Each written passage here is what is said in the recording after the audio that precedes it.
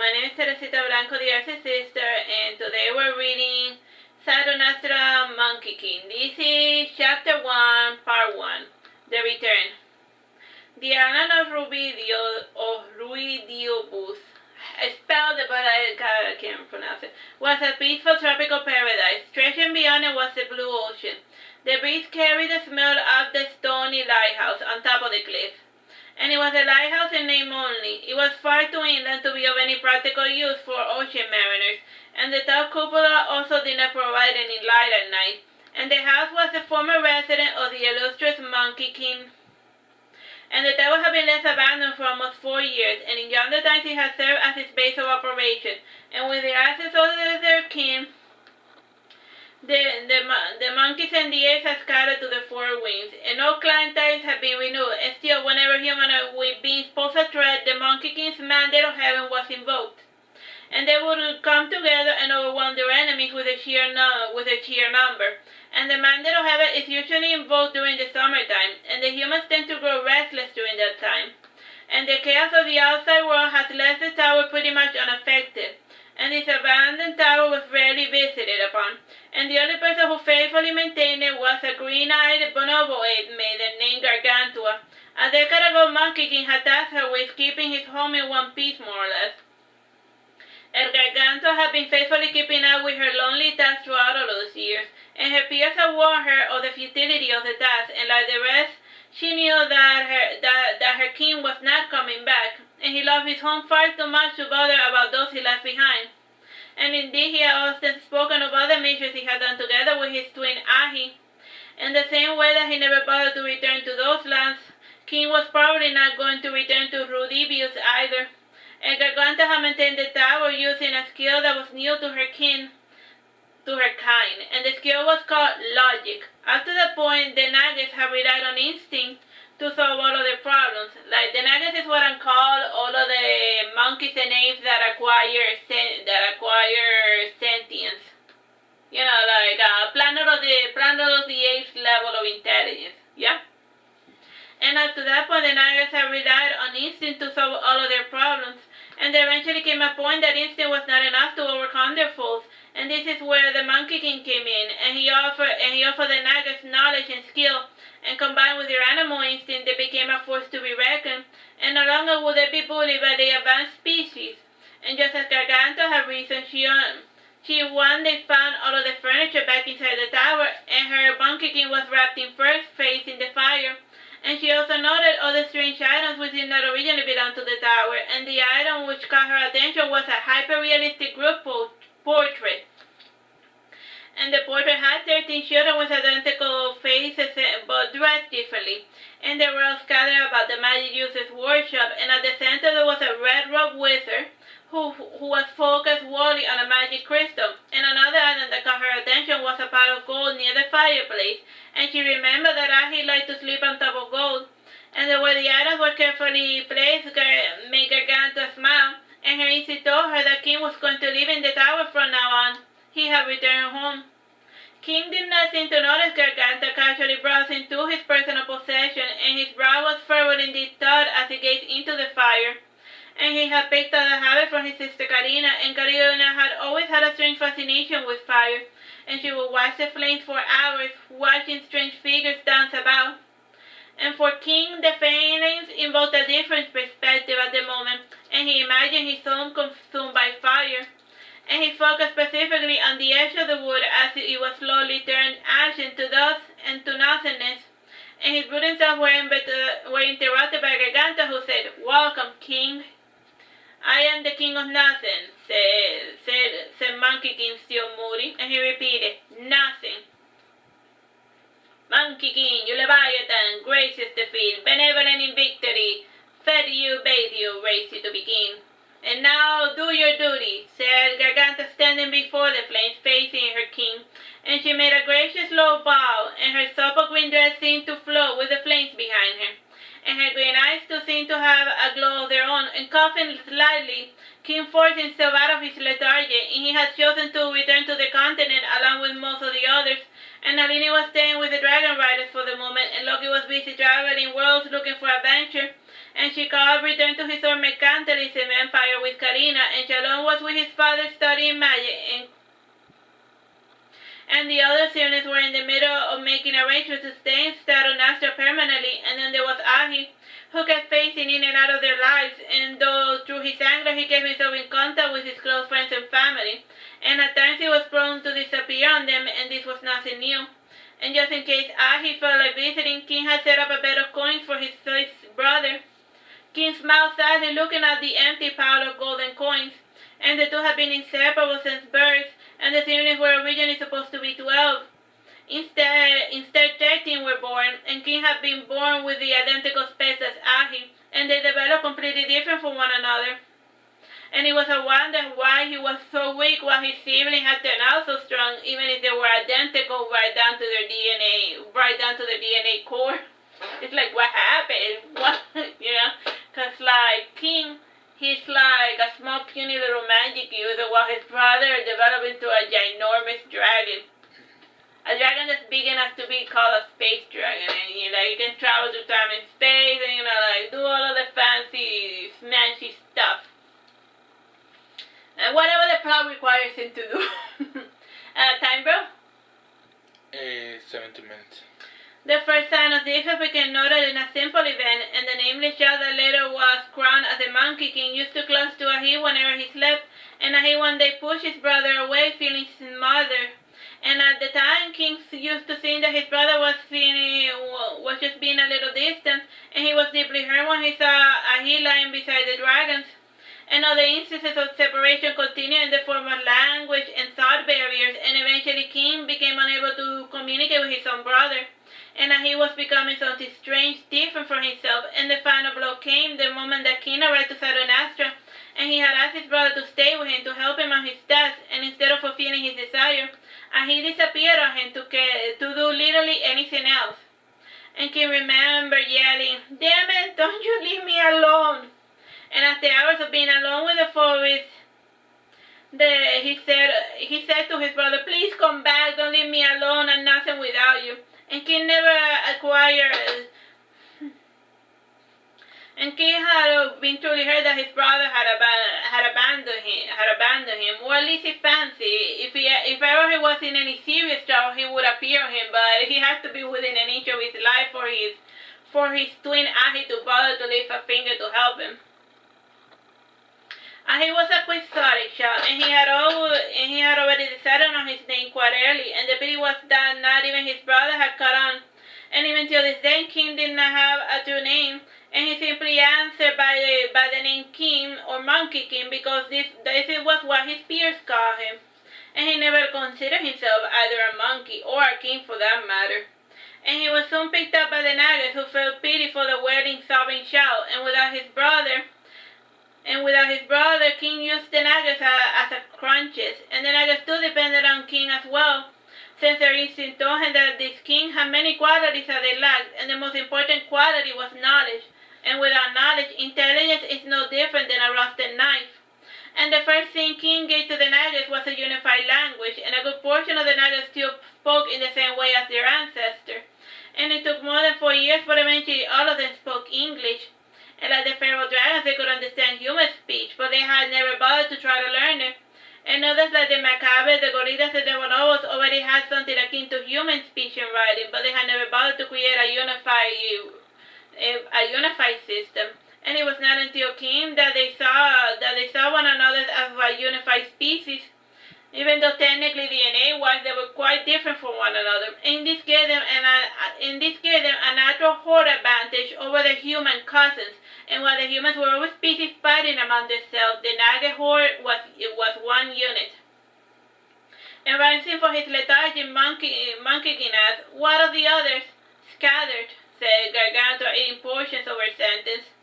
Chuckling, Monkey King said, "How very human of them, and I suppose I better round them up, lest infighting recommence." And Gargantua opened the window, and she started emitting a loud, guttural growl, and the sound was then echoed in the main Lusitania Peninsula that was just 2 miles away. And her ancestors had evolved from the ursine howler monkeys, which had been crossbred with the orangutans to give her a larger flame, intelligence, and lifespan. And as many crossbreeds with the other noteworthy species, the Ornstein Nugget class no longer had tails, and they stood upright like the human primates, and although the Nuggets had a certain degree of what humans would call impurity, and humans and elves hated the mixing of races and of their blood, and they were under the foolish notion that crossbreeding ruined species. The ironic considering that they both share one common ancestor, the noble Neanderthal. So both humans and elves are descendants of the Neanderthal. Time? 13 minutes. And from the Neanderthals, humans and elves obtained their immune system, and before then a common cold was enough to lay them flat on the ground, and the concept of evolution and crossbreeding gave King plenty of food for thought, and as of late only the silver dragons were experimented with their pedigree, and the maiden silver dragons only mated with the strongest male dragon, and with their females, all high and mighty, the beta silver dragons were forced to find partners elsewhere. And King thought, just in this continent alone, more than 2,000 humans were related to a single dragon, and maybe we should try adding a bit of dragon to improve the Naga's pedigree. And recognizing the look, Garganta stopped her growling, and then she said, Naga's dog. You're right. I should not be thinking of my friends as mere animals. Like, what she meant is that we're not dogs, but she always eats like whole sentence, but she always eats like parts of her sentence, so she ate the not part. The whole, we are not dogs, you know? Because he was thinking about how to crossbreed like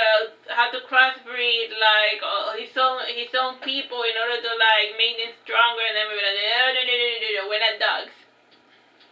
You wacky, you crazy person. And you're right, I should not be thinking of my friends as mere animals, and at times it's best to just wait and see what occurs, though it would be nice to add a bit of dragons as they are wonderful creatures, said King, smiling. Rolling her eyes, Garganta continued with her growling, and Naga still did use traditional forms of communication, and even if they knew human speech, they would at times return to old grounds to keep the humans in suspense. And this was another strategy devised by King, and he believed that the ape town was worth preserving. And aside from the speaking different dialects, King could understand animal speech, and this was not a trait of his kind, and language for King was second nature to him, and in this respect he was very much draconic like his twin brother. And close to midnight, the howling and strange noises in the peninsula stopped, and the Nagas who lived in the area were all pensive, and the humans were expecting a Naga attack, and the Mu were roused from their sleep in order to check their livestock, and the Nagas were famous for being thieves, and they used to steal whatever food they could not find, and so had made attempts at the mercantilism like the bonobos. And its crew did not originally identify with their ancestral species. Rather, it was a classification created by King, based on the primate they most resemble. And in this respect, King was acting very human. And King never called them by their scientific names, and instead they were meant to know, so used to differentiate them among each other, and so like Garganta were a little less identifiable, considering that she had very human eyes. And King used to muse about Garganta's human eyes while she howled for the others to come, and they were human in so much as they worked under the reflection of the light, and unlike other apes, her eyes shine as red instead of green in the darkness. You know, like when you shine light in animals in the forest, their eyes flash back green. But like when you use the flash in human eyes, it's red. So that's how he knows that she has like human-like eyes, because of that shine reflection that is red instead of green. Time, bro? 13 minutes. Garganta suddenly stopped howling, and Monkey King got up and he gave her a glass of water, and sitting down beside him, King noted her relatively small frame, and he was barely over a meter tall, and even King was puny for his supposed age. His fragile frame and golden attire made him look even punier, and this contrasted with his magic staff, which was twice his height, and his tail was long and elegant, strong enough to support his own height. And as usual, he sported plenty of golden bangles and rings, even on his hand feet, and he was built like a 12-year-old human child, and his arms and legs were long, especially his delicate nimble fingers, and he had small pointed ears, large eyes, and small nose, and his hairy face was white, with a black mouth, and his overall coat was a mixture of gray and white and gold. And below the elbows and his knees, his fur turned completely golden, and his hair was long and jet black. and he always wore it in a single braid, and like his twin, his eyes were bright red. John in Garganta commented, "I was so till arrival, what do? I suppose it was a good at Amazon to do civilization building, and before my prime concern was increasing our magic arsenal, and now we must reorganize to bring stability to our territory," said King, getting up, and he rolled up a map and he studied it with Gargantua. And despite much past human incursion, the Lusitania Peninsula and the boreal forests of the southern coast belonged to the Nagas, and the Nagas could technically make expansionism efforts since the southern towns of the Western Kingdom were in disarray. And King begrudged the idea of expanding the territory, and many human natures have fallen due to high ambitions.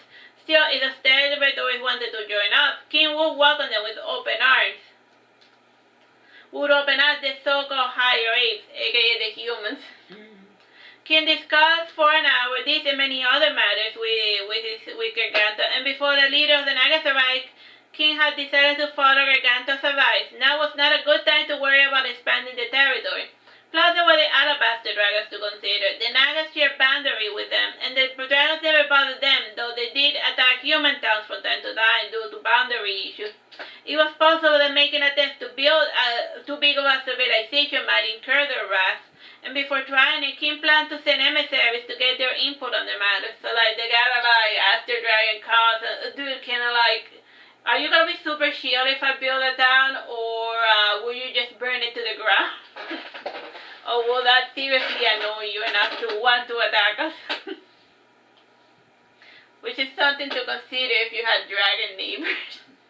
Close to midnight, while the Titan moon loomed over the apex of the tower, the first of the Nagas arrived, and this was the largest, most cosmopolitan group, and they were quite varied in their looks, and they were descendants of the lemurs of Madagascar. And like King, they were physically more akin to humans, and they no longer had hand feet. And they were the most intelligent and agile of the lot, though physically frail. And like their ancestors, they were resistant to changing climates, and they contrived in both heat and frost, and most of them were nocturnal. And as such, they were the first to hear Garganta's howling. And the leader of the group had large snow-white fur and black hands and feet, and aside from her enlarged blue eyes, her face was almost human. And while her companion camped below, she rose up to the tower to speak to the king. The king smiled, and he gave a low bow to greet her, and he could not help but recall her most recent ancestor, the Siokisifaka. And of course, this classification will mean nothing to her. The name of the maiden was Ida, and she did not acquire the name, rather it had been given to her by her former human master. And she was always touched whenever there was even mention of her life among humans. And in spite of everything, she did come back with useful skills like agriculture, tool making, and animal domestication. Ada told King, "Welcome back, my king. How fares your journey back home?" What journey back home?" said King, giving a bitter smile, and he was matching the brooding moodiness of his brother Marduke. "Never mind, pray do tell. How long will you be staying?" asked Ida.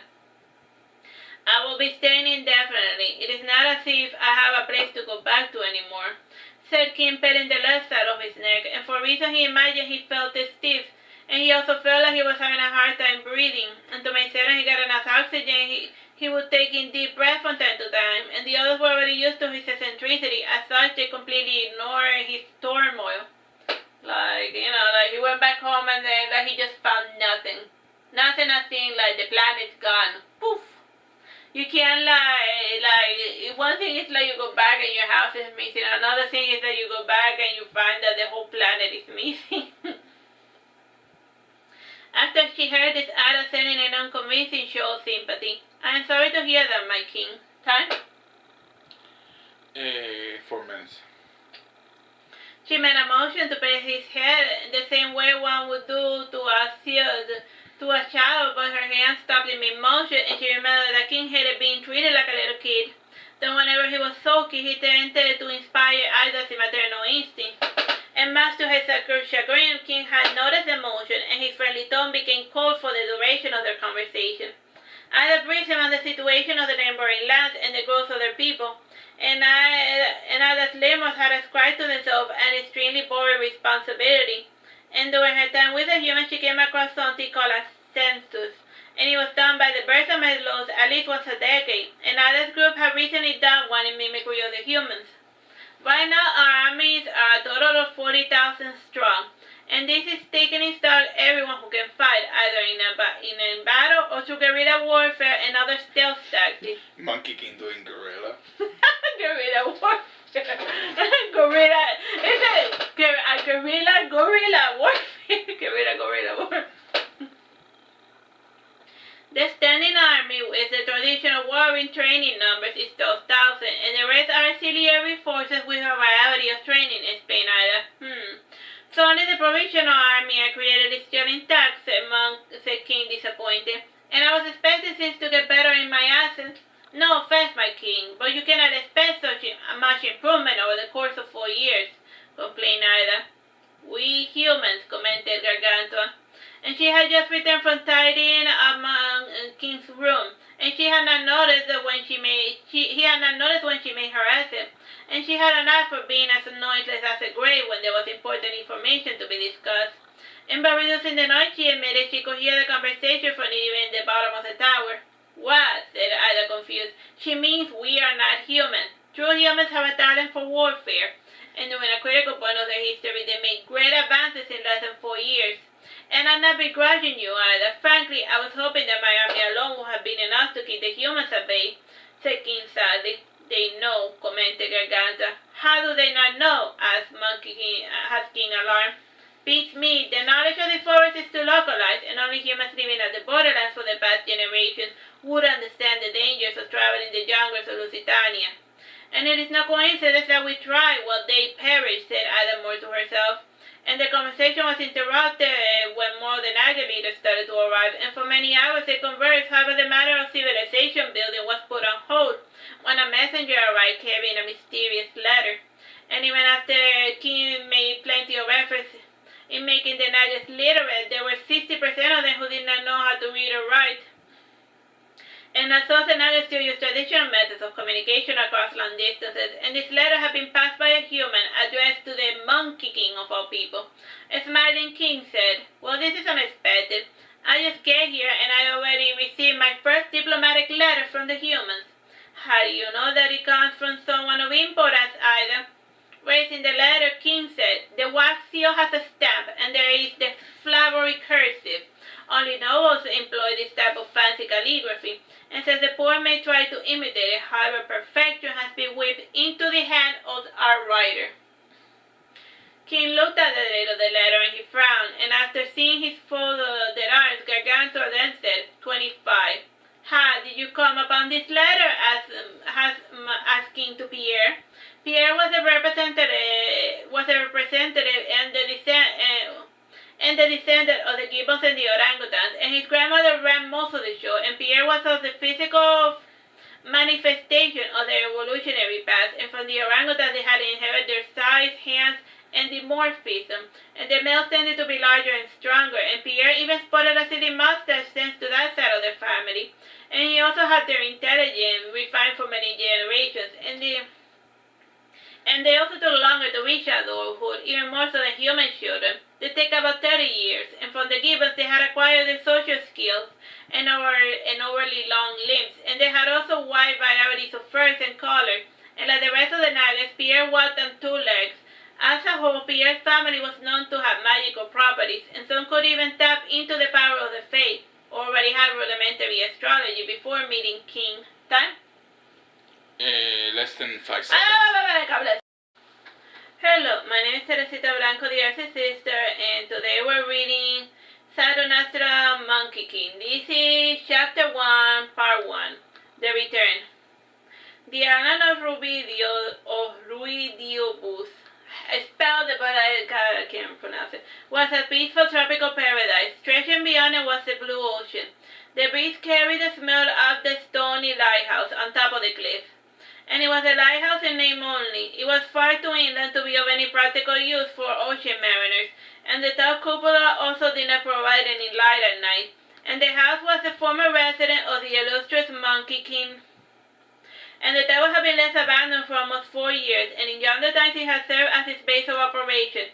And with the access of their king, the monkeys and the apes had scattered to the 4 winds, and no clan ties had been renewed, and still whenever human beings pose a threat, the Monkey King's mandate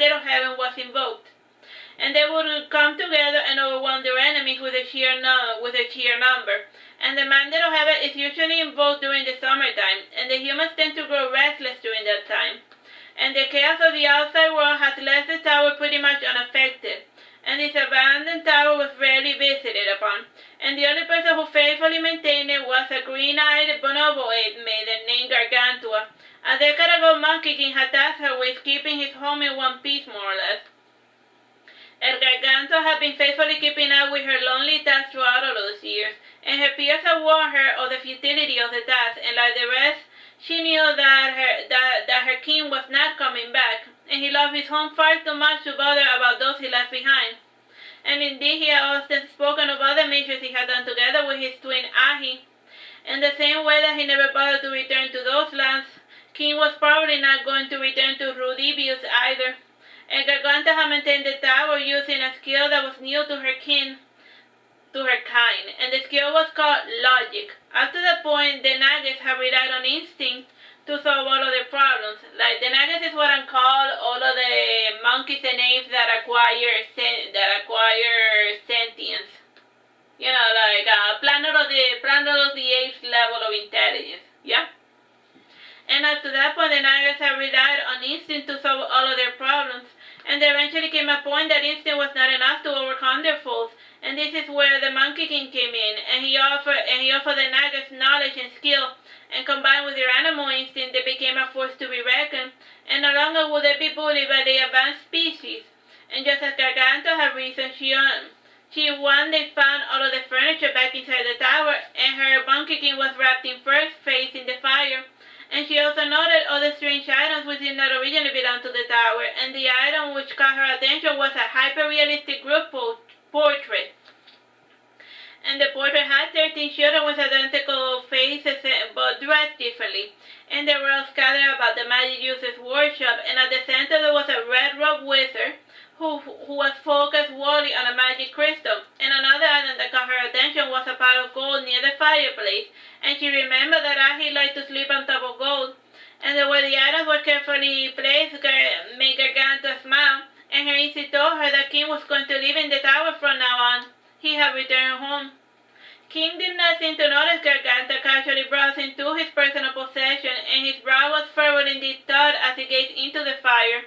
And he had picked up the habit from his sister Karina, and Karina had always had a strange fascination with fire, and she would watch the flames for hours, watching strange figures dance about.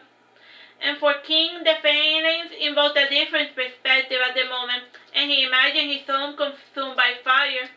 And he focused specifically on the edge of the wood as it was slowly turned ash into dust and to nothingness. And his brooding thoughts were interrupted by Gargantua, who said, "Welcome, King." "I am the king of nothing," said Monkey King, still moody, and he repeated, "Nothing." "Monkey King, you Leviathan, gracious defeat, benevolent in victory, fed you, bathed you, raised you to be king. And now do your duty," said Gargantua, standing before the flames, facing her king. And she made a gracious low bow, and her supple green dress seemed to float with the flames behind her. And her green eyes too seemed to have a glow of their own, and coughing slightly, King forced himself out of his lethargy, and he had chosen to return to the continent along with most of the others. And Nalini was staying with the dragon riders for the moment, and Loki was busy traveling worlds looking for adventure. And Shikov returned to his own mercantilism empire with Karina, and Shalom was with his father studying magic, and the other siblings were in the middle of making arrangements to stay in Saturnastra permanently. And then there was Ahi, who kept phasing in and out of their lives, and though through his anger he kept himself in contact with his close friends and family, and at times he was prone to disappear on them, and this was nothing new.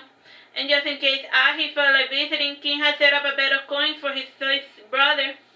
King smiled sadly, looking at the empty pile of golden coins, and the two had been inseparable since birth, and the siblings were originally supposed to be 12. Instead 13 were born, and King had been born with the identical specs as Ahi, and they developed completely different from one another. And it was a wonder why he was so weak while his siblings had turned out so strong, even if they were identical right down to their DNA core. It's like, what happened? What, you know? Because, like, King, he's like a small puny little magic user while his brother developed into a ginormous dragon. A dragon that's big enough to be called a space dragon, and he can travel through time and space, and do all of the fancy, smashy stuff. And whatever the plot requires him to do. Time, bro? 17 minutes. The first sign of this we can noted in a simple event, and the nameless child that later was crowned as the Monkey King used to close to a he whenever he slept, and a he one day pushed his brother away, feeling smothered. And at the time, King used to think that his brother was just being a little distant, and he was deeply hurt when he saw a he lying beside the dragons. And other instances of separation continued in the form of language and thought barriers, and eventually King became unable to communicate with his own brother. And he was becoming something strange, different from himself, and the final blow came the moment that King arrived to Saturnastra, and he had asked his brother to stay with him to help him on his task, and instead of fulfilling his desire, he disappeared on him to do literally anything else. And King remembered yelling, "Damn it, don't you leave me alone!" And after hours of being alone with the forest, he said to his brother, "Please come back, don't leave me alone, I'm nothing without you." And King never acquired... And King had been truly hurt that his brother had abandoned him, or at least he fancied. If ever he was in any serious trouble, he would appear on him, but he had to be within an inch of his life for his twin ahi to bother to lift a finger to help him. He was a quixotic child, and he had already decided on his name quite early, and the pity was that not even his brother had caught on. And even till this day, King did not have a true name, and he simply answered by the name King or Monkey King because this was what his peers called him. And he never considered himself either a monkey or a king for that matter. And he was soon picked up by the Nagas, who felt pity for the wailing, sobbing child, and without his brother, King used the Nagas as a crutches, and the Nagas too depended on King as well, since their instinct told him that this king had many qualities that they lacked, and the most important quality was knowledge. And without knowledge, intelligence is no different than a rusted knife. And the first thing King gave to the Nagas was a unified language, and a good portion of the Nagas still spoke in the same way as their ancestor. And it took more than 4 years, but eventually all of them spoke English. And like the feral dragons, they could understand human speech, but they had never bothered to try to learn it. And others like the macabres, the gorillas, and the bonobos already had something akin to human speech and writing, but they had never bothered to create a unified system. And it was not until King that they saw one another as a unified species, even though technically DNA-wise they were quite different from one another. And this gave them a natural horde advantage over their human cousins. And while the humans were always species fighting among themselves, the Naga horde was one unit. And rising from his lethargy, Monkey King asked, "What of the others?" "Scattered," said Gargantua, eating portions of her sentence. Chuckling, Monkey King said, "How very human of them, and I suppose I better round them up, lest infighting recommence." And Gargantua opened the window, and she started emitting a loud, guttural growl, and the sound was then echoed in the main Lusitania Peninsula that was just 2 miles away. And her ancestors had evolved from the ursine howler monkeys, which had been crossbred with the orangutans to give her a larger frame, intelligence, and lifespan. And as many crossbreeds with the other noteworthy species, the ursine Naga class no longer had tails, and they stood upright like their human primates, and although the Nagas had a certain degree of what humans would call impurity, and humans and elves hated the mixing of races and of their blood, and they were under the foolish notion that crossbreeding ruined species. The ironic considering that they both share one common ancestor, the noble Neanderthal. So both humans and elves are descendants of the Neanderthal. Time? 13 minutes. And from the Neanderthals, humans and elves obtained their immune system, and before then a common cold was enough to lay them flat on the ground, and the concept of evolution and crossbreeding gave King plenty of food for thought, and as of late only the silver dragons were experimented with their pedigree, and the maiden silver dragons only mated with the strongest male dragon, and with their females, or high and mighty, the beta silver dragons were forced to find partners elsewhere. And King thought, just in this continent alone, more than 2,000 humans were related to a single dragon, and maybe we should try adding a bit of dragon to improve the Naga's pedigree. And recognizing the look, Garganta stopped her growling, and then she said, Naga's dog. You're right. I should not be thinking of my friends as mere animals. Like, what she meant is that we're not dogs, but she always eats like whole sentence, but she always eats like parts of her sentence, so she ate the not part. The whole, we are not dogs, you know? Because he was thinking about how to crossbreed like his own people in order to like make them stronger, and then we're like, no, we're not dogs. You crazy person. And you're right, I should not be thinking of my friends as mere animals, and at times it's best to just wait and see what occurs, though it would be nice to add a bit of dragons as they are wonderful creatures, said King, smiling. Rolling her eyes, Garganta continued with her growling, and Naga still did use traditional forms of communication, and even in the new human speech, they would at times return to old grounds to keep the humans in suspense. And this was another strategy devised by King, and he believed that the ape tongue was worth preserving. And aside from the speaking different dialects, King could understand animal speech, and this was not a trait of his kind, and language for King was second nature to him, and in this respect he was very much draconic like his twin brother. It close to midnight the howling and strange noises in the peninsula stopped, and the Nagas who lived in the area were all pensive, and the humans were expecting a Naga attack, and the Mu were roused from their sleep in order to check their livestock, and the Nagas were famous for being thieves, and they used to steal whatever food they could not find, and so had made attempts at the mercantilism like the bonobos. And its crew did not originally identify with their ancestral species. Rather, it was a classification created by King, based on the primate they most resemble. And in this respect, King was acting very human. And King never called them by their scientific names, and instead they were meant to know, so used to differentiate them among each other, and so like Garganta were a little less identifiable, considering that she had very human eyes. And King used to muse about Garganta's human eyes while she howled for the others to come, and they were human in so much as they worked under the reflection of the light, and unlike other apes, her eyes shine as red instead of green in the darkness. You know, like when you shine light in animals in the forest, their eyes flash back greens. But like when you use the flash in human eyes, it's red. So that's how he knows that she has like human-like eyes, because of that shine reflection that is red instead of green. Time, bro? 13 minutes. Garganta suddenly stopped howling, and Monkey King got up and he gave her a glass of water, and sitting down beside him, King noted her relatively small frame, and he was barely over a meter tall, and even King was puny for his supposed age. His fragile frame and golden attire made him look even punier, and this contrasted with his magic staff, which was twice his height, and his tail was long and elegant, strong enough to support his own height. And as usual, he sported plenty of golden bangles and rings, even on his hand feet, and he was built like a 12-year-old human child, and his arms and legs were long, especially his delicate nimble fingers, and he had small pointed ears, large eyes, and small nose, and his hairy face was white, with a black mouth, and his overall coat was a mixture of gray and white and gold.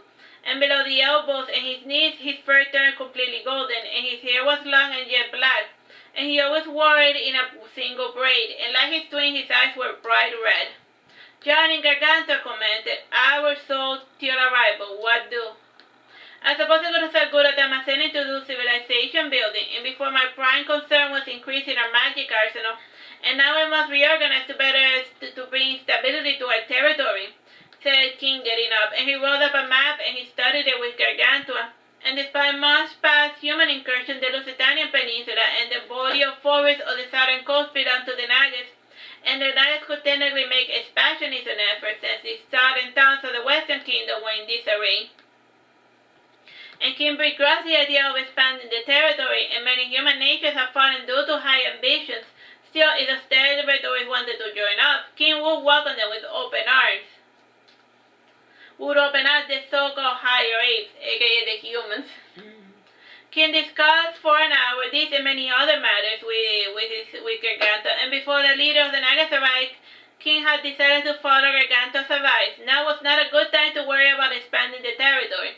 Plus there were the alabaster dragons to consider. The Nagas shared boundary with them, and the dragons never bothered them, though they did attack human towns from time to time due to boundary issues. It was possible that making attempts to build too big of a civilization might incur their wrath. And before trying it, King planned to send emissaries to get their input on the matter. So like they gotta like ask their dragon cause, dude, kinda like, are you gonna be super shield if I build a town, or will you just burn it to the ground? Or will that seriously annoy you enough to want to attack us? Which is something to consider if you had dragon neighbors. Close to midnight, while the Titan moon loomed over the apex of the tower, the first of the Nagas arrived, and this was the largest, most cosmopolitan group, and they were quite varied in their looks, and they were descendants of the lemurs of Madagascar. And like King, they were physically more akin to humans, and they no longer had hand feet. And they were the most intelligent and agile of the lot, though physically frail. And like their ancestors, they were resistant to changing climates, and they contrived in both heat and frost, and most of them were nocturnal. And as such, they were the first to hear Gargantua's howling. And the leader of the group had large snow-white fur and black hands and feet, and aside from her enlarged blue eyes, her face was almost human. And while her companion camped below, she rose up to the tower to speak to the king. The king smiled, and he gave a low bow to greet her, and he could not help but recall her most recent ancestor, the Siokisifaka. And of course, this classification will mean nothing to her. The name of the maiden was Ida, and she did not acquire the name. Rather, it had been given to her by her former human master. And she was always touched whenever there was even mention of her life among humans. And in spite of everything, she did come back with useful skills like agriculture, tool making, and animal domestication. Ada told King, "Welcome back, my king. How fares your journey back home?" What journey back home?" said King, giving a bitter smile, and he was matching the brooding moodiness of his brother Marduke. "Never mind, pray do tell. How long will you be staying?" asked Ida. "I will be staying indefinitely. It is not as if I have a place to go back to anymore," said King, patting the left side of his neck, and for reason he imagined he felt stiff, and he also felt like he was having a hard time breathing, and to make certain he got enough oxygen, he would take in deep breaths from time to time, and the others were already used to his eccentricity. As such, they completely ignored his turmoil. Like, you know, like he went back home and then like he just found nothing. Nothing as in like the planet's gone. Poof! You can't like one thing is like you go back and your house is missing. Another thing is that you go back and you find that the whole planet is missing.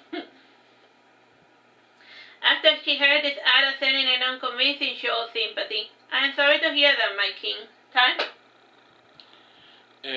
4 minutes. She made a motion to pat his head the same way one would do to a child, but her hand stopped in mid-motion, and she remembered that King hated being treated like a little kid. Then whenever he was sulky, he tended to inspire Ida's maternal instinct. And much to his chagrin, King had noticed the motion, and his friendly tone became cold for the duration of their conversation. Ida briefed him on the situation of the neighboring lands and the growth of their people, and Ida's lemurs had ascribed to themselves an extremely boring responsibility. And during her time with the humans, she came across something called a census, and it was done by the birds and meadows at least once a decade, and Ida's group had recently done one in mimicry of the humans. Right now, our armies are a total of 40,000 strong, and this is taking in stock everyone who can fight, either in a battle or through guerrilla warfare and other stealth tactics. Monkey King doing guerrilla. Guerrilla warfare. Guerrilla. Is it guerrilla warfare? Guerrilla warfare. The standing army is the traditional warring training numbers is 12,000, and the rest are auxiliary forces with a variety of training, explained Ida. So only the provisional army I created is still intact, said King, disappointed. And I was expecting things to get better in my absence. No offense, my king, but you cannot expect such much improvement over the course of 4 years, complained Ida. We humans, commented Gargantua. And she had just returned from tidying among King's room, and he had not noticed when she made her exit, and she had an eye for being as noiseless as a grave when there was important information to be discussed. And by reducing the noise she emitted, she could hear the conversation from even the bottom of the tower. What? Said Ida, confused. She means we are not human. True humans have a talent for warfare, and during a critical point of their history, they made great advances in less than 4 years. And I'm not begrudging you, Ida. Frankly, I was hoping that my army alone would have been enough to keep the humans at bay, said King sadly. They know, commented Garganta. How do they not know? Asked King alarmed. Beats me. The knowledge of the forest is too localized, and only humans living at the borderlands for the past generations would understand the dangers of traveling the jungles of Lusitania. And it is no coincidence that we tried while they perished, said Ada more to herself. And the conversation was interrupted when more than leaders started to arrive, and for many hours they conversed. However, the matter of civilization building was put on hold when a messenger arrived carrying a mysterious letter. And even after King made plenty of efforts in making the Nagas literate, there were 60% of them who did not know how to read or write. And as such, the Nagas still use traditional methods of communication across long distances, and this letter had been passed by a human addressed to the Monkey King of all people. A smiling king said, "Well, this is unexpected. I just get here and I already received my first diplomatic letter from the humans." "How do you know that it comes from someone of importance, Ida?" Raising the letter, King said, "The wax seal has a stamp, and there is the flowery cursive. Only nobles employ this type of fancy calligraphy, and since the poor may try to imitate it, however, perfection has been whipped into the hand of our writer." King looked at the date of the letter and he frowned, and after seeing his folded arms, Gargantua then said, 25. "How did you come upon this letter?" asking to Pierre. Pierre was a representative and the descendant of the gibbons and the orangutans, and his grandmother ran most of the show, and Pierre was of the physical manifestation of their evolutionary past, and from the orangutans they had inherited their size, hands, and dimorphism, and the males tended to be larger and stronger, and Pierre even sported a silly mustache thanks to that side of the family, and he also had their intelligence refined for many generations, and they also took longer to reach adulthood, even more so than human children. They take about 30 years, and from the gibbons they had acquired their social skills and overly long limbs, and they had also wide varieties of furs and colors, and like the rest of the Nagas, Pierre walked on 2 legs. As a whole, Pierre's family was known to have magical properties, and some could even tap into the power of the Fae, or already had rudimentary astrology before meeting King. Time? Less than 5 seconds.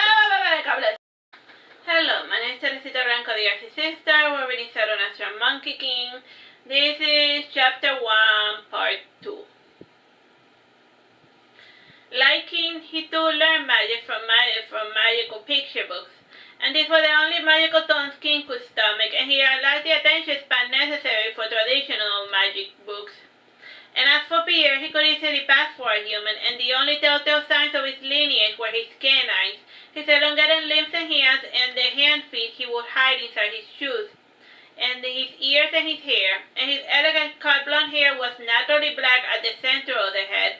Still, this ability to pass for a human made him part of the trading arm of King's Federation. So he looks almost identical to a human, but if he removes his shoes, you see that he has hand feet like monkey people.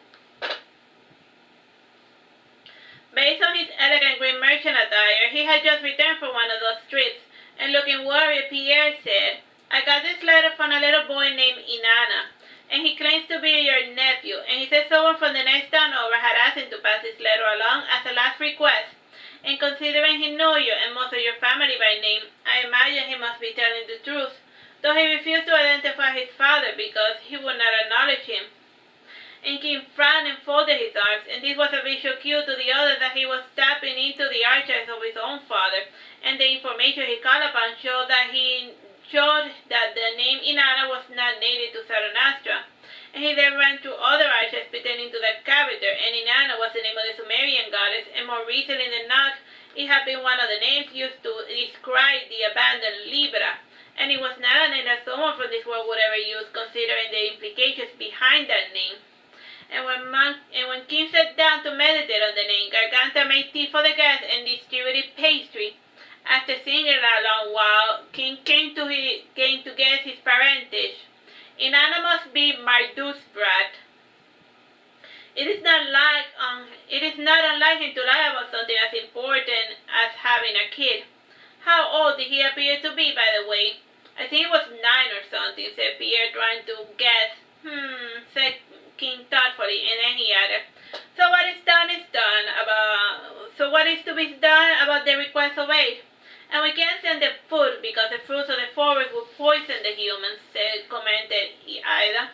I do not have a large enough store of supplies on the outside to be of any significant help, said Pierre. The letter took 25 days to arrive, and even if we did now, it would take half a month to get to the border of Sean. And a lot has happened in 40 days, and then there is a lot of plague started. And first there was the earthquake, and then the people started dropping like flies as the days progressed, and we might arrive too late to deliver aid. Aid, said King thoughtfully, looking out the window, and a slight hint of sunrise was starting to be visible all over the horizon. We just don't know enough in order to mobilize resources. So I don't know what. So yeah, they were asked for help, but a long time has passed, and a lot can happen during that time, you know. Right on cue, Garganta went to the window and she perched on the tower, and the early morning air was cold and she trembled a little. And after taking in a deep breath, she made a long, low growl, and it was followed by another guttural sound, and again the peninsula became aglow with bizarre sounds, and this mingled with creature howls of certain mouths and the birds and occasionally a dragon. And after the information was relayed, Garganta stood there and she stretched her arms to feel the echo of their response with every fiber of her being. And the echo reverberated like a rushing current, and she nodded, and then she set about to inform King of her observations. When she came inside, King smiled, and the communication network she had formed was akin to her brother's observers. And as soon as she returned inside, all those assembled gave her an inquisitive look, and Pierre was the first to speak. So tell us about the situation in Sean, and please do not skip any details, and more importantly, speak in a way that we can understand you. Garganta gave a deep breath and then said, You, Pierre. Ada laughing and then said, nudging, Tell it whichever way you prefer, and we will do our best to fill in the gaps, right, Pierre? Sean poured down Mas Rubica's river and used slave trade ventures, captured Selnaga, declined due to the Surabaya, earthquake plagues. Bird says farm belongs to us, said Garganta, completing her chunky exposition. Interesting, said Pierre, getting only a gist of what Garganta had said. He thought she meant that the town was now empty because of the earthquake and the plagues. Only a few of the natives were privy to the true nature of the Lusitania Peninsula, and others who didn't know the truth said, If that is the case, then there's nothing else to be done, is there? There is a small chance that a fraction of the population might still be alive, said King, folding his arms. It is not as if we have to cure the plague that assails them, said Ida sadly. I might be able to devise a type of panacea, and it should last long enough to relocate the humans. And as soon as they get away from the town, they should start suffering from the mysterious plague, said King. We may expect some resistance, said Pierre. Desperate move, said Garganta, starting to pack, and she could sense that King was inking to be of some use again.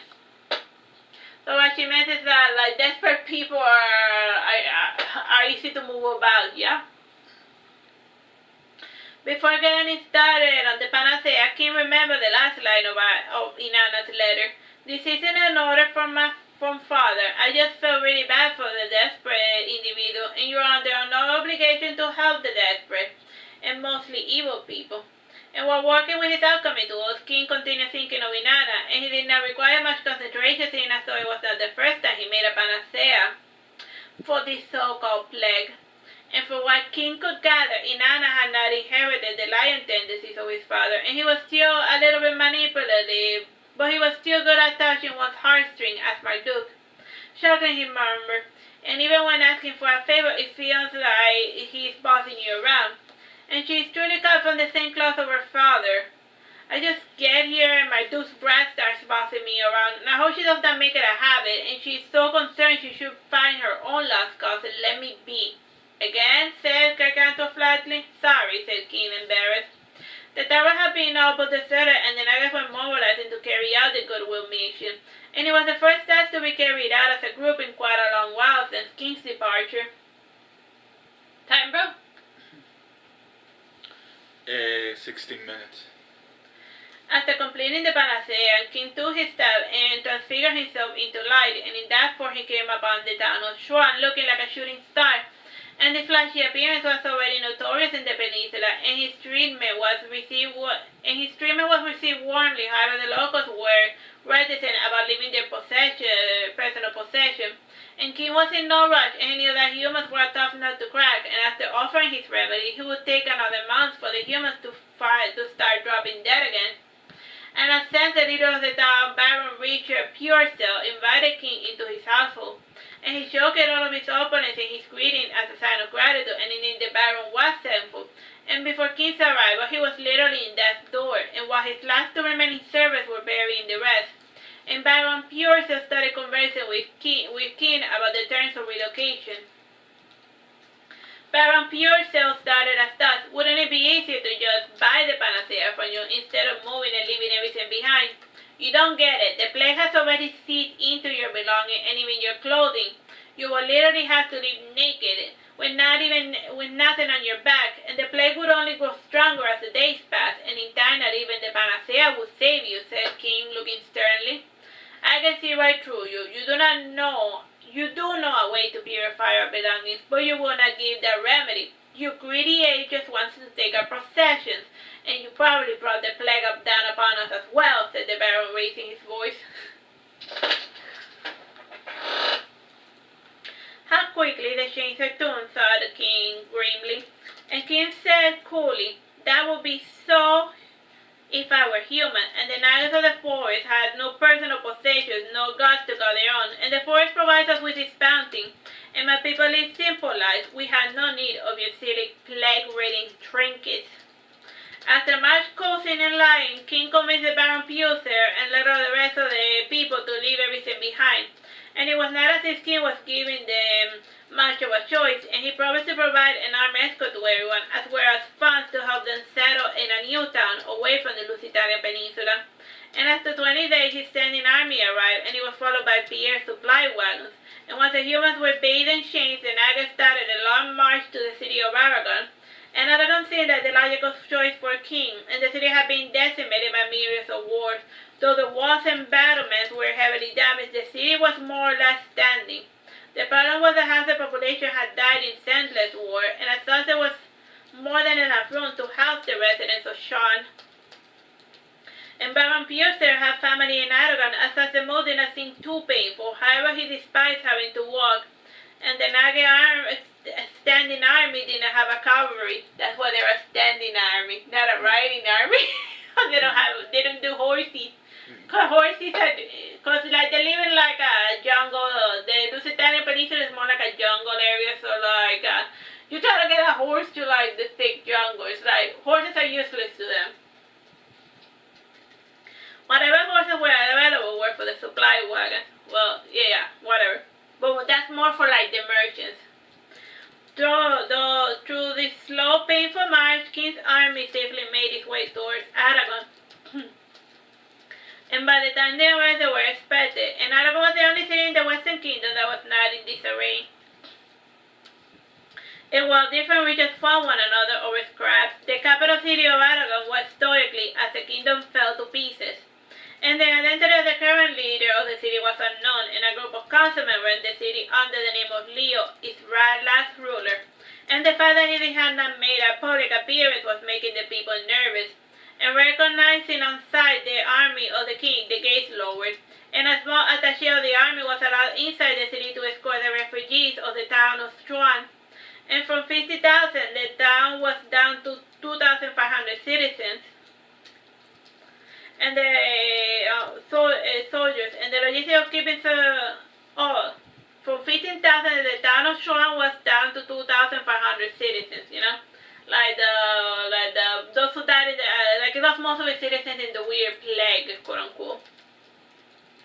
The logistics of keeping such a large crew safe and fed required the mobilization of King's army. And he felt that any smaller would warrant unwanted attention. It was also a good excuse to have the army stretch its legs. They had been sitting idle for more than 4 years, and during the march, King had them perform exercises and mock battles. Though from an outsider's perspective, the mock battles looked a little bit too real, and from time to time one would lose a limb or get stabbed in the gut. And King would always heal them, sure, but still it was painful to watch, the healing, not the battle itself. As with Ahi, all those who were healed for the first time had the future incentive not to get hurt again. And when King entered the city, he could not help but grimace. He remembered Wicked's office observation of the place, and it had not changed too much with the canals, the flowers, and the old decrepit houses towering over the new constructs. And grimacing, he said to Gargantua, "This city still stinks, cause like it's like Venice but stinky, or smelly, or the Venice canal smell like that, like rotten fish." Garganta said nothing. She too was covering her nose, and a faint cold wind swept through the canals as the boat slowly made its way towards the center of the city. And before returning, he had one small piece of business to attend to. And shivering from head to toe, King was suddenly gripped with a coughing fit. A fit, to be sure, since his kind never caught a cold. And Garganta gave her self-appointed husband a pitiful look, but said nothing. And she was already used to King's imaginary illnesses. And the coughing stopped as soon as a flight of dragons caught his attention, and they were the small pudgy dragon that had accosted his brother.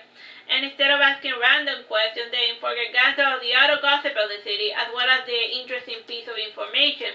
The population was quickly recovering after 4 years. However, the deregulated economy was making the middle class disappear. Then again, the middle class had been sustained in part thanks to slave trade. And in its place, came a new merchant class, and they were challenging the nobles for influence over the populace. Time, bro? 9 minutes. And King made his way towards the manor of the Rossi family, and after a quick audience with the head Joseph Rossi, King forged a trading contract to disperse with the goods that were left behind in the town of Chuan, and the delivery was set to begin 6 months from then. And he had placed the timeline as such because it would take that long to sanitize the items before being shipped out. And after completing that business, he visited each town of the refugees, starting with the richest to the poorest. And the interesting thing about the plague was that it progressed faster in adults than in children younger than 4. And it was one of those interesting quirks about the way that plague worked, and keeping this in mind, many of the surviving families had more children than they could afford. And King offered each one money in exchange for the child who was younger than 3. And now were equally willing to take the little bit of extra cash. However, some new mothers were a little less willing to part with their newborns. And in the end, they yielded after King doubled the price. And Baron Purcell asked half jokingly, "What are you going to do with the kids? Eat them?" "Sure, why not?" And this transaction should not be nothing new, and you do traffic it in bodies as well. And what we do with them is no longer your concern. Just be happy with the scrap," said King sternly. And a week before heading out, the locals heard King was buying human children, and the locals started selling the young and even the kids of their neighbors, and the economic situation of the city was deplorable, and the people were naturally desperate. Since suddenly growing a consciousness made Baron Purcell say, "I must insist what is to become of them." And King thought a moment, and then he said with a slight smile, "The human children are necessary to shore up our numbers, and they will be trained as warriors, all of them." "I see," said the Baron without much enthusiasm. Having humans here, the Nagas ran was indeed cause for concern, and little did they know that there were already humans living among them, though the higher apes had lost all of the semblance of their former humanity. And the best example of this new human was Ida, and she was a late entry, and she had to undergo a trial to receive the blessings of the forest deity to have her join the Nagas. And humans younger than 4 were exempted from undergoing the trials, and they were automatically assimilated into the Nagas. And before leaving town, King took care to stock up on supplies, and he also distributed each child within his standing army. And in total he had bought 391 kids, and he rode with his army back home, and from time to time he would visit the children and delight them with his theater magic. And he would conjure out the most beautiful spectrums, glittering birds, bubbles, stars, blooming flowers, and other trinkets, and he slowly hoped to make them get used to the idea of living in the forest. And for though his sense and for those he said who had a harder time, he had a new city of Sean to work with, and it was being populated by Pierre's men. And during the cold fall, King placed his picture spellbook down, and he left the tent in a fury, and Garganta trembled at this hour, and it was not often that her husband was driven to a frenzy, and there was one thing that had set him off. And as she expected, King reappeared in Aragon in the dead of night, and he was wrapped in blood robes, and he wore the mask of a human to disguise his appearance. And there was one stark fact that he could not mask: his scent, his very nature. And as he walked towards his destination, the starving dogs trembled, the cats would hiss and flee as his approach. And these bursts of anger were rare, but they were usually ended the same way. And silently like a viper, he entered the home of Baron Purecell, and while the Baron slept, the king lightly placed his hand on the Baron's head, and he whispered softly below his breath, and the Baron convulsed a little, foaming at the mouth, and then he was no more. And not satisfied with killing the Baron, he gutted him and took one of his ribs as trophy. And feeling sorry for the maid that saw him, King started cleaning up. And feeling sorry for the maid, he started cleaning up the mess he made. And he cleaned the bone out of the Baron, and he reclosed up the wound to stop it bleeding, and as far as everyone was concerned, the Baron had died peacefully in his sleep. You would never give vent to your passions, would you, little brother? Said King, more ashamed of himself. Sighing, he ran over the mansion, avoiding the sight of the servant. Chuckling, he felt like it was built like a rat maze, and even with the paintings and decorations, it was hard to tell one hallway from another. And he eventually made his way towards the dungeon, and it seemed to him that all of the mansions of Aragon had a dungeon for a basement. And the first few cells housed the indentured servants, and they were put away in their cells, so to speak, after the service was offered. And he was about to open one of the cells when a rat scurried past him, and the rat looked at him and saw the animal in him. And speaking a little, King thought, "Don't bother."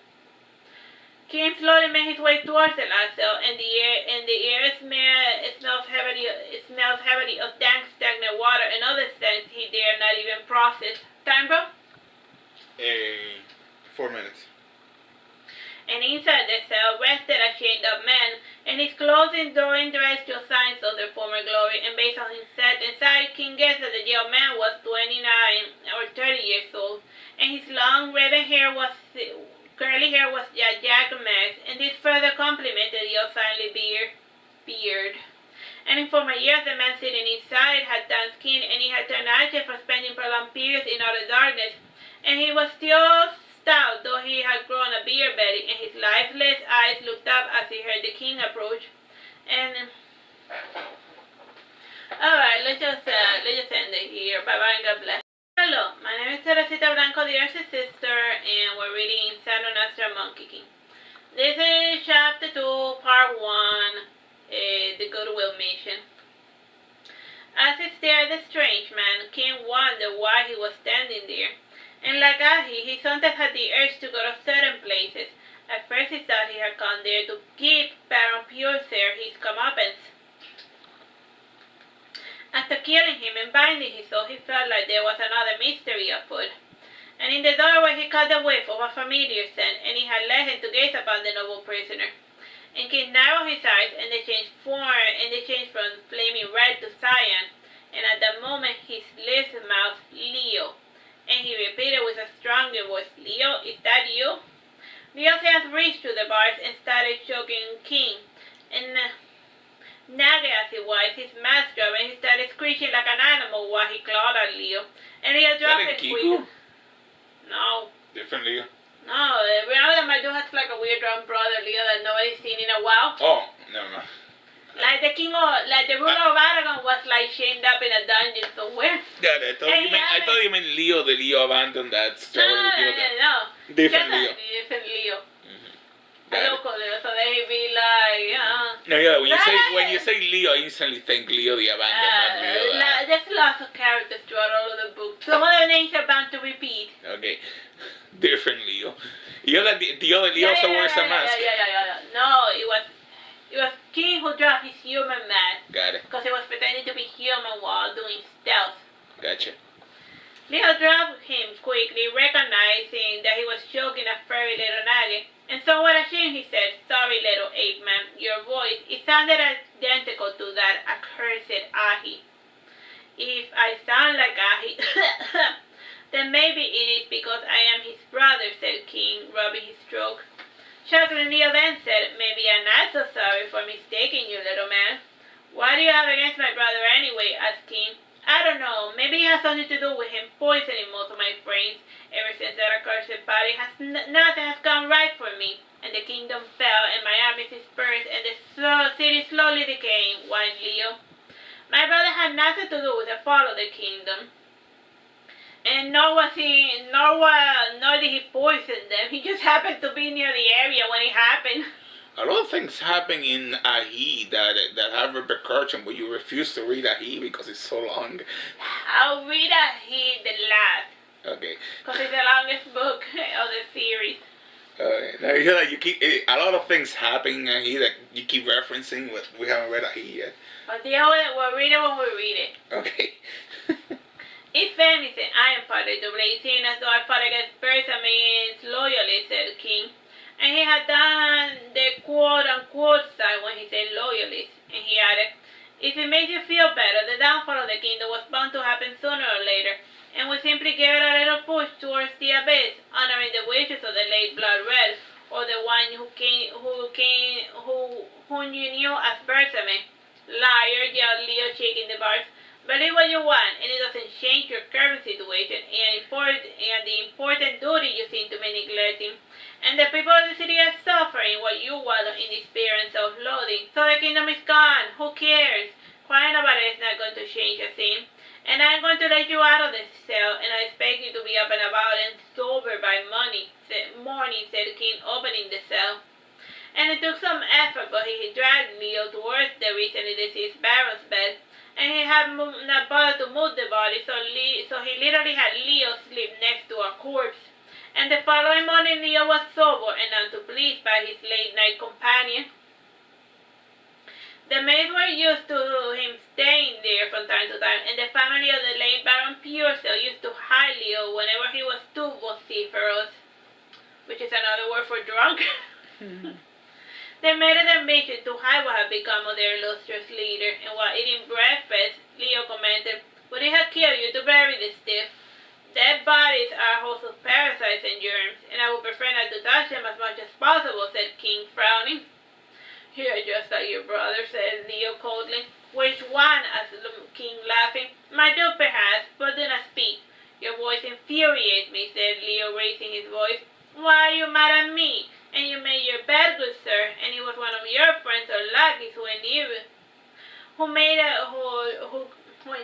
my poor brother, and all of your other friends with poison, and it isn't my brother's fault that he didn't die of the poison, but your friends did.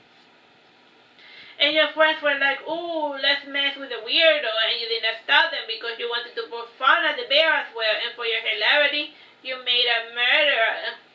You caused much suffering, and not only did you harm my brother, but your bad judgment caused the death of your friends as well, because you were too busy playing around to notice the danger that was coming your way. I am past of that. That is why I came to help you. Leo was at a loss for words for some time, and he ate his meager meal in silence while he quietly reflected on what he considered a child said. And indeed he felt in his marrow that Monkey King was telling him the truth, and in the end he said, why do you wish to help me? Because it would be beneficial for you to own me, and once you have the Aragon back on his feet, we can establish a friendly trading relationship, and I must warn you, we Nagans do not use currency, as such, only goods and services will be traded, said King. Leo reached into his pocket and he brought out a coin with Persimmons' profile. Tossing it out of the window, he commented, this coin is worthless now, isn't it? Like the coin that had the dead king's face. It is only worth its weight in gold, and its newly formed territory is making this effort to create their own currency. And this is bad for merchants, as the conversion will be severely deregulated. And for safety purposes, I suggest you cut the middleman and trade using goods only, preferably food products. And the wet climate of Aragon provides a natural irrigation system, and I suggest you put those arable lands to good use. And on a side note, I suggest you do something about the new plumbing your council is constructing. These so-called new iron and copper mines are actually lead. So do take care to put a stop to that, lest they poison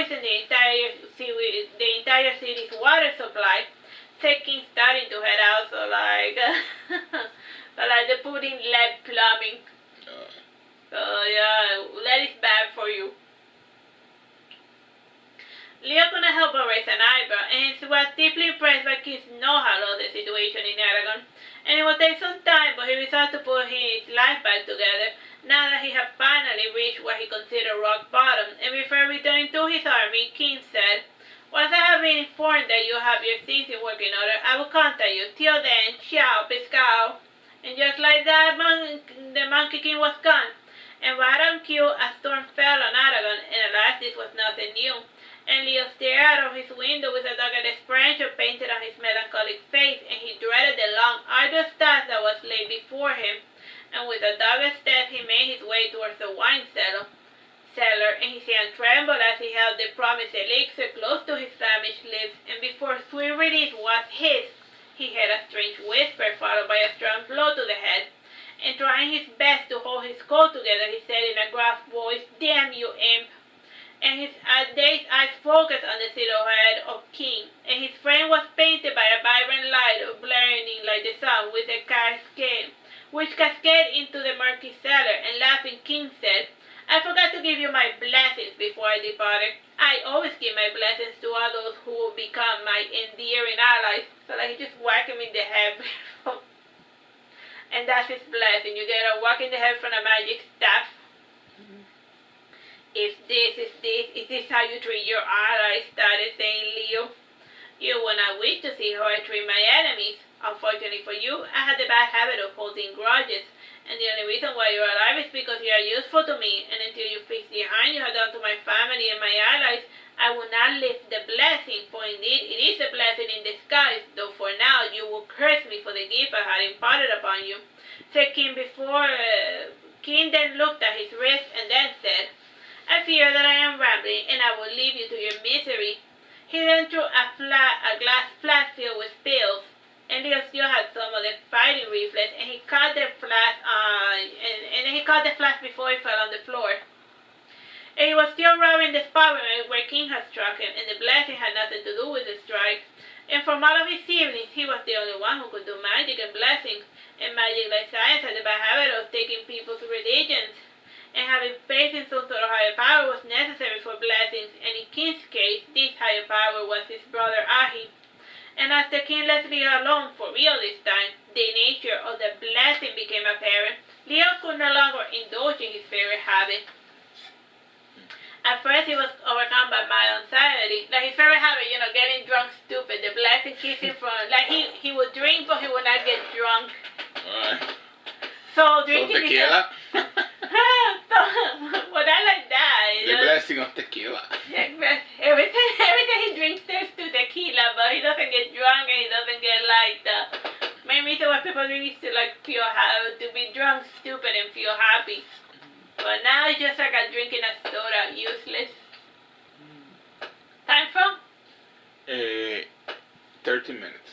At first he was overcome by mild anxiety, and he would get jumpy at even the slightest sound, and he could not grasp objects, and his hands trembled, and again he would try to pour himself a drink. However, the effect of the blessing prevented him from putting the glass or flask or bottle to his lips, and the closer it got to him, the stronger the nausea would become. No, man, that's fucked. That's messed up. For a couple of days, Leo was bedridden, not because of the actual sickness, rather he just did not feel like getting up. He also felt pain whenever he moved, and his limbs felt stiff, even though he had not done any physical exertion as of late. And when he suffered his first seizure, he remembered the flask that the King had left him, and it made the shakiness in his hands stop, and it prevented any future seizures. And the flask had the clumsy written instructions, and they were simply written in a language he could understand. He had to take one pill for the next 6 months. The pills did nothing to treat his nausea or irritability, and there were some days when he could not eat a morsel, and from time to time he would vomit a black putrid substance. And thinking he was dying, Leo made his will, and he started spending more time with his wife and the young son he had completely forgotten about. And when he was with his wife, he was crass and mean, and he would yell at his son whenever he imagined that the King was misbehaving. And Leo never went as far as to hit the kid. However, he went way out of his way to take out his frustration specifically on the poor 4-year-old boy. And all the while he dealt with this issue, King was keeping tabs on him, and he had nothing better to do while his army made its way back to Lusitania. And in the end, King felt sorry for Leo, and he wrote a letter to Marduke explaining the situation, and Marduke always had a mixed feeling to his adopted brother Leo, and he respected Leo's wisdom as a ruler, but he despised what he had become. And Leo was prone to drunken buffooneries, and during such episodes his impeded judgment made him act in a fashion that was unbecoming of a man with such refined qualities. And for years Marduke had broken relationship with his brother because of drunken slip-ups, and he had struck his pregnant wife in front of Marduke, and Marduke would have killed Leo, but Alisa pleaded on Leo's behalf. And at least some good had come out of that crazy incident, and Leo had moderated his drinking at least while his wife and son was around. And after Marduke left, Leo never raised his hand against his wife again, though when she was not around, the memory of that incident would guilt him into drowning his shame. And after reading King's letter, Marduke insisted on having the curse be removed from Leo, and he genuinely believed it was a lost cause. And after much causing King's part, Marduke gradually yielded, and he saw his brother Leo, and he treated Leo's desperation with exercise. So that Marduke eventually went to take care of his brother, even though he hated the person he had become. He's like his non-biological brother. Yeah, remember the one that. Yeah. The one that he killed his family. Yeah, well, not his family, just like his abusive father. Yeah. Yeah, I remember him. The mother's alive. Remember that in front of Marduke, he went to like get her soul back. And they resurrect her. And whenever he felt that Leo was swallowing despair, he sent him running or made him lift weight. And when Leo was exhausted was near exhausting, but Marduke would order him to get to work, and the rest of the time was spent with the wife and his son Marduke. And his relationship with Marduke was never fixed, and Marduke was always dour and condescending. And once Leo returned to his working routine, Marduke left. And he maintained constant relationship with his brother through letters, and this entire Leo problem kept King distracted for quite some time. And even though the army had returned to the forest, he did not start his civilization building plans till he was certain that Leo had gotten his life back in working order. Time? 9 minutes. And as for the town of Swan, Pierre and his associates had spent those 6 months making it habitable for their kin. In order to trade with the humans, it had to be maintained a look of civilization, and many of the buildings and roads were demolished and replaced with sads from the trees native to the forest. And the trees had a dual purpose, and many of the Nagas were still compelled to sleep in vines in spite of having a roof over their head, and others preferred to sleep in the large gardens installed by Pierre, and the homes in town were used for storage purposes. And the Nagas simply did not do well in closed areas, and others did have structured homes which resembled human habitats. And this was a facade, since the interior was hollow, and at the center there was always a garden and a fountain with running water. And the interior rooms always had large windows with plenty of light, and aside from the foliage, town was filled with animals. And the animals added to the gardens in the forest area had to be benign biology: deer, owls, sherrodens, squirrels, cats, but not dogs, foxes, otters, and capybaras and tapirs. And as for birds, Pierre went overboard, and he introduced to his custom-made town birds like the umbrella cockatoo, cutthroat, finches, bardets, bee-eaters, bellhead, bellbirds, hummingbirds, blackbirds, water clanger canaries, brown-headed cowbirds, northern cardinals, and the mockingbird. And aside from being musical appearing, a few of the birds served dual purpose. They were always constantly informing the Nagas of any predatory behavior. Time, bro? 7 minutes, 40 seconds. And since it was meant to be a merchant town, the mountains were converted to hotels and taverns for travelers, and other mountains were converted into temples. And the Nagas did not particularly adore any deity. Still, they maintained a temple for each one, and MTV performed their rituals in order to put on a farce for any visitor. The only god they showed true reverence for was Ortiza, the goddess of the earth. However, taking reverence as far as adoration was a tad too much of a bother for them. They acknowledged her existence in the same way they were aware of all of the other gods and their powers and limitations. However, the Nagas did not rely, nor did they beg for their aid. Instead, they preferred to depend on one another. said they differed greatly from the humanoid races, and this correspondence was further nurtured by King, and he liked that the Nagas differed greatly from other intelligent beings. And the Nagas still had their vices, and they had a tacit understanding of property, and they felt no guilt over thievery or killing others. And while other species wallow over the morality of killing, the Nagas slaughtered their enemies with grim amusement, and it was this trading persistence that made non-Nagas cringe whenever they saw them in battle. And as soon as King stopped being distracted, he had to undertake a certain issue that required his attention. And the first order of business was the children that they bought, and depending on the level of awareness of the child, there was a ritual required to integrate them into their fold. And as things stood, the Nagas had an extremely low birth rate, and the majority of the Nagas were born males, and the gender ratio made it that there were always 20% more males than females. In other Naga clans, this skewed to over 40%. Why this occurred was a matter of much debate, and however, King's archers showed similar patterns among the ancestors of the Nagas, and even among humans the ratio is skewed to 101 males for 100 females, and this difference was highly noticeable among the human population thanks in part to the wars, and there was an overabundance of human females. Birth-wise, human baby girls have a higher survival rate than males, and even when their mothers are malnourished and eager for something that resembles a family, some of the Naga males from the army started adopting female orphans, and usually most of the children born were females, and the youngest ones would undergo a magic ritual to make them genetically similar to the Naga tribes or their parents, and they could mate and everything and form families should they so desire. And the children who were considered to be sentient were given a choice: stay human or become one of them. And even those who lived as humans for a long time eventually overwent the ritual and became as the Nagas. Time? 4 minutes, 30 seconds.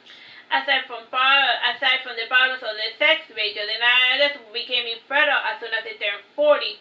And for these descendants of the monkeys, the infertility occurred between the ages of 16 and 26. And even with increased lifespan and prolonged infancy periods, the fertility patterns of the Naga ancestors continued to be dominant. And the only most feasible way to show up their numbers was by integrating the Nagas' megalomania cousins into their fold with the hopes of solving this problem once and for all. You know, like by integrating humans into them.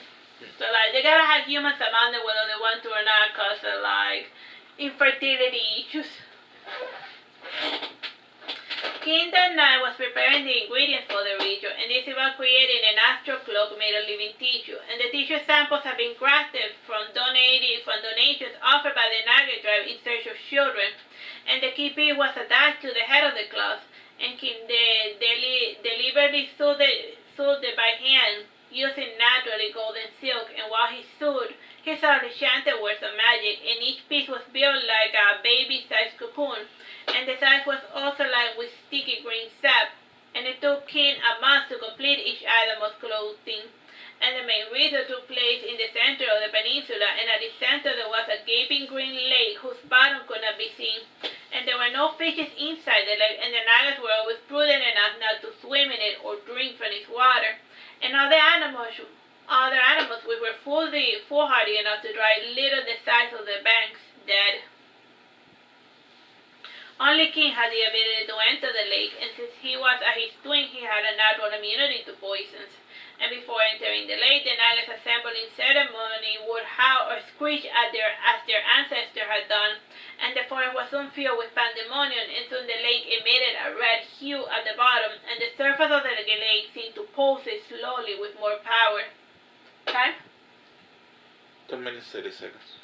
Child by child, King would walk to the center of the lake carrying each in hand, and before dipping the infant wrapped in a strange furs, he would intone a magical chant while uttering the words Amintas Agretis, and when the glow reached its apex, King would dip the child underwater and hold him there for about a minute, and the glass would solidify into a cocoon, and after a fortnight, an infant Naga would hatch into the world. And this ritual could only be performed at noon when the Titan moon was full and the sky had to be perfectly clear, and 40 canaries had to sing in the nearby vicinity as well. And once the baptism of the forest was concluded, King said to his companion, "It is time to start civilization building." Time, bro? 2 minutes.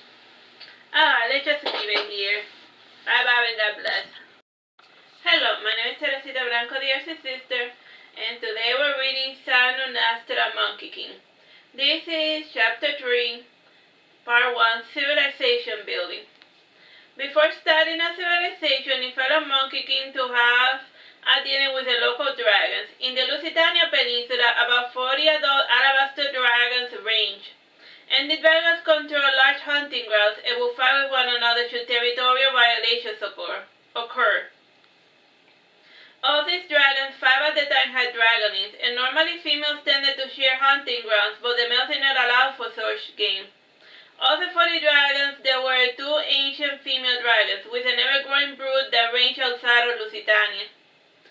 King had a mind to speak with them first, followed by the alpha male in the peninsula. He had chosen them because of their diet, and their older age required a healthy diet rich in salt, quartz, garnet, magnetite, and ilmenite. Those are types of stones. As a treat, these dragons were fond of coconut water and condensed milk and cardamom. Keeping this in mind, Gargantua sent the nagas of the island to fetch all of the coconuts in the vicinity, and after guarding them and separating the sweet interior from the water, she made with the other cooks a large coconut sweet that was 3 by 2 by 1 meters in sizes. And King would have liked to make 2 more, however, to appease the other 2 dragons, he had to settle with a large container of coconut water and a 4-year-old liger. For his visit, he went to the grotto of the dragon named Maud. Maud had settled in Lusitania roughly 2,000 years ago, and while her peers migrated from time to time, she was a permanent resident. She limited her wanderings to her territory and occasionally ventured into the coral reefs. Since at a young age she had developed a sweet tooth. King had found her sunbathing by the beach, and her large brown wings were tan as well as most of her lower back. Her pale belly too was a somber copper color, and alabaster dragons started white, however they started browning as soon as they turned 1,000. And one can tell the age of an alabaster dragon by the color of its scales. And like silver dragons, they had wings that were twice the length of their body. However, they had stronger, bulkier build, larger horns and claws. They also had sexual dimorphism like the pharaoh dragons, and the females tended to be smaller, and they started turning brown at the age of 500. And their legs are also longer and thinner than their male counterparts. As for Maud, she no longer passed for an alabaster dragon, and humans also believed that the same dragon was still different species. Then again, human lifespan did not allow enough time to watch the subtle color change of this majestic draconic specimen. So like they call it alabaster because they first meet them when they're white, but then they turn darker hues as they age. Cause like a lot of larvae of species and like nymphs and all that, they start like the ants, they start like a little milky white maggot, and then they turn into like red ants, green ants, blue ants, you know, the works. King approached the sleeping Maud, and his companion had left the cart with the tree before fleeing. And King perched on her nose and then poked her closed eyelids, and not opening her eyes, she growled. "What do you want, Ahi?" It's Monkey King, responded his brother. "Oh, it's you," said Maud. King had the same scent as his brother, and Mountain took a deep breath and exhaled smoke. King started coughing all the while, and once the smoke had cleared up, he said, "I wish to have an audience with your gratefulness, oh majestic and wonderful, the ever-merciful Maud." "If you wish to have an audience, you must pay tribute," said Maud, sitting up. And pointing with his staff, King said, "I bring you the finest coconut tree that our land has to offer." Maud looked at the card, and she took the wrapped gift, which was as large as her palm. After eating the sweet, she then said, Your offering pleases me, King of the Nagas. Tell me, what business do you have with me?" "We Nagas wish to start a civilization," said King straight to the point. Scratching her head scales, Maud commented, "I was under the impression you already had one." "Not really. Sure, we have something that could be called an organization, a writing system and whatnot, agriculture, crafts, and other forms of development out of respect for your eminence. And my peers fear that if we abandon our hunting and gathering ways, we will no longer have peace with the dragons. Said King, explaining the gist of their concern. And Maud folded her cloth and it made it seem like she was considering the matter. In the end, she said, "Do whatever you like, I could care less. Just do not touch my source of nutrients, and you will have peace with me and my descendants." King started leaving when Maud asked, "Just what do you know about agriculture?" "The same as you do, I suppose," answered King meekly. "I would advise against the temptation of monoculture, and then I got into the textile industry because it rarely leads anywhere. Stick to furs or maybe silk. I like silk fabrics, and they have quite a nice taste, especially when the silkworms are still inside the cocoon. But I digress. If you must choose this path, try barley. It is good for animal feed, fermenting beer, and it is a resource of nutrients. Beans also work well, and the forest has plenty of natural bean plants, and yucca too," so advised Maud.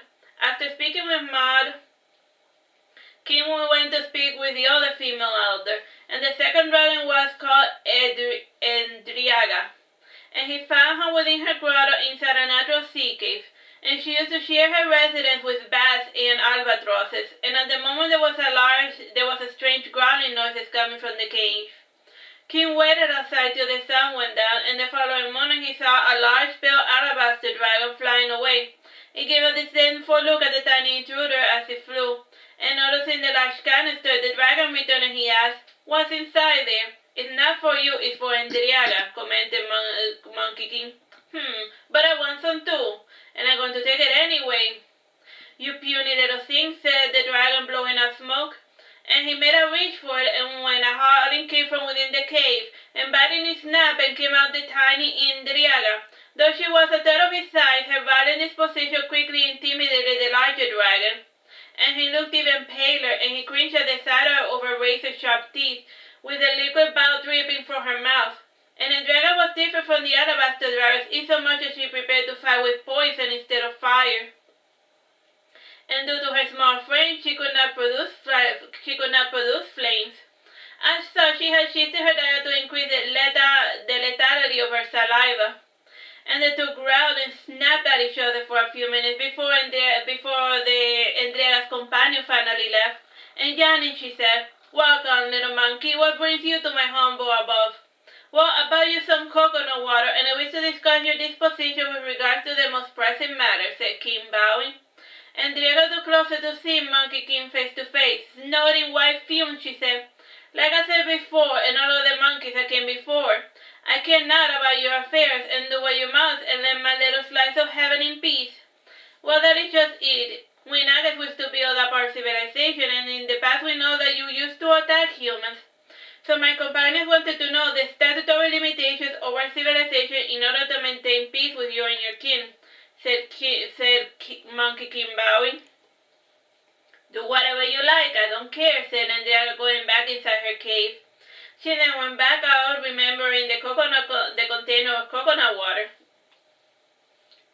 Insisting, King said, "Just out of curiosity, why do you attack the humans and the urban settlements as well?" "I can't imagine why," said Endriaga, returning to her abode. King jumped and perched on her back to follow within, and some of the bats perched on her home and proceeded to sleep in a manner most befitting of their kind. So she had in her dragon home there were like bats sleeping upside down on top of her horns. King took note of the variety of species cohabitating with Endriaga, and despite her large size, she was always wobbling every which way to avoid stepping on a crab.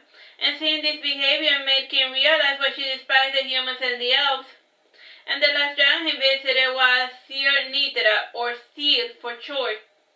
Seer was a reclusive dragon, and he no longer bothered to mate, and he only hunted once every 4 months.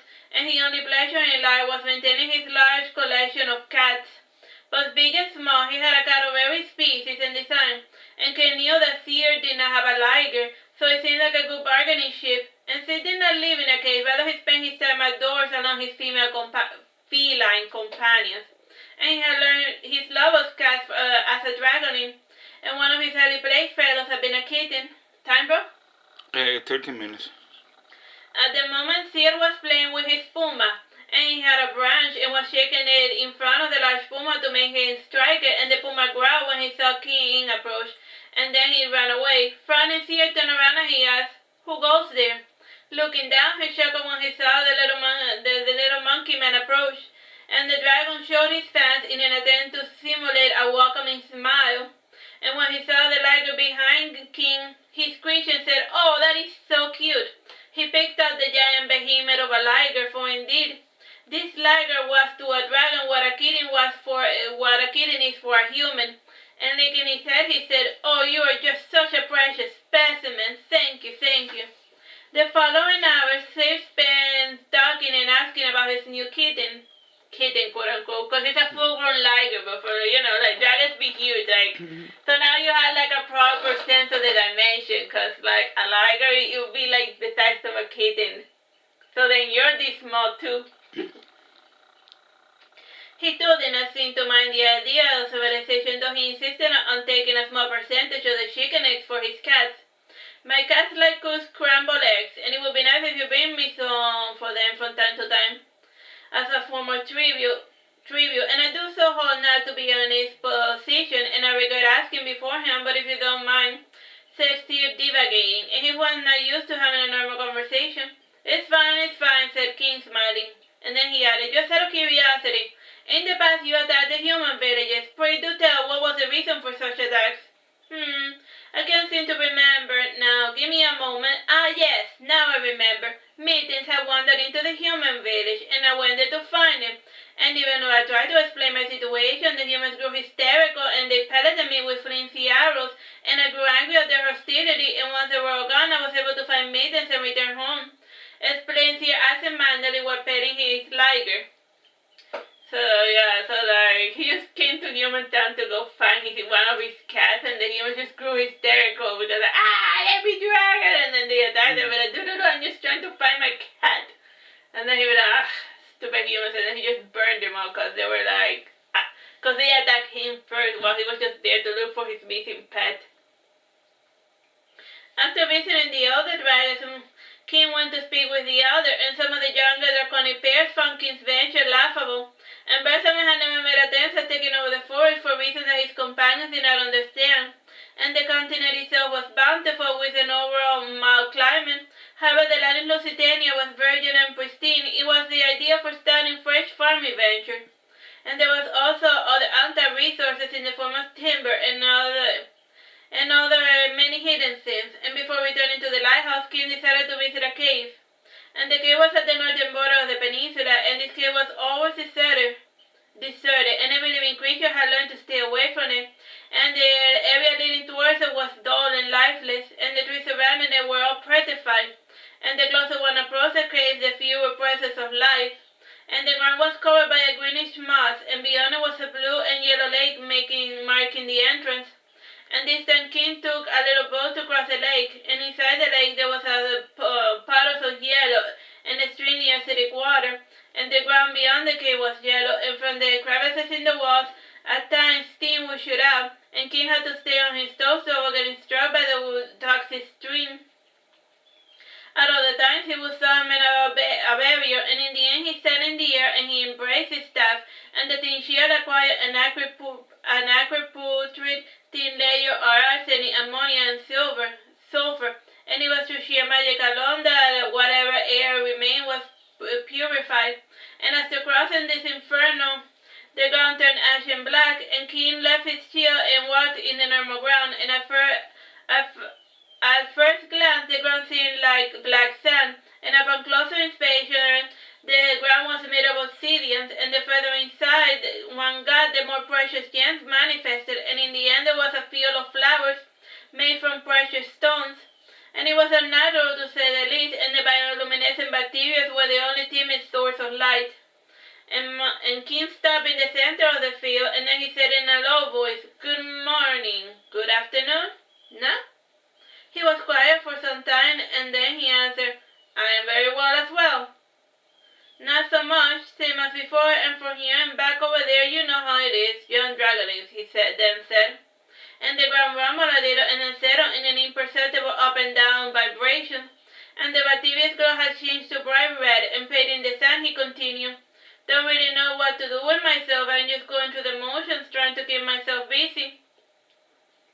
Talk to him? No, I wouldn't. If you think of having a conversation with Marduke is frustrating, with a he is impossible.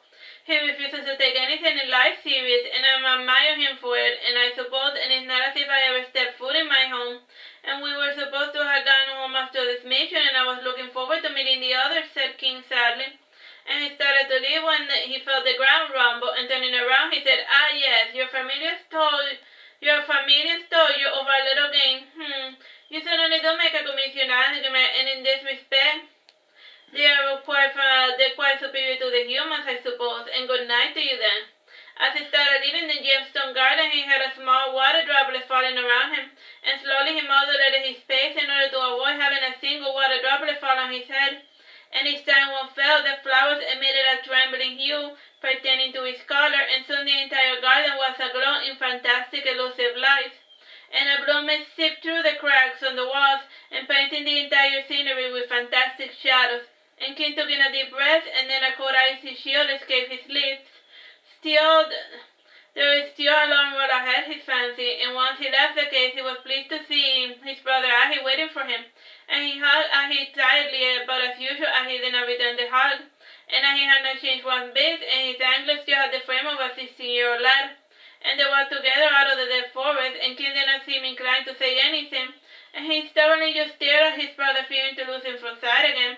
And from time to time, Ahi would pick up a random leaf, twig, or flower to eat it. And he stayed with his brother for a year before going on his merry way.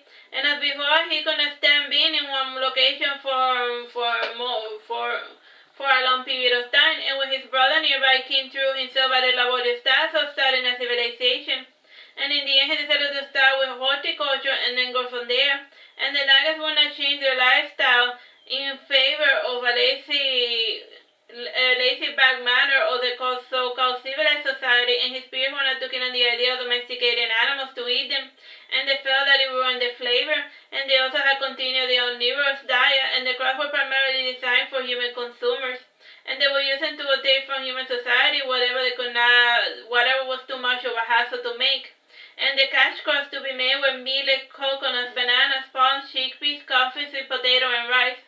And as the planting the seeds, irrigation took care of itself, and whenever there was need for rain, the Nagas would howl to the four winds, and in time the earth would rumble and spew forth the desired water. And the bounty of the land was also noticed in the speed in which the crops grew, and in any other land would have to wait half a year before harvesting, and for the Nagas it took less than 4 months between each harvest. And once the storage rooms were full, the Nagas would return to business as usual. And one cold winter morning, he awoke early, and his brother found him looking out the window yawning. And timidly King said, "Good morning." "Oh, beginnings are hard," said he in a chunky German, and straining to understand him, King said, "Sure, whatever you say." Sighing, and he repeated his phrase in English. And then he said, "Oh, beginnings are hard, and don't forget the devil likes his long benches." What's this about long benches? Said King, confused. One of Warden's fire demons manifested behind Ahi, and then he said, "He means that you're taking the easy way and respect your Naga's intelligence, and they are intimidated by you, and they seem to have been tainted by your inferiority complex, and speak to Pierre and hear them and listen to what they have to do, what they want to do for themselves. The cash crop thing is cute enough, but that is taking the easy way." "Who asked for your opinion?" snapped King. "Easy now, brother," said Ahi, and he had never once called him Monkey King. "From crooked logs, straight fires may come out, and we have all the time in the world. It's fine, you're doing just fine, and I will be leaving today." "No, don't go, don't leave me alone," said King, clinging to his brother. And he patted his brother's head, and then lifted it gently to look at him with his flaming eyes, and smiling he said, "Yourself is a man, and you must say B since you started with A." The fire demons translated, "He means that you must take care of your own problems and don't leave things half-baked. And the first step was good, but now you must continue." Time, bro? 4 minutes. Following his advice, the following day King summoned all of the clan leaders of the Nagas, and this time Pierre was available to advise on this important issue. The crossing is a good idea with the famines in the human realms, he said sternly. And a stranger among them came forward to speak, and he was a silverback gorilla named Willie B. Ramsey. And he ran at his inn in Martisor, and he had come down from the mountains to meet with the Nagas, and he was still getting used to the forest, and as such he had problems breathing. And he said, a civilization is more than expert, and take the mountain races for example, and one society is based on having everything orderly while the other focuses on experimentation and architecture, and I'm not saying one way is better than the other, and you could plan your society or just let things happen naturally. The humans tried the latter, and look how things ended up, said Ida sternly, and we cannot allow ourselves to make the same mistakes as mankind. The general of the standing army was Fiomera, and she then said, the army has not seen real conflict since the Grand Wars, and may I suggest we engage in mercenary work then, if only to avoid losing practice. Ah yes, said the others agreeing. They were eager to spill blood once again. It is important to diversify assets. If anything, it will work as a show of strength. And mind you, we would only work during the war season, and even if our patrons entice us to work for longer periods of time, we cannot risk incurring the ire of Blood Red, said King agreeing. And raising her hand, Patty said after getting everyone's attention, maybe we could try selling spell components. There are a lot of unique herbs and flowers that only grow here, and we could sell a few and get into the magic market. Let's not open the can of worms, Patty said grimly. I know you are new here and all, but we have a bad history with magic users, and none would ever want to have dealings with us after what we did. Said Patty, giving a sideways look. Patty was a human who had been turned into a Naga about 8 years ago. As such, she had not lived with the Nagas through the turbulent years before the fall of Bersamin, and her human features were fused with those of a bonnet macaque. Just forget it, Patty, said King, and suddenly remembering something, he said, ah yes, there are some mages that can be traded with, and my sister Lamina has a tower in Eurisen, and we can use them as a proxy to trade with the other. Eurisen, you said, commented Pierre. Maybe we should pay them an informal visit. Nah, that is the only tower that is on our side, and we don't mess with allies who will any share knowledge, said King looking sternly. What want?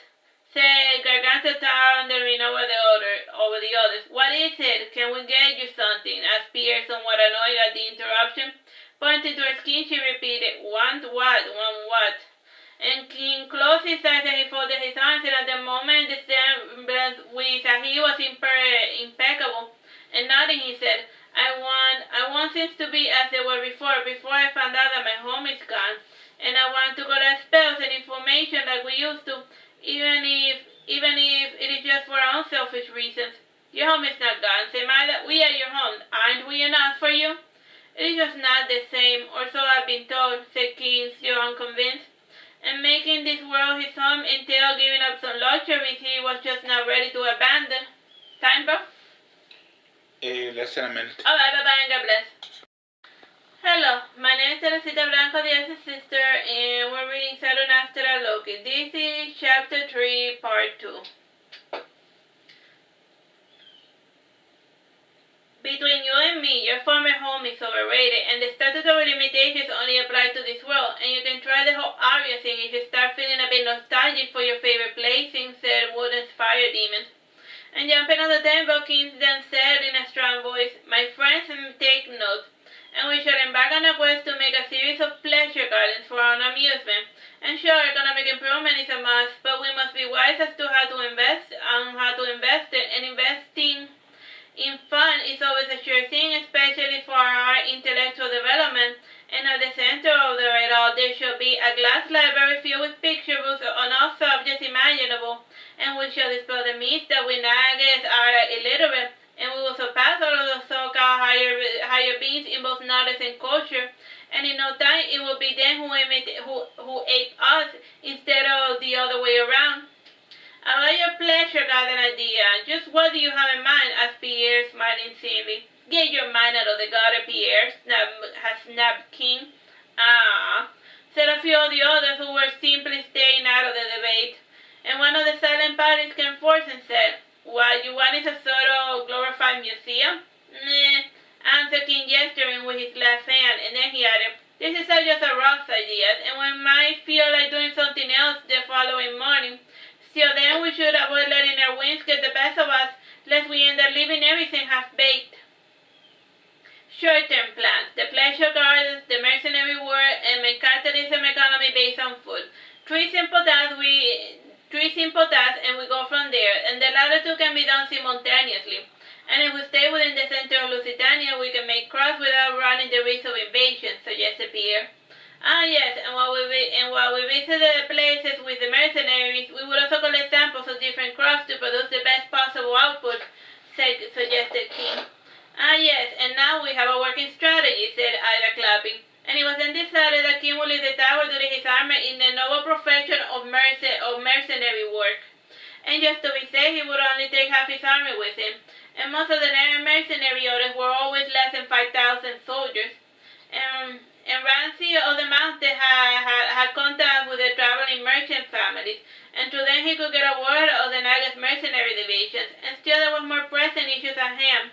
In order for trade to flow smoothly, the laws had to be clear of highwaymen. And aside from Aragon, the Nagas had trading contracts with some of the bordering towns and villages, and the roads there were rather dangerous to pass. With this initial step in mind, King left with his soldiers, and traveling with him was Garganta and Patty. And Patty was the wife of the Tower General Winston, and together with his twin Virgil, they kept the army in working order. And Winston was a descendant of squirrel monkeys, so his look was quite similar to King, except that he did not have long hair. And with the elegant uniform, Winston would march ahead of the army, drums blazing, and the passing of the Nagi army could be heard from miles away, much to the annoyance of anyone trying to get a decent night's sleep. And this branch of the Nagi army was strictly nocturnal. However, they could do without sleeping for more than 6 days, should the need arise. Like they travel at night making loud noises. Traveling with them was the invisible army, the birds. And in exchange for food, the birds maintained vigilance whenever the Nagas had to rest, and humans believe that this had started as a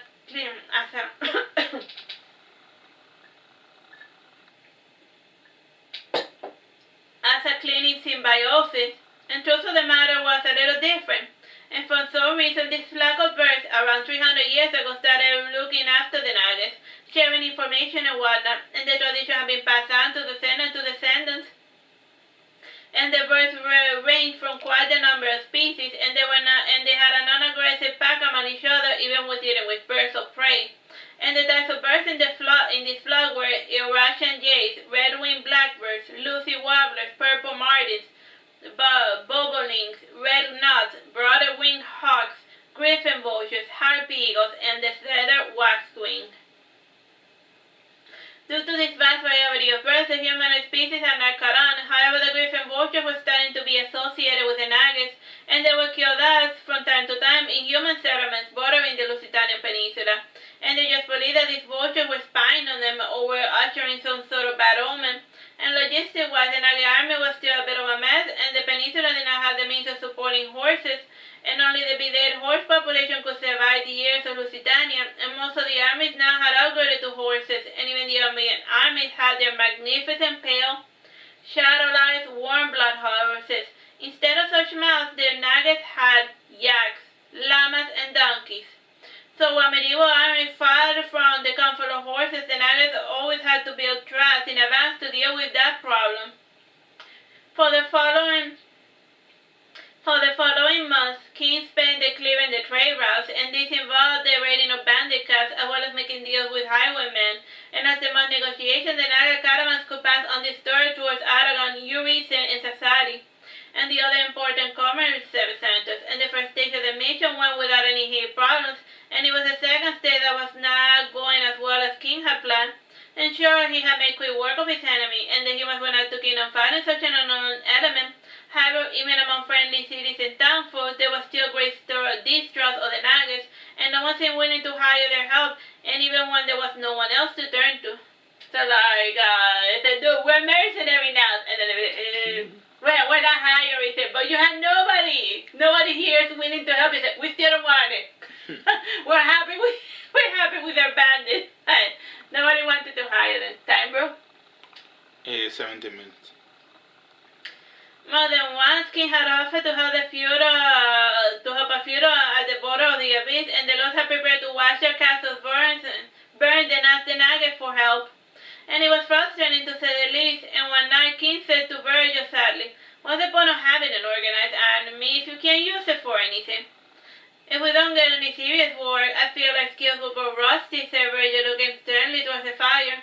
And around the camp, the Naga soldiers were busy with mock battles, and the night was aglow with the sound of clashing swords and screeching, and it was a nightmare for anyone who was not nocturnal. "Maybe we could help them, even if they do not ask for help," suggested Patty. "We don't do charity work, Patty," said Virgil sternly. "We could charge them anyway, and then raid them if they refuse to pay," suggested King, laughing. "We already have a bad reputation as is. We do not need to make it worse," said Virgil, narrowing his eyes. "Work, hate first, but like us later. Day alive," suggested Gargantua. "You must be stupid or so, and I think they will hate us even if we save them from a tight situation," mused Patty sadly. "Look here, Patty, we can either be loved or get paid, and since we cannot earn the love and affection of humans, I suggest we strive for the latter," insisted King. "If that is how you plan on to do things, why not just cut the middleman and then just raid them instead of becoming mercenaries," suggested Virgil. "Because there's no need for us to do so, and why kill the cow when we can keep getting milk from it?" asked King. "Good point," said Virgil, sitting back down. And the night was spent conversing and concocting half-baked ideas, and the forest was filled with soft murmur of blooming flowers and falling leaves. And a thin mist was rising as hints of the sun could be seen over the horizon. And the town before the Naga camp was no longer burning crimson, and another town had been ravaged, and due to the misplaced pride of their leader, and the vultures flew towards the town to feast on the carcass of the recently deceased, and women, men, and even small children were being put to the axe. And as soon as word of this was passed to the Naga, the butchers themselves were butchered by the Nagas. And while the town was being put back into working order, King sent a message to the neighboring Aragon. Leo read the message with great concern, and the town, or what was left of it, was known as Dice. And during the war, it had pretended to side with Persian, and when the army had left, it had taken the opportunity to attack the seemingly defenseless Aragon. And even with 1/10 of the army, the walls had not fallen. And since Aragon had chosen to abandon Tyre to his fate. And without the protection of Aragon, Tyre has suffered countless raids from bandits over the last 4 years, and the one just witnessed by the Nagas had been the final nail in the coffin. And while walking in town, King was thrown around by a survivor maiden, and he cleanly dodged it, but Garganta's reflex had not been just that quick, so she got struck in the head, and angrily she went towards the maiden, and she grabbed her skull. And Garganta proceeded to bash the woman's head against the wall till she was left a battered mess. And King watched the proceedings coolly, and a herald of Leo came to King, and he ordered, "Stop this brutality. That human woman is the one who started it. We come here and save her, and she treats us like we are the bad guys," said King, folding his arm, and he added, "And besides, Garganta did not kill her. She will be fine by morning, though a little bit dazed." The herald took the injured maiden away, and looking sternly, he said to King, "If you wish to live in the civilized world, you will have to forgo your barbarism. Unfortunately for you, the Nagas have an eye for an eye mentality. It is not my way, but I respect it nonetheless," said King sternly. And the herald shook his head sadly, not saying anything, and the following night, Garganta spent attending to the wounds of the maiden she had impulsively injured. And despite much advancement, the Nagas still were driven by their baser instinct, and Garganta had felt that the woman wanted to kill her beloved king, and thus she had reacted accordingly. And Garganta generally felt guilty about overreacting to such a feeble little rock throw. Time? 13 minutes. And as for King, he was touring the dungeons with Leo's herald, and his name was Palatine Smith, and he did not belong to any noble household, and he was a well-mannered, soft-spoken. And Herald Palatine was always having a hard time dealing with King and others like like him, and he found his eccentricity laughable and his magic a little bit unnerving. And without much warning, King would clear the rubble blocking the path by exploding it, and after a huge boom, only ashes would remain, and King was aware that his magic was making Paladin uncomfortable. As such, he would always choose the most flashy, loud spells to deal with whatever situation was afoot. And if the house was burning to cinders, water in the form of dragons would be deployed. And if someone was starving, King would manifest food out of thin air. And if someone was missing an arm, King would grow it back in an instant by touching the person with the tip of his wooden staff. And trembling in awe, Paladin commented, "That is one powerful magic staff." "Nah, it has its moments," said King, shrugging his shoulders with disdain. He was not about to start a magical debate about the staff. The staff was an artifact gifted to him by his mother, and it did not do anything in particular. It was a small, simple wooden shape. It had a small, simple wooden shape, and King felt that it was a perfect symbol of his uselessness in comparison to the awesomeness that was his twin Ahi. Time, bro? 11 minutes. The dungeons itself were poorly lit and dingy, and the floor was fresh with the acrid smell of blood and grime. And there were about 39 prisoners, and others had died the night before, and Herald Paladin had a ledger with the supposed crimes of the prisoner. As King walked the cells, the prisoners started getting riled up, and they said to the herald, "My lord, please have mercy on us." And coughing, he said coolly, "Your fate is not for..." And coughing, King said coolly, "Your fate is not for me to decide." And the herald read to the king the charges of each of the men and women, and the five women King had them be released, and they had been accused of witchcraft, and aside from elementary alchemy, the maidens lacked the talent for magic, and the skill did not turn them into a coven. And the leader said to King, "Thank you, fellow magic user, and we promise to use whatever powers we have for your aid. I have no use for you or your weird sisters, and you may go in peace." He then added, "Or you may go in peace to another town. If you stay, I cannot guarantee your safety. The locals still hate you, and will finish what the Lord started." "But sir, we can't leave just like that. The roads are perilous and we need protection," said the maiden trembling. "The roads south have been cleared, and you have nothing to fear. Be on your way," said King, putting his hand on her shoulder. "But sir," Chief insisted, "be on your way. If you want something from me, you must work for it. And I'm not running a charity," said King caustically. "But what work will you have me do? I'd have the proper herbs to heal her," she started, when King interrupted her. "Nor will you get the chance to poison others. Your so-called healing skills do more harm than good," he said, smiling. Then he made a kneel before the king and held his shoulder, and he said soothingly, "There must be something else that we can do for you, and I have a daughter on the outside, and maybe if you lend us an armed escort, she will be yours." So and with a swing of his staff, he struck the woman away from him, and spitting at her, he said coldly, "Get your mind out of the gutter.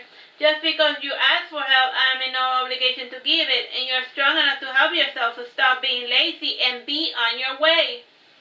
Time, bro? 8 minutes. The Herald Paladin was silent during this proceeding, and once the so-called witches were out of the dungeon, King continued on his tour, and the other prisoners were rather silent after watching this incident, and an old man inside the cell said, "I haven't much to offer in the way of word, but I can offer sound advice, if it will please you." King said, releasing the man from his shackles, "I am all ears. You should have helped them. The rules of chivalry demand that men help out women. And more than that, it would have made you look benevolent, and first impressions are important, and if you wish to rule over this town," started the old man, when King raised his hand to silence him. And patting the shoulder of the old man, King said, "Let me stop you there, and I have no conquest ambitions, and I am simply here to get paid for my rescue service, and once I get my money's worth from the vault, you are on your own." "Wait, what? You can't just leave us like this in this void. What if other raiders come?" asked the old man, alarmed. "Not my problem. It will be my problem if the town folks chose to pay for me to put this sorry excuse of a town back in working order. And in any case, you had Leo. If his sobriety allows, he might take an interest in ties. Now, good day to you," said King before continuing. The herald commented while watching the old man leave, "That old man is a murderer, and are you certain it was wise to let him go? In here, he's not being remotely productive. How is having him ride going to help him repay his debt to society? Asked King. But he is dangerous, sir, said the Herald Paladin, and he's gonna bring himself to call the monkey standing before him king. Narrowing his eyes, King pointed to the old man and said, "Does he look dangerous to you? He has been running there so long he can barely walk." And King started howling and making odd quacking sounds, and there was an echo by Gargantua and the rest of the troops, and frowning Paladin asked, "What was that all about?" "Why don't you figure it out?" said King, laughing. So then he just made a bunch of monkey sounds to like mess around with the herald. In this same quixotic manner, King dealt with each of the prisoners one by one, and those that were strong enough he exiled, and a few he did offer a definite task to help them redeem themselves, though there was one he did kill right away. And as soon as the prisoner saw the king approach, he said, No, let me explain." And before he could explain anything, King started curling his hand and turned into a snake which bit the prisoner. And the prisoner writhed in the floor for a few minutes, foaming at the mouth and convulsing before dying from the snake bite on his neck. And picking up the snake, King commented, "Now that is a new trick. Wait, that was not done on purpose?" As the herald, his eyes widened as the staff returned to its original shape. So like the staff turned into a snake and it bit someone and then it went back to normal. And I said, "Well, I don't remember that it could do that." I said, "Wait, what? But then you own the stupid staff." Well, I was going to kill him anyway, but a twist turned less painful, and the staff guessed my intentions and got ahead of me, said King. And the tip of the staff then sprouted something that resembled a climbing vine close to the tip. And from the vines there grew flower buds, and King, unmasked surprise, made the Herald Paladin shudder in terror. For him, magic gone awry was far more terrifying than any proper spellcasting. And once the business in the dungeon was concluded, King and his men paid for lodging at the inn and on several of the residential homes, and he was well received by the folks, except for those who knew that the castle had been hollowed out by the Nagas. And aside from the structure, there was not really much left of anything. And the Nagas had even taken the turn by reading shares. And after much insistence, Virgil and the rest of the army agreed to linger in Tai, at least till Leo's reinforcements arrived. This task ended on taking 3 months, and the Nagas stayed till fall, and late summer in Tai were not too humid.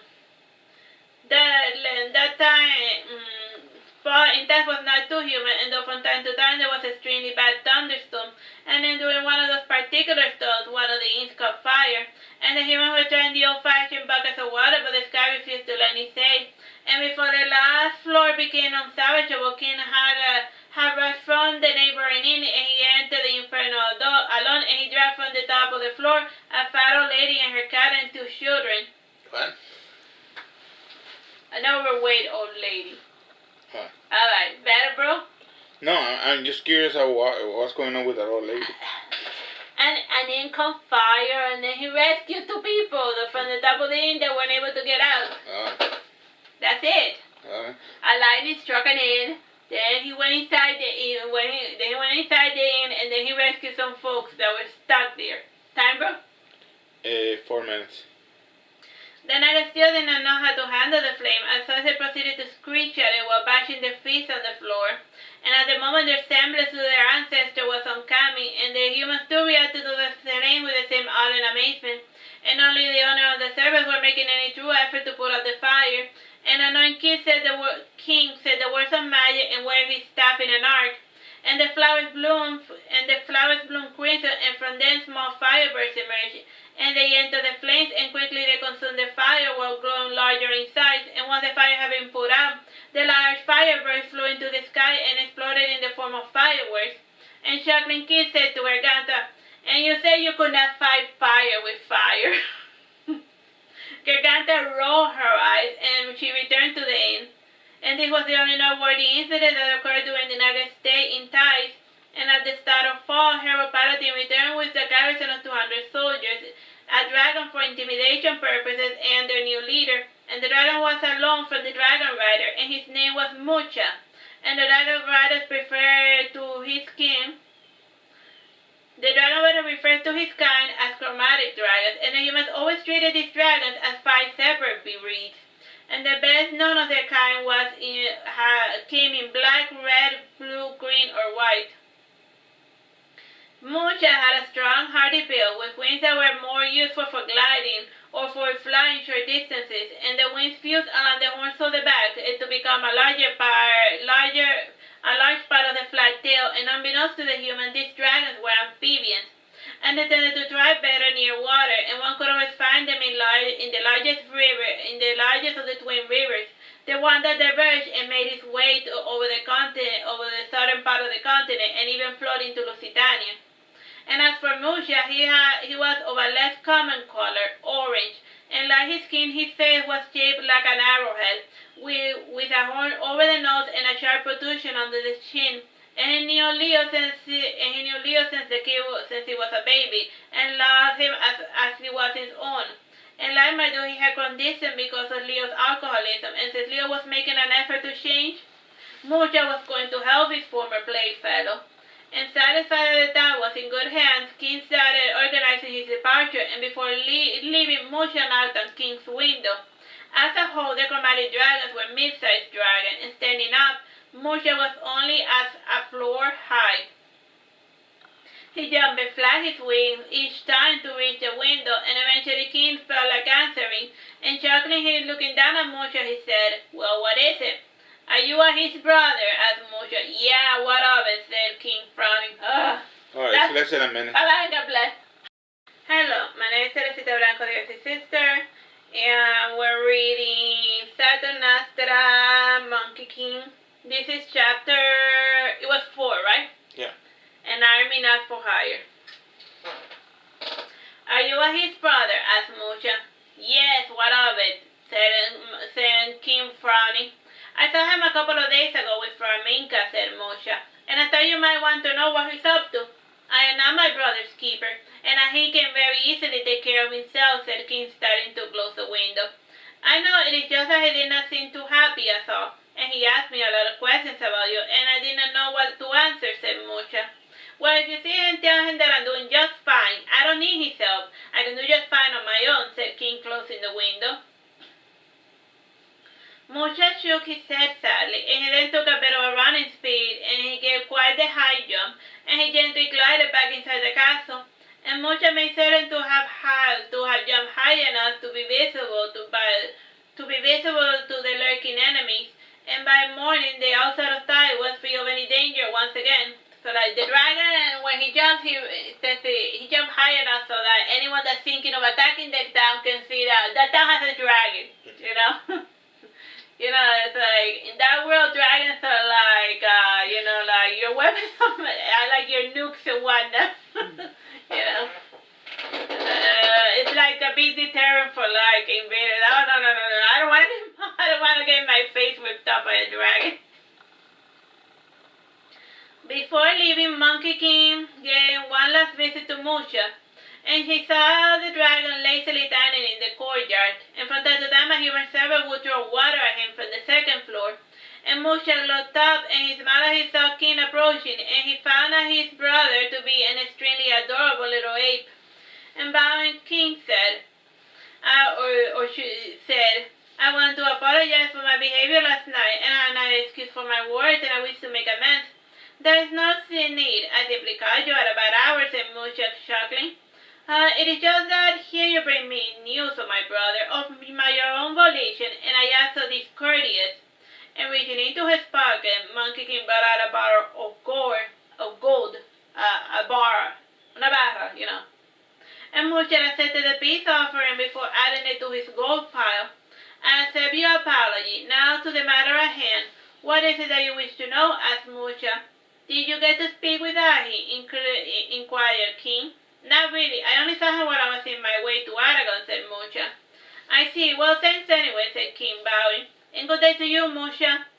"And a fine day to you, King of the monkeys and apes, and other hairy creatures," said Musha, lowering his head.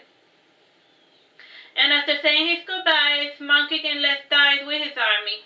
And the winter came and still no contrast inside, and eventually King landed something solid through Melina's contrast, and he joined the mercenary corps in society, and they were there to protect the city and suppress rebellion should the need arise. And it was a temporary job designed to build reputation, and it was a slow, peaceful winter in society. And the dragon on loan from the dragon rider served her purpose as well, and this chromatic dragon too was of an unfamiliar color. And it seemed to Monkey King that because of the slow war season, the dragons were being bred for their looks and not their strength. And this chromatic dragon of society was an 8-year-old dragonling named Salambo, and she had a coy personality, and by the time King had met her, she had picked up the habit and eccentricity of the courtesans of society. And aside from protecting the city from invaders, Salambo was tasked with keeping an eye on the mercenaries. And she was to watch for any signs of betrayals, whatever those signs might be.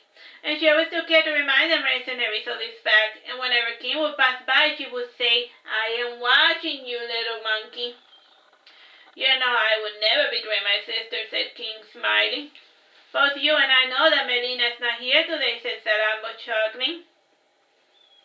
The society palace was well lighted by the Nagas, and its artificial forest reminded those wandering Nagas of their home. And funny Salambo asked, "What's the matter?" "Nothing, I'm just a little bit disappointed, that's all, and my generals, you see, are out for blood, and this war season has been boring, and if nothing is done, I fear that we may go back to being highwaymen," commented King, sitting in a bench facing the lake. And the tantamount was reflecting its light on the water surface, and accompanying it was the shimmering light of the sky belt and a few of the smaller moons.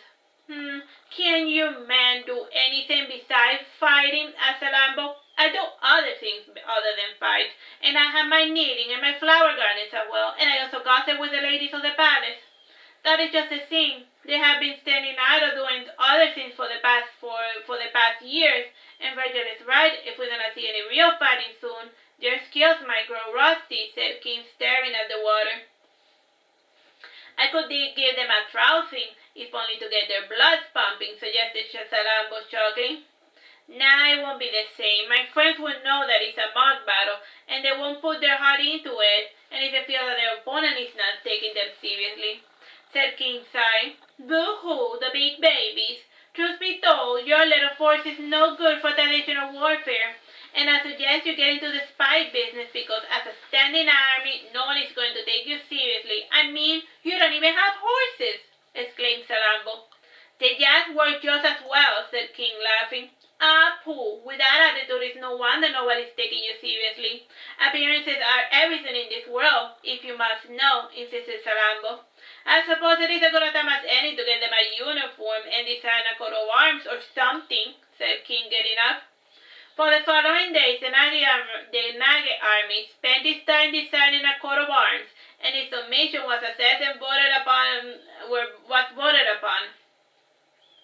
And the human mercenaries watching this charade found it quite laughable, and it was tradition of the day for the leaders to decide everything and for the troops to just follow along. And the slogan agreed upon was Aves Volantes, and the battle cry was Morior Invictus, and their motto was Post Nos Venit. Why are there monkeys speaking Latin in your book? Why not? They have books from everywhere. You know? It's like magical planet. The apes. Except that the apes haven't taken over yet, but they're getting to it. But they're getting to it, time. Question, do they have tails? Some do, others don't. That's why I call them Nagas, not monkeys or apes, you know? Okay, got it. Because they have both types. Okay. And Monkey King does have a tail, that's why he's a monkey, and not an ape king. Okay, got it. But they keep asking him about his twin brother. Hey, you're his brother. Like, that's the only thing that people know me for. Yeah, hey, your brother, you're his brother. I said, yes. Time? 16 minutes. Latin had become trendy as of late, in part due to the efforts of the Knights of Veragerus, and it was used purely ornamentally, and whenever Noah wanted to impress, he would casually throw a Latin phrase into the mix. And aside from phrases, no one had a solid grasp on the new language. though the English translation for the phrases were always readily on demand, an effort was being made to collect as many Latin words as possible to form a dictionary. And the supporters of the shield were the toucan. Okay, now we're back to describing the shield. And the supporters of the shield were the toucan, and the crest, a bird of paradise. And other ornamentation were chosen for the crest, and did not have any true meaning per se. Rather, they were chosen based on the impression that these items are caused. And since no one could agree on a type of uniform, it was decided that the knights would wear at least one golden item on their person. And part of the reason the uniform idea did not fly was because of certain clothing restriction. And each fighter had his own particular gear or fashion that somehow aided them in battle. And being forced to wear the same thing just cramped their individual style. And also, King was not in the mood of doing things 100% by the book. And in the end, the coat of arms was just for marketing purposes, and it was printed on a yellow scarf bandana or a bangle and only showcased on demand. So while the human army sported badges, medals, and insignia, the Nagas knew each other's rank by the size of their paycheck, or for lack of a better word.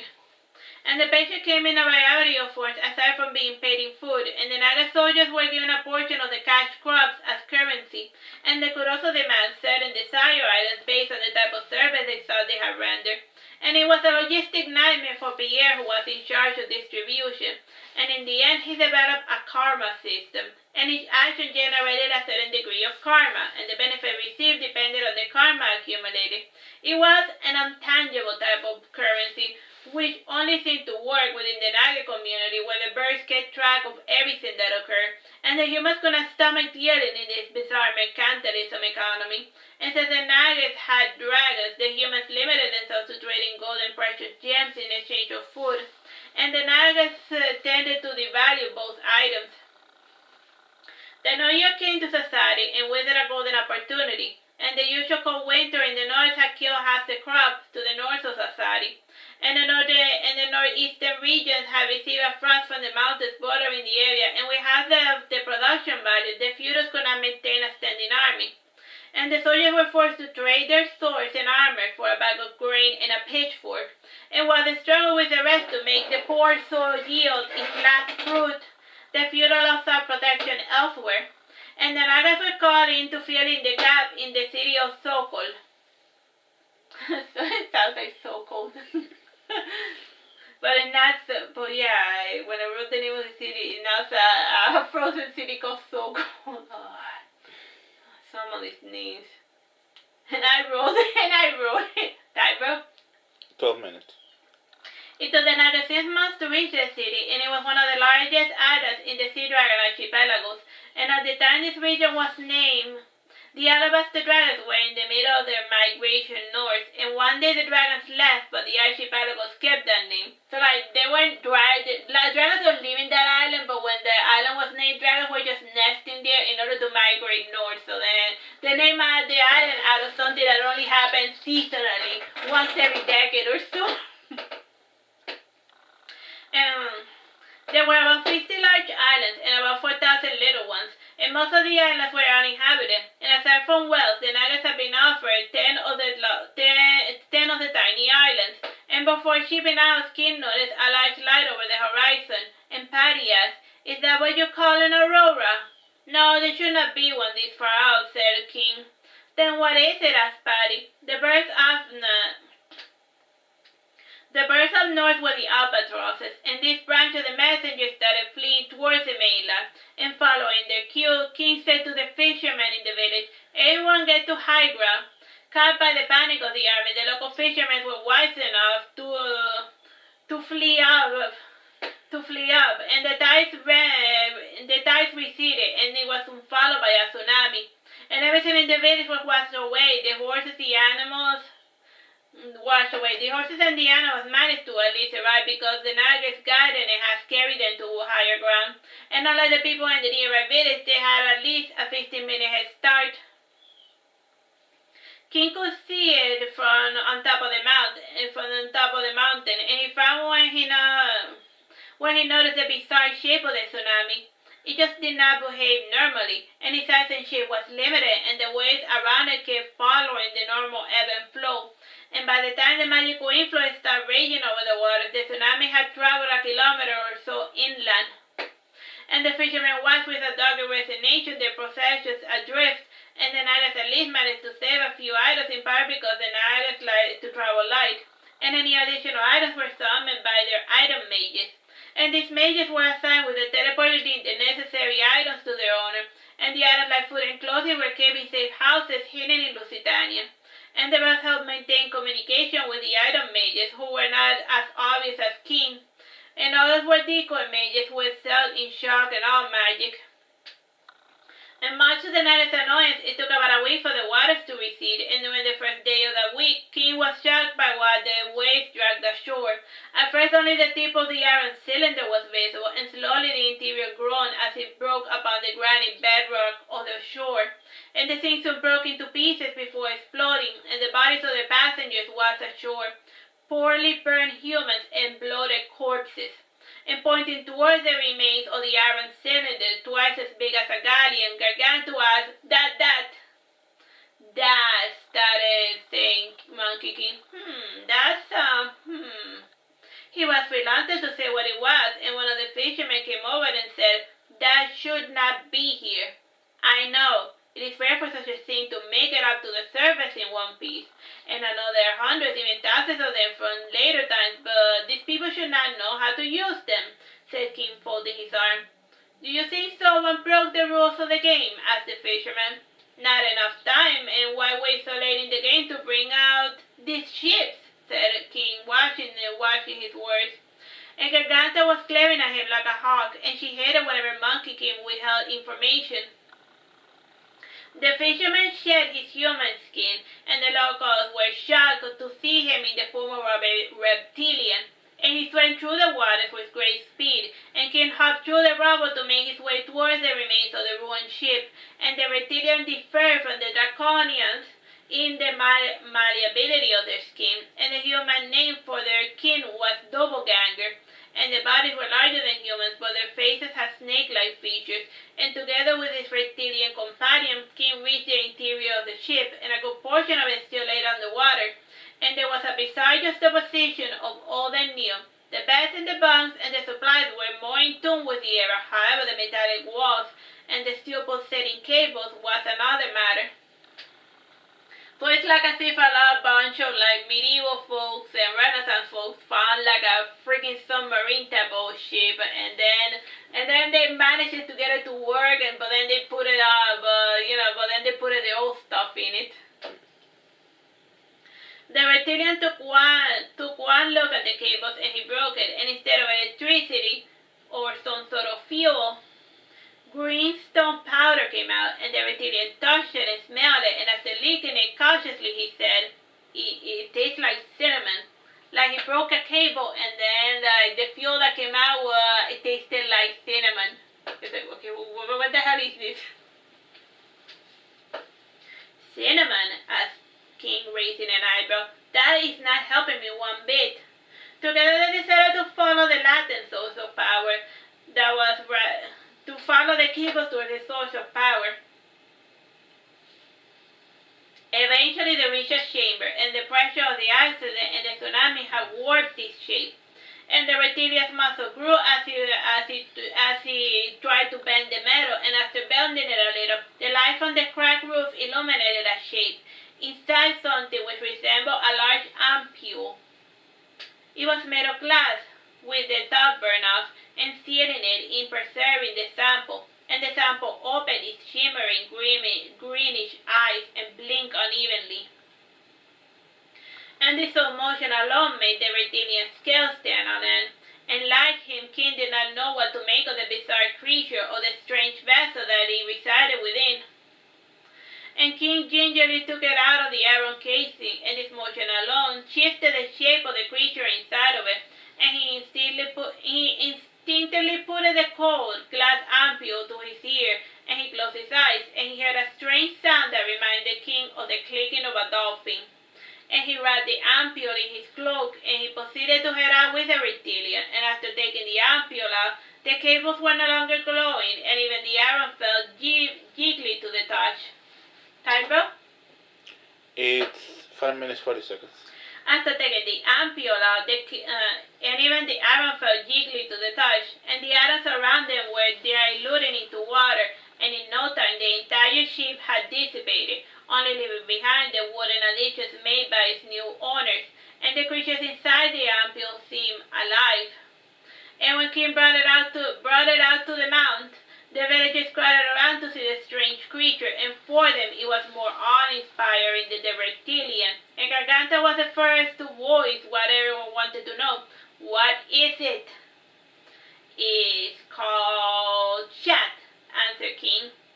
You named it Shat, or did he tell you he was called Shat? Asked Virgil, coming closer. I just named it Shat, said King, smiling peevishly. Does Shat say much of anything? Asked Patty. No. If you put it close to your ear, it sounds like dolphin cackle, said King, bringing the ampule closer to Patty. And Patty placed her ear towards the flask, and she frowned and she said, I don't hear anything. So what is it? Insisted Virgil. Exasperated King said, I don't know. We should take it to the grave to have it studied, suggested the reptilian. Fine, said King somewhat reluctantly, and he then handed the ampule to the reptilian. Before sending him off, he gave the reptilian a good smack in the head, and then he was gone. After the reptilian left, some of the normalcy inquired to return to the distraught group, and about 500 of the Nagas chose to stay behind and help rebuild, and the rest then left in the galleons that were summoned by the item mages.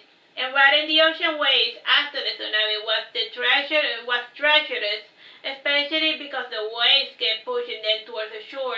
And it was not till half a week when a strong wind propelled the Nagi army in the right direction. And once the ship arrived towards deeper water, the ship stopped bumping into the breeze. And the closer they got to Sokol, the more damaged the surrounding islands looked, and it seemed to Monkey King that a tsunami had originated from the city of Sokol. And the city was quite a sight, and the ship crashed against something unseen, and it scratched the base of the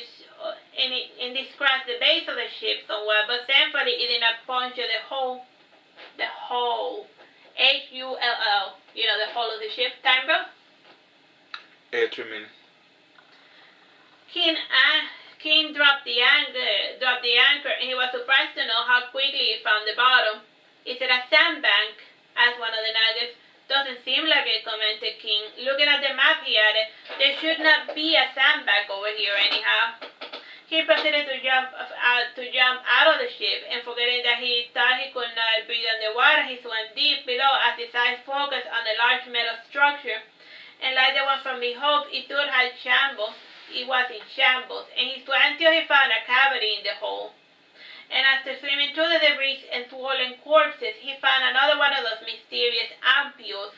Instead of cinnamon, the cables emanated a watery substance which smelled like lilies.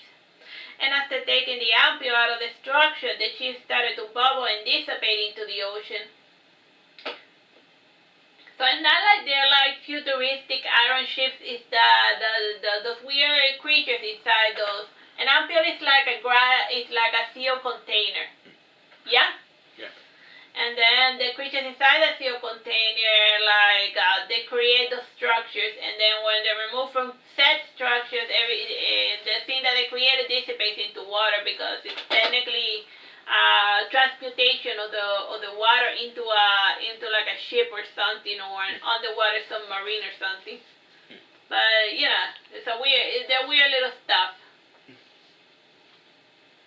This ampule was as big as King was, and Garganta, noticing his problem, and thus ordered the other Nagas to lower ropes and to go down to help. And with their help, King was able to board the ship with his prize. And unlike the other one, this container seemed to be filled with clear crystal water. It did not emit any sound like the other ampule. It was also less subtle than its predecessor, and from time to time it would emit a strong smell of lilies. And it would do so for hours at a time, and King started studying what mysterious stimuli created this bizarre reaction. And he noticed that when he left the ampule out in the sun, it emitted a strong smell, and he wanted... Oh yeah, it's less than a minute. So Alright, we'll leave it here. Bye-bye and God bless. Hello, my name is Teresita Blanco, the Asher sister, and we're reading Saturnastra, Monkey King. This is Chapter 4, Part 2. Monkey King started studying what exterior stimuli created that bizarre reaction. He noticed that when he left the ampule out in the sun, it emitted a strong smell. When it was in the shade, it was unresponsive. And he was not able to make more observations because the ship had finally arrived in Sokol. The city was a royal mess. It looked as if it had suffered from an airstrike. The forts were in the middle of rebuilding. The west wing of the castle was completely smashed. The surrounding fishy hamlets were in disarray. However, it did not seem like anyone had died because of the tsunami. After docking, King was greenly greeted by a man dressed in white tatters. You know, like terrible dresses. Coughing, he said, "You came a little too late." "What happened?" asked Monkey King. "Tell me, what is the situation of the city?" "Before we go, you must swear not to abandon the city till the enemy has been defeated. Swear by whatever God you believe," insisted the old man, not letting Monkey King step foot into their docks. Pushing him aside, King said, "Move out of the way, old man. The pay is more than generous, and we're not the sort of folk to leave after getting paid. Forgive my distrust, but you must understand the situation, and what I must bind your word to the will of any higher power," insisted the old prophet, trailing behind Monkey King, and his troops followed along their king as they made their way towards the castle. "I am already somewhat familiar with your situation. You are getting attacked by people using mysterious iron ships," said Monkey King. "Yes, but they have the ability to go underwater as well, and this makes it impossible to orchestrate traditional marine battles, and they are only vulnerable when they surface to fire upon our sacred city," said the prophet. "It is unfortunate that your name was devastated," said King Harry in his stride. He chuckled as he noticed that the old man was having a hard time keeping up with his youthful steps. Stopping, he said, "We can talk in the castle." "I can't. They won't let me inside. Not after what I did," said the old man. "What did you do?" asked Monkey King, getting curious. The old man was reluctant at first, and to get him to speak, he added, "Either you tell me or I will ask the ruler. It is your choice." In the end, the old man chose to remain silent, his hands trembling from the weight of his guilt. The old man started his dogged march towards the docks, and Patty noticed that some of the locals started to throw rocks at the old man. Salud. Sorry, everyone. Sneeze. He sneezed. Feeling sorry for the old man, she made an effort to shield him, and a pitiful effort indeed, because she was half the size of the stoic old man. And when a rock did strike her, one of the Naga soldiers made a motion to go at the mob of people, and they fled in panic at the sight of so strange, bizarre-looking soldier. With the mob departed, Patty took out a handkerchief, and she made a motion to clean the face of the old man. The old man shook his head sadly, and he patted Patty's head before walking away. King watched this entire scene with a bit of bitter amusement, and he smelled the sea breeze and took in a deep breath, and the albatrosses started squawking, and the hollers that were in the dust started issuing their warning calls. A strange aurora started appearing over the sky, and stray shots of pressurized steam started to smash against an invisible barrier. King started howling as his army took position, and instead of getting ready for a fight, the army moved to certain areas of the city that were still more or less in one piece, and the shield was soon punctured in several spots, and about 5 or 6 newly rebuilt houses were soon in tatters once again, and the locals were screaming and running in a panic, and only the Naga stoically watched the entire attack. The attack lasted an hour, and from time to time King issued new orders to the Nagas to change position, and in doing so they avoided getting shot directly by the strange gushing pressurized water. After waiting another hour, the Nagas felt safe enough to continue towards the castle. King was starting to realize that this first mercenary mission was more trouble than it was worth. And the castle of Sokol was a pale azure structure, blue, on top of a crimson mound made of layers layers of sandstone and granite. And the interior of the mound and most of the island was hollowed out, filled with caves, and for extra support, the caves beneath the castle had structured beams. And the island was geologically stable, and this region only saw an earthquake once every 1 million years or so. So it was hard for there to be anything too close to a tsunami. And each time the iron ships were sighted, the people of Soko would go to the underground caves to ride out the storm. And they have been living like this for the last 3 years or so, and effort have been made to contact for help. However, rumors of the strange nature of the folk caused all of the mercenary groups to unanimously leave Soko to this terrible fate. The interior of the castle had a floor made of redstone, while the walls were made of blue marble, and it was an interesting contrast to say the least. And the grooves of the roof and the decoration mimicked the ebbs and flow of the waves. And instead of tapestry, this castle preferred the see-through curtains, and the castle had a special stained glass that could be shifted in order to allow the sea breeze to enter. And the island had a natural water barrier and docking that proved quite useful even with a map. That proved quite difficult to maneuver even with a map. And for an outsider like king, it seemed like too much trouble to try to take Sokol. Sitting on a cushioned throne was a tired 15-year-old ruler named Elag. And he had taken power at the age of 3 when his father had died after leading an unsuccessful campaign against Veragero. And before even docking, his neighbor had been crushed by pirates. And a precocious child, Elag took matters into his own hands in order to manage his empire. After taking power from the region, his region had been the prophet king had seen wandering the streets, and they have become regionalized, focusing just on the affairs of their island, and leaving the mainland for the feudals to fight over. And part of his foreign policy included zero tolerance for piracy, and it was just a use of the information king had acquired from the local albatrosses. And the major pirate attacks that started after Lord Elag had pacified one of the neighboring island nations that were safe havens for pirates. And for Lord Elag and his teachers, safe havens were no different than pirate dens. And after pacifying the island, the iron boats had started appearing in the shores of Sokol. And there were no demands nor stolen goods. The attackers were only there to utterly annihilate every living creature inside the city of Sokol. So like they're not bad, they just wanna kill them.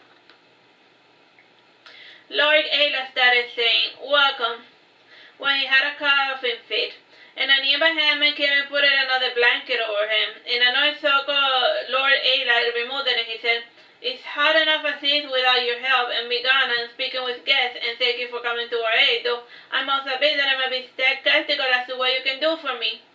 Well, we got past that tsunami of yours that your prophet created, and we have already seen the Cornelis Debre type ships," said King.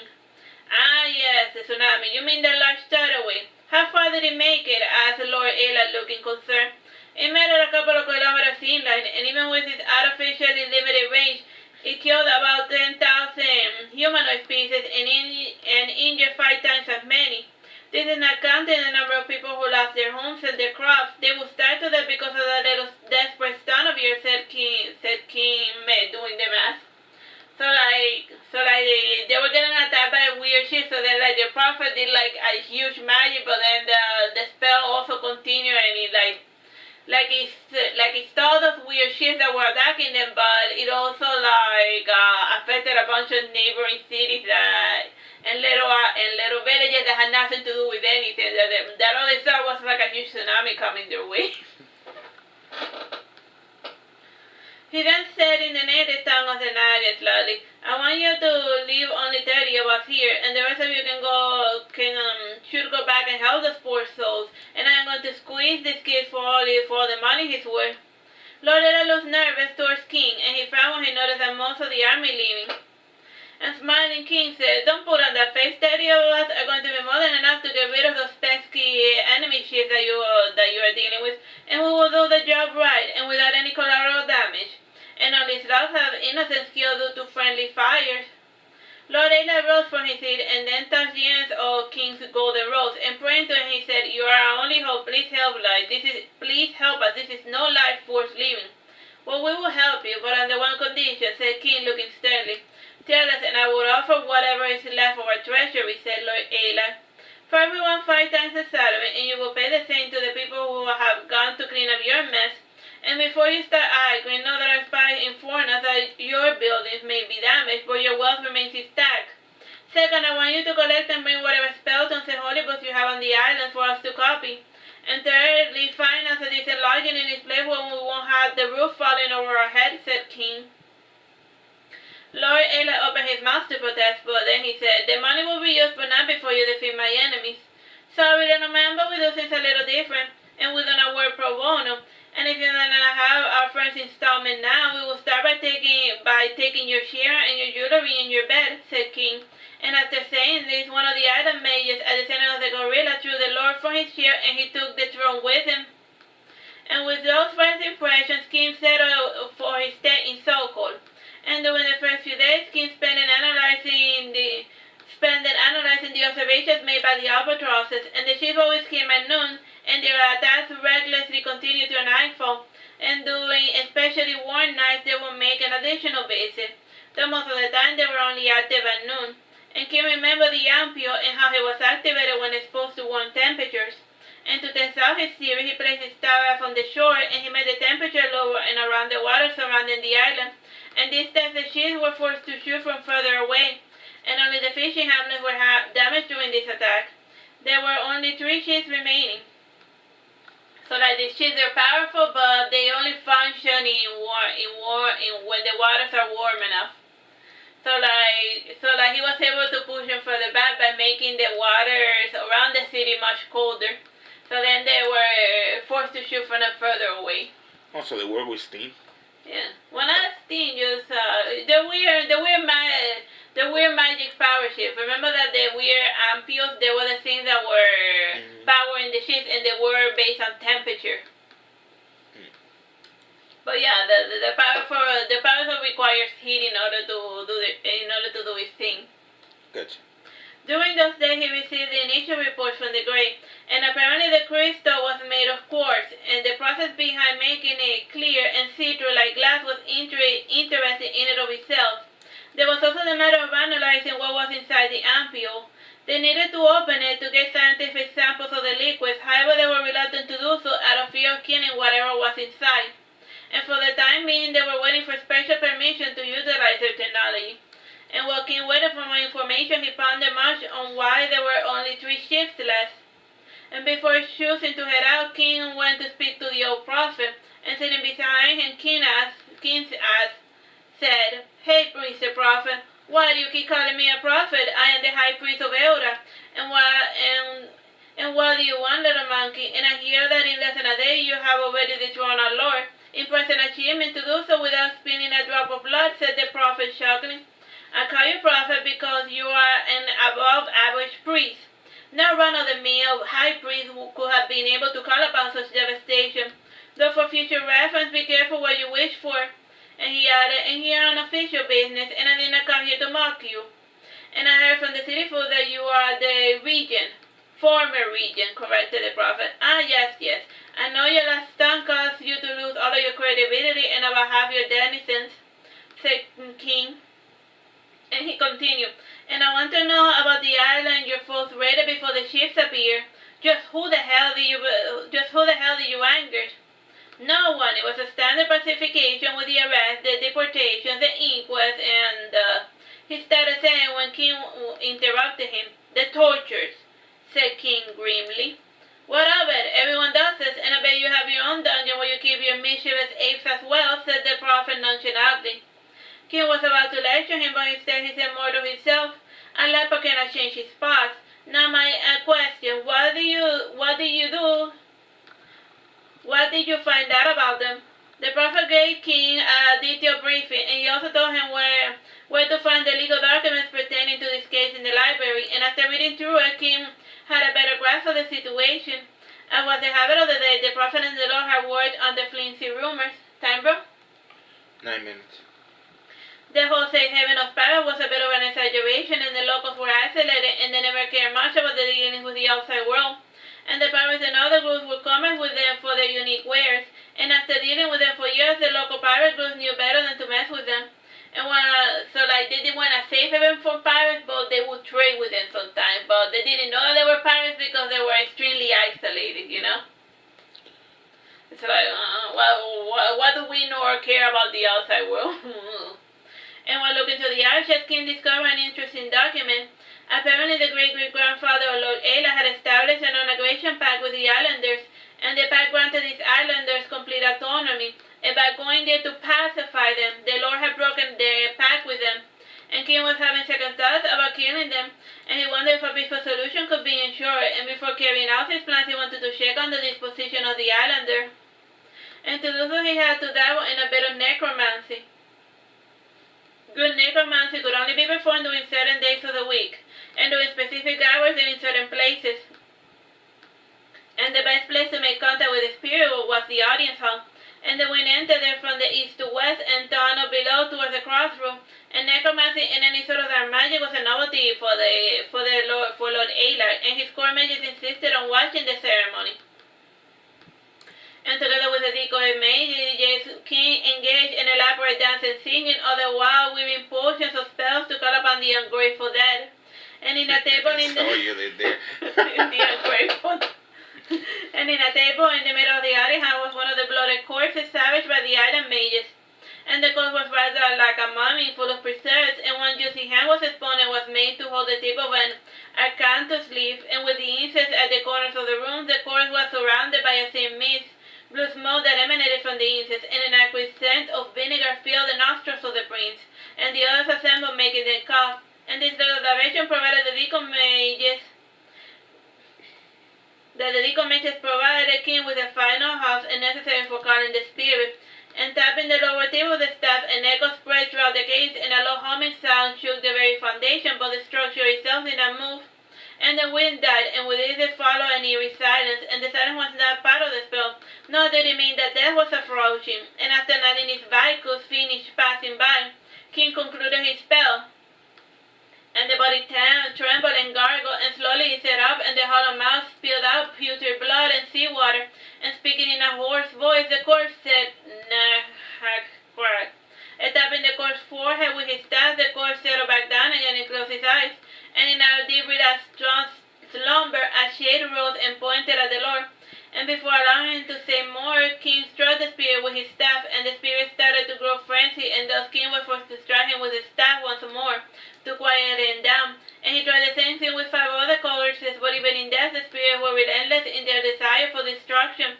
It was no longer a desire for revenge which drove them. And after putting away the corpses, the court mage Lydia commented, "Well, that was pointless. Not as pointless as you might think. I at least know where I stand with the invaders, and they won't stop till everyone in this island are dead. And what happens beyond that is no longer their concern," said King sadly. So, like, peace is not an option. They don't want peace. "I feel that my lord and the regent may have created monsters," said Lydia sadly. "Frankly, my people frown upon all sorts of torture, and it's always a lot easier and more efficient to have a robust intelligence network. And when I say intelligence, I mean intelligence, and people often make a mistake intelligence gathering with whistleblowing, blackmail, bribes, and collecting idle gossip. And knowing where to look is more important than leaving no stone unturned," said King. "Pray do tell, just how will we go about forming this little group?" asked Lydia sarcastically. "I don't know. I was not put in this world to make your life easier," said King, leaving the castle with his mages. And as he walked out, he noticed Gargantua sleeping on the roof of the castle. Time, bro? 5 minutes. The cold breeze was especially strong out there, which contrasted greatly with the hot noon sun. And accompanying her was the flock of albatrosses, and so were perched on her, as she slept while she rested her head on her knees, and yawning, King felt like it was about time to hit the hay as well, and he resolved to visit the mysterious island tonight.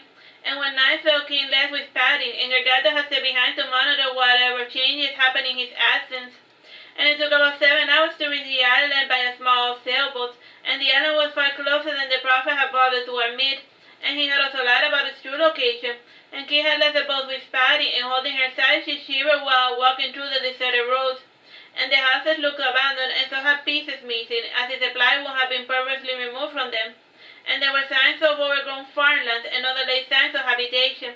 And the people of the mysterious boat were not there. And And while rummaging through the shop, Patty said, I found some quartz and a bizarre-looking something. And King looked at the outer contraption from top to bottom.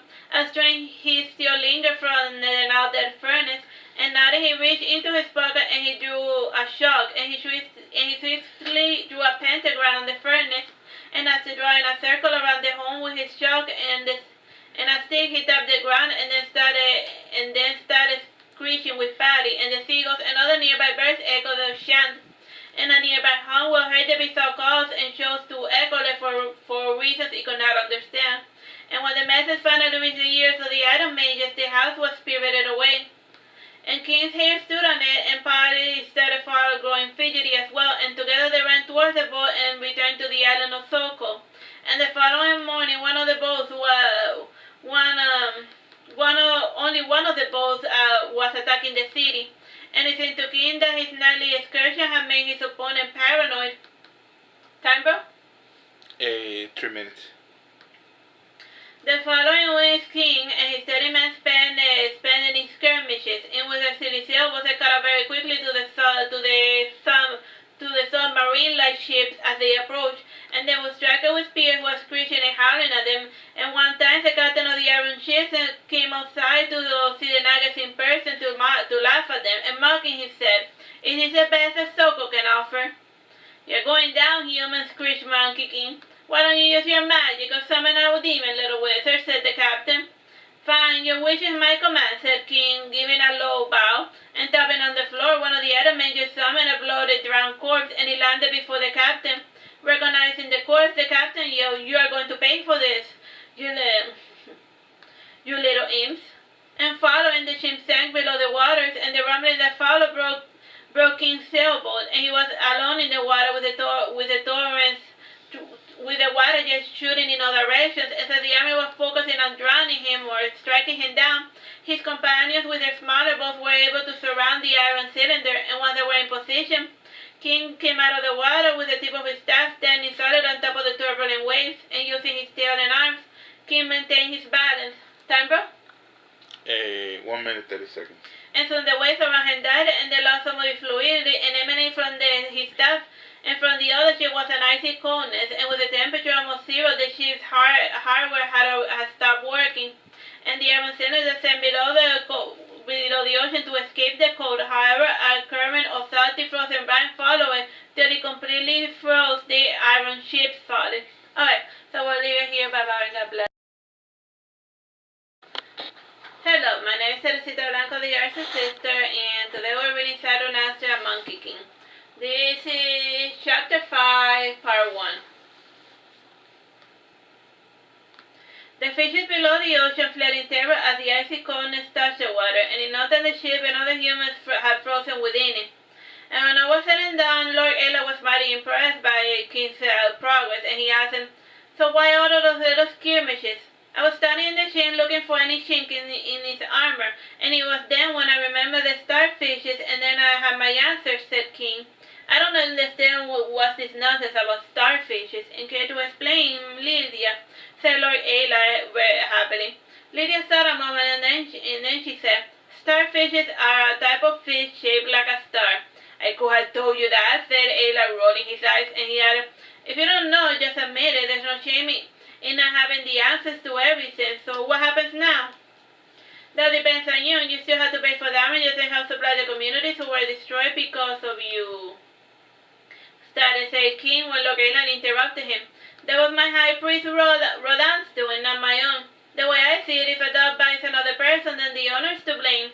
And whatever your soldiers do is your responsibility. Never forget that, my lord," said King, smiling. "Rodan was my regent, sir, which makes him my equal and my elder, and I like the opportunity to boss him around," said Lord Ayla sadly. "You have to grow up sometime, and besides, I never had a problem bossing around my elders, and they think that they know everything.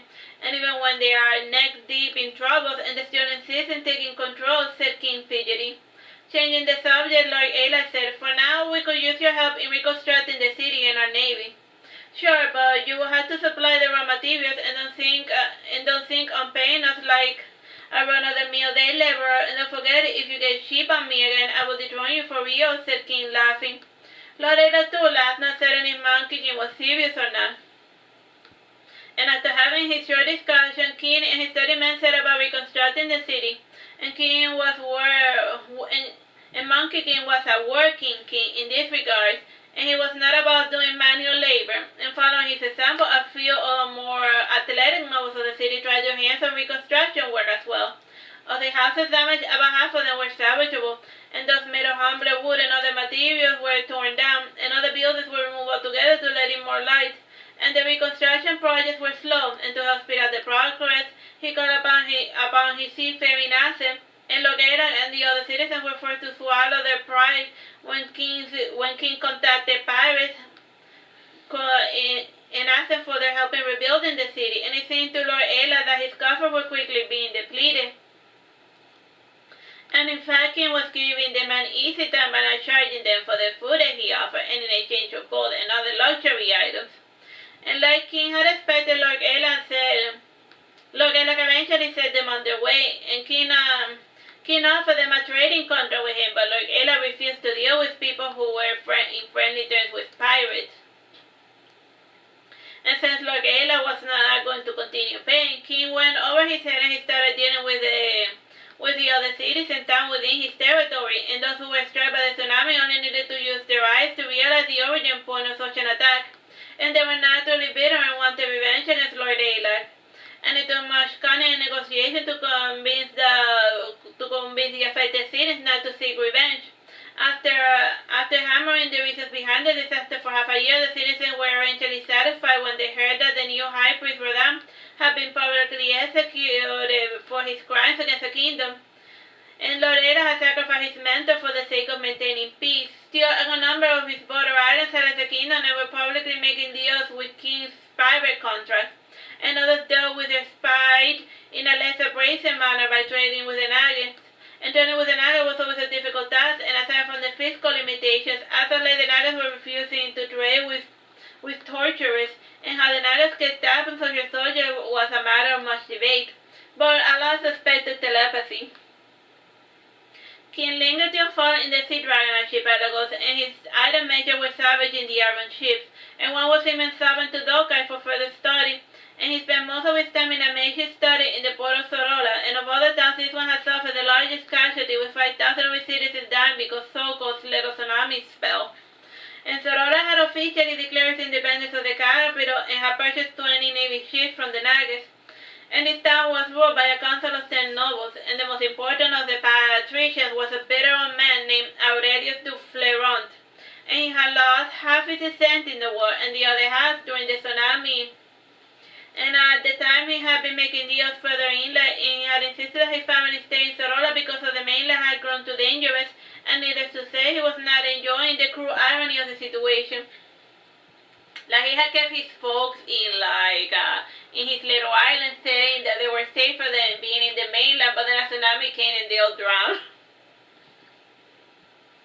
And in order to prevent another disaster, the town of Sorola was also building a seawall.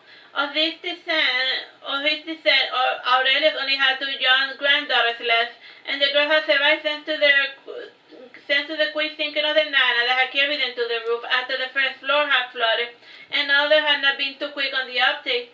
And Queen was staying in the newly repaired mansion of Aurelius, and at first he had offered the best room in his house, and his 10 king chose a small room in the tower of the manor.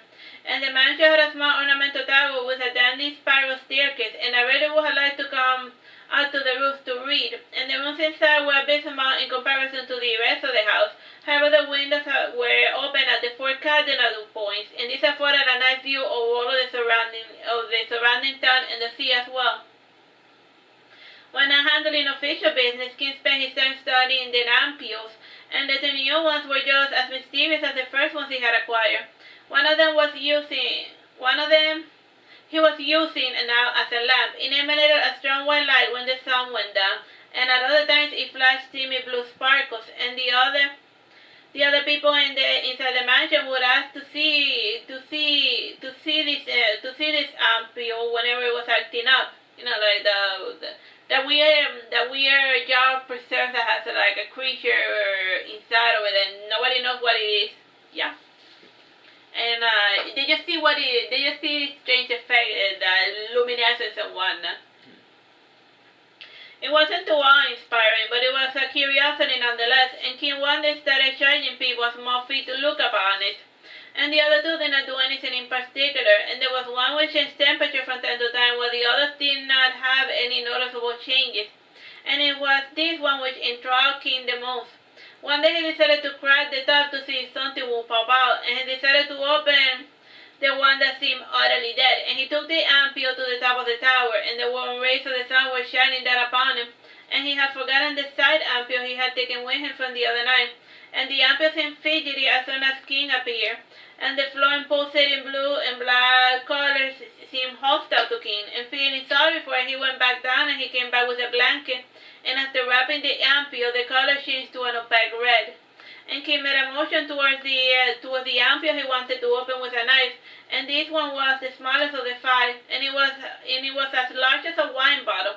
And he started to smack the top with it, but the claws were far stronger than he had first suspected. And he looked left and right, and then he took out a knife whose sharp tip was made with technology forbidden in the world, and they could only be used when none of the local tools were looking. Time, bro? 15 minutes.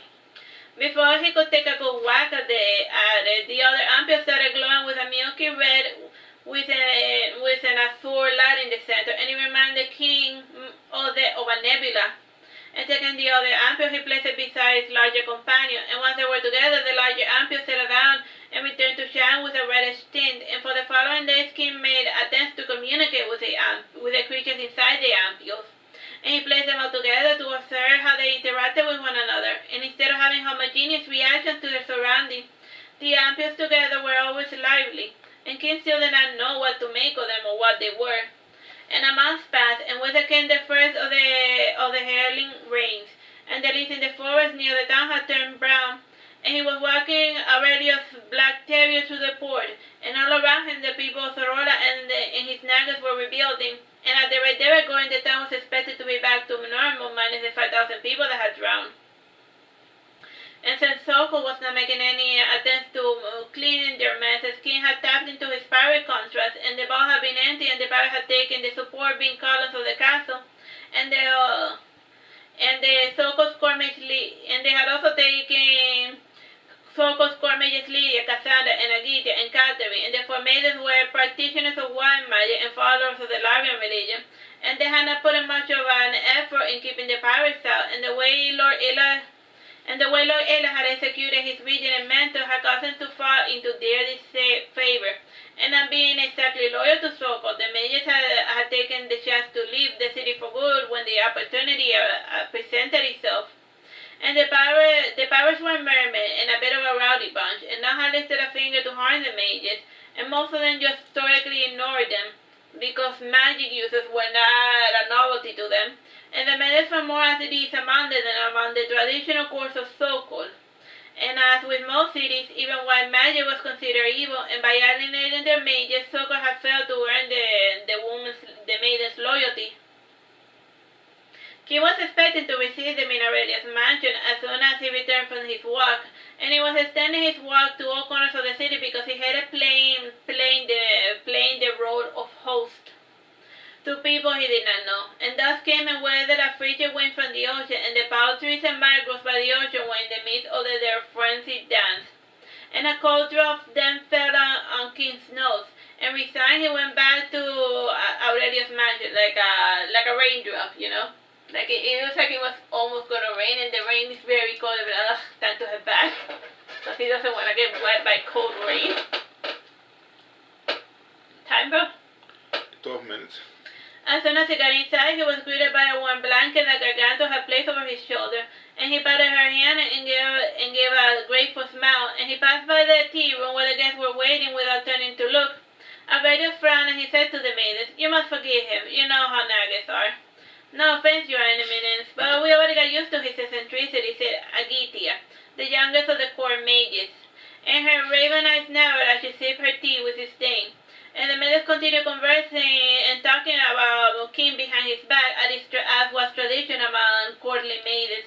And And as fans on the Vacation Advisory wrote, their studies and hearing sickness, these core mages spend their time in blissful idleness. And Garganta showered King from head to toe, and the doggy he still carried. And after grooming him, she dressed him in a gentleman's banya. And the sleeve was decorated with golden embroidery, and then she combed and perfumed his hair with water that emitted that smell faint of lilac. And she then put it on his jewelry, and once she deemed him presentable, he waited another half hour before bothering to go see the guests. And when he came down, the maidens were having dinner with Aurelius and his granddaughters. And a chair had been placed for King and Gargantua, and after examining the silverware, Gargantua proceeded to eat with her hand. Like she looked at the silver, I'm gonna go eat with my hand. And then she went to eat with her hands. Chuckling Agati asked, oh my, why have silverware lit out if you do not know how to use it?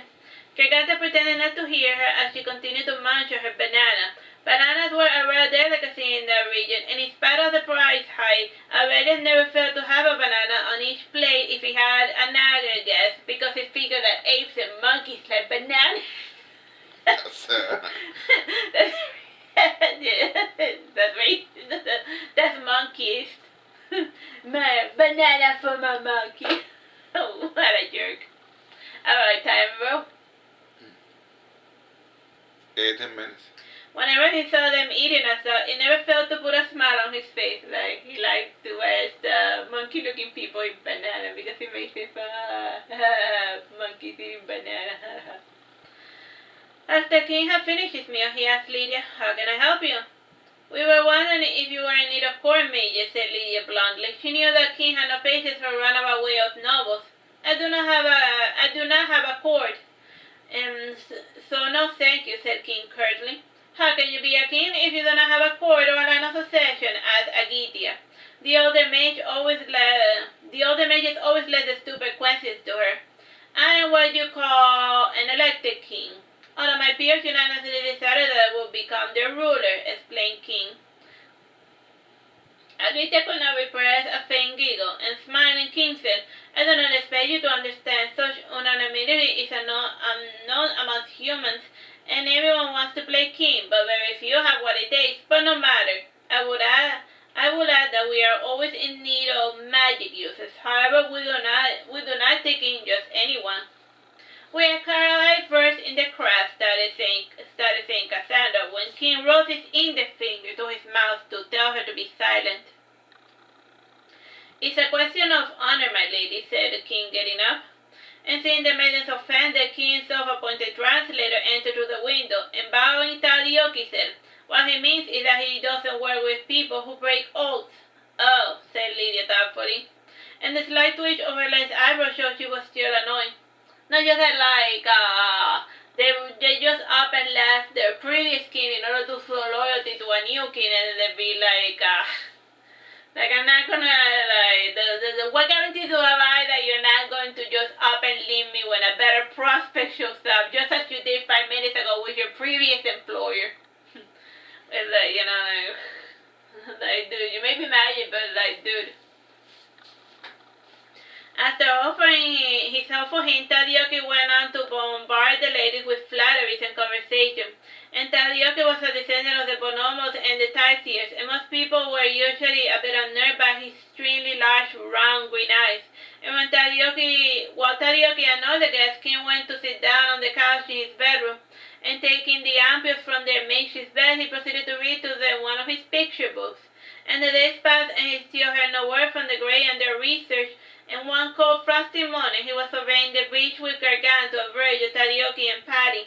And the coast was exposed, and they were taking the chance to feast on the exposed mollusks. You know, it's like seashells. Like in some coasts when the water sinks down a lot, it reveals like those seashells, and then you can eat them. He saw beyond the coast one of those iron ships rising to the surface, and Virgil looked up and said nonchalantly, I guess we missed one. No, said Gargantua. And King and his entourage left the exposed coast, and they made their way towards the harbor. And borrowing one of the shipmates' telescopes, the group proceeded to observe the iron ship, and it was going up and down the water a lot, and at it spun an arbitrary oval sail, which seemed to have the texture of tinfoil. And as the day progressed, some of the locals started gathering by the coast to gape at the bizarre antics of the iron ship. It was a novelty that it wasn't attacking, but its presence still unnerved them. While King was returning to the manor, he saw the strange aurora shimmering over the sky, and the sky then trembled and went back to normal. And when he came into the manor, there was plenty of fuss inside, and Garganta gave a piercing, inhumane screech, and all of the humans settled down. And when she had their attention, King said, "There is no reason to panic. I think that our ship is different from the ones from before." "How can you be certain?" asked Aurelius, entering the scene. And King then said speculatively, "I know because I had the core materials of the 5 ships, and I sent one to my lieges to study and manufacture an iron ship of our own. And the ship we see is just my friend's experiment, fooling around with it." "We should like to study it as well," said Lydia. Sure you would," said King curtly. Agita then insisted, "If you have 5, then we would like to buy one." "They are not for sale," said King, putting his foot down. Time, bro? 5 minutes. Lydia noted how King referred to the ampules as people, as they and not it.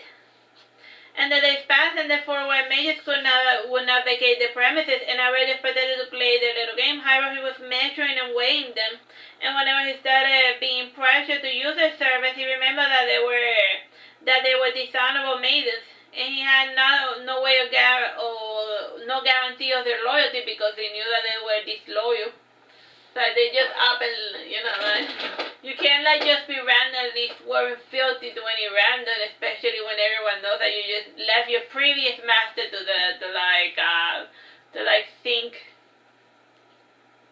From time to time, one of the maidens would go into King's study to look through his picture books, and the Cormelians never took those books in earnest because they didn't consider them true grimoires. And the two did try to experiment on the ampules. However, as King had half expected, the white quartz had refracted magical properties, and any magical attempt to crack the ampules would refract back to the casters. And in the end, the maidens resigned on not understanding the mysterious ampules. And since King was not guiding them, one day Lydia and her companions had the right idea of performing a swap, and they took one of them. And they took the one that seemed the most lightless and easy to replicate. And while they started taking it, the colorful ampules started emitting a hostile red glare. And Cassandra nodded and said, "That one changes color when it is separated from this one." "Curious indeed," said Lydia. "Maybe there's a gem or something inside the flask," suggested Agitia.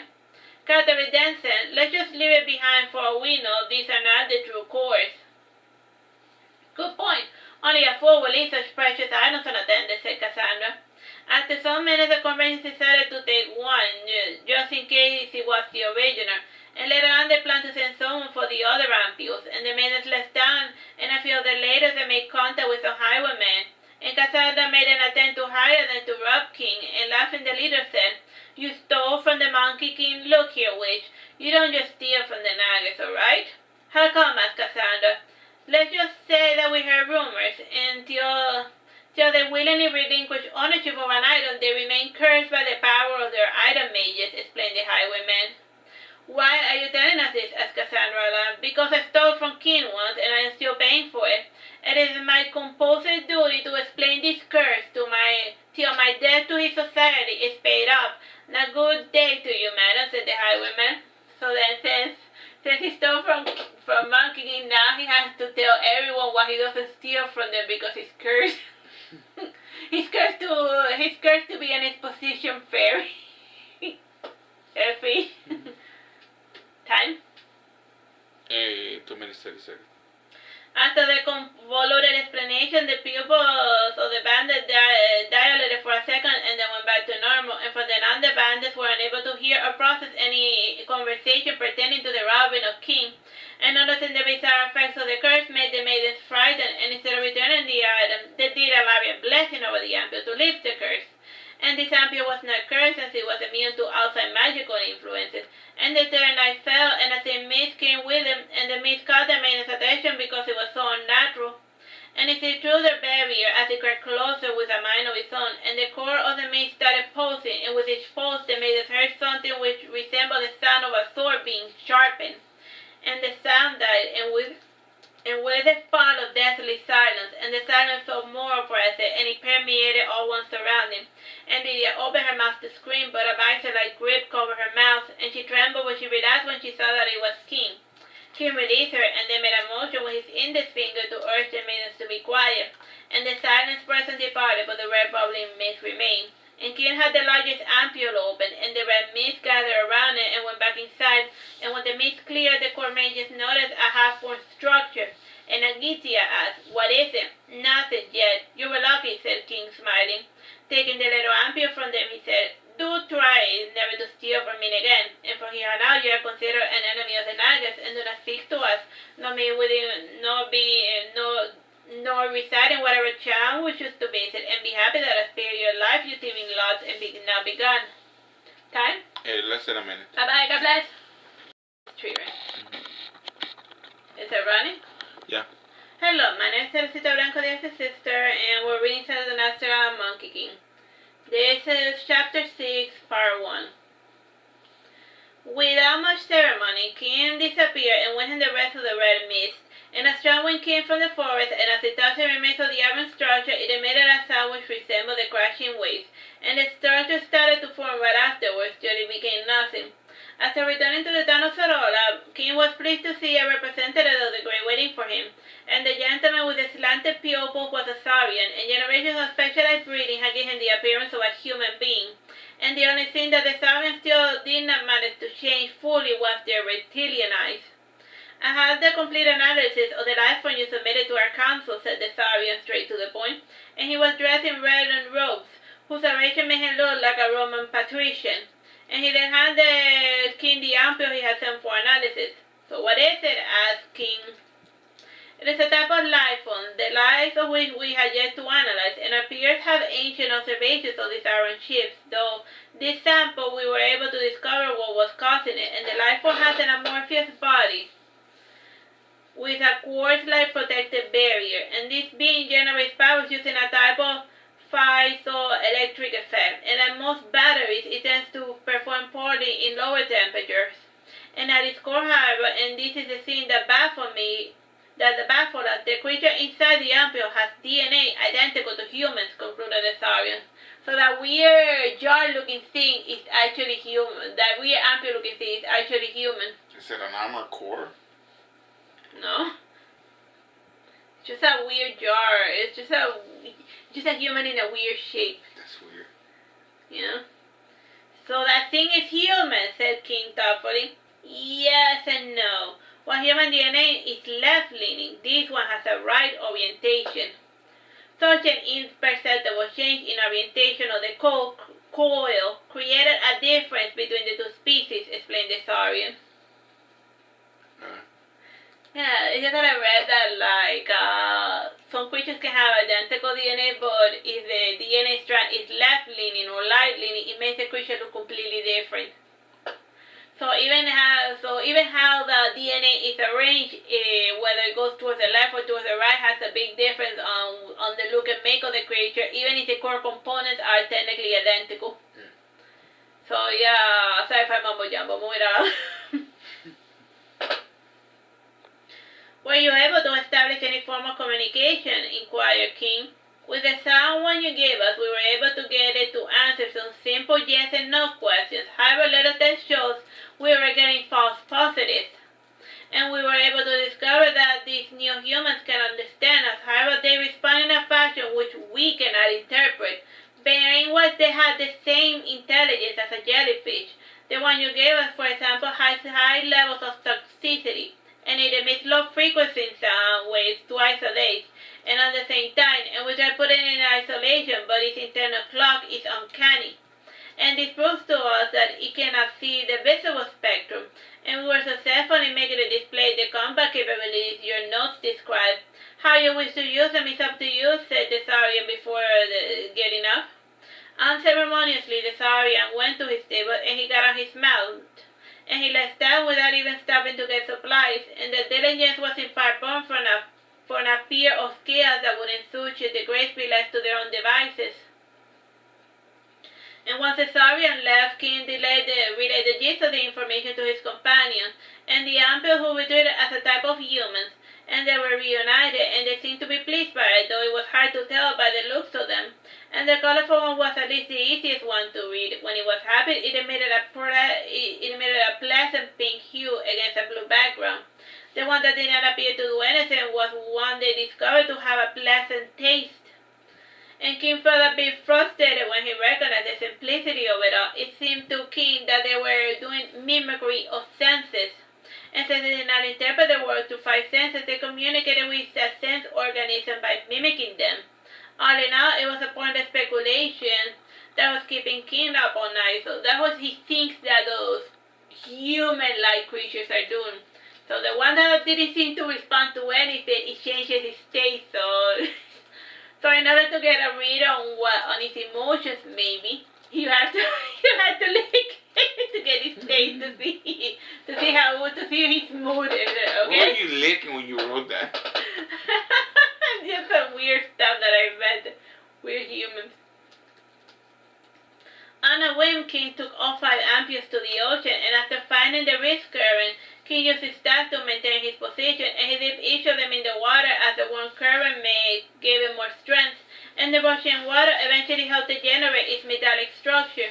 And he did the same with his 4 other ampules, and upon closer inspection, each iron ship had its own flare. And King said to the ship, "You are free to go wherever you please, and do try not to get in trouble. Being as powerful as you should not bother with petty affairs, and go live your own life, and if you are bored, play with the fishes." King waited 20 minutes to see if he had been understood, and since the ships were not leaving, he went inside them and repeated the speech to each of the corps, and again the ships did not depart. Sighing, he said, "Oh well, we certainly could use some new battleships, and you're welcome to help us if you had nothing better to do." The ships then made their way towards the harbor, and at that moment King felt as if they had understood him, and the feeling faded away when he saw the ships foaming and turned to ampules. And it took a bit of doing to fetch them from beneath the waters of the dirty harbor, and after getting them out, King, annoyed, said, "I am starting to suspect that you guys might just have a poor sense of humor, or bad sense of direction." The ampules showed no reaction, and even the colored ones seemed undisturbed by King's rebukes. And since he could not keep calling them ampules, he decided to name them Rusalka, sight; Vodnik, smell; Isme, touch; Hyperion, sound; and Ava, taste. Bless you. Yeah. What? One of them sounded like a sneeze. Isme. Isme, bless you. Yeah. They would become the flagships of its naval force, and this caused a bit of a controversy among those who were aware of the statutory limitations of technology. And visually speaking, the ships looked far more advanced than anything that a medieval society could string together. However, the flagship's power was purely biological, and in the end, they were gradually given permission to use them as naval ships. Time, bro? 16 minutes. You asked me a minute and a half ago. Sorry. You're spending most of the reading asking me what time it is. I can The tell. first mention as a mercenary corps did not manage to win the Nagas any allies, and he was coming from the North Blaming for the tsunami disaster, and it was interpreted by outsiders and certain insiders as a ploy to make money. And the Nagas destroy your home, and now you must pay them to rebuild them. At least that was the rumor that was spreading about. And after a few minor skirmishes in the northern part of the continent, the Naga army was officially bored of unimpressive battles. So, they were only given big jobs. And so the army business was low for the Nagas. Winston and Virgil decided to engage in the delectable art of peace. And for a standing army, they focused on securing the trade route and acting as escort for merchant caravans. And such missions only required almost a fraction of the invisible army, and the main bulk was left with nothing better to do. A quick question. Didn't Marduke have an army of Nuggets? Nuggets. No, he didn't have. They were just part of the main campaign, but then afterwards they went to do their thing. Oh, gotcha. That's why they're bored, because after the fight in Veragero, then the famous final battle and whatnot, then things have been it went from an all-out war to just. You what do we do with all of these swords? Yeah. Because like the continent is in disarray, but it's more at a smaller scale, you know. Because like they went from like a being more unified kingdom to lots of little feudalists fighting over each other over small pieces of land. Like everything disintegrated, and you know how in civilization everything degrades to chaos when you enter a dark age and everything gets nuts. That. I got it. And one of the leaders of the Invisible Army was named Edith, and she was a descendant of the Sphinx-red-handed holler monkeys. And her long straight hair was black with red stripes at the center, and her arms and feet also have reddish brown coloration. And she found King in his new home, away from home, in a radius manner. And since he had not moved out, Aurelius did not particularly mind him or his companions, and King had ended up living there till the end of the year. The granddaughters adored King's magic tricks and colorful fish illusions, and Edith found King in the middle of one of such games, and King was summoning animals of the forest and having them act in a natural fashion. The bulls were twisting and swimming as if they were fishes, and the marlins were walking about conversing while holding a teacup. And from time to time he had his illusions engaged in play fighting, or he would try to jump scare random people that were not aware of his games. And Aurelius disliked such illusions as they reinforced what he perceived to be aggressive behavior, and it was unbecoming entertainment for ladies of the manor. Still, there was nothing better to do aside from playing outside or playing with a board game. And another time, King mounted a more complex show with animals acting out scenes from whatever story first came to his mind, and before attending Edith, he had his animals act out a particular story. Once upon a time there was a little mischievous red herring. He was delighted in nothing else than causing problems in the country of the rightful Marlins, and one day he reasoned to the king of the Marlins something that seemed like a practical idea. The king blue Marlin did not know the exact number of fishes in his shoals, and if he wanted to hunt properly, all his schools should be counted for. And to complete this task, King Blue Marlin set out his trusted Billfish advisor, and Billfish visited all of the schools of the king, and he counted all of the members. And while counting the blue marlins, the General Macaira said something offensive to Billfish, and the two had never met eye to eye or anything, and out of spite, Billfish omitted General Macaira and his school from the roster. And Billfish did not know that the general was the illegitimate child of the high priest, and to remedy this evil, the goddess Erua made it so that all but the blue marlin schools were to be fished out by men. And since then, no schools of fishes perform a census, and that is why you only find blue marlins in this ocean. And after concluding this bizarre story, King unceremoniously left toward his study. What was the point of that story? You just have a fish act out nuts. There's no point.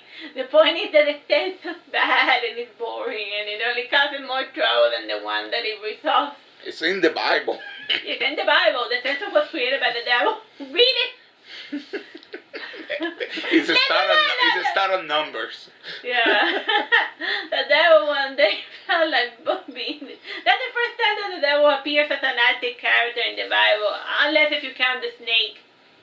But I don't count it. And then he invented the census. That was his next big evil plan to like corrupt society. That's just nuts. Okay, time? Yeah, 11 minutes. So weird. The Ganta was in the middle of bathing the five ships in salt water covered with rose petals, and Edith could not get used to the idea that the 5 ampules were a type of human, and she wondered if they were others like them. And to get her attention, King raised his voice and said, "How can I help you, Edith?" "Yes, I was wondering about your intentions and how we may help you accomplish your goals," said Edith. "Why don't you just come out and say, 'I am bored, give me something productive to do with my time,' or 'I am tired of monkeying about,'" said King straight to the point. "Yes, well, we could go back to the highway business," suggested Edith. "Nah, there are few merchant caravans this day, and most of them belong to us and our associates. We will look very foolish if we rob ourselves." He said, "Let's go back to being highway robbers." It's like, dude, that's barely like where most of the people traveling, we can't like rob ourselves. Said King pouring tea, and he sat down on his couch the tea had a sweet aroma like cinnamon mixed with vanilla, and Kip sipped at his tea quietly, and Edith was not much of a tea drinker. She simply sat before her king, gathering her brown parka made of deerskin over her shoulder, and she was definitely overdressed for such a warm surrounding. And after trembling a little, she said, "So, how do you suggest we spend our time?" "You could help Pierre with his little market study, and he always does his little questionnaires whenever he visits a new town," suggested King. "Questionnaires are well and good, except when dealing with a hostile crowd, and it would be a lot easier and faster to just do a survey of personal belongings of everyone in the city. A quick visit to their home at night should be more than enough to see what they want and what items they are lacking," thought Edith. "If you can make it happen without disturbing the human habitat, then by all means try this little scheme of yours, though frankly this idea seems to be more trouble than it's worth," said King, shaking his head sadly.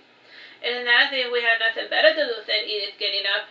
"You could try to get yourself a real hobby like painting or creative writing," suggested King. "That is so well and good for humans, but such cultural products seem like a waste of time to me," said Edith, leaving the room. "If you say so, my dear Edith," said King, sipping his judgmental tea. And after acquiring permission, Edith made contact with other party members of the Invisible Army, and they divided into small units of 3 and 5. Through the power of the Iron Mages, they were able to disperse through most of the cities and towns of the west of the continent, and they kept to the south. After breaking several entrances, sneaking into matches, and killing a few household owners in self-defense, the Invisible Army had compiled a comprehensive list of what was needed and what was wanted among the general population.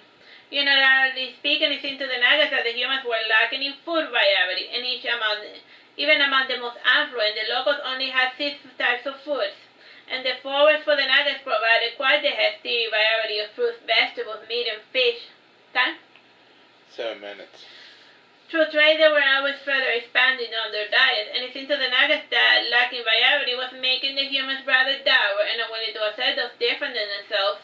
And after pondering on this matter somewhat, King decided that the Nagas would try a culinary diplomacy in order to foster trade relationships, and the Nagas would feed prospective clients and show their variety, the versatile bounty of their land.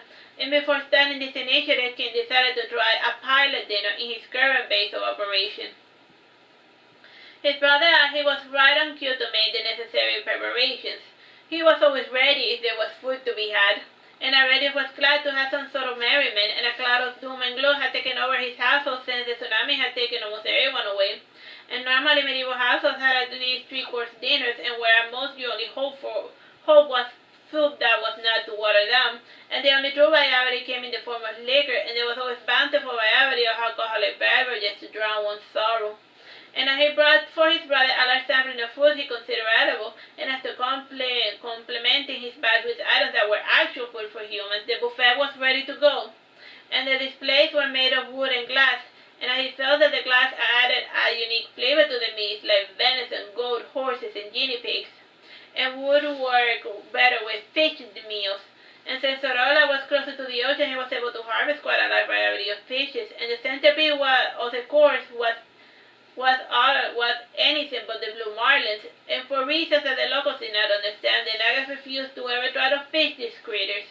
And whenever one was accidentally snatched, he was quickly returned to the ocean, and they were everywhere, but were almost impossible to fish out. And other dishes that were sadly lacking were the chicken or birds of any type, and the large variety came in the form of goods like berries, cashews, cloves, pineapple, guava, passion fruits, camu jams, sweet potatoes, avocado, and black peppers. Okay?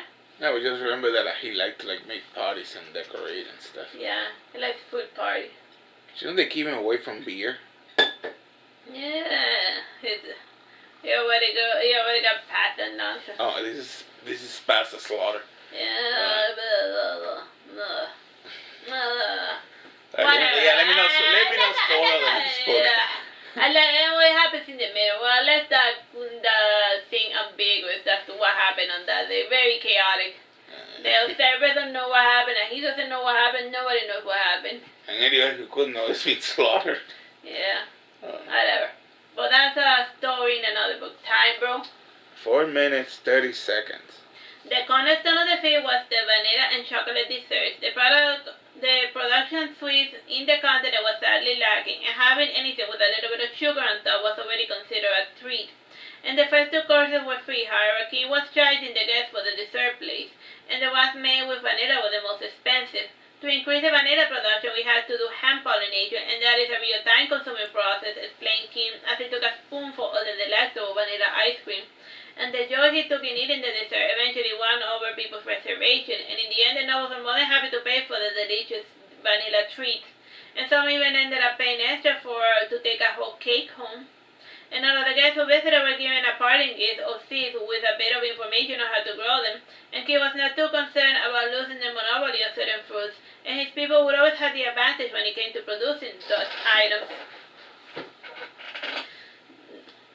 During dinner, King would get interrogated about the meat and fishes, and as he had expected, the nobles were more suspicious about those items, and Garganta noted grimly that most of the tropical fruits had been left untouched, and she made a mental note that the humans from this region were carnivores that had a bit of grain on the side. And Aurelius picked up a small dish with a little deep-fried meat, and eyeing it with suspicion, he asked, "What sort of mystery meat is this? Is it chicken?" He took a fork and bit a piece of Aurelius' meat, and then he put the rest back, and Aurelius frowned, and he started to protest, but then he stopped when he saw King shaking his head sadly. And looking at his face, he put his plate down and got another one with a similar-looking dish, and as he noticed this proceeding with a grin on his face. And when Aurelius was not meeting his eyes, they glowed for a second a deeper crimson. And Sina, he said, pointing to his plate, "That there is what you humans refer to as bushmeat." That is what you humans refer to as bushmeat. It belongs to an animal that has yet to be domesticated by humans. The gray in the highland has taken a liking to eating guinea pigs, and they get farmed instead of traditional pigs. So they are like really small pigs, as Aurelius said, as he gesturing his hand, and he added with his eyes turning glassy. They don't require as much room as regular pigs, and they reproduce like crazy. They can also be raised in urban centers, and you don't need to have a farm to work with guinea pigs, and the taste is similar to rabbit. Interesting, said Aurelius, starting to make calculations. But what he doesn't know that a guinea pig is actually a rodent. It's actually a rodent. Remember guinea pigs? Yeah. They're rodents. Rats. Interesting, but he omitted the fact that it's a type of rodent. Eating rat. While he was conversing with Aurelian, the youngest daughter, Lita, was trying out all of the dessert, and as the youngest 7-year-old, Lita was spoiled to the core, and Aurelius had given her 300 coins to purchase whatever sweet she liked, and much to her annoyance and the annoyance of everyone in the dessert table, the Naga's serving were not accepting cash, and Lita then remembered how King only accepted types of items. And she ended up trading $4 and 3 bowls, and her cigarette and her shoes in exchange for a whole cake, a vanilla sundae plus topping, and a cereal of caramel flan and 2 donuts. And King went out to Patty and he asked, "How is business?" "Business is a killer," she said gleefully. Narrowing his eyes, he went through all of the items she had collected, and based on their scent, he went note by note, returning most of the items. And as a human poet, Patty always fell under the temptation of overcharging for goods when the opportunity arose, and she had even taken advantage of poor little Lisa. And Aurelius smiled and nodded with approval, and the nobles too were pleased by how King had managed the situation. ¿Es eso realidad? Bye-bye. Hello, my name is Teresita, Blanco, the sister, and we're reading SaturnastraMonkey King. This is Chapter 6, Part 2. After doing so, he whispered to Patty, Don't think that your position is secure just because you're Winston's wife." Patty bit her lower lip, and then she lowered her head, and she sat down and waited for King to stop looking at her. And when she was certain he was no longer watching, she went back to manning the dessert stand. "Egg," said Gargantua flatly. "I know," said King, shaking his head sadly. 20, said Gargantua. 30 if we're lucky, said King. And after completing their meal, King went with Gargantua to the top of the mini tower, and the ampules were resting there as well, and Rosetta, who was the 2 years older than her sister Lita, had painted faces on top of the ampules, and she had also put now and then different types of doll wigs, And this small change alone was enough to give the ampules a semblance of humanity. What are the ampules? This is nuts. Okay. I never heard are they like pickle work? No, just the best example, think of it like something that resembles like a jar of glass with a liquid inside. Okay, but they're also human. But their DNA is leaning towards a different side, and that gives them their bizarre appearance. And then they have their skin is more like quartz, and they have a jelly interior. Okay. Like a weird amoeba with a tough outer shell. So we can be either humans or amoebas, guys. Yeah. Depending. It's one or the other. There's no middle ground. Yeah. Okay. We are the sci-fi thing I've seen in a while. Okay. Aside from King, others started having one-sided conversation with the ampules. And King addressed Rusalka, the colorful ampule, by saying, "Did you see anything interesting, Rusalka?" Rusalka turned a deeper crimson, but then settled to a low beige color. And putting her period on his ear, he was shocked to hear something that resembled words. It was faint, but he imagined that her period was saying, "toy closet." As with other instances, the sound response had been his imagination. Chuckling, Gargantua said in a gruff voice, "Coma." King folded his arm as he struggled to get the complete meaning of what Garganta had just said, and his train of thought was interrupted when he heard a commotion downstairs. And coming down, some of the nobles were striking his brother, and as was his habit, he was laughing at us. Since those weaklings were truly trying to hurt him. King opened his mouth to say something, but the words immediately died out, and furious he struck the nobles with his staff and knocked them senseless, and Aredo made a motion as well to explain. But he cringed when he saw the glow in King's eyes, and they had an unnatural cyan glow to them, and the color change was only for a second, and Aredo thought he had seen it in the first place, and hoping that he was up, he said, Must you always cause troubles? This time it was my fault," said he, dusting himself out, and he added, "It is best if I go. Take care, little brother." And King was about to protest, but he was gone before he could say anything. And the next day, King did an inquiry as to what had occurred. And the man who had accosted he were one of the many people who had lost family members because of that ill-fated day in Aragon. And even now, he was being punished because of Leo's many mistakes. And to remedy this problem once and for all, King resolved to take his full diplomacy to Aragon in order to clear his brother's name and show that he was innocent of everything that had occurred. So like some crazy thing went down in Leo's castle, and then since he was a man that was a dragon and an outsider, they blame it on him. But since he was like... That is previously on Ahi. Previously in Ahi. A book that we haven't gotten into, but happened previously to this one. But it's too long to read and too weird. I'll read it last. Because, Garganta thought of her lips, guessing her companion's state of mind. The following day, he said to his brother, "I'm going to leave this world for a while, and once I finally return, you know where to find me." And the dragon's angler retracted, and King hurried out the window and climbed to the roof, and he saw the shade of his brother through the barrier, and the lunar dragon was departing. And once his true body left for real, King went to his bed to lay down. Alright, explain to them what this is all about, because they needed to read Ahi in order to understand what just happened. Alright, so like here's the world of Saturn. Saturnastra. Saturnastra. And here's the Titan moon, very tiny. And then Ahi is as big as a moon. So then, since it's like socialized dragon, in order to interact with folks, he releases a small angler that has a little human body where he can interact with tiny people. But his true form is like ginormous. Yeah, he's as big as a moon. Yeah. So then when they're hitting his body on Earth or torturing him, he just finds it hilarious because they're not really there. They're not really hitting anything. They're like just, it's like this is a real body, but this is what you're hitting. Like this part over here that's not really doing anything to the main body, and then he's just like, oh, this guy knew just how easily I could squash them. If they only knew. Yeah. So there you have it. Muera lang. So, when Garganta saw him, once he left for real, King went to the bed and he lay down, and when Agatha saw him as thus, she dragged him towards a hot bath. And once inside, she cleaned and groomed him and washed his teeth and combed his hair. And since he was not snapping out of his melancholy, she did what she usually did in this situation. She coolly went towards the fireplace and she took out a piece of burning lumber. And small flakes of fire started to catch on the carpet. And King was already on his feet to put the fire out with his staff. So like, it took not about his depression, she started to light the room on fire.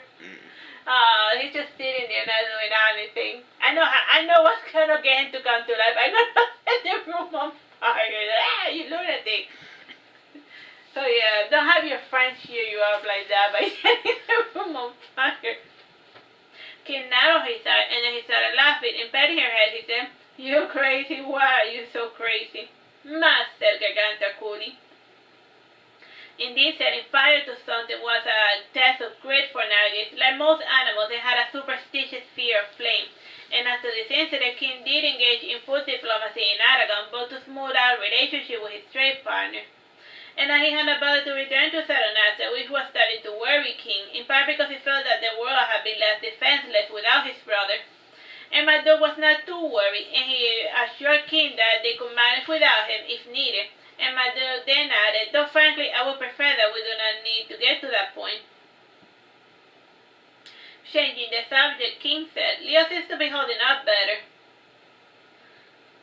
"Well, he is doing decent for someone who is a curse," said Marduke sternly. "It's a blessing, not a curse," protested King. "But you and I know the intention behind this little game of yours, and frankly, I am surprised by you," said Marduke, mortified. "People change," started saying King.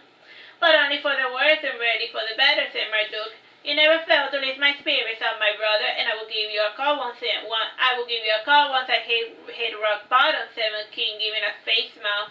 Afterward, he went his way towards the dining room, and when the party ended, King was at a loss as to what to do next, and he looked at Pierre's trading map, and he saw the cities and villages marked as friendly. And even with the friendly villages, the Naga had few trading contacts.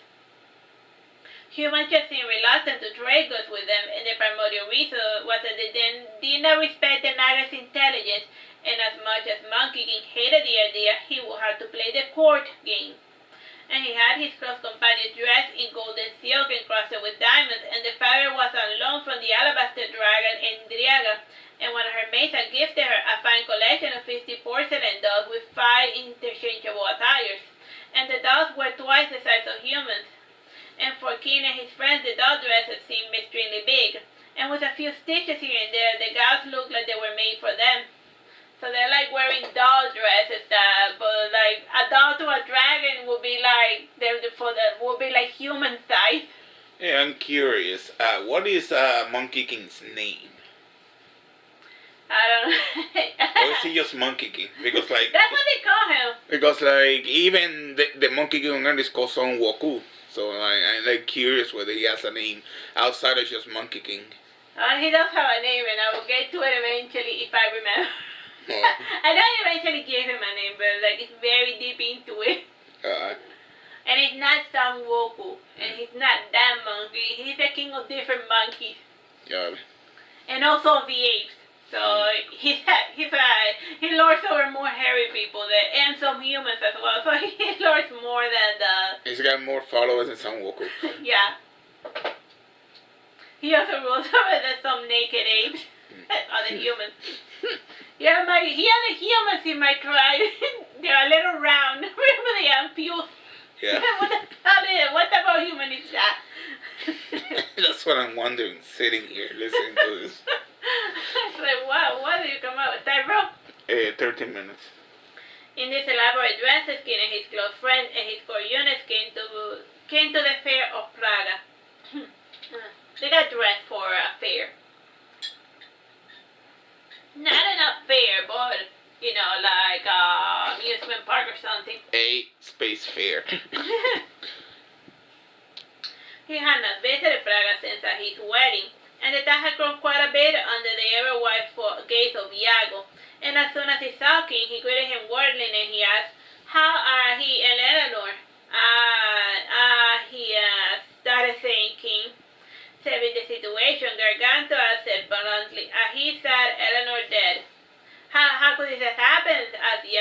return, he was not seen for the rest of the day.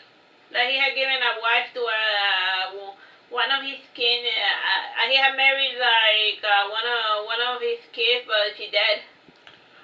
Wasn't he married to Brunhilde or Brunhilde someone else? No, Brunhilde was just like the chick that he didn't marry. Got it.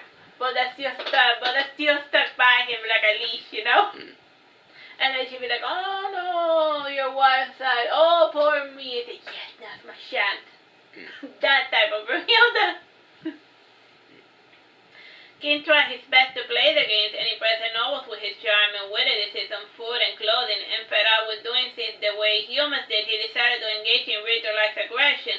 And taking his staff, he entered the jousting arena and brazenly walked over the edge of the dividing fence. And the knights who were about to joust just watched King with bored interest.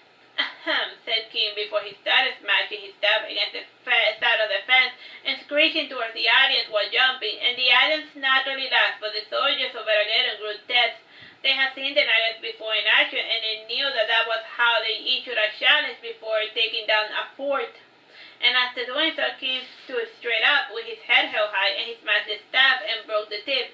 In front of blossom forth bulbous green bough form, and then another, and the creatures started and became spiders. And smiling, King said, there's nothing to fear, these spiders are an illusion, and I simply wanted to entice with a bit of an impromptu magic show. And the spiders exploded into many tiny spiders that crawled all over the audience, and they did not feel them, but seeing them crawling over their face was more than enough to make some woman hysterical. And others imagined that they could feel them crawling up and down their bodies, and King repeated the same game with snakes and ravenous dogs and birds, and the audience was too frightened to make any sudden move, and the knights were just starting to grow agitated and were howling for every so often, and even the dullest human knew that something was amiss. And when King started calling for lightning, he jumped, and seconds later, a jet of icy water shot in his direction, and he saw the red mist at the edge of the forest, and the scraping of the Rusalka, and she was the stronger of his 5 ships, and did not require to be near water to manifest her weapons. And to save face, he said, ta-da! And he swiftly left the jousting arena, and he sat back down, and Patty commanded as the king passed by, our king has finally lost his mind. Our king has always had a tad of the insane, but now sat wisdom fearing to say something he will regret, and while King was sitting down, he felt an arm pull him down, and he was soon dragged on the ground, and no one noticed when he disappeared, and not even Garganta seemed to mind or even care to look for him. And while the rest of the night, she hated what he was becoming. And when King became aware of his surroundings, he noticed the floating islands, the sun, and the space, and he was within a his domain. In his dragon form, he heard his brother say, I find you lately to be a bit disappointing, and even the shade I leave behind no longer comforts you. Damn it, Ahi, why did you leave me, complained Monkey King. Because I was your wish, your true wish. Back then, you always wished to get out from under my shadow, and I was your twin, but you hated that I had become my own self, said Ahi. You knew, said King. I always known about everything.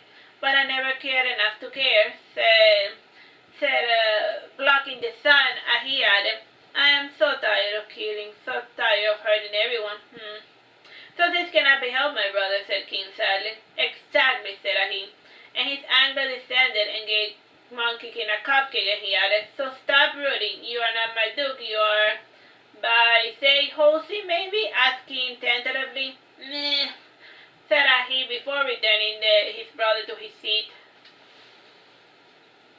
Like he gave a tentative name, and then he's like, my name is gonna be it, and that's a terrible name. Time? 8 minutes. King was disappointed to know that the stands were abandoned, and it was still noon, so he found that rather odd, and as he walked back to them, he noticed how the humans were cringing whenever he passed by, and the knights of Veraghetto would regard him with mild amusement, and as soon as he opened the door to his room, he noticed that something was missing. Garganta's things were not there, and he went to the other rooms, and he noticed that his companions and even their few mounts were gone. And the innkeeper saw King looking about, and he said coolly, your friends went on ahead without you. Did they say where they were headed? Asked King. No, responded the innkeeper flatly.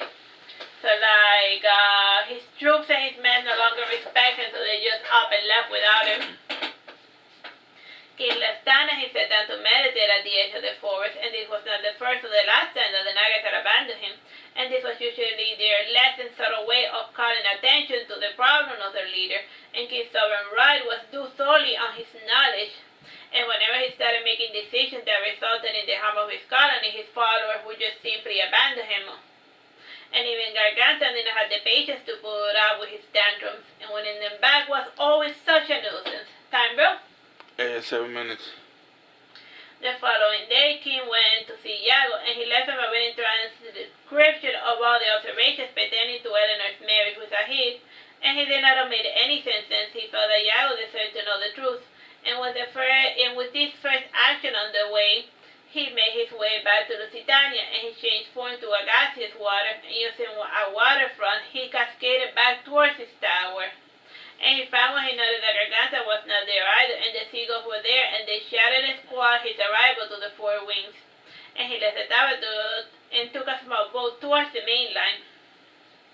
And after a 2-day hike, he arrived at the home of Winston and Virgin, and his clan was normally stationed in the territory during the summer, and it was rare for them to have more, in each clan it was rare to have more than one alpha or beta. However, since the twins were in equal strength and mentality, they often acted as one, and King found King both admired and envied their bond, and he wished that he would have a similar relationship with his brother Ahi, who had become so different from him, and he as well. When Winston saw King, he asked, "So, Abel, what brings you to our tribe today? Do you come hither to offer tribute, or do you desire permission to mate with one of the lesser females?" "I grow so tired of these little games of your wisdom," said King coolly. "We gave you more than enough chances to prove yourself, and that little stunt you pulled in the games was cross the line," said Virgil. "Since when do you care about humans?" said King. "And you know as well as I do our opinions about our high and mighty cousins. Now, our problem is with you. Your behavior was too human for our taste, so we decided to exile you, just like you taught us," said Wisdom. "So how can I prove myself that I am no longer human?" asked King. If you were a true Naga, you would not be asking that question, my dear Abel. Before you came, sure, we struggled, but we clung to life by our instincts alone, and our ancestors survived, and we will do the same without you. We do not need you or your knowledge," said Winston sternly. "You can't be content with just surviving," snapped King. "Why not? It is fun to be alive," said Winston. "Because, I'm not in the mood for this," said King. Annoyed, and he summoned up flames, and the fire burned the tree and almost touched Winston's toes, and King yelled, "Obey me or perish." Jumping from the tree, Wisdom and Virgil said, "That's not going to work again, little Abel," and the two brothers leaped from fire to fire, and they started beating Monkey King senselessly, and the magic faded as he protected his face and arm from the onslaught, and otherwise he screeched most pitifully, and he could never handle such open confrontations, and even with his magic and foresight, his twin opponents were unpredictable, and the twins stopped when they heard the howling of Garganta, and despite her more stature, the twins respected her strength. The twins dusted their former king off, and they set him up straight, and while other than scratches and bruises and a healthy dose of pinching, the twins had not done much damage, and they were experts in the delicate art of ritualized violence. And when King saw Gargantua, he frowned when he saw her holding a torch in broad daylight, and a good number of the trees behind her had caught a bit of flame. And it was a good thing that the ground was damp from the recent downpour. "Go," she said, gesturing with the torch.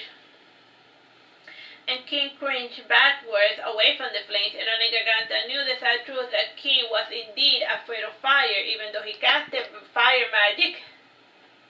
Caught by the sudden thought, King removed a hair strand, and then he held it towards Gargantua, and his eyes were glowing with bright cyan color, and the hair strand grew solid, and it took the form of a bright blue chicory flower, and a single tear escaped Winston's left eye, and he took the flower, and he stared at it like a madman, and Virgil too seemed moved, and Winston threw the flower towards the ground, and together with his brother they stepped on it.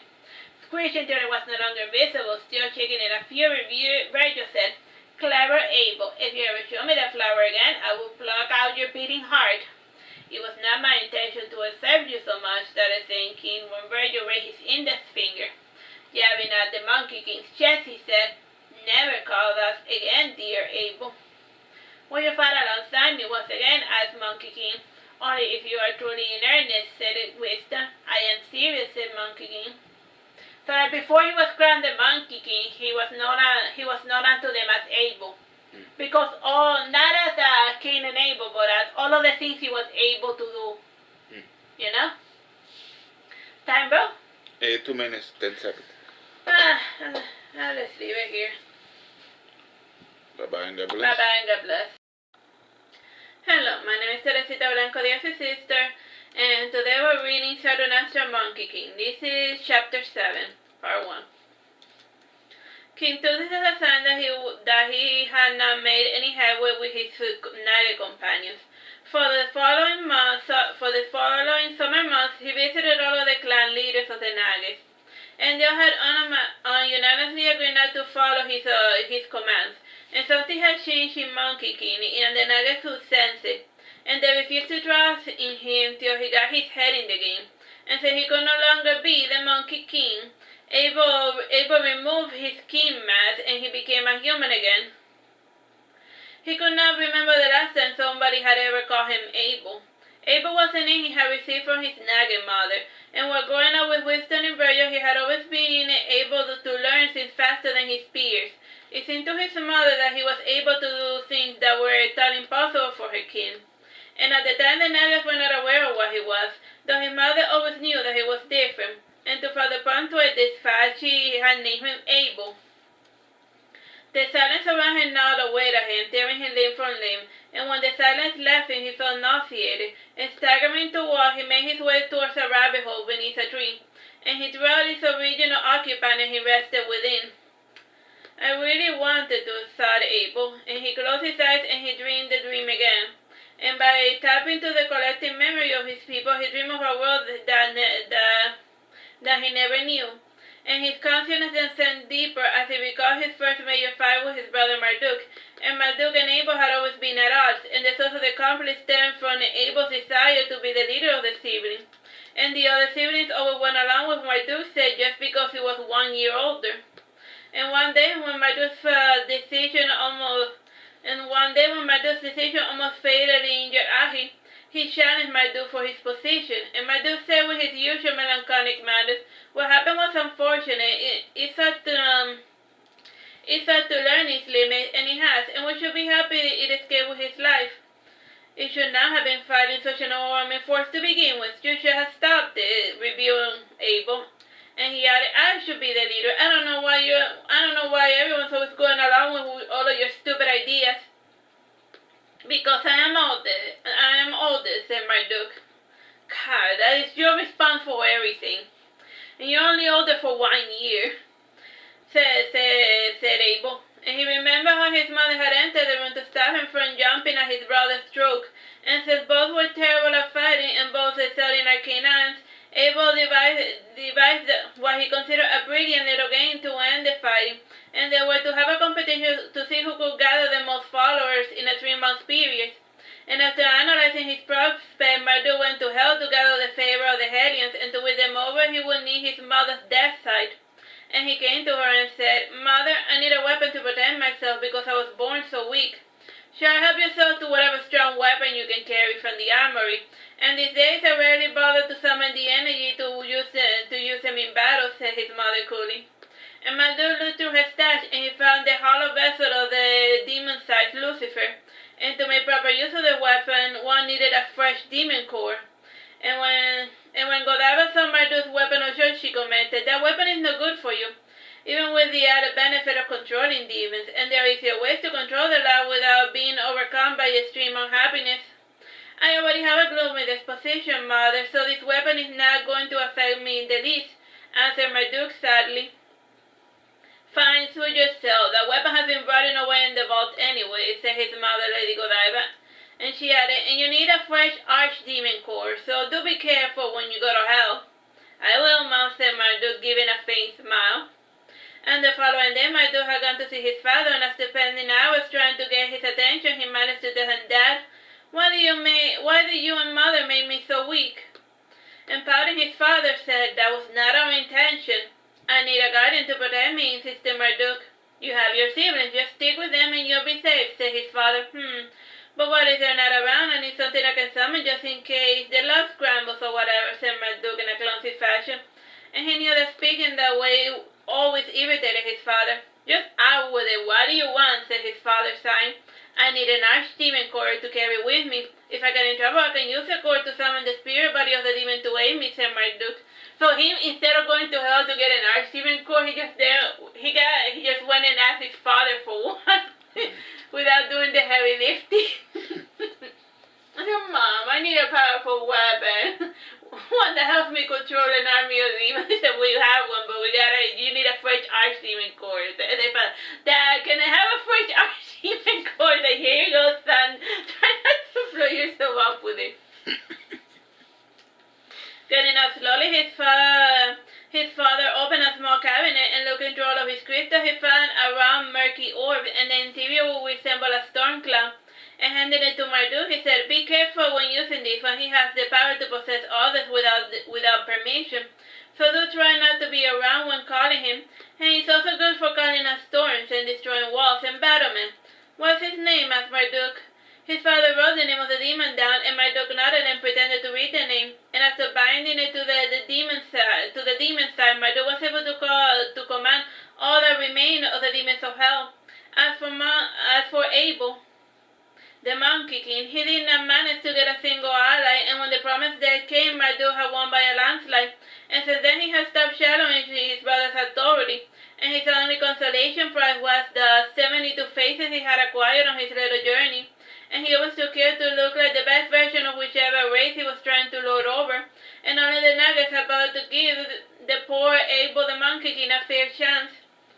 And when Abel emerged from his rabbit hole, his human features were fused with those of the rabbit, and a bird who had been watching him chirped with surprise, and Abel jabbed his newly grown ears until they sank, and in time he resembled more of a squirrel than a monkey. And after singing it through, he realized that what he had to do to win over his friends. But first he needed a bit of information, and screeching at the top of his lungs, he called forth at a band of 30 owls, and about 5 of them perched on his person, wounding his hands with their talons, and trying to scoff out the pain. In imitation of his brother, he said, how fares the life in the forest? The owls gave a long hoot in response. And in the rest of the world, asked Abel. The owls then gave a short, repetitive hoot in response, and nodding, Abel took the form of the wind and made his way towards the town, and he was moderately happy to see the red mist trailing behind him. And at the edge of the town, Rusalka took the form of a tent, with a sign that read, Animal Healer. And the town was called Beastby, and due to its proximity with Lusitania, the grazing cattle had become sick as of lately. And one of the farmers who saw the tent came inside to inquire. He asked, what are you selling, traveler? Oh, wait, you're one of those fussy little critters. What was their name? Ah, yes, you're a monkey. What are you doing so far out of home, little monkey? I'm here to sell my service, said Abel. The farmer looked at the humble tent, and picking up an iron chair, he asked, is this a service? No, the chair's not for sale. You pay me and I help you. I'm an animal healer, as the sign says, said Abel. The Monkey King. An animal healer? Why, I never heard of such a thing, said the farmer, suspicious. Well, it is a new thing made by the priest of Ortiza, the goddess of the earth. Today's healers only treated humans and elves and other high-minded creatures, but the animals like cattle need help too. Either die the owners while they starve or be jailed for failing to pay their taxes. Explain Abel. Time, bro? 15 minutos. Why is it that I first see you now when the cattle are all sick? And you did not have anything to do with it, did you? Asked the farmer, suspicious. It is a land, sir. Your cattle ate sacred grass that belonged to Ortiza, and now they're getting punished, and I am here to bless the cows and grant you special permission to graze in this land, said Abel. The farmer was still unconvinced, and after a short negotiation, the farmer agreed to give Abel 2 of his fattest cows in exchange for saving the rest of the herd. And Abel brewed a vaccine and inoculated all the cows to make them resistant to the toxicity of the forest. And if the humans ate those cows, they would gain immunity to the parasite spores breathed spewed out by the forest. And after the inoculation, Abel invented a series of dance with flowers, and he passed a bouquet over the head of each of the cow, and then he passed an egg over their forehead of the cows and their family. You know, like the human caretakers. Mm-hmm. He instructed them to throw both items at a crossroads late at night to complete the ritual. And after this first success, other people came from town to have him heal their animals, and most of their problems were related to the forest, though there were a few that were of the more mundane variety. A pack horse with pastel-legs, chickens with head cloths, and roosters with low virility. And these mundane problems had already been resolved by Abel's ancestors, as such he had an easy solution which rarely required any real magic or science for that matter. How do you know if a chicken has a head cloth? Head colds. Oh, I understood that tenía un... No, you know, thick chicken. Got it. The same way that humans get like weird chicken related. Yo, the chicken flu. Remember that? Whatever. When the winter months came, he was asked to live in the Jones farm, and Earl Jones was the first farmer that Abel had helped, and one day he was visited upon by a noble servant, and her master called upon Abel because his dog was very sick, and Abel went with the servant to examine the dog. And the noble mansion was just what you would expect, with the fancy drapery, expensive vases, flowers, carpets, and columns. And the new manners looked so much alike that Abel suspected they had been made by the same group of people. And the beloved pet in the master bedroom was agonizing, and Abel looked at the small critter and his owner pacing the room left and right. And he was just lying there whimpering, and the dog was in fact a Lusitania, a type of toy dog with wavy hair, and he had a lion cut and a white-head tooth, and the fact that he was whimpering was not a good sign. And Lusitanias were known to be a very quiet dog breed, so like it's a dog that's known for being quiet, winding up in the top of his lungs. After examining the dog, Abel asked, "Have you been feeding something new to your dog?" "Why, was it poison?" asked the owner, raising his voice. He was an elderly man with a silvery toupee. Just answer the question. What does he normally eat? And what has he recently started eating? Said Abel, annoyed. "It just eats scratch meat and the kids feed him from the table," said the owner. "I need you to be more specific. Does he eat chicken, beef, pig, cats, anything?" insisted Abel. "Recently we got a shipment of shrimp, and we had never eaten shrimp, and I think my boy fed the dog a small piece," said the owner. And Abel nodded and went to his satchel, and he brewed a potion for the dog, which he had to force the dog to drink, and after 5 hours the dog was back to his old self again. And Abel then told the owner, "Be careful what you feed Ladybug, and these dogs tend to be allergic. I mean, they cannot eat certain food, and just feed him the old stuff, and be careful when offering him new types of food." "Thank you, Abel," said the owner as he walked Abel towards the door. As the day passed, Abel the Monkey King started winning a little bit of fame as a vet, and aside from feeding animals, he would deal with the day-to-day aches of the populace, and unlike healers, he would not ask for exorbitant prices nor turn away anyone who could not pay. And being a naga, he always found someone for his customers to pay him, and not with material, because he would have them work for him, and by the time spring came, word of the healer Abel was getting around, and it eventually reached the ears of his peers, the Nagas, and Pierre was the first of the Nagas to visit Abel the Monkey King. And he had not gone there in search of his kin. He simply gave an incidental visit because he just happened to be in the neighborhood. And when he saw Abel, he smiled and said, "You're looking better, Abel." "That's Monkey King to you, Pierre," said Abel, laughing. "A king without his people is nothing," said Pierre. "Yes, it is rather dull to be here alone without anyone to lord over," said Abel sadly. "You could try working on your magic a bit," suggested Pierre. "I don't see the point to rush my studies or to continue them for that matter," said Abel, putting the water for the tea. And after the tea was brewed, he served his visitor. Sipping the tea, Pierre commented, "Without your magic, you have nothing else going for you." "I do have all the powers," said Abel coolly. "Such as Pierre, without pretending to be interested. "I can turn you into a hamster," said Abel, I can turn into a hamster," said Abel, becoming a yellow and black colored lemming. "Try again, buddy," said Pierre. The fallen foreign apple-tree was one of a blue androgynous fairy, and its wings were like those of a damaged self-fly, which folded backwards, and Pierre found this humoring. And Abel had other fairy forms in other forms, and after a couple of hours, Abel had shown the entire book of all of the transformations he could do, with most of them being different flavors of rodents, fairies, goblins, humans, dolphins, and birds. Why don't you have a dragon form like your brother? Asked Pierre. Alright, he's just putting the finger in there. Why aren't you a freaking awesome dragon like your brother? You can't just turn into a dragon. Sure, you can approximate it look-wise, but mimicking their complex biology is not as easy as it sounds. In fact, it is easier for dragons to turn to other species than for other species to turn into dragons. Their bodies are just more malleable, explained Abel. Pity, I would certainly take seriously a dragon, commented Pierre, and he added, you could try to get yourself a dragon transformation. It doesn't have to be too strong, it simply has to look the part. Meh, said Abel without much enthusiasm. And the winter months came and with the warrior Gantua, and Abel had been expecting her for quite some time, and the birds were starting to arrive in the town of Beesby. And for days the birds have been examining Abel like a piece of meat, and even with the novelty of his form changes, he still carried himself with the air of a sneaky male. And when Garganta did arrive, she did not stay very long, and without a word she handed Abel the 4 ampules and then went on her way.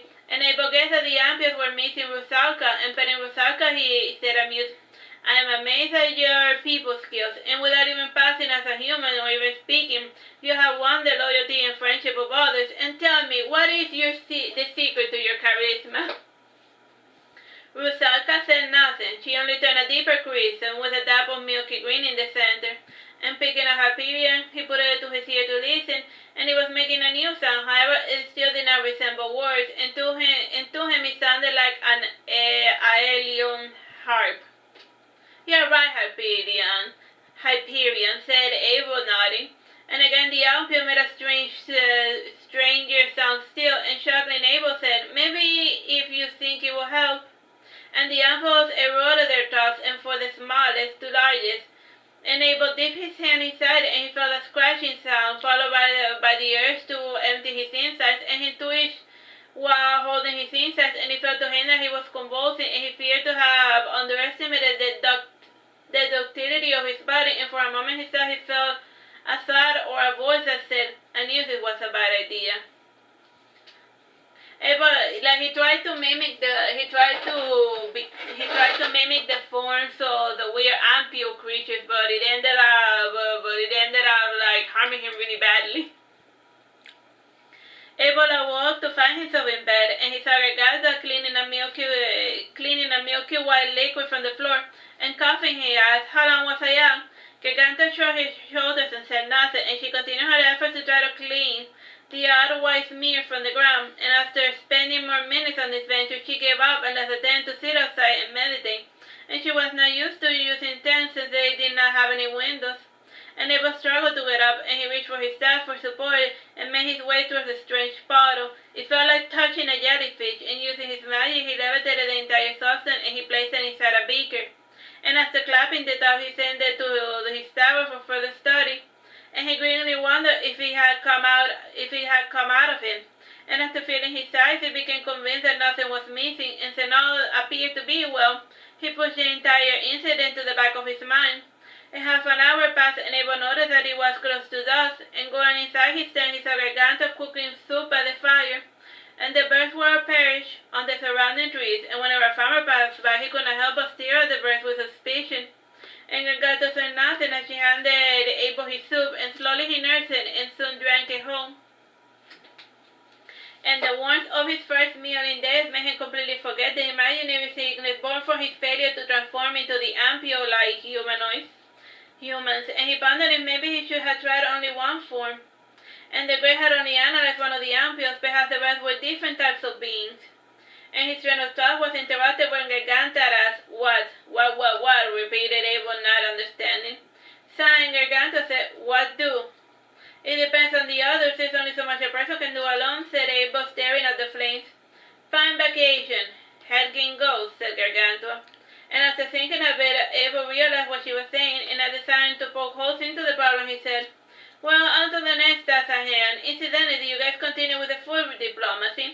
Gargantua nodded in response. How did it go? Asked Abel. Eat, shoot, leaves, answered Gargantua. I can't help but feel we are waging a losing battle, and whether we want to or not, humans control a significant portion of the resources, especially now with most of the elves gone into Ersa or hiding away in the Morensis.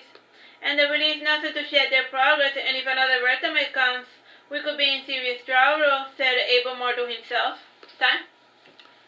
4 minutes. And following his train of thought, Abel had the brilliant idea to help prosper non-humans, and this would help serve as a buffer against the advancement of their belligerent human cousins, and in order to help them out, he needed to assess the situation as a whole.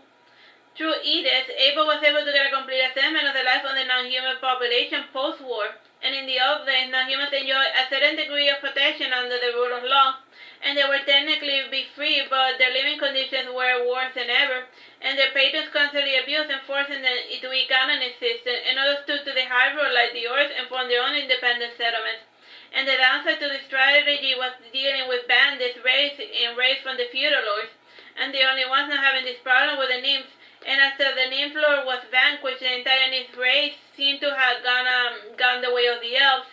Only now the little people without any sort of powerful magic or stature were suffering the worst. And under this list included the goblins, the dwarves, the orcs, harpies, and satyrs. And after looking at the list, Abel noted that it followed closely the list of races that were almost annihilated by Bersamin. And a wry smile was painted on his lips as he thought of the new blood realm. And while the other species were quick on the update, the humans were still getting used to the idea of only being allowed to war in the summer. Like when Bersamin died,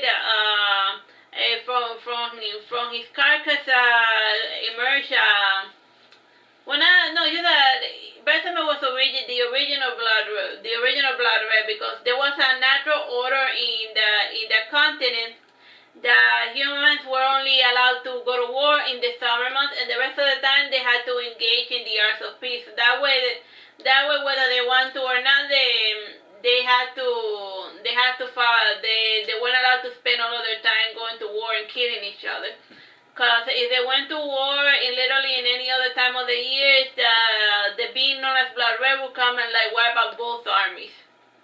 So yeah, so that was it. So then when Bersamin, the previous Blood Red, died, a new one was born in his place.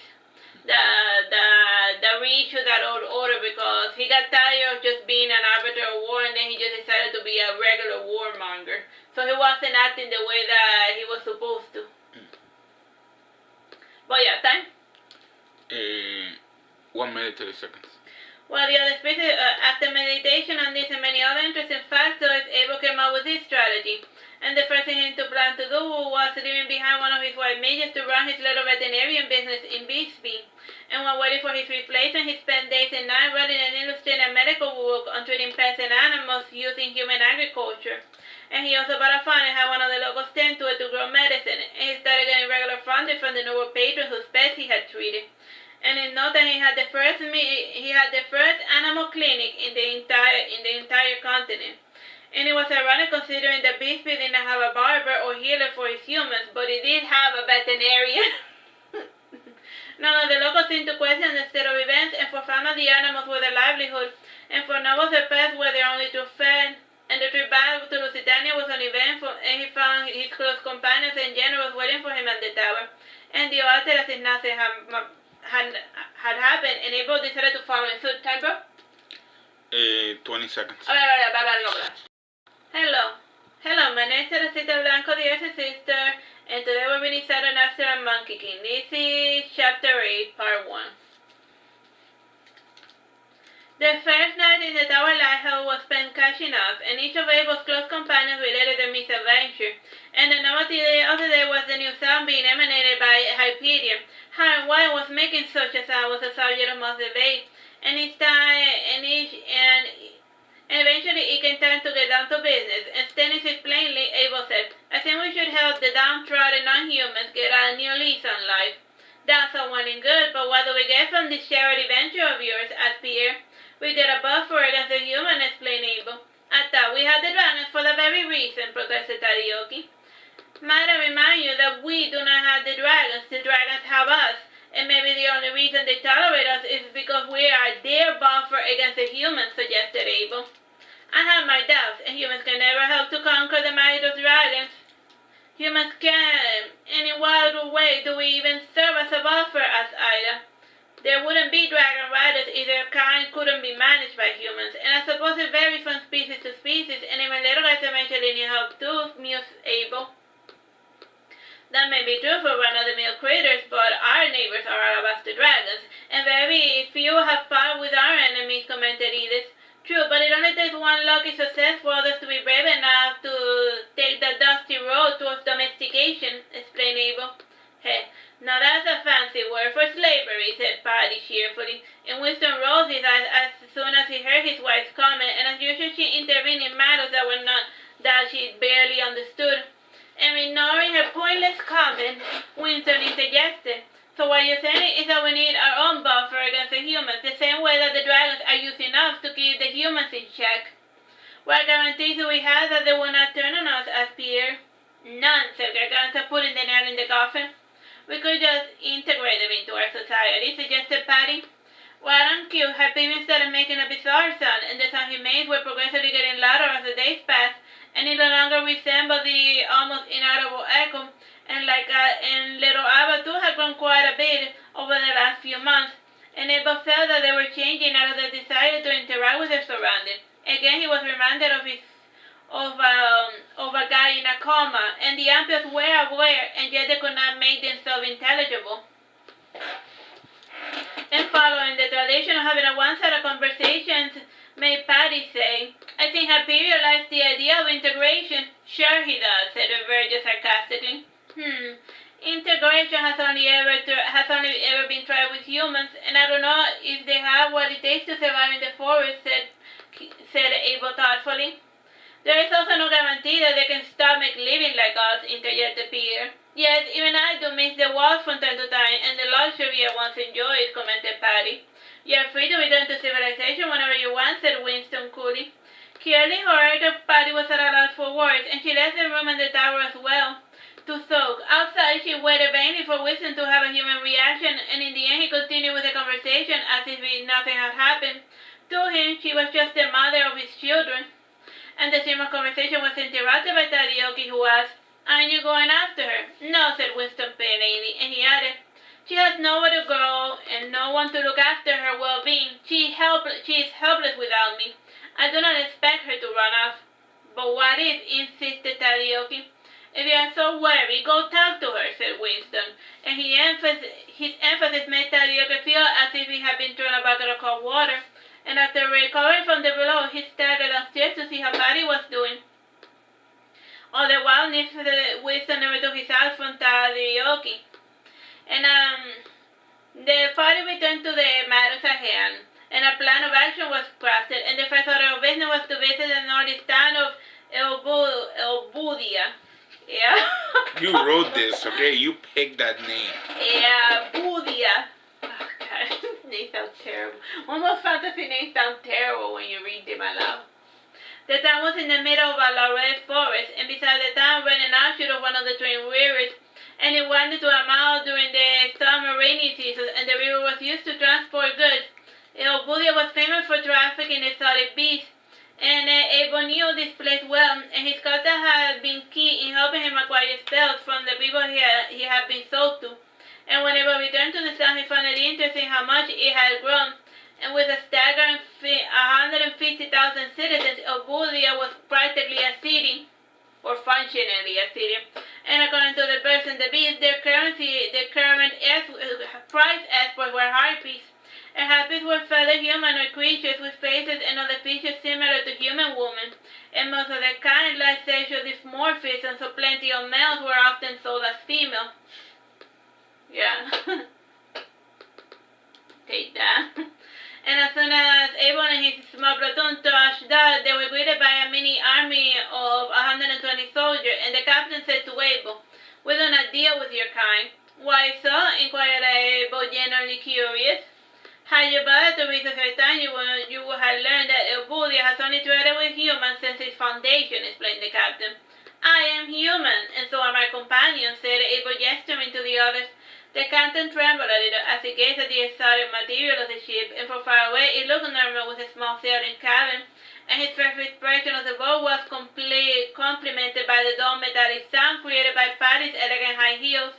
And since she was originally a true human, the feet did not resemble hand feet like the rest of the Nage.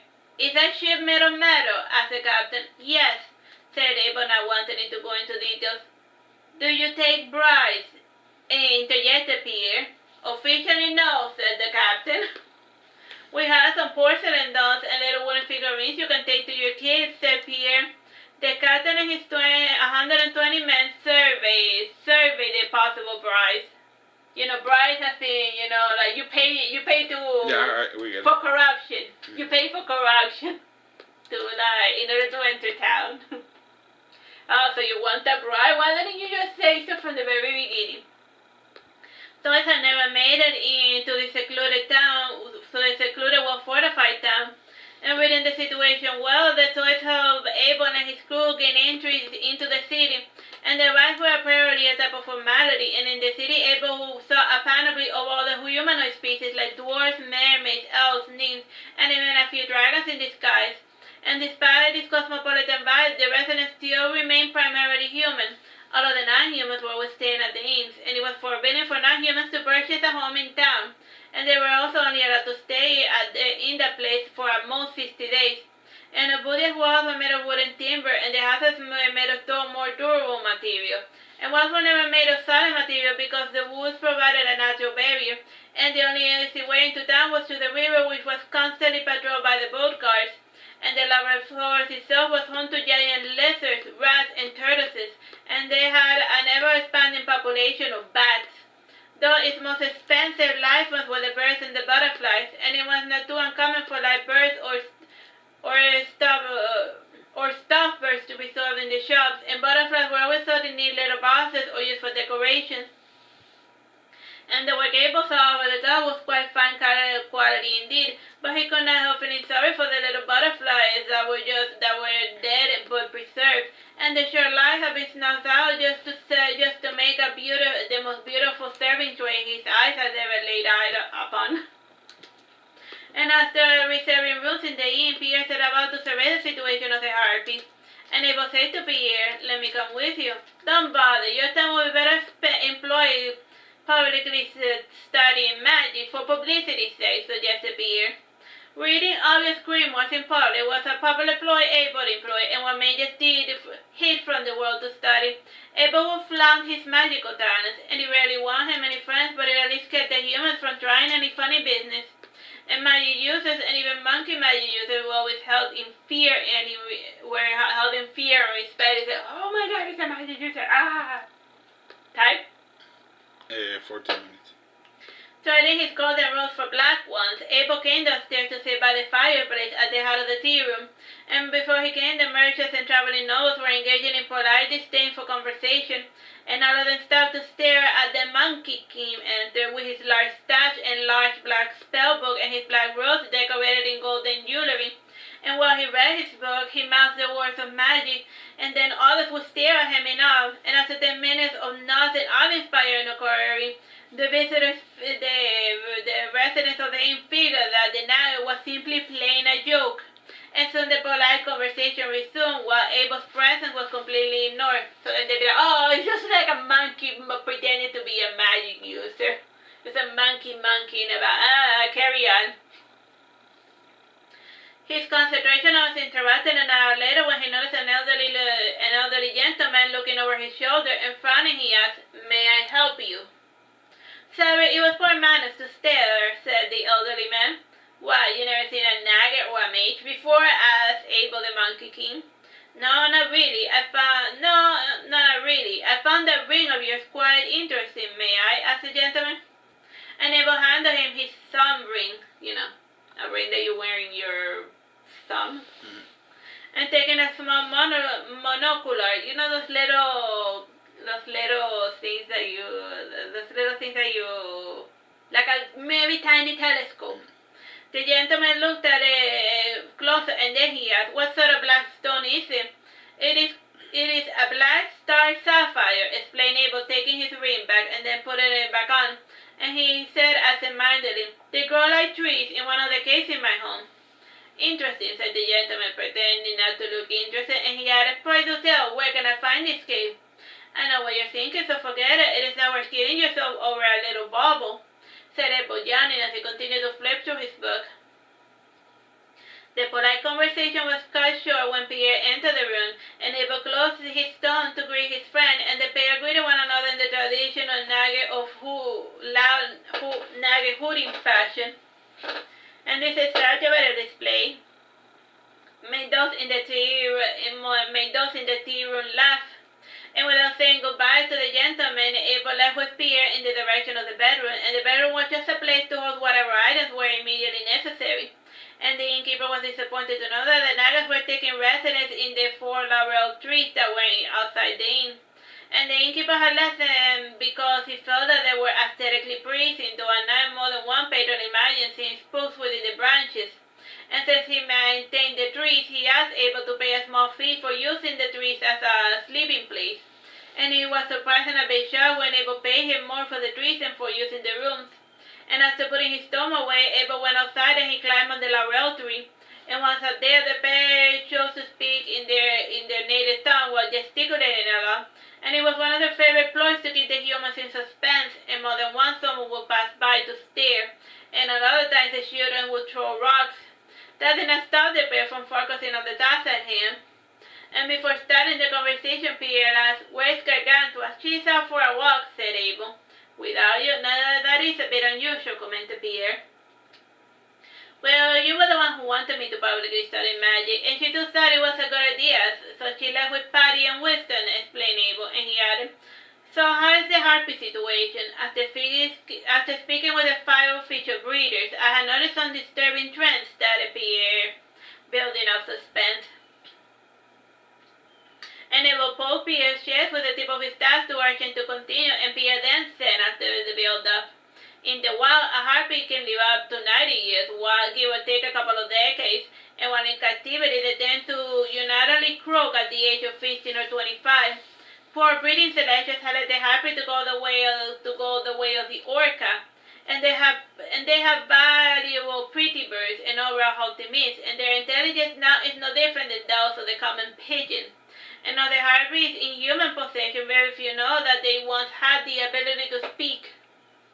"And their behavior," asked Abel. "Just about what you expect of any domesticated little pet, always cringing and cooing at the sight of their master. And they are a shadow of the creatures that they used to be back in the wild," explained Pierre. "Is there any chance of reintroducing them to the wild?" asked Abel. Right now might not be a good time, and the harpies tend to get a bit violent during this time of year. And we could try speaking to one of their clamors, but there is no guarantee that they would accept the odd-looking weaklings into their fold," said Pierre. "You don't know that for certain, Pierre. It's like trying to, like the harpies right now are like, in that city in specific, they are like how the dogs are in the human world.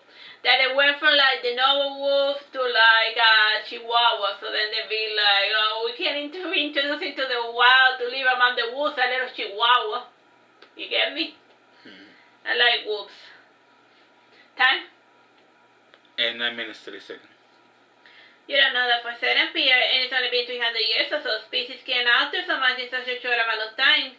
Current company excluded, and besides that sounds like a feeble human excuse, and I thought we had agreed that we weren't going to do things like our depraved cousins, and they know what they're doing is wrong, and yet they insist on keeping intelligent creatures in captivity. And if you ask me, the only creatures who can make it into the real world are humans," said Abel. "Let's say hypothetically we free them all and we put them together in one colony. What do you think is going to happen?" asked Pierre.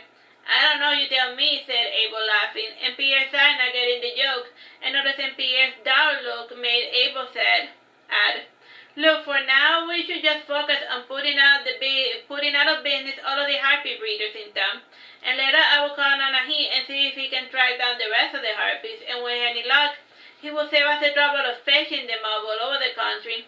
I don't think they are as popular as all that, and I travel quite a lot, and there's only relevant in the surrounding towns and in a few cities, and dragons technically have a monopoly over the exotic pet market, commented Pierre. Perhaps, Pierre, perhaps. Still, it would be worth doing some proper observations, and we should follow the usual paper trail of these harpies, said Abel.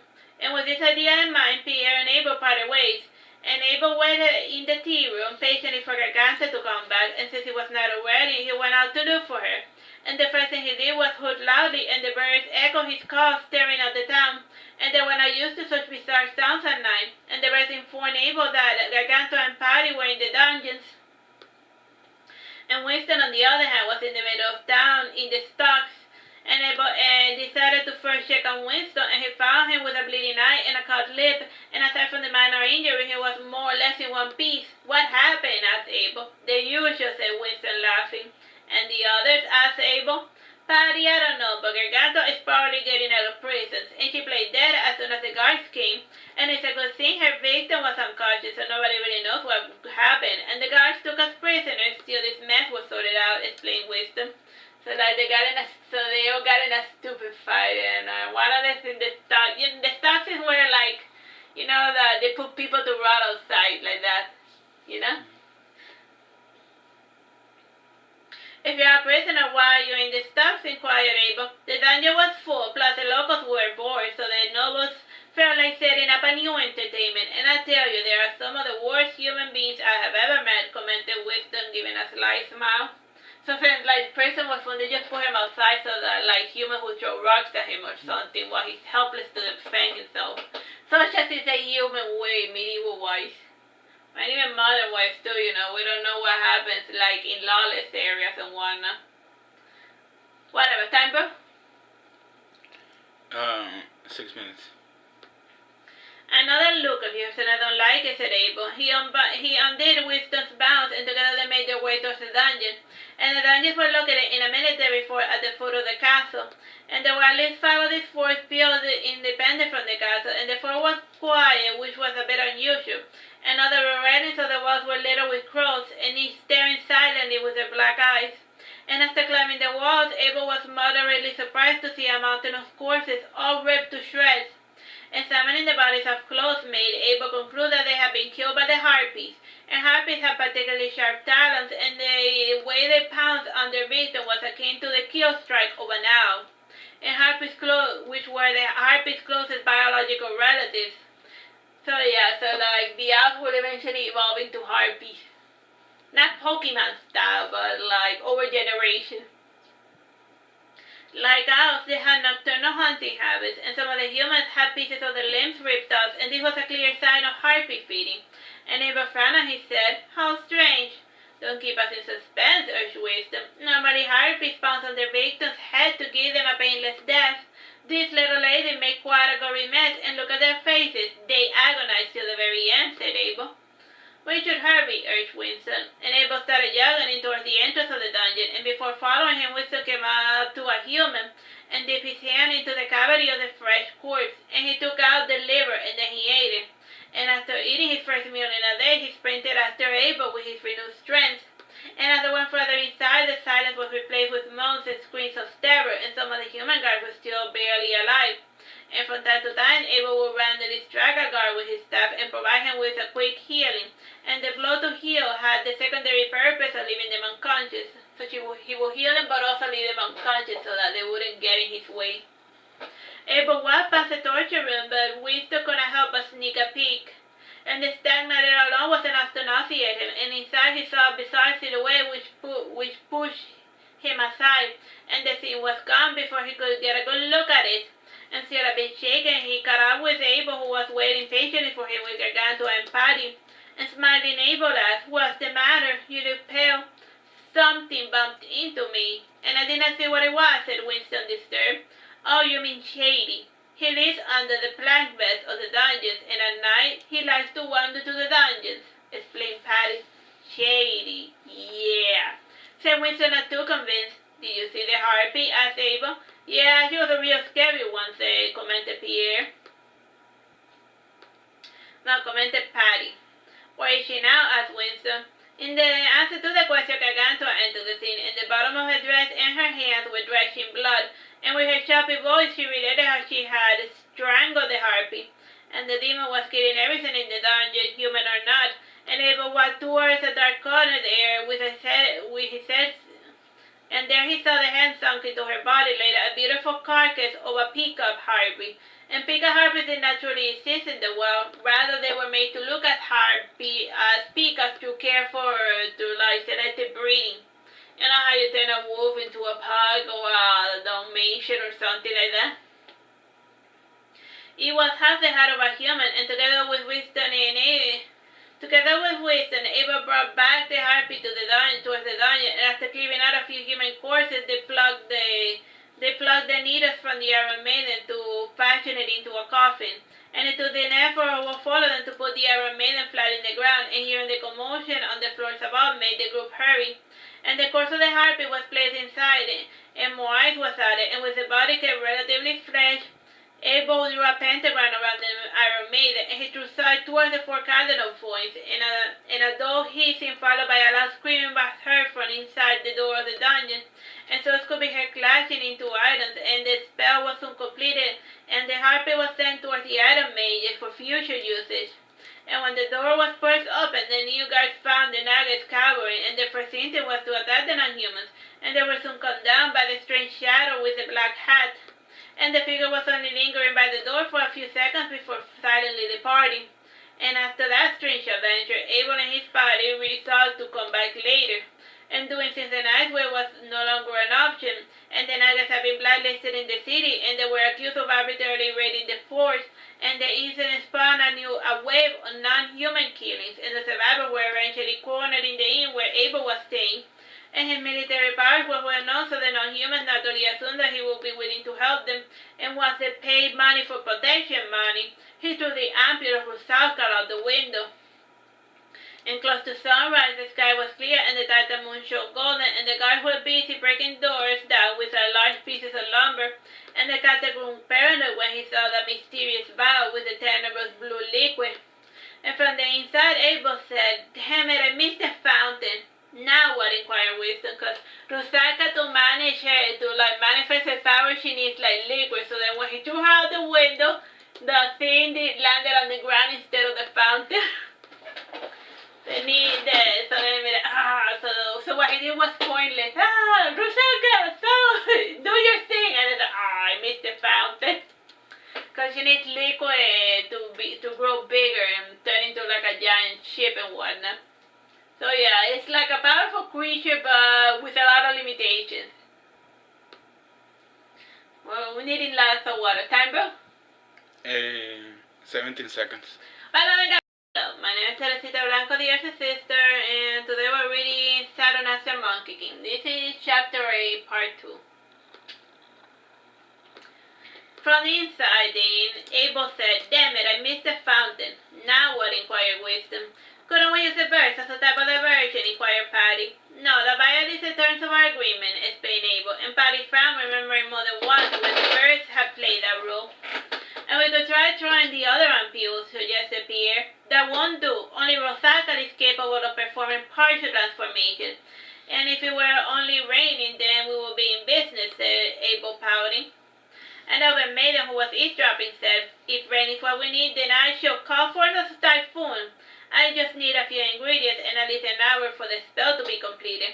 "We don't have an hour," said Abel, and he said, frowning, "I guess all that is left is for me to bite the bullet."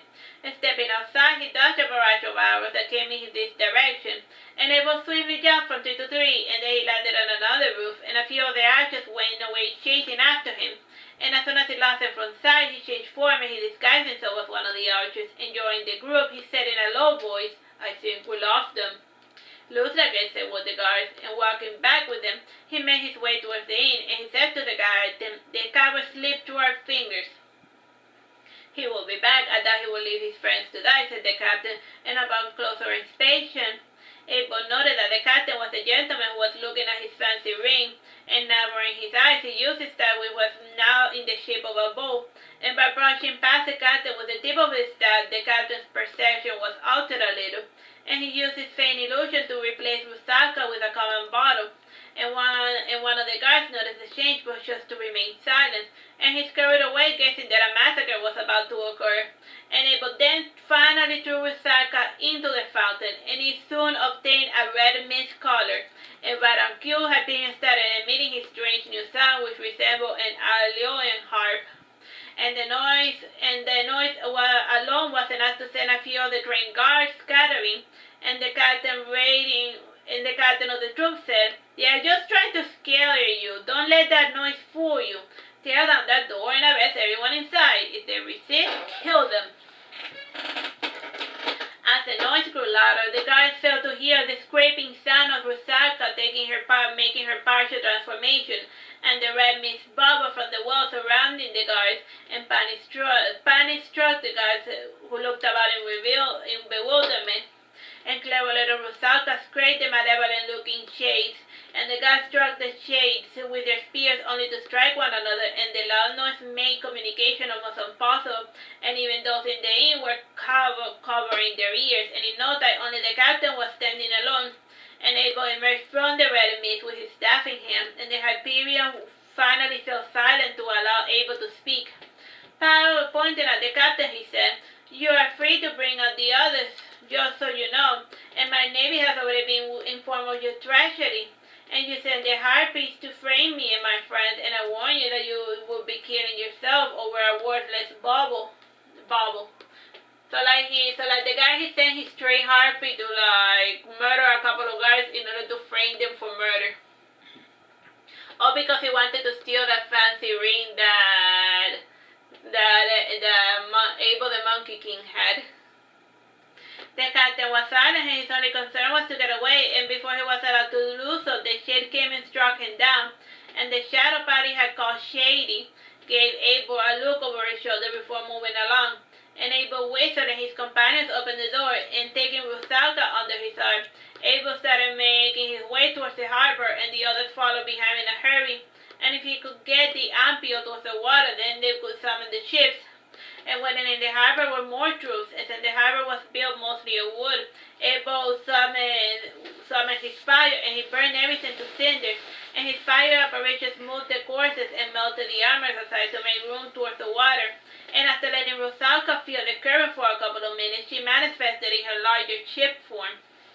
And Abel frowned when he noted that the river was not as deep as he had hoped, and half her frame was sticking out of the water, and after getting everyone inside, he primed himself for a battle from the safety of the armored ship. And aside from the control room, the rest of the ship was changing shapes to accommodate for its cramped surroundings. And the control room featured an iron sphere in the center, and inside rested the Ampio, and a watery vapor from time to time escaped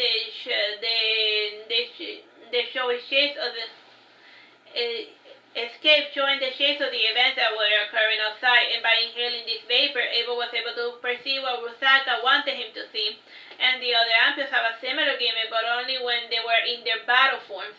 And with Hyperion, one heard what was occurring, so one had to use an old-fashioned periscope to see outside, and the same could be said of the other Ampios. This did not matter much, since in the past Rusaka's companions always did as she did. So Rusaka is the leader of the 5 weird Ampio people. Of all of the weird things that I've seen you, what about the Ampios are the latest? the weird stuff. Yeah, I don't even know how I came up with that idea. It's weird. I was reading about Ampios, and then I came up with this after digesting the information. Tyro? You still have 18 minutes.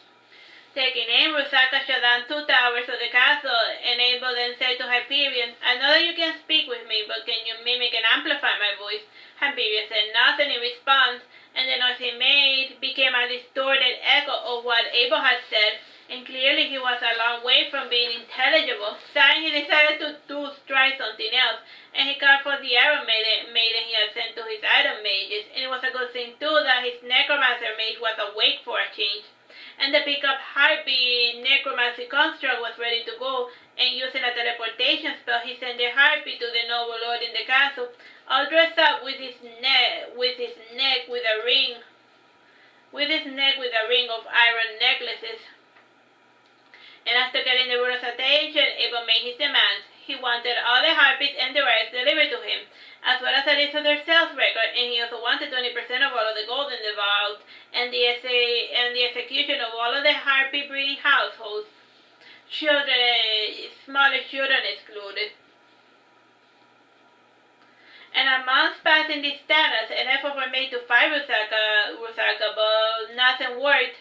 And whenever they delayed or tried to cheat their way out of the situation, Rusaka would tear the roof of another noble household, and in the end they had no choice but to give the able what he wanted. Word of what had occurred in Elbudia spread like wildfire, and the human race trade partners on the Naga seemed even less reluctant to keep making business with such a bloodthirsty race. And Leo too seemed a bit displeased by what had occurred, since diplomacy had broken down in a spectacular fashion. However, he was pacified whenever saying him a little detail in what had occurred that had led to the massacre. And Leo did not understand the whole harpy rescue mission, though he was able to see why Abel had reacted in such a violent fashion. As a berserker, Leo had been taught to strike down with furious vengeance those who attempted to poison and destroy his people. And without Okay, Quentin Tarantino called. And I will tell you, you are my lord when I send my vengeance. Well, actually, and then Jesus called Quentin Tarantino because it's a morph of a Bible quote. I mean, it's quote of a Bible quote, so yeah. Okay, time, Mr. Quentin. You got 15 minutes to go, don't worry about it. Without getting Abel's permission, he printed a letter showcasing it in the Aragon press, and Aragon was one of the few cities who had a newspaper. And aside from a newspaper, it had 3 journals and 4 magazines, and Oliver Aguero had more than 1 competing press, and the novelty of the letter helped increase sales, and it was especially popular among non-humans and small children. And copies of the letter, all of them are circulated throughout the continent, and it didn't better the Naga's reputation, but at least they have understood why they did what they did. The letter that Abel wrote to Leo was as thus: Dear drunken Leo, I was pressured by my brother to write this letter to explain what events led up to the attack on Elbudia. First of all, I came to town with only the best intentions. We left our invisible army behind, and we only brought the core diplomacy division, and this was a pure business distraction and nothing else. And our desire was to buy all of the harpy and buy out all of the harpy breeding business to put this disgusting practice out of business once and for all. And while there, I met a particular gentleman who took an unwelcome interest in my black star sapphire ring. And desiring to twist my arm, the gentleman, who was none other than the captain of the guards, kidnapped my friends. And at the time, I apparently believed that he had sent his army out of a twisted plan to pin a crime on me and my companions. And after questioning the Harpy Corps, I discovered that the murders were purely incidental and a part of the captain's plan. Regardless, this spanned a murderous campaign against the non-humans, and before long, most have been butchered, and the survivors then took refuge in a vain attempt to curry my favor. And after paying me protection money, I set about rescuing and getting everyone out of the city. And when I made it to my ship, I was at a bit of an impasse. In the end, my desire not to leave empty-handed got the better of me, so after bullying my prey for a month, I was able to get what I wanted and then some. Yes, if you must know, I did destroy a couple of towers and about 30 or so noble houses, and I'm not to begrudge at making an enemy of Elbudia, and the people there were all terrible human beings. And I would have staked to wipe Elbudia off the map, but the Harpies were growing frenzy inside the alien confined space that was my iron ship, the Rusalka. And judge me if you want, but I thought I did the right thing given the situation, and the bastards beat up more than they could chew, and if they're going to hit the king, they better kill the Monkey King, as the saying goes.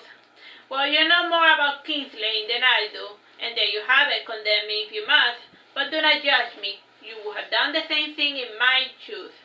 Signed, Abel the Monkey King.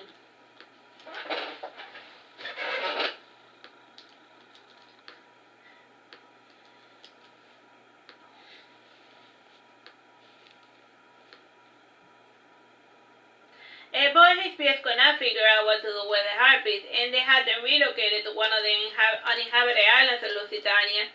And the harpies rescued from Ebudia and those brought from the other parts of the continent total a mere 314. And the main breeding harpies were only 5. And overall, it was a declining trade that catered only to a select clientele who were down to the novelty of owning a harpy. And only a few of the clamor harpy had the ability to speak, and the only one who seemed willing to speak to Abel was a scarlet macaw harpy named Aussie Pete, nicknamed Pete. Pete was 19 years old and quite close to the age when harpies in captivity tended to die. And the first thing he did when he went outside was try to fly, and shaking his head sadly, Abel said to Pete, "Don't you realize that your wings have been clipped? I'm not blind, little one, though sometimes with enough wind I can gain significant height," said Pete squawking. And since Pete resembled a type of parrot, he was allowed to learn the human tongue, only so much as to aid him in his repetitious mimicry. And the shape of his face was humanoid, and unlike normal birds, he stood upright with his spinal cord resembling that of a human. And the legs too were partially humanoid till he reached the visor talon. And his head feathers were elongated, resembling the plumed red hair strands, and he had 2 small clawed fingers at the joint of each wing, like a micro-raptor. And he too had flight feathers in the back of his powerful legs. And Abel watched Pete climb a tree effortlessly, and with enough height he glided effortlessly across another branch. Time, bro? 10 minutes. And most of the harpies in the clamor had besides genetic mutations, and Abel suspected that it had something to do with inbreeding, and even with the plucked feathers they could still sustain enough speed to ambush their prey. And after examining all of the harpies he rescued, he determined that the mutation was incidental, though it was a dominant trait that reinforced these domesticated these harpies for survival. And as for most humans, they like the addition of feathers because it distinguished these harpies apart from the wild variety.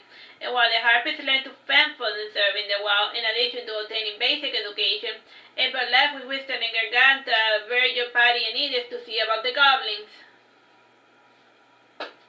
Alright, that's enough Monkey King around for one day by Ryan, God bless. Is it running? Yeah, no, it is. Hello, my name is Teresita, Blanco, your sister, and we're reading Saturnastra Monkey King. This is chapter 9, part 1. Like harpies and nuggets, goblins were considered part of the monster race. As such, it was common for people of the approved species to target their kind for extermination. The goblins were killed on sight without any provocation, and due to these treatments, goblins had naturally turned into the monsters that the others perceived them as. And since they could not trade, they had to resort to murder and pillaging to get a decent bite to eat.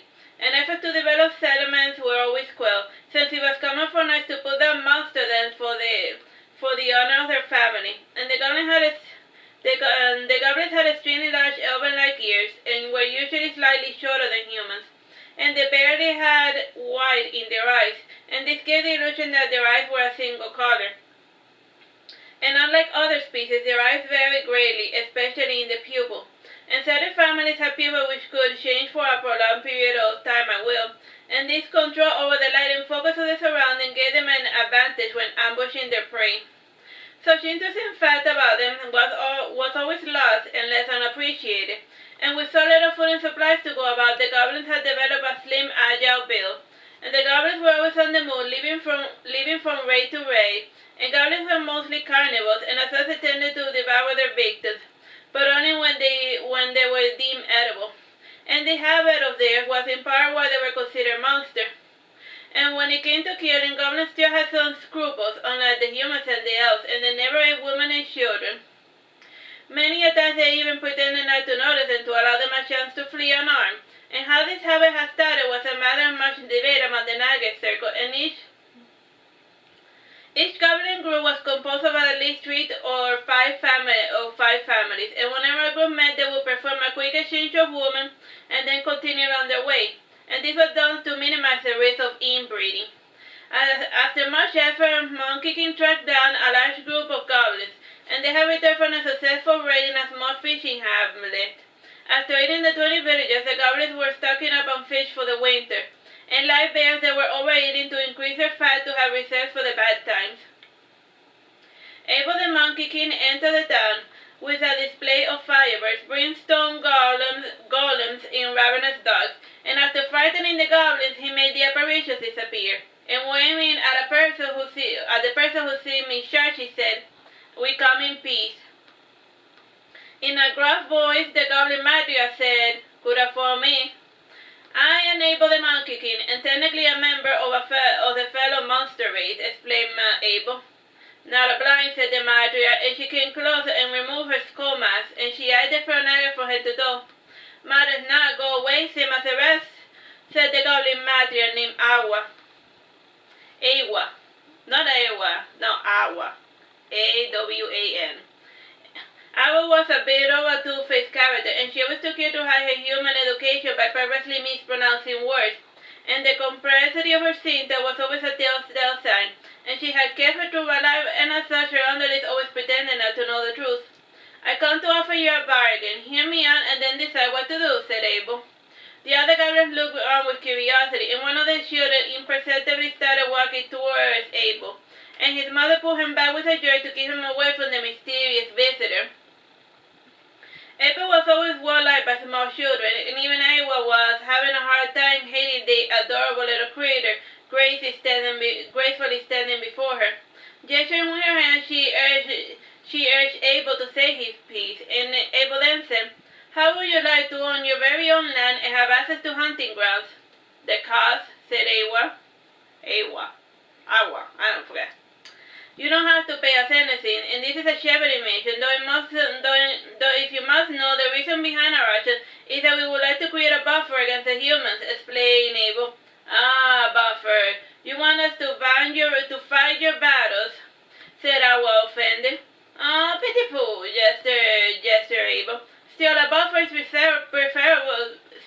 Still being a buffer is preferable to the existence you eke out every day, and you can take the free food and as a flock of sheep as a source of income, or you can try your hands at raising other high-caloric animals, and frankly we am big on the whole animal farm scene, and I suggest you inform the others because you need to show up your numbers quickly, seeing as though the humans as of now outnumber you 100,000 to 1.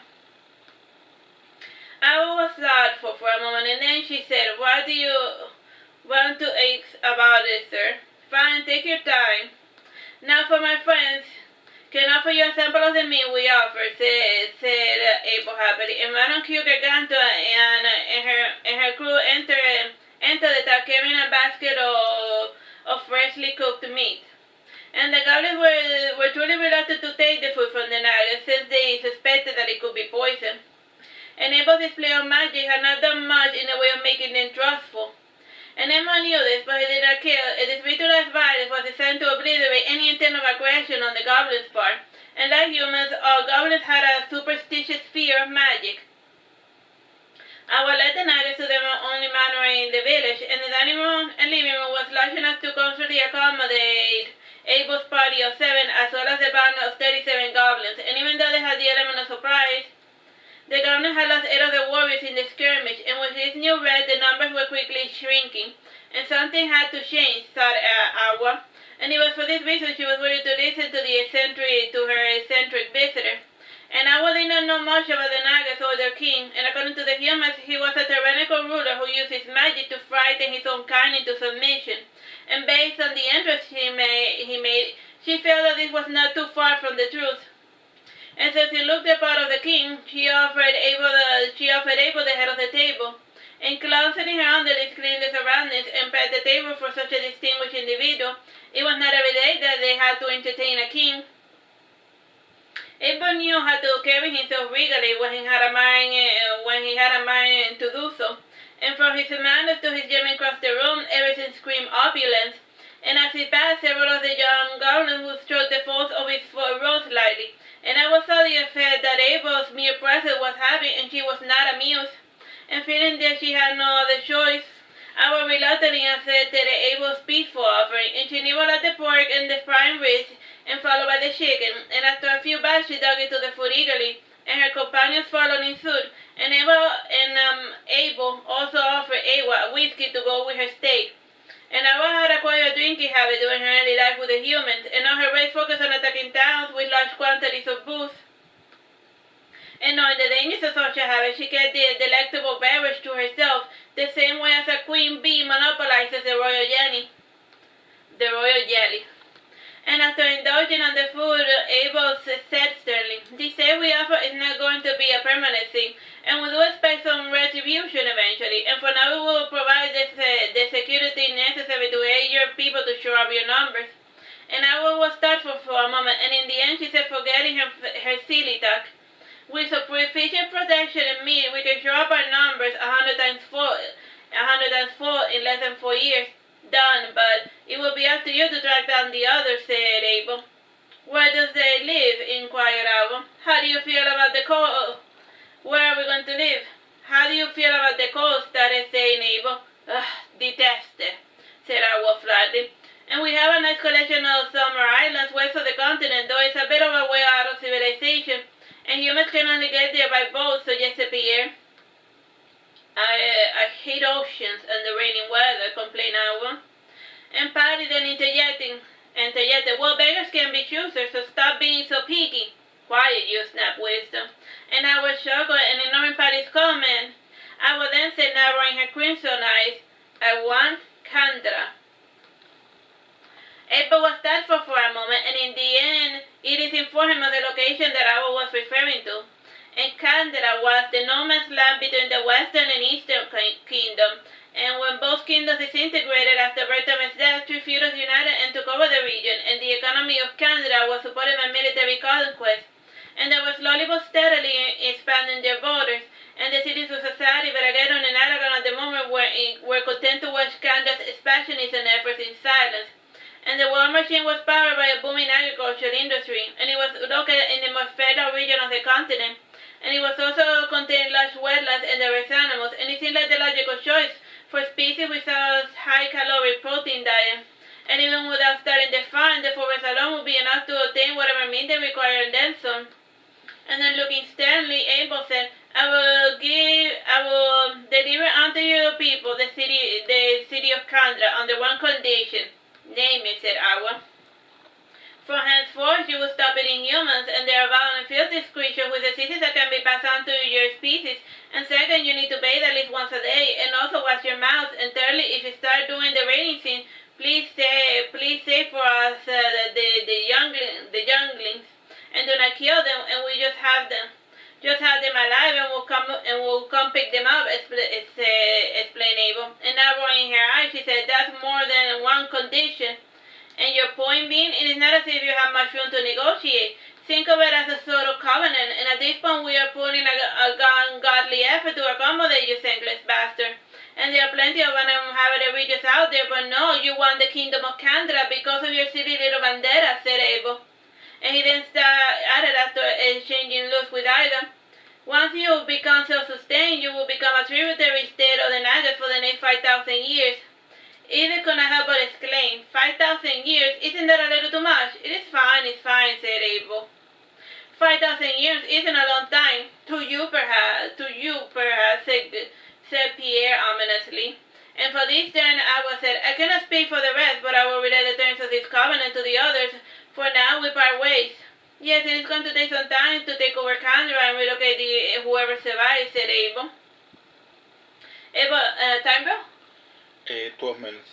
Abel left with his companions, and while returning to camp, Wisdom said, "This seems like a bit like too much trouble." "And yes, and how do we know that Abel has any influence over the other goblins?" suggested Patty. "Worst case scenario, each man will be foolish enough to make outrageous demands," added Edith. "It isn't outrageous as you may think. The land there is being wasted on the humans' hands, and why not let the goblins have it and see what happens," said Abel. And on the way back to Lusitania, Wisdom and Virgin spent it planning the Candra campaign. And while humans prefer shock and awe strategy, the Nagas prefer to limit damage to the infrastructure of the country. And in the end, Edith came up with an nefarious strategy. "We should create a plague," suggested Edith happily. "But plagues tend to spread with carriers fleeing the source," explained Winston. "And am I the only one who's having a problem with this campaign?" complained Patty. "Taking their land for such arbitrary reasons is wrong. If you want a good reason, I could give you one. Canada's military expansionism is a threat to our very own existence, and for the safety of our kingdom, we must strike before they have a chance to destroy us all, said Abel. And what makes you think that this human kingdom means to harm any of us? Asked Patty. It is a pattern I have seen many times. Conquest under the guise of creating peace through unification.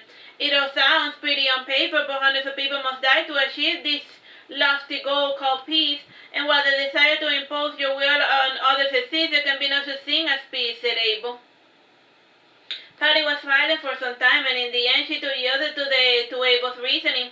And night fell, and Abel settled to sleep, and after 3 hours past midnight, he awoke to the sound of someone sobbing, and following the trail of sobbing, he saw Patty crying near the lake, and he placed his hand on her shoulder, and Patty turned around slowly, and the ice in the lake started to freeze. And when she gripped Abel's neck, he felt it burn like brimstone, and choking he grasped the Marduke, saying you. And striking Patty with his staff, she fell on the hard icy surface, and contorting a little, she giggled in 2 voices. The demon inside Patty said, I said myself, Marduke is out, and as his angels, it is our duty to anticipate his desire and carry out his orders. So he wants me dead now, does he? Asked Abel cockily. He wants the you that is now dead, and you have been acting foolishly since you lost your own world, said the demon possessing Patty. What am I do to get off his high horse and let me live my own life, and I can make my own terrible decisions, said Abel, raising his voice. Sure you can, little man, but your decisions affect all those around you, said the demon-possessed Patty, gingerly jumping and landing on a tree. This is not the best way to deal with your depression, Abel, or Monkey King, or whatever the hell you want to call yourself. I am not depressed. I am happy. I am over the moon, said Abel, yelling while smashing random things with his staff. See, I am happy. And in those swings, he smashed his staff against a rock with all his might, and he ended up breaking the top of it. And realizing what he had done, he tried vainly to put the magic staff back together, and he fell on his knee, holding onto the broken piece, crestfallen. And all he murmured was, I want to go home. The ice demon patted Abel's head lightly, and Abel said, Why are you here if Marduke did not send you? You are no longer a true leader, and you never were a follower, and I do not expect you to understand my reasons and why I did what I did, said the demon, leaving Patty alone. And Abel held on to her sides to keep her limp body from striking the ground hard. And remember who you once were, lest you lose yourself completely. And once the demon departed, Abel took Patty to Winston, and it took much effort to carry her and his shattered staff together, and he was moderately surprised when Winston said, The demon is gone. Time, bro? Amen. How long have you known that she's been possessed? Asked Abel.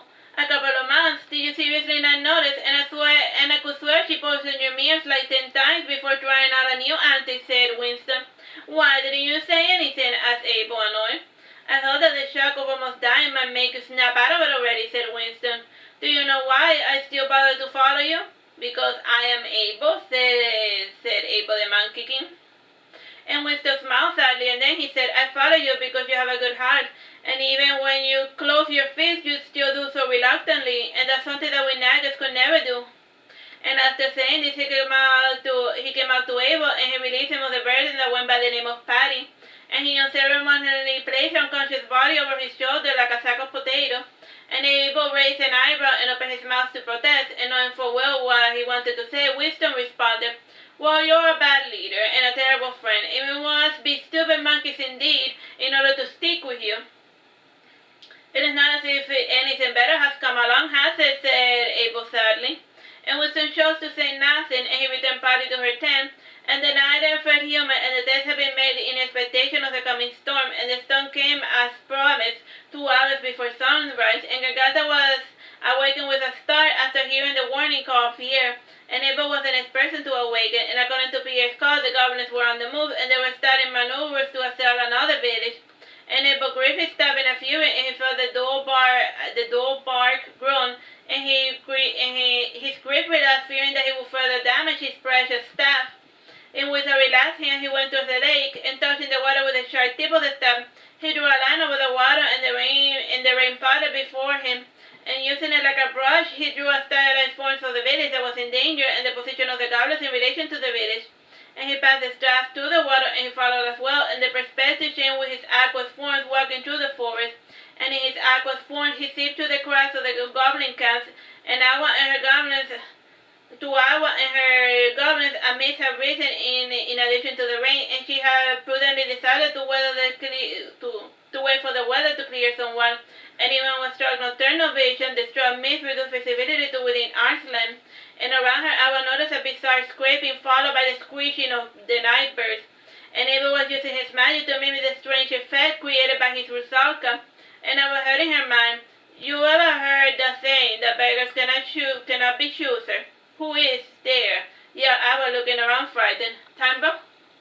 6 minutes.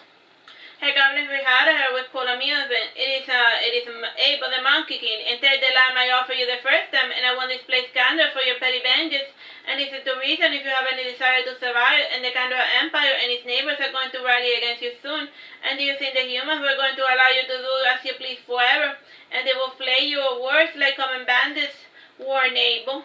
I will meditate to sunrise on what Abel had said, and since she had not given the order, the goblins did not attack the human village, and retiring to the edge of the forest, the goblins left the vicinity of the village. And when morning came, the mist that was Abel had somewhat cleared up, and he said to Awa, "Have you come to a decision? Well, we retain our right to self-rule as Awa. I will not have it any other way, and I will kill over and die before I become known as the Goblin King," said Abel, pouting. "And I'll have a hard time as it is being taken seriously as a Monkey King as well." So he doesn't want to be Abel the Monkey and Goblin King, the Monkey Goblin King. He's like, "Don't worry, I'm not going to be a Goblin King as well." Time, bro? 5 minutes. The following month was spent with relocating the goblins to the other side of the plateau, and during the reign of Vertamen, the coast of the semi-arid flatlands had been used as a release for patrol ships. And after his death, the forts and villages were abandoned, and not even the pirates bothered with the place, seeing as though no trade ships passed by there anymore. And it was in this land where the goblins were taken to live. And when they first saw the land, Awa and her people felt they were being punished because of her, and she had promised them paradise, and instead they got a searing hot cauldron of a desert area. And the heat there alone was disheartening, and it was not till they got to the beach that they saw the true worth of the land that Abel had given them. The shadows of the sea were bursting with marine life, and in the winter alga blooms would multiply the schools of sardine by 100 times fold. And this was triggered by the santos brought from the desert, and during the summer the ocean winds would carry stones from the north, and it was a harsh place to live, but the goblins were adaptable fellows, and they had learned how to recognize and successfully hunt desert creatures like the mule deer and the gem-bowed antelope. And the only naga interference came in the form of cheese and fishing supplies that they would trade with the goblins in exchange for fur and exotic plants. And the 531 goblins were thriving in their new home, and without since they didn't have to compete with humans for resources. And following the quasi-success with the goblins, Abel shifted his attention to the orcs and the dwarves, and after a bit of peripheral research, he noticed that Chica's operation was helping the dwarves somewhat. Time? 3 minutes. And they were still in cliché occupations, but the situation was not as bad as the harpies or the goblins, and the orcs were a different matter, and they were far too proud and independent to accept the help they offered.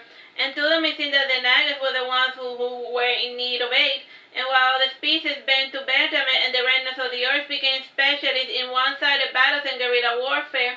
And after a brief negotiation, the oil represented Luba sent a detachment to the Nagas to help them get started in their mercenary business. And Winston and Virgil's armies were finally on the move, and they were ironically helping the expansionist efforts of the Grandeur Empire. And with the army deployed in a simple siege battle, Abel was at a loss as to what to do with himself, and while immensely flipping to his spellstones, he heard Gargantua say, "Making sound." And then she handed Abel the beaker with the strange liquid he had collected from the floor, and he had forgotten about the strange jellyfish fluids he had vomited after touching the essence of the ampules and the transformation of the being a total failure, but he had at least gotten something from it, and that something was starting to make squishy, bubbly sounds, and his first instinct was to poke it with a stick. Time, bro? 2 minutes. To follow up on his bad idea, he went to look for the nearest short stick he could find, and the closest thing on hand was part of the staff he had broken off. And when he poked the bizarre liquid with his staff, the liquid warped itself around and made it taking root, and for about a week, Abel and Gargantua spent monitoring the bizarre concoction to see if something would happen, and the newly formed plant was growing, and it had sprouted a few thin blue leaves.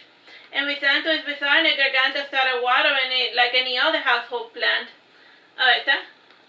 1 minute, 30 seconds. Oh yeah, let's just leave it here. Bye bye and God bless. Hello, my name is Teresita, Blanco, your sister, and we're reading SaturnastraMonkey King. This is chapter 10, part 1. During the afternoon, Abel would take out the ampules to the ocean for their morning exercise, and it took a bit of time for them to get used to the idea of just transforming for the hell of it. And one day, Vulcan started emitting a poultry scent before Abel placed him in the water. And Vulcan tended to do so whenever he was distracted, and something in the water had caught his attention. And the sulfuric scent emitted by Vulcan was nauseated to Abel, and he determined to find what was so appealing.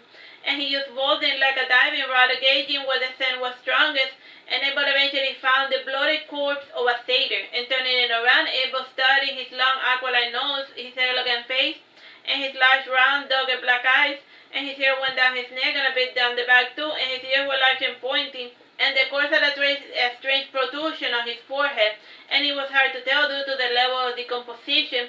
And Perry Vodnik, Abel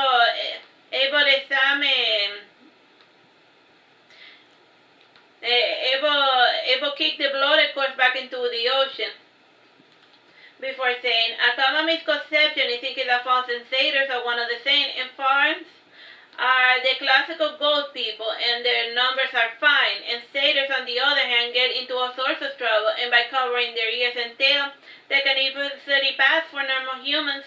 And after getting bored of poking and kicking the bloody corpse, Abel returned to his tower, and waiting for him was Edith in his study, and Garganta was in the room below preparing tea for the guests. And none of the night is particularly like drinking tea, though they believe in the medicinal value of drinking a cup of tea once a day. And Edith saluted her king with an elegant courtesy, and the unusual salute made him smile, and then she said, I come bearing tidings of the satyr situation. Let me guess, they are screwed, said Abel sitting down, and he absentmindedly started petting Bonnie as if he were a common household cat. And for reasons that Abel could not understand, Volney emitted a pleasant French orange scent. Now remember that Volney is one of the weird ampule creatures, you know, like just imagine like he's petting like a glass vial with some liquid inside of it. Yeah.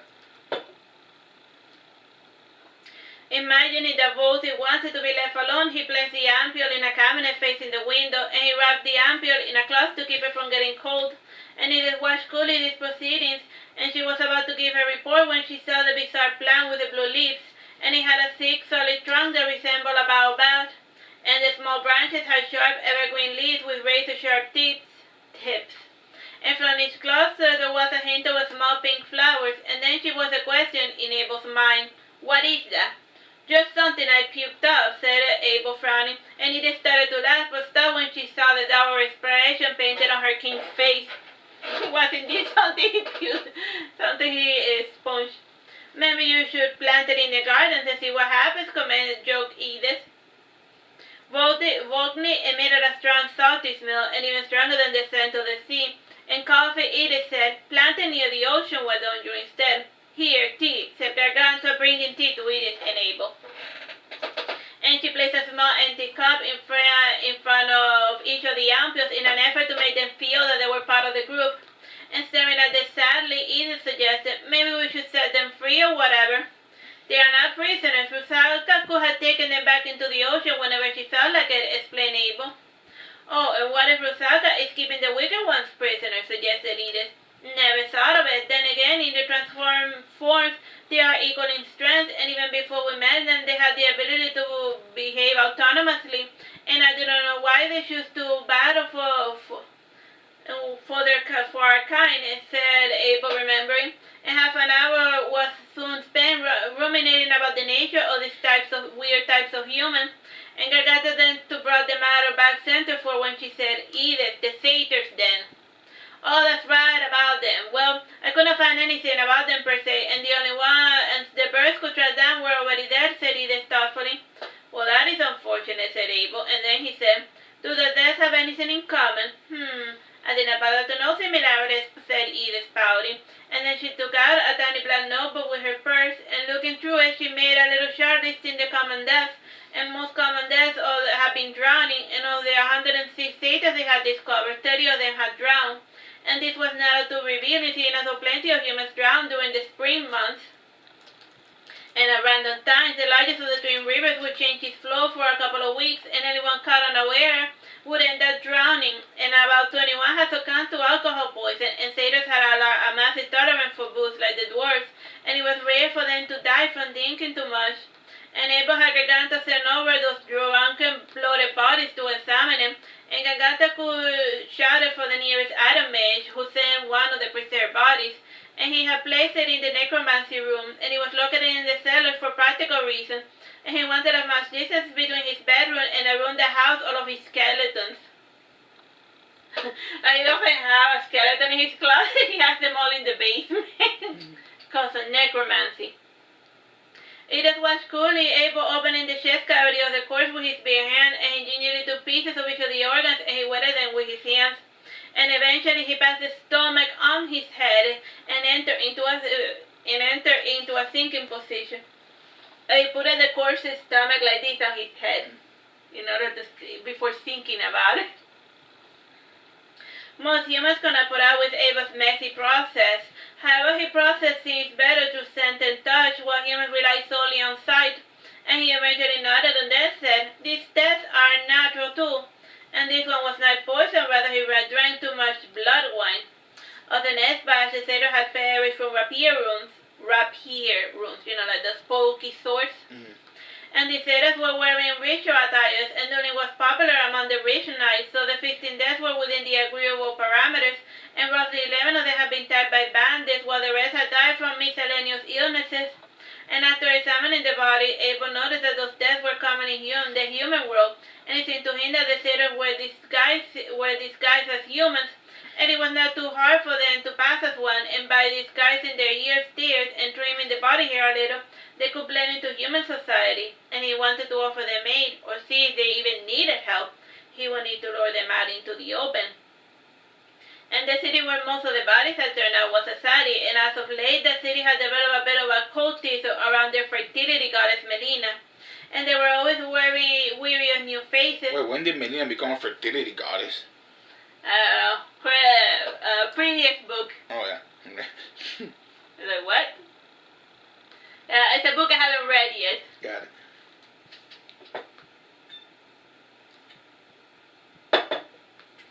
So, spoiler alert. Yeah. Alright. Abel donned his female skin and went with it a Gargantua to Sassari. Through their resources, they had license to assert their fertility rights, but not engage in them. And before entering the palace, the knights searched all of the visitors to make certain they were not carrying weapons, and they were given white silk robes and guided to the outskirts of the artificial forest, and the knights offered the visitors a mask. And the plain white masks were reminiscent of a masquerade mask, and only the visitors bothered to wear them.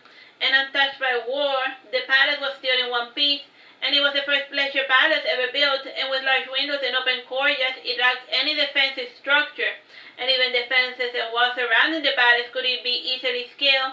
And for protection, the palace opted for a legion of knights in every corner, both in and around the walls. And the forest was facing a lake that had the shape of an ornithorhynchus. At least it reminded Abel of an animal after viewing it from on top of a tree.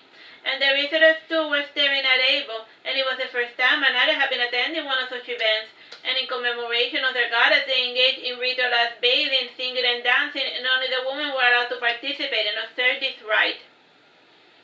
This restriction never failed to restrain the curious male outsider, and the one orchestrating the ritual was Mia, the wife of the figurehead of Sassari, named Bors. Like the little Sassari is Bors, B-O-R-S. And Mia was a middle-aged maiden who was always riding in the waves of fashion, and her white robes were of the latest make and model. And in spite of the humbleness required of the event, it was laden with imperceptible small, delicate sewing and patterns against the white dress. And with ties in Aragons, the pair had managed to help society prosper in spite of the disintegration of the kingdom. And instead of really the only success to their piety, though outsiders tended to point out what they considered to be society's moral shortcomings. And Mia greeted Abel like family, and she said, "Welcome, Monkey King. We were expecting you. Our goddess foretold of your coming." Good for her, said Abel without much enthusiasm.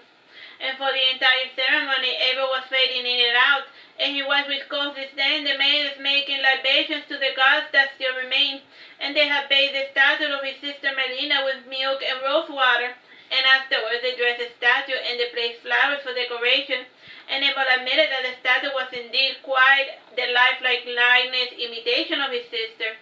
However, he found it disturbing how Mia had turned into such a fanatic. She had known Melina back when she was pretending to be a human of flesh and blood. How or why had this cult even started? Like, why did they turn my sister into a goddess? What's going on here? Those crazy lunatics. Guessing he thought, Gargantua said, "It's sane." Said Abel without much enthusiasm. Someone's up and disappears, and suddenly they become suddenly that means that they are God. It is not as if Melina is doing anything to quell their fanatism, commented Edith below her breath. The damage is done, said Abel, shaking his head sadly. Even if she comes back and says something, the humans will consider her a heretic and not the genuine article. More the pity, said Edith, pouting. It's like you go away for a while and then they start deifying you as like a god or something, and then when you show up in the flesh they be like, liar, heathen. Bornos Mio and Rhydon, nurture Lisa, our blessed goddess came into the world to aid us in our time of need, and as a child of Rhydon she rose to battle like a tempest, and her armies humbled the proud Verageddon, and through her wisdom and guidance we, her chosen children of society, enjoy prosperity unknown by our ancestors, continued Mia. And by this point he had climbed to the tree and nestled beside Gargantua, and resting his back against her, he was able to settle in for a nap when he saw a bush behaving strangely.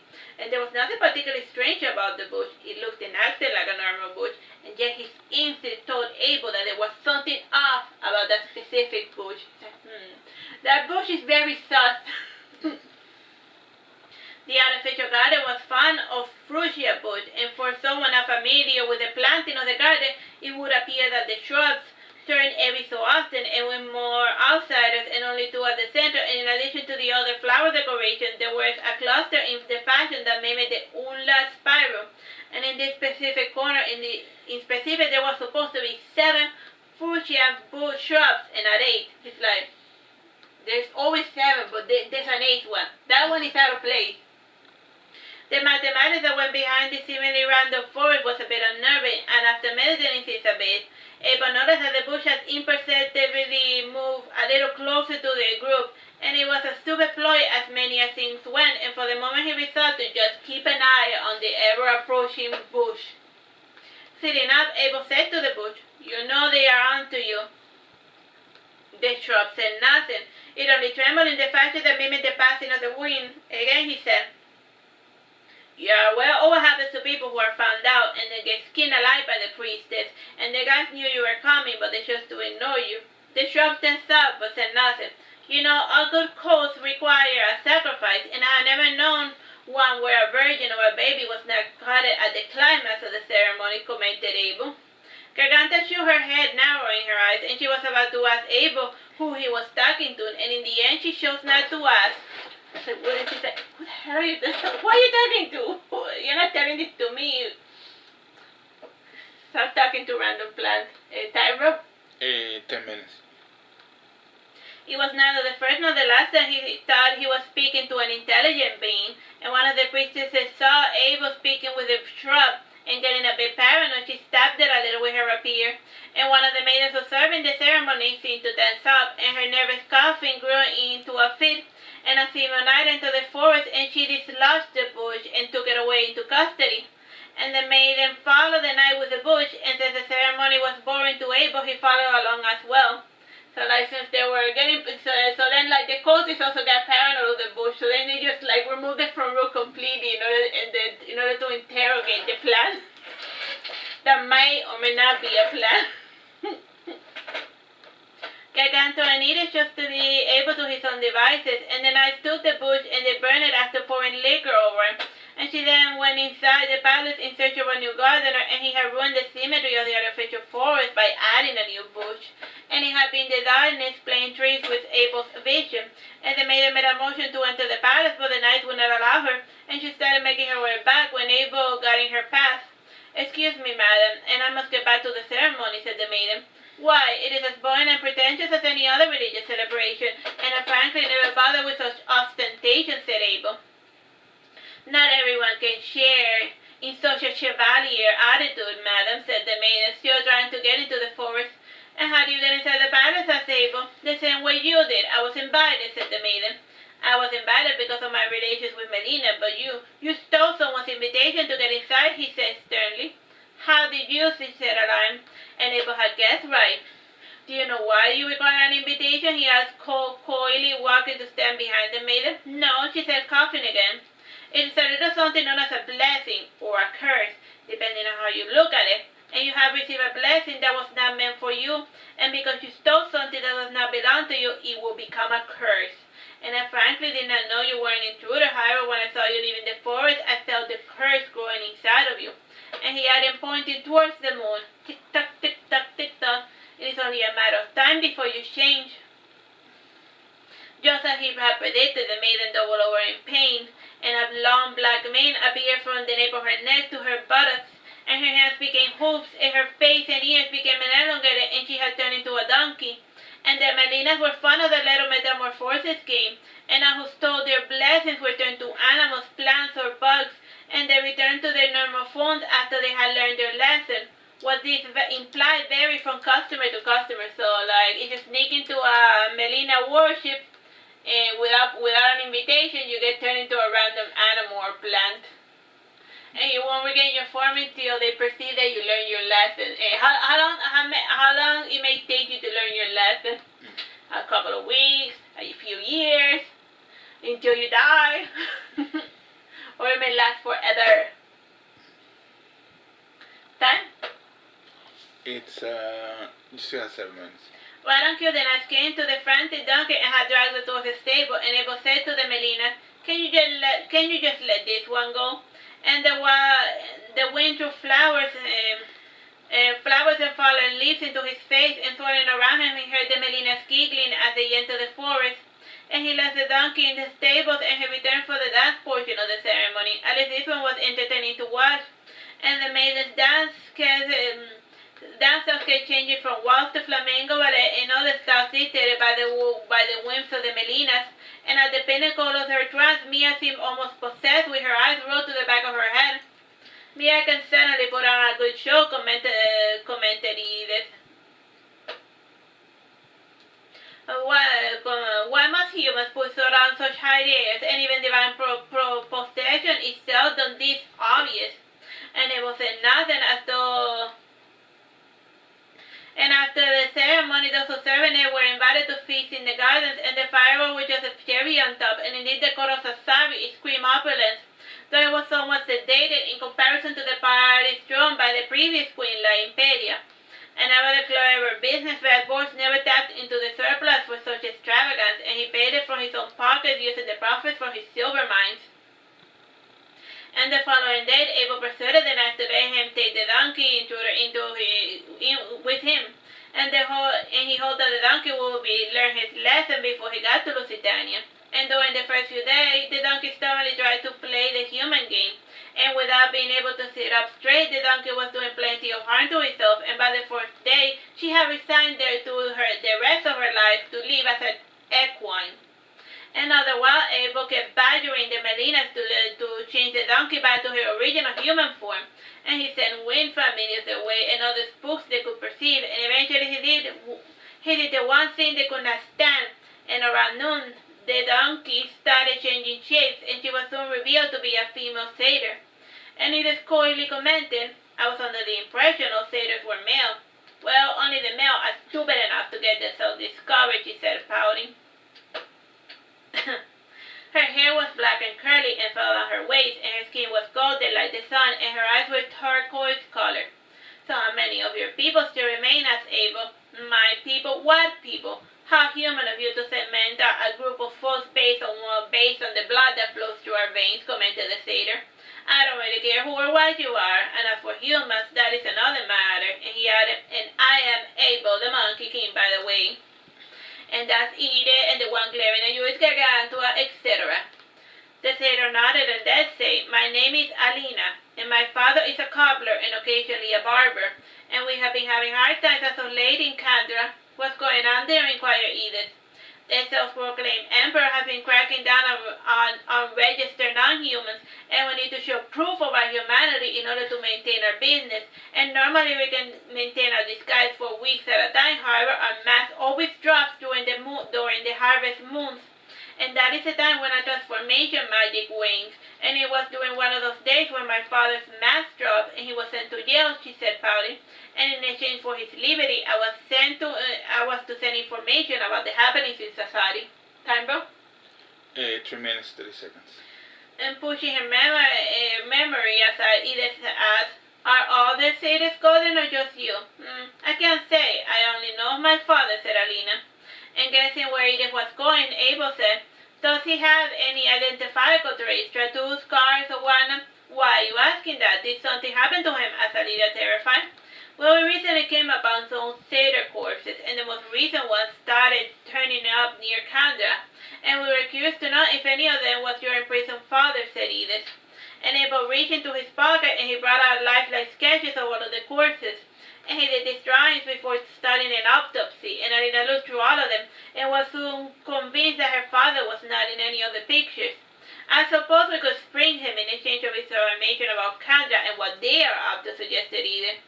And Alina told Abel everything she knew about Kandra and its works, and her family had been living there peacefully for the last 2 centuries.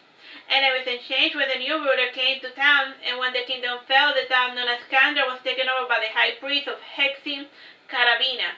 And he was exiled from Veragero along with all of the officials and dignitaries who did not agree with Marduke's visions for the future. And he got to keep his head, and he got to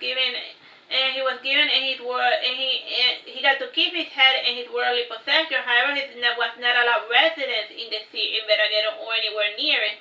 And using his wealth and knowledge, he turned Kandra into a booming center of commerce, all centered on steel trade.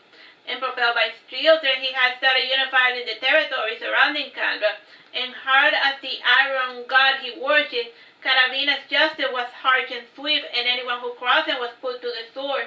And the cruelty towards non-human described by Alina left Abel thoughtful, and it did not suit the character of Carabina, and despite being a man of the cloth, he always demanded evidence before slicing someone's gut open. Time, bro? 1 minute, 30 seconds. Edith commented, maybe Baba has corrupted him. It hasn't been known to happen, said Abel, shaking his head sadly. Why did the king of Veragero exile him, asked Alina? From what I heard from my dude, they got into an argument about morality, so my brother kicked him out of the kingdom, said Abel thoughtfully. Well, we're going to try to get your dad out, but there's a good chance he might be dead, so don't get your hopes up, said Edith. Alright, let's just leave it here. Bye-bye and God bless. Bro? I'm going. Hello, my name is Teresita, Blanco, dear sister, and we're reading SaturnastraMonkey King. This is chapter 11. The following day, Abel's party left Alina with her merchants, and Eden and the invisible army made their way towards Kandra. And on the meantime, Abel continued with Garganta towards Lusitania, and 2 months passed before the bird sent Abel news of Kandra. And as he had expected, Alina's father had been executed, and the reason behind it was a bit bizarre, and he had allowed a steel sword displayed in his home to rust, and it was an affront and an insult to the god Hexim. And for committing such an anathema, he had liquid mercury poured down his throat. And he had received this information while taking a walk by the beach near his tower, and the air was warm and the waves almost non-existent, and he liked the ocean when it was this eerily calm.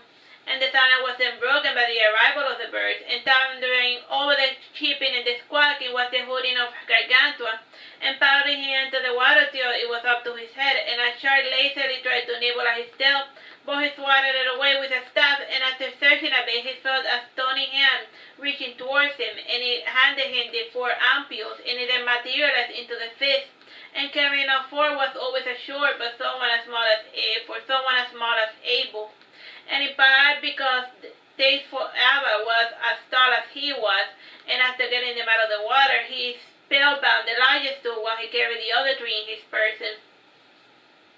And back inside the tavern, Garganta was waiting for him to give him the news, and in her usual choppy fashion, she said, "Man dead, Mercury drank. Disrespected metal, so metal he drank. And it sneak open respects metal, and non-humans don't hex in different morality like metal Guinevere before Lancelot." Wait, what? What about Lancelot? Asked Abel, not getting it. "Chivalry, honor, sword, God, lady, see?" said Garganta, lifting an imaginary sword. "Oh, I see," said Abel, pretending to understand. And 3 weeks passed, and then Ida returned from her reconnaissance mission in Kandra, and her final observations drew into light the problem in that city. As a whole, hexing is a goddess 100% for humans. And according to her lord, she had offered the knowledge of iron and steel to humans to help them survive in the wilds, and she had gained more prominence as the development of iron had shifted from weapons of war to more household items. And whenever an item rusted, it was a sign of the displeasure of the goddess. So if you have like a steel or iron, a metal something in your house rusting, it means that like the goddess of metal is angry at you, and then they're gonna make you drink metal. Brutal. And with her high priestess not stating otherwise, this belief had gained prominence over the last decade, and there were entire volumes dedicated to explaining what each rusted item meant. And for the superstitious local, a rusted sword was the mark of an evil serial killer. And since the law had failed to catch such a vile person, it was believed that the goddess rusted his weapon of choice to help the proper authorities find that person. And it was the official reason why Alina's father was put to death, and the true reason why the outsider had been killed was never discovered. And with the issues in Kandra more or less resolved, Abel was able to rally his resources to other projects, and the final matter was taken care of was the pleasure gardens, and constructions for the gardens were already on the way, and he had planned to build 5 different types of gardens, and it was themed after a habitat, and there was the situation in the Goblin Desert and the outskirts of Lusitania. And there was in the lands of Albion and in the northern islands of the continent, and the fourth was in the plains located in Sassari and Praga, and the last in the windy slopes. And its location was chosen because of their unique ecology, and going from desert to tropical to boreal to perfect to mountains. And the first 3 were already completed, and it was the latter 2 which were causing trouble. And the ones in the mountains were creating logistic issues for the Nagas, and they were not much mountaineers, and had could not put up with the thin air.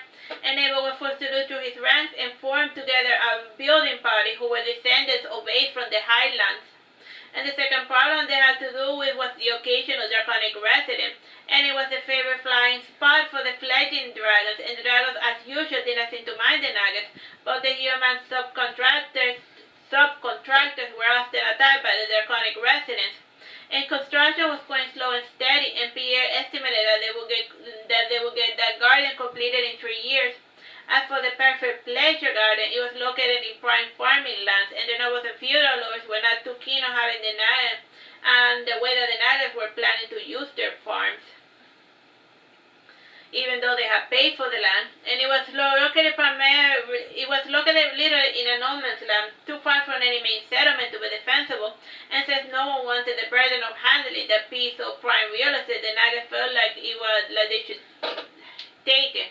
And unlike other types of public gardens, pleasure gardens had venues for recreation and entertainment, and it featured a concert hall, a public library, and numerous bandstands, and a petting zoo, and a museum, and several other greenhouses.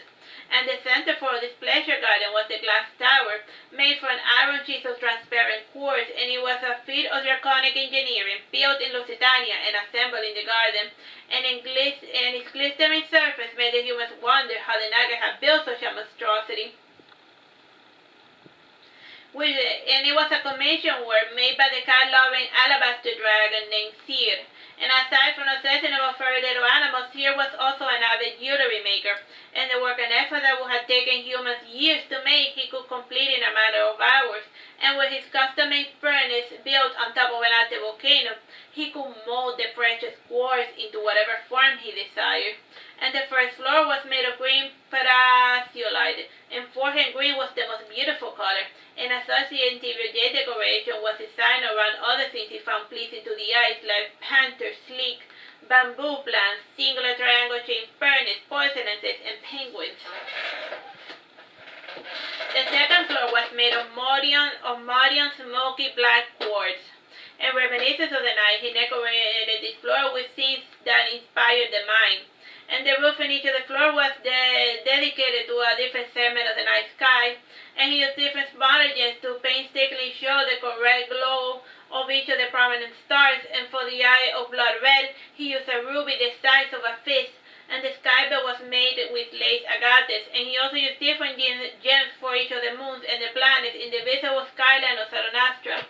And at the center of this floor was the temple dedicated to Anu, the god of the stars, and the statue was made of solid Hebonite rock, and Seer was not particularly religious like the rest of the draconic kind. However, he had always pondered why the lesser beings placed so much emphasis on worship of beings that rarely did anything for them. And from the darkness of the second floor, visitors could enter the rosy quartz room, and so he used this room and this rosy color to illustrate things he despised. Ironically, humans liked this room the best, and it had a perfect chronicle of all of the culture and technological achievements of humans. And other rooms were decorated with idealized nude statues, and a fan of disguised insults, the humans were always caught up in what Seer considered melodramatic nonsense, and the most prominent scene were lovers' quarrels. And since it was part of the day-to-day life for these medieval savages, they did not feel even remotely insulted, and they almost felt proud that their pathetic excuse of a life was being displayed in such a beautiful manner. And the fourth floor was made of pure quartz, and this floor had used as a bit of an advertisement, and its room related to the skills he possessed as an artisan, and it featured examples of his metalwork, jewelry, shipmaking, dress design, and alchemy. And all these items were hidden behind solid clear boxes made of quartz, and opening them was out of the question, and moving them was also not possible, and these boxes acted like ampoules, preserving the piece by minimizing outside influences over the object. And the final floor had a flat roof with a stair that led outside for visitors to look out from the top of the fifth floor, and it was made of light yellow cedrine quartz, and the floor had a garden dedicated to the Seer's mother, and the walls had chronicled her peaceful life in the forest of Lusitania, and the overall architecture of the tower featured high roofs, large open windows, and when it rained, it was common for parts of the interior to get wet. And it also has square horns instead of doors, and he had originally wanted to have a traditional windows and doors. However, after doing some test runs, he realized that it would be too much of a chore for small creatures to open and shut such heavy doors, and to prevent thievery, he simply added spells and words to movable objects, and only the Nagas knew the secret words to move and relocate the chairs and other household items.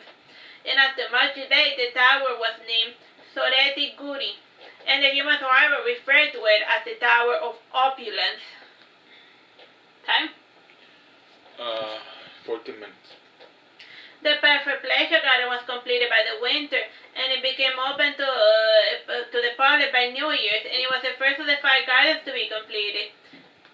And noble dignitaries went all over the continent made pilgrimages to the garden to see what all the fuss was about.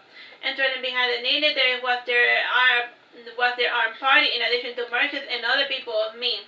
And there were few visiting poets who lived within walking distance of the garden, and they were followed by the mercenary troops and curious highwaymen following the trail of wealth. And not finding walls, entering the garden was easy for the curious, and to protect the goods from thieves, the Nagas preferred the imprinting system, and the more experienced knew that it was no business to try to rob the Nagas, since their items were cursed. And as for the visiting nobles, that was another matter, and still armed security of the Nagas and the dragon Seer tending to the gardens of the tower was enough to dissuade everyone from thievery. The entrance to the garden was free, but most of the venues had fees, and only the library and the greenhouse at the tower were free of charge. However, there was always a donation sign in every entrance, and the Nagas offered guided tours of the museums and the greenhouse in the tower. And Abel was pleased to find all of his siblings in the tower. He he had helped create, and he was even pleased to see those who swore never to return to Saturnastra. And Loki was the first to speak. Well, you certainly made for yourself quite the beautiful, irresistible lure. Whatever do you mean? Asked Abel coyly. If you wanted a war with the humans, you could have used cheaper means, commented Karina. Abel smiled, and then he saw he waving at him, and he had taken out one of the flower vases and was eating the bouquet. Sighing, Abel said to Karina, "You really think the humans are going to invade Lusitania because of the beautiful tower I made? Are you asking my opinion, or is it a rhetorical question?" asked Karina flatly. His attention was distracted by Marduke passing by with his family, and based on his downward expression, Abel guessed that he was not going to like what Marduke was going to tell him, and to avoid the conversation, he came out to a he and said, "How you been?" And he shrugged his shoulders in response, and he placed the fire blazing by the window and sat down to stare towards the sunset. And during that time, the tower acquired a new shimmering colors, and the dark hue seemed to burn like charcoal, and the pink floor became red like rubies. And Abel sat beside his brother, and he opened his mouth to say something, but was at a loss for words. In the end, he said, "Karina is right, isn't she? Your friends are going to get attacked by the humans." "Karina's just overreacting, and we are far more organized than the common rabble, and we have iron ships too," said Abel happily. Said Ahi, not convinced. It's fine. I can take care of myself, and you don't need to spend your life trying to protect me. Just do your own thing, and if you get bored, you can come play with me. And if anything serious happens, we can always skedaddle." He had staring at his flame eyes. "Look at me, bro. There's no need for you to kill anyone for my sake, and you don't have to kill anyone ever again if that is your desire. And the war's over, and we can live the rest of our lives however we so choose." Pointing towards his hat, and he said, "That's where the dog's buried." And narrowing his eyes, Abel said, "Okay, that's good to know." And as the sun faded and the lanterns in the garden were lit, the procession of the lantern bearers had a great solemnity to it, and it was complemented by the rhythm marching and low tempo humming. And the visitors too stopped to see the procession, thinking it was part of the entertainment. And Abel was watching the scene from the 4th floor window, and despite having only 4 floors, the tower was one of the tallest structures in the continent, and in part because of the high ceilings and the wide staircase, and the doors were made to accommodate Sears large frame. So like a 4-story house made by a dragon is like ridiculously tall, because it has to be high enough for like a dragon to be able to walk in and out of there. So it says so. Time? 9 minutes, 30 seconds. Even the giants could walk constantly to the house without smashing their heads, and the chairs and tables varied in proportions in design so that anyone could see. And Sear had done this too to cater to the giants, and one of the tour guides, he said, "It took 19 months to build, but less than 3 months to put together. To solidify the complete form, all the rooms were set ablaze for 17 days, and it is the heat which gives Sorete Guri its structural integrity." "Why is it called Sorete Guri?" asked a small child in the audience. And Sear answered the question truthfully. "The tower has the name because it sounded cool." "But what does the name mean?" asked another person in the audience. "It means Thirststone or something. I didn't pick the name," said Sear, putting down his watering pail. "How much did it cost?" yelled one of the visitors. "Ah, yes, a pertinent question in everyone's mind. Sear has very particular case, and by catering to his palate, he was more than willing to build the structure for us," explained the tour guide. "Come on, how much did it cost for the dragon to make? How much would it cost us for the dragon to make an even fancier tower?" insisted another. Smiling coyly, the tour guide said, "Why don't you ask him?" Abel frowned when he noticed that he had left, and when his attention had wavered. And at this night, the tower had a unique glow to it, and somehow Sear had placed a stream of organisms inside the crystals, and at night they emitted a certain bioluminescence. And it seemed like a completely different tower at night, with each changing hues in each of the floor. And the first floor had changed from green to orange, and the black room glowed with a strong electric blue. And the pink floor had changed to lime green, and the white room had edgy rainbow delineations, while the yellow room emitted vibrant bloody red hues. And one had to be inside to fully grasp the color change for only the interior glow. and so the goody was black silhouette edged against the starry night sky. And outside, Seer was being badgered by another group, and when he saw the able, he said, I was not expecting this much attention. Are draconic architects really so uncommon? And he smiled and said to him, a dragon did not do anything to inspire awe. Personal matter? asked Seer coyly. No, it's just something my doctor once told me, said he before eating a flower. Time? Yeah, 7 minutes. Seer addressing the new group, he said from behind a marble fence, I am going to tell you guys the same thing I told the previous group. I only work with the Nagas, and if you want something from me, you have to go through them. Teobald then asked, and try to tell what you have against other species. Nothing in particular, but the Nagas are cute and furry, and they make me smile when they talk and walk. And when I speak to you, for example, I cannot help but feel insulted, said the dragon, bellowing. And then he said, and how dare you address me in such an informal manner, puny human? And the visitors laughed at Seer's silliness, and he took a half-hearted laughter. And then he said more to himself, see, you guys don't take us dragons seriously anymore, and you have to be a fool to work with people who see you as a walking joke. And the group slowly went downstairs, and in the end, Seer brought out a small box and some papers and a quill, and he randomly picked up one of the Naga children and had him write down the requests from the visitors and their addresses, and he will make them a peace, but only after they delivered the promised fee. And one of the nobles commented, normally I pay after the job gets done. Well, you don't have much room for bargaining, do you? And I don't need anything from you, and you can do things my way, or we can go our separate ways, commented Seer. And while he was left alone, he said to Seer, what made you want to come out of the world? Boredom, I guess, said Seer. But what about your cats? Asked he. They're fine. Cats are not like dogs, and they can fend for themselves. And I have placed some food out for them, and just in case they fail the hunt, said Seer.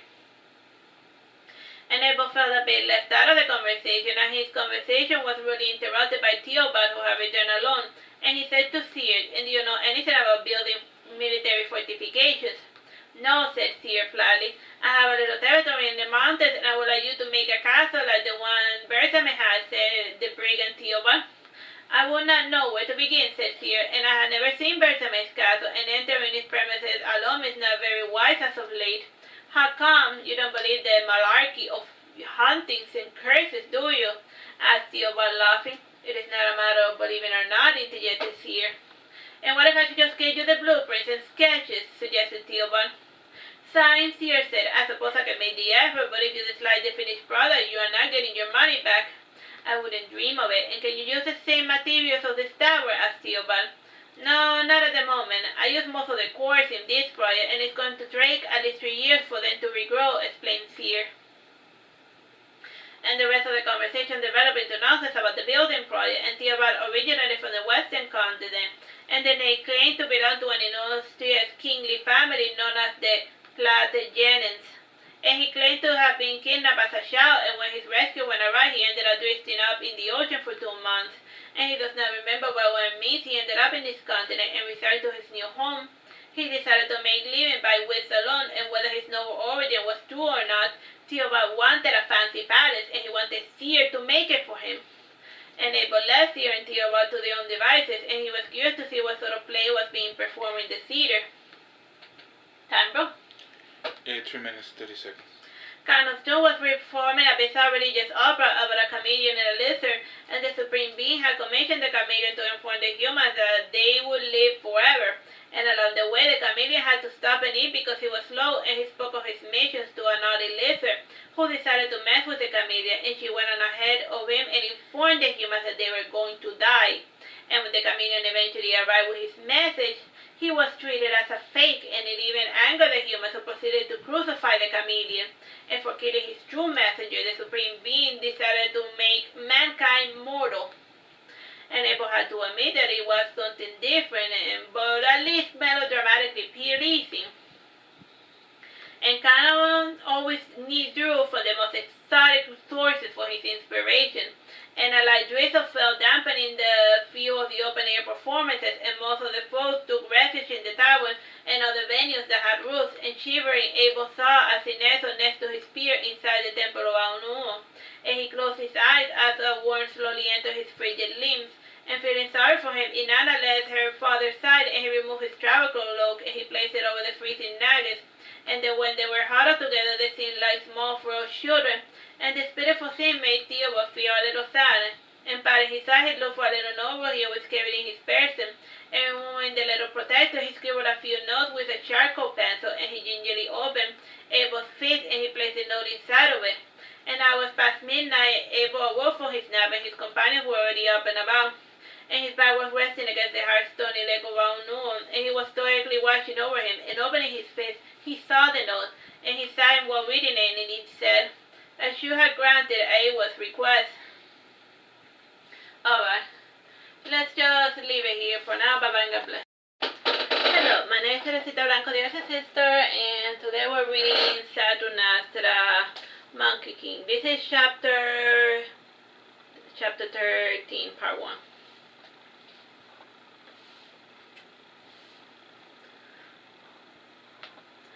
The following morning, he was not at all surprised to hear the report from one of Edith's informants. The humans were rallying against him, and after the situation, he started getting the visitors out of the garden. And before leaving, Theobald said, "And we will be more than happy to fight alongside with you, Abel the Monkey King.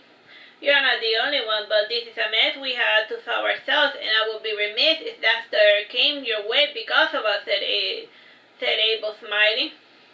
"This enemy is more formidable than any forces you have encountered," warned Theobald. "Worst comes to worst, we will just flee into the forest as we have always done," said Abel.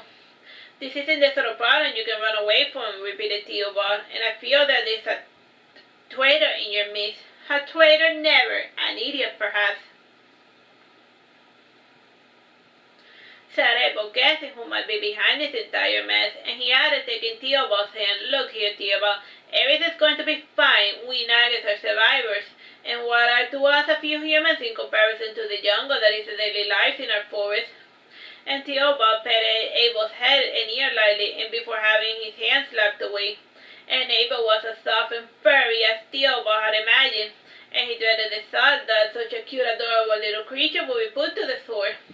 And Abel called out to him and he repeated, "Everything's going to be fine." Theobald gave him a sad smile, the type of look one gives to a loved one before closing the coffin over their face.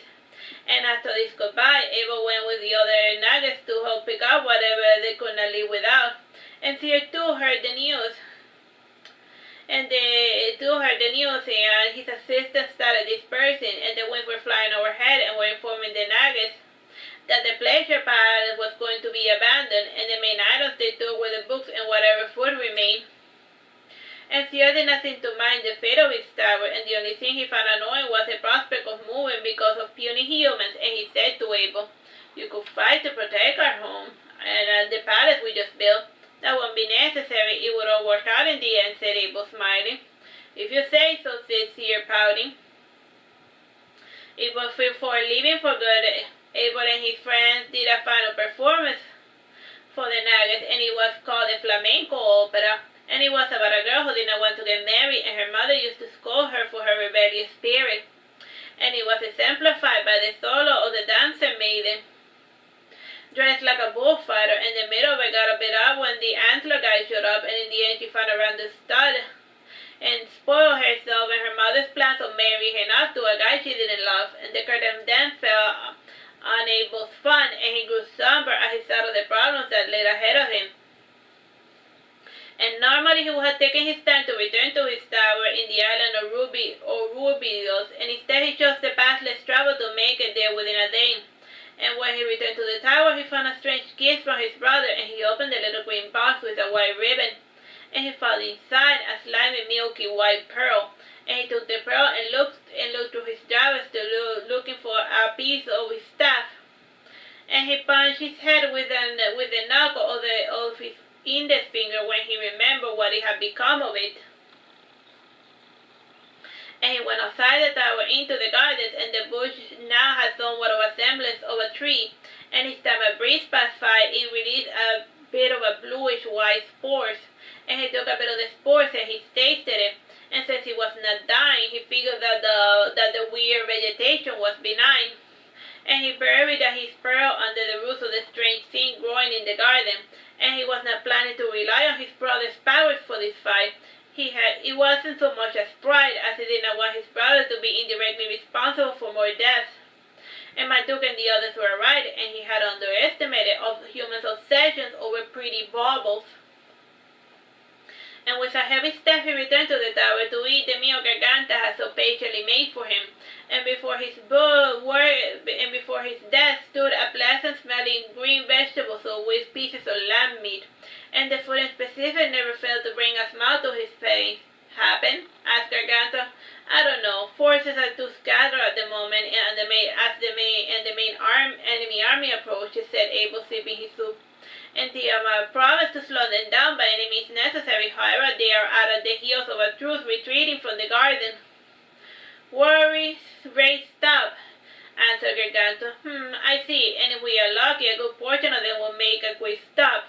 And from what I heard from Ada, Carabina is a big fan of lightning wars, and they will be upon us in a month, even with steel bars slowing them down. And the following morning, the birds came with more information on the enemy movements, and at the moment, 2 pirate fleets were coming from either side to enter Lusitania from the island of Rubidius. And smiling coyly, he said, a classical encirclement strategy. Garganta, looking through one of Abel's quirky picture books, suggested, counter value? Nah, Carabina's a religious man, and he wanna turn around to save a few scrubs, but maybe I'm not giving him enough credit, thought Abel. If he has a list, then give her a green light, and just remember a statutory limitation on this sort of business, and we could also start them. That's always a good strategy. They first said Gargantua. Abel then called for the birds and mobilized the Atom Mages, and the Atom Mages modified the words in the storage units, and since it was wartime, all trade in the south was suspended, and the non-combatant personnel were evacuated into the caves, and the entire force was expected to be a fighting arena soon.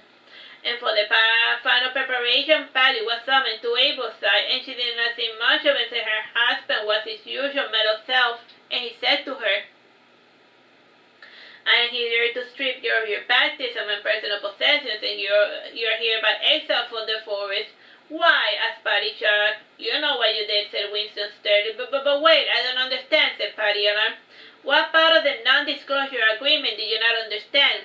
Asked Abel sarcastically. We told you not to talk about our business to people that could not be trusted. But, repeated Patty. Go back to your family, Patty, said Abel, scratching at her skin. And much to her dismay, her pelt was shed, and as soon as Abel touched her, and through that violent fashion, she regained her humanity. And let me at least, said Patty, sobbing. Goodbye, Patty, said Abel, pointing towards the door. And before she had the time to protest, one of the gorilla men had entered the room and taken Patty. And turning to Wisdom, Abel commented, You seem oddly unfazed by your wife's betrayal. She said her purpose. Pity that she could not keep her mouth shut when talking to people from her former life. But I suppose some things cannot be helped, said Winston, smiling, and he added, Well, back to the matter at hand. I was thinking we should set up human traps. Last time we did, you guys got carried away and forgot where most of them were located, and we still trip on our own traps from time to time. I don't think there's any need to add new ones, said Abel, remembering the traps that led to their forest. What of the dragon? Do you think they will help? Asked Wisdom. I don't know, said Abel, and he added, It is possible, but I would rather not rely on them. The ideal solution would be for the humans to just leave us alone, said Wisdom. Ah, yes, but we don't live in an ideal world, do we, Wisdom, said Abel, sarcastically. The army of Carabina's army raced on restlessly towards Lusitania, and in spite of its religiosity, it was a traditional medieval army heavily reliant on cavalry and light infantry, and the stallions alone required maintenance. And Carabina was not familiar with the way the Nagas worked in battle, and he was also not too used to fighting in the forest. And he had heard tales of the expertise in siege battle. However, this brilliance was due to the words of the Invisible Army's sleeper agent, and about 200 members of his army were secretly Nagas pretending to be humans. and they regularly enforced their peers of the movements of the army and its weakness, and the main issue in Candra was the cult of hexing, and with so much emphasis on iron, peasants who would have otherwise made food crops had overnight become rudimentary smiths, and the Naga knowledge was producing some of the shabbiest pieces of iron that mankind has ever seen. And this combined with Carabina's pacification campaign has caused the country to be blacklisted and slowly isolated from the other feudals, and in a sense attacking the Nagas was a desperate attempt to save its crumbling economy, and the soldiers of Carabina hoped to save their empire by stealing the gems of the so-called weak Nagas. And it was true that the Nagas had fled from most of the battles they had ever engaged in. However, they fought with all of the might in battles that actually counted, and as soon as the first front line, the Naga turned his back on the enemy, the rest usually followed. And this prudent but seemingly cowardly behavior had given the Nagas a fame of being cowards and weaklings. And non-humanoid ever bothered to notice that the Naga armies rarely suffered heavy casualties. And as things stood for Carabina, he had about a month or so to steal as much precious gems and food supplies from the Naga, to buy grain from the surrounding territories in order to continue his military campaigns, and he also hoped that they to raid the fields. To fight the Naga magic, he believed he had the protection of the goddess, and to slow him down, Abel decided to speak with the goddess, and to summon her, he killed a lamb and burned his fat over the fire, and the scent of blood and roasted lamb with olive juice summoned the goddess Hexing. Hexing frowned when she saw the Abel eating her offering. "You big thief, you know that I only speak with humans," complained Hexing. "And yet you came, because you know I had the spirit of a human," said Abel, and he added, taking out a jar, "right inside this little pickle jar. I want to ask you to tell that petty..." And then he added, "I want to ask you to tell the pet human used to turn his armies back, and if he does, I will feed his starving people," said Abel. "Why don't you make this offer to Carabina himself?" suggested Hexing sarcastically, and her steel black frame glistened dark red under the burning sun. "You know why not. And you give those humans an arm and they take your whole leg, and you feed them one day, and suddenly they start treating you like tributaries, and you can't work with folks like that," complained Abel. "I don't see how that is any of my problem," said Hexing, laughing. "I thought the gods were supposed to care about their followers," said Abel, folding his arms. "You clearly don't know how the gods work." And we get a faint reply here, a cryptic sign there, followed by a bottle of minor blessing here and there, and boom, you have a huge cult following.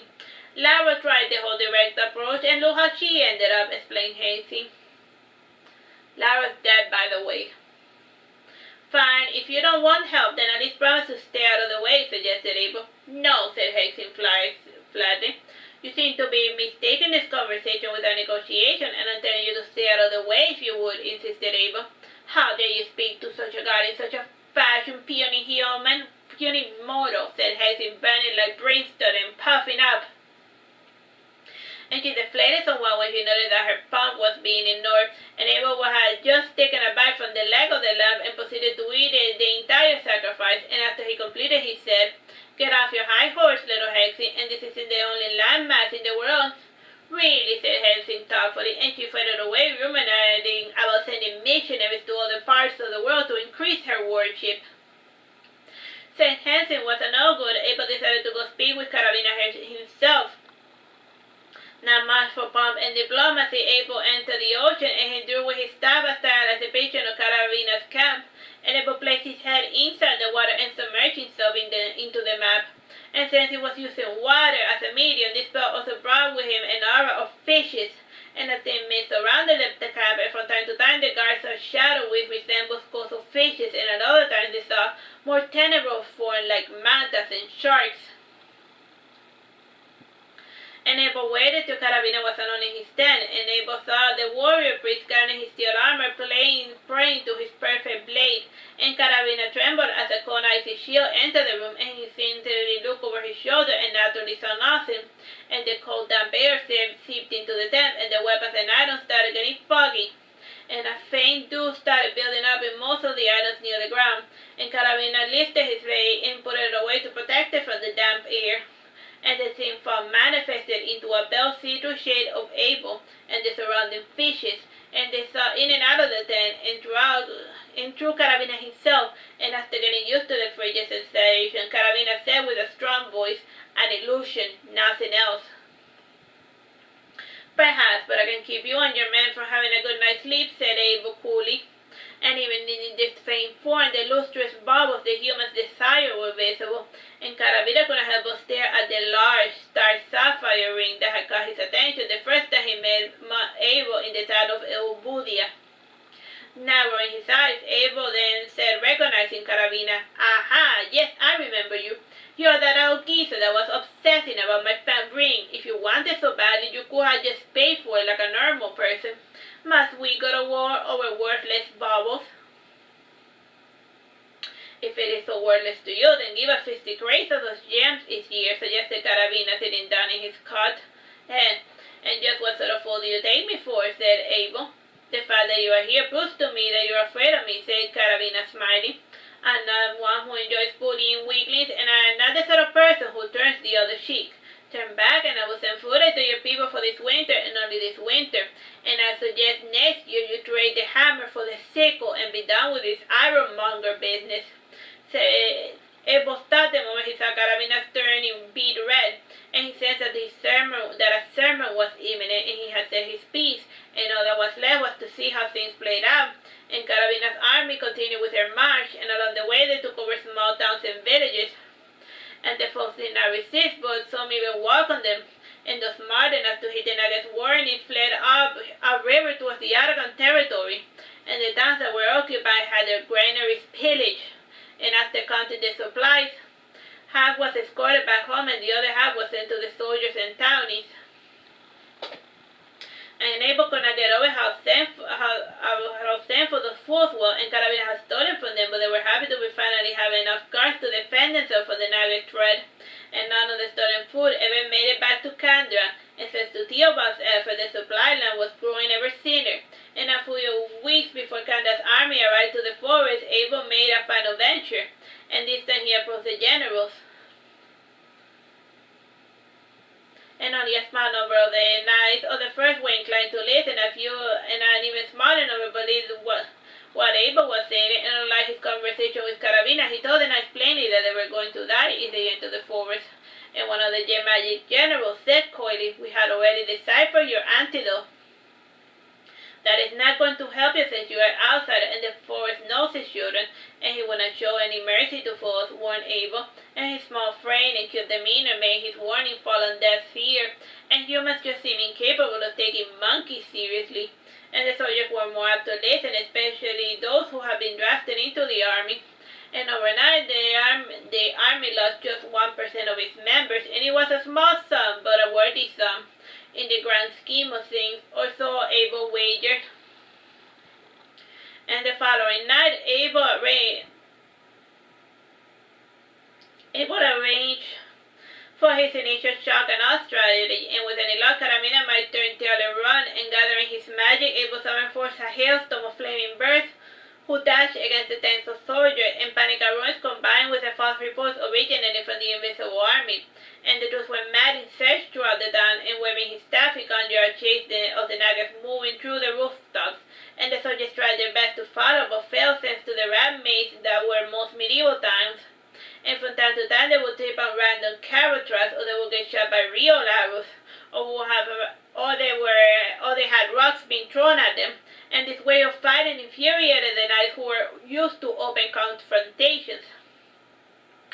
And for the coup de grace, Abel conjured up the illusion of a peasant guarding the movement of the Nugget and covering his escape.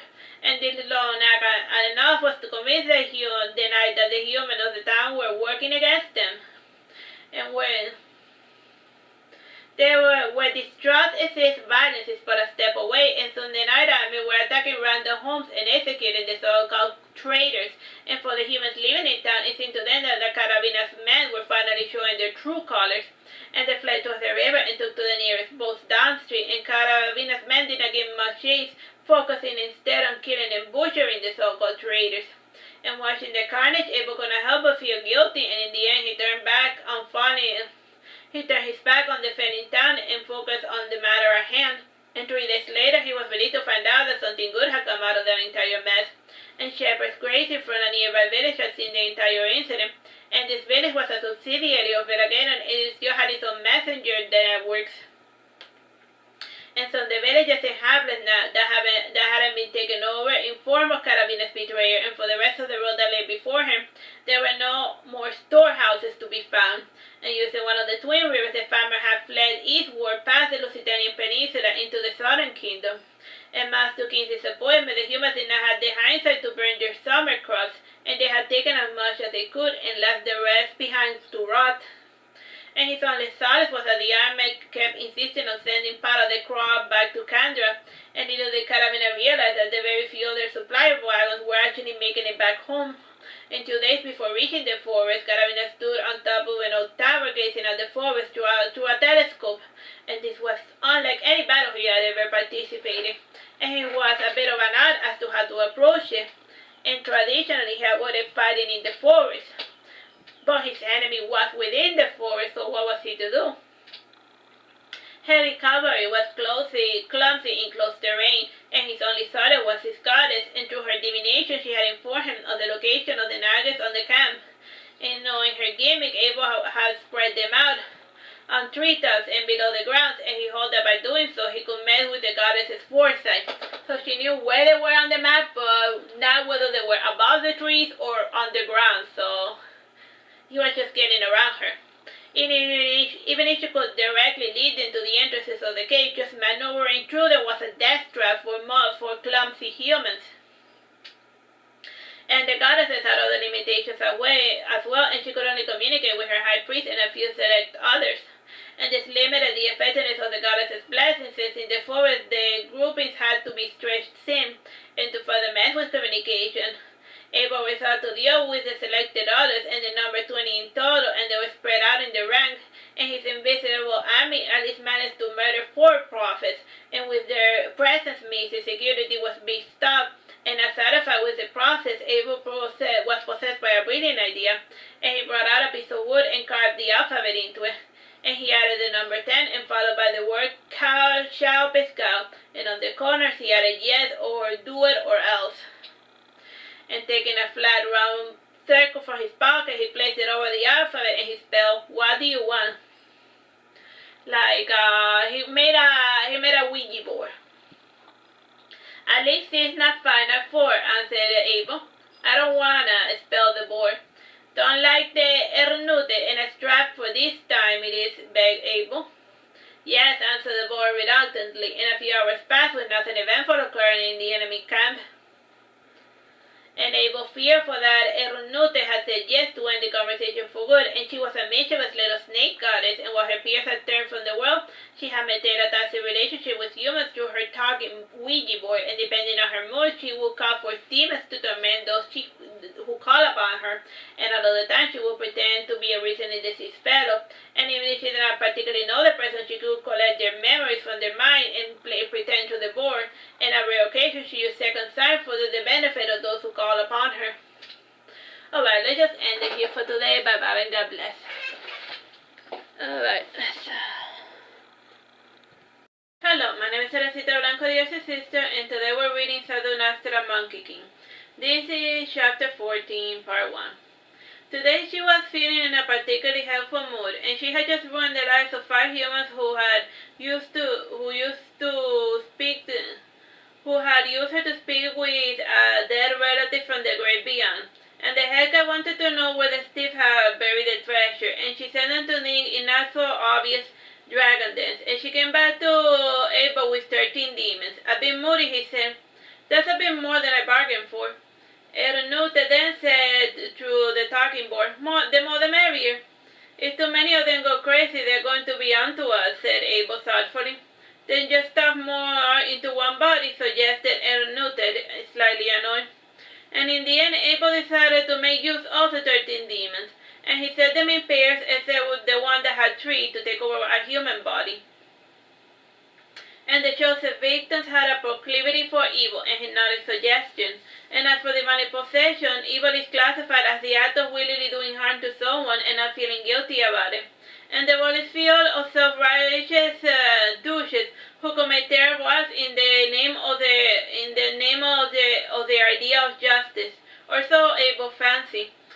using this definition and other specifications, the demons possess 6 chosen humans, and being vice demons, they amplify their positive traits while diminishing their weakness.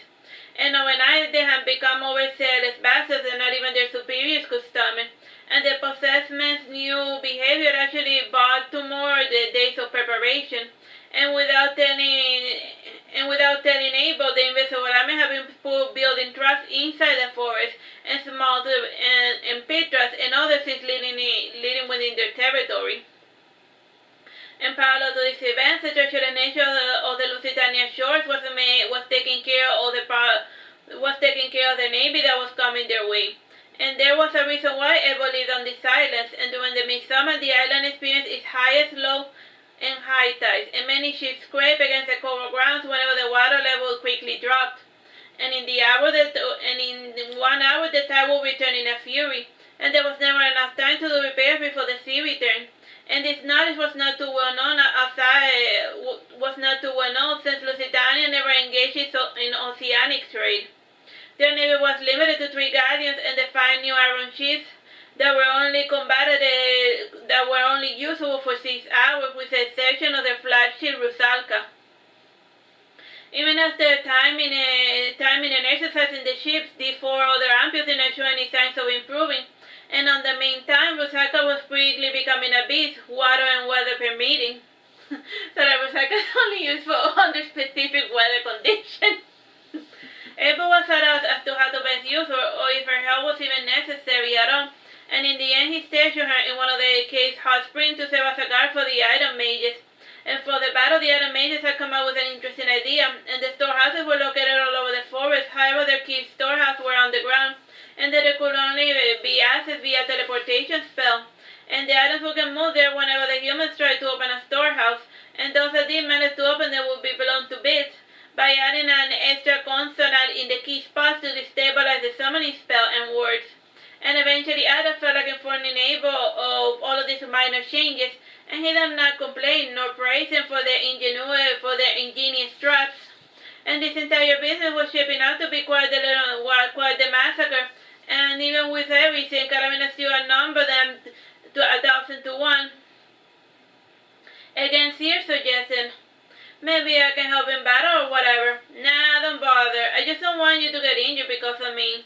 And the humans are already used to your kind, and your presence will lose all of its shock battle, and all of the well-named ballista balls that will be the end of you," said Abel. "I could just burn them," suggested Seer. Sighing, Abel said, "If you are bored, find yourself new cats, and I suggest you move the ones you already own further inland, lest they get eaten by the humans," suggested Abel. "Surely you're jesting," said Seer, laughing. "Remember that Seer is like the dragon. I like to be like, oh man, maybe I can help you fight the ones who are the invaders, and then I don't need your help, dragon person." See, now I have a question. Are the 12 Eldermen getting Lamin level? Well, except for one. Except for Ahi. Got it. Yeah. Cause they're infiltration types, you know? Oh yeah, it's too obviously Superman level, then they'd be like, this person doesn't belong to this person. This person that can slaughter an army with a single hit doesn't belong here. Yeah, it's like super dull that he's an alien. Alright, not really. Humans have been known to eat cats when pressed by hunger, said Abel, chuckling. It's their funeral, said Seer, leaving the tower to move all of his feline friends to safety. So that the dragon will move away. Humans eat cats, I gotta protect my cat.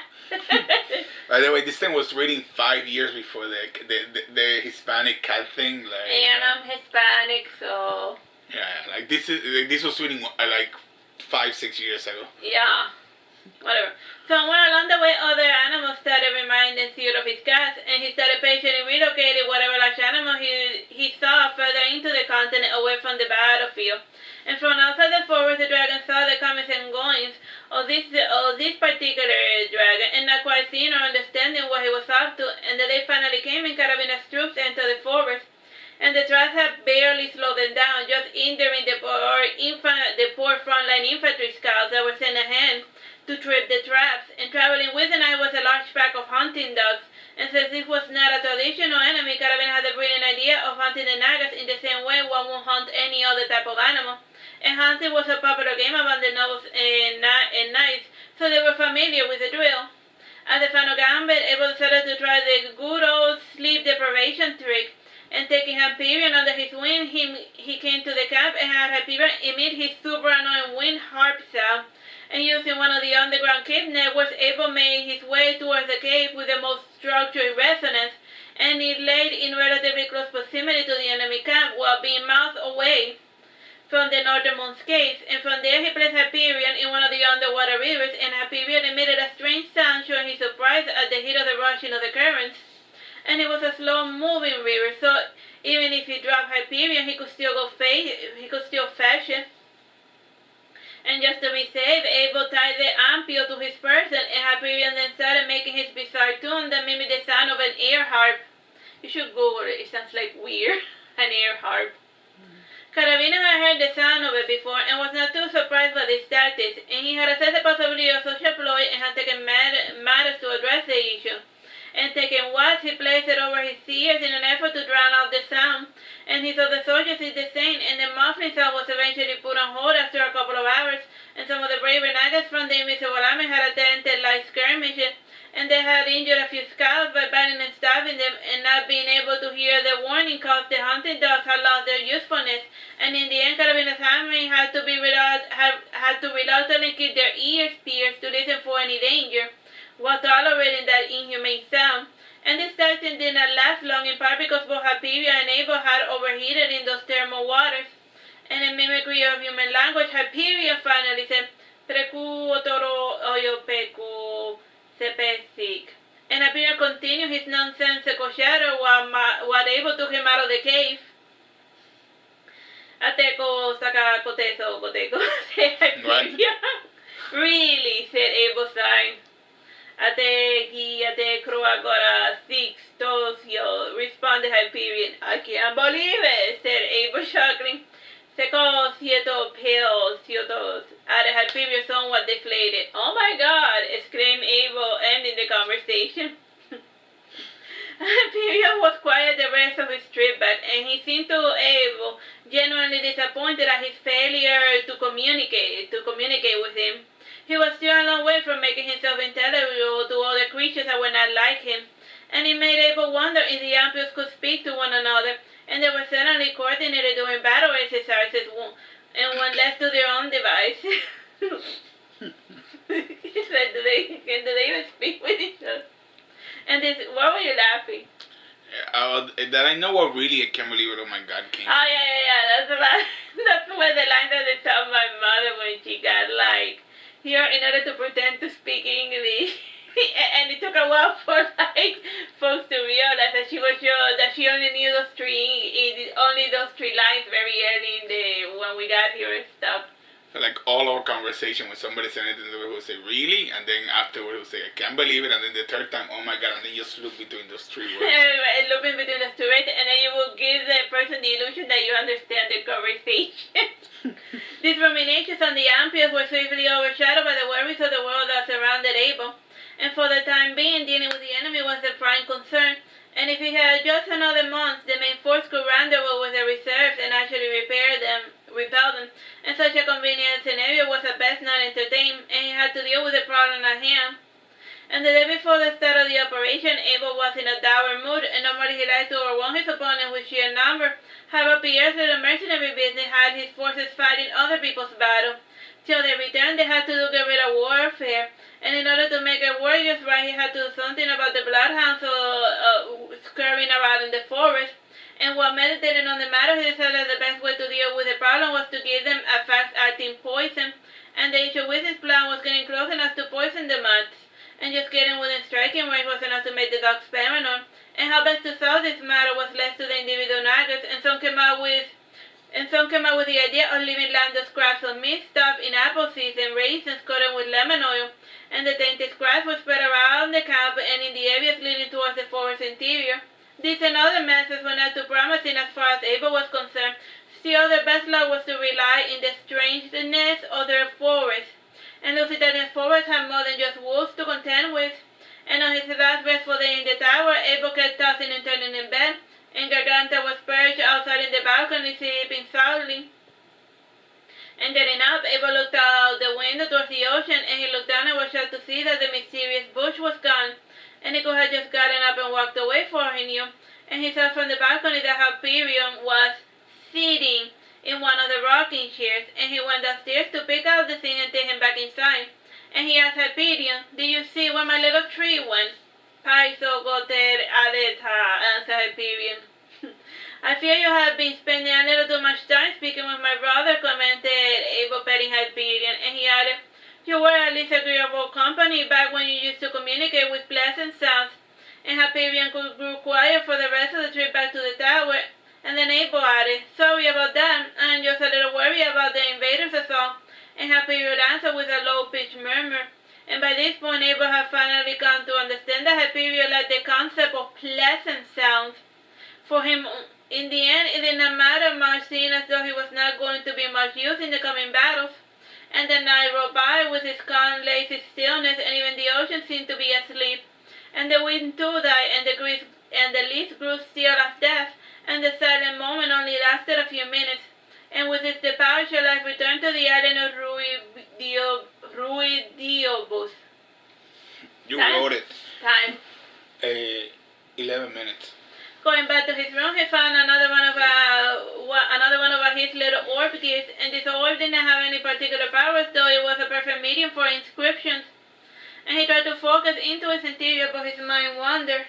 And a warm breeze entered his study, and he coughed lightly. And yawning, he brought out a piece of paper, and he started scribbling artsy-looking words, and they were followed by crude randomness of plants and trees, and he combined the drawings with the text, arranged it to something that resembled a poem, and stopping, he was reminded of a bit of the gibberish sounds created by Hyperion, and seeing the sunrise, he was forced to abandon this new music, and it was the start of a hard day's labor. And the first 2 days in the forest, the soldiers were having a merry time, and it was like hunting in a new environment, and they made light of being in an actual war, and whenever they encountered a naga, the skirmish only lasted a couple of minutes, and the nagas limited themselves to inflicting minor wounds before fleeing into the depths of the forest. And after the second day, the eagle of the night was somewhat deflated, and keeping up with the nagas in the dense jungle was proving to be quite a challenge. And the dogs were not used to this area either, and they barked at every little thing. And one afternoon, Carabina was informed by Hexin of a dense number of nagas hiding in the underground cave. And the hole was just beneath her feet, and after removing the roots of a tree, Carabina was surprised by the gaping darkness. And passing a torch, he found as he noted the small gaps between the rocks, and after surveying his troops, he picked out out of the team skin infantryman wearing leather armor. And looking at the hole, one of the generals suggested, "Can we just smoke them out?" "If you think it'll help, my liege," said one of the scouts without much enthusiasm, and before sending the party in, one of the men entered and made a small fireplace inside one of the holes, and with a fan he started sending smoke into the cave, and soon the ground below them had smoke coming out of hundreds of different cavities. Hexin then told Carabina, "It doesn't seem to be working." "I can see that," said Carabina flatly. "Where exactly can they be found?" "Right under us, just 2 meters down," said Hexin. "Then why is the smoke not working?" asked Carabina, frowning. Hexin brushed her shoulders, unable to provide a proper answer, and the ground in the forest itself seemed to be messing with her godlike with her divine powers. And since she only had an influence over her followers, her omnipresence was rather limited. And in the end, the search party squeezed through the cave, and much to their annoyance, there was still plenty of smoke inside, and the torch provided very little light. And feeling the ground, one of the men felt cold, icy water, and after taking another step, he was head deep inside the frozen pool, and his leather armor and weapons weighed him down, and it was a good thing his companions were there to drag him out. And the embers of one of the torches illuminated a small shape beneath the waters, and a small head peeked out with glowing green eyes, and it then submerged by swimming through one of the numerous cracks under the rocks. And the hunting party returned, and the head of them said, "Flushing them is not a viable option, and there is underground water, and we cannot seem to find our way around such narrow passages." Hexin was a bit pensive all the while, and the campaign was quickly becoming a war of attrition, and the Nagas had the advantage over them in this regard, and night quickly fell in the tropical forest of Lusitania. And even before sunset, the forest was almost pitch black, and around them they heard the hooting of the animals, and one of the generals visited Carabina in his walking corpse, and the general said, if we cannot eliminate the enemy, might I suggest we find their prime resource. By looting their minds, we can force their hand. Looking at Carabina said reluctantly, I suppose there's no other choice, and our people will starve if we cannot deliver, and our priority should be to raid their minds, seeing as though the storehouse are unavailable. Time, bro? 7 minutes. Using a crude map of the area, Hexy saw the location of the cave with the highest concentration of precious stones, and it was only a 2-day journey from the location, and even take into consideration their current snail-like pace. And again she tried to focus more on Lusitania, but something seemed to be suppressing her powers, and she suspected that the deeper they entered the forest, the less help she could provide her prophet Carabina. And in the end, she decided to go with prudence, and instead of guiding Carabina to the northernmost cave in Lusitania, she led them towards the river. And one of the banks was home to several types of jaspers, like obsidians, orbicularis, bloodstones, and jasper browns. And after setting up camp, the infantrymen went towards the river and started messing out their banks with their little mining operation.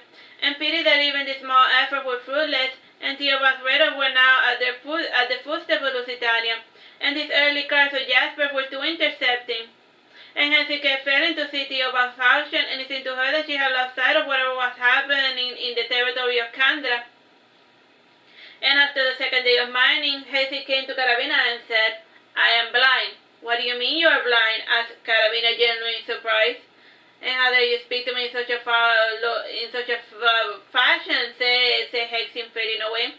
And Carabina then performed an apology ritual involving flagellations with an iron-tipped whip. And after seeing him bleed for a couple of hours, Hexy finally felt like manifesting again, and she said, flatly, I am blind. For some reasons I cannot see much of what occurs in Lusitania. And there are certain events occurring in Kandra that keeps my attention divided. My goddess, what is happening to my country? Asked Carabina, bowing. Nothing. Everything is the same as you left it, which is odd because the first batch of supplies should have arrived by then, said Hexy. The Nagas know that.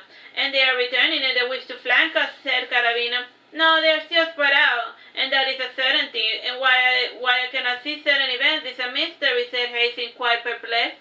And she should have powers within and around the Kandra territory, and the lack of foresight was not a good sign. Her influence was waning. Time, bro? 4 minutes, 30 seconds. The mining operations progressed slowly, and the nights were always in a dour mood because of the lack of comfort. And it rained most of the days, and when the weather was lovely, the nights got attacked by wild animals every so often. And the first of the lot they had to contend with were the flying snakes. And moving further upstream, Carabina and his crew discovered what seemed to be a deposit of ametrine. And they were all neatly resting in the riverside, and before getting a chance of taking all of those neatly placed stones, a young alabaster dragon came and stoically sat down on the pile of stones, and he drank from the river and coolly regarded the humans. And Carabina knew that there were alabaster dragons in the forest, and it was a pity that Hexy had failed to warn him of one of his presence. And with hindsight, he would have been able to make a trap for the dragon. Unlike all of the other dragons of his kind, this young male dragon seemed devoid of any aggressive spirit, and he simply fell asleep on top of his pile of ametrine. And a few brave soldiers were closer to the dragon, and they even took a few rubs to see what would happen. And since the dragon was now waking up, they decided to carry as much in their person as it could before returning upstream. So then they would, oh, look at all of those fancy precious stones. Oh wait, a dragon sat on top of it. Okay. Why didn't they? I knew that there were dragons, but why didn't they tell us there was a dragon right over there? Time, bro? 3 minutes, 30 seconds. All sentient beings marched forward whenever there was an army in the territory, or they fled. And this wait-and-see strategy of the Nagas was slowly ebbing away at their morale. And Abel had forbidden the Nagas from engaging in any real combat until backup arrived. And the dragons were free to do whatever they wished, but this particular dragon was not in the mood in engaging in battle. He just wanted to continue with his life, even if there was an army roaming his territory. And since the Nagas were the real target, the knights decided to ignore the dragon for now, since they fancied that they would incur a lot of casualties annoying the beast. As soon as they left, the alabaster dragon sat up and yawned. He was done pretending to be asleep. And he said towards the shadows, "You better get those fools out of here before he wakes up." "We still have another man," said Abel's voice. And since they were sticking to the river route, the army ran into ended up in jaguar territory. And these hunters had a number of canine units whose number was down to 20, and the infantry too were mauled by the jaguars on numerous occasions. And all the while, the Nagas get suddenly stuck in the army, and the skirmishes had stopped at a certain point, and Carabina could not understand this behavior. And a week before the awakening, a strange creature was making mice meat of the army, and after laying many traps, they were all happy to discover that they had captured a squirrel monkey Naga dressed in golden robes, and he had a small staff in his hand. After parading him in camp, the knights first started saying in all directions, we have captured your leader. Come out of hiding and surrender lest we kill him." Time, bro? Minute 30 seconds. Silence answered, and the forest grew still, and the squirrel monkey, who resembled Abel, opened his mouth to speak, but no intelligible sound came out. And after this news spread to the barracks, Carabina came to verify the identity of the so-called captured Monkey King. And looking at the small, frightened cage creature, he commented, "I think you captured a decoy." "And why isn't a decoy at all? It is not as if we're having any luck looking in the rest of the monkeys," commented Hexing. And keeping in a cage, Carabina was literally possessed by an interesting idea.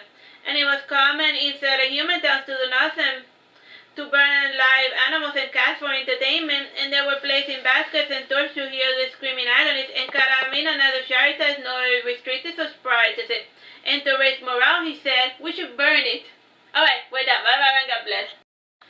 Hello, my name is Teresita, Blanco, the Elder Sister, and today we're reading Saturnastra Monkey King. And this is chapter 15, right?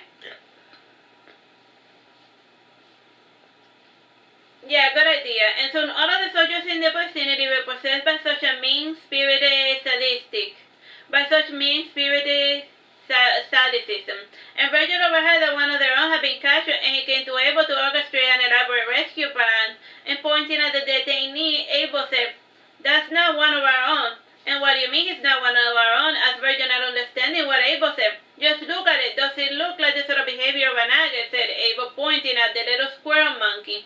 Indeed, it had the proper height and posture of a true squirrel monkey, and wherever had it gotten the clothing and the twig he branded like a one was a subject of much debate.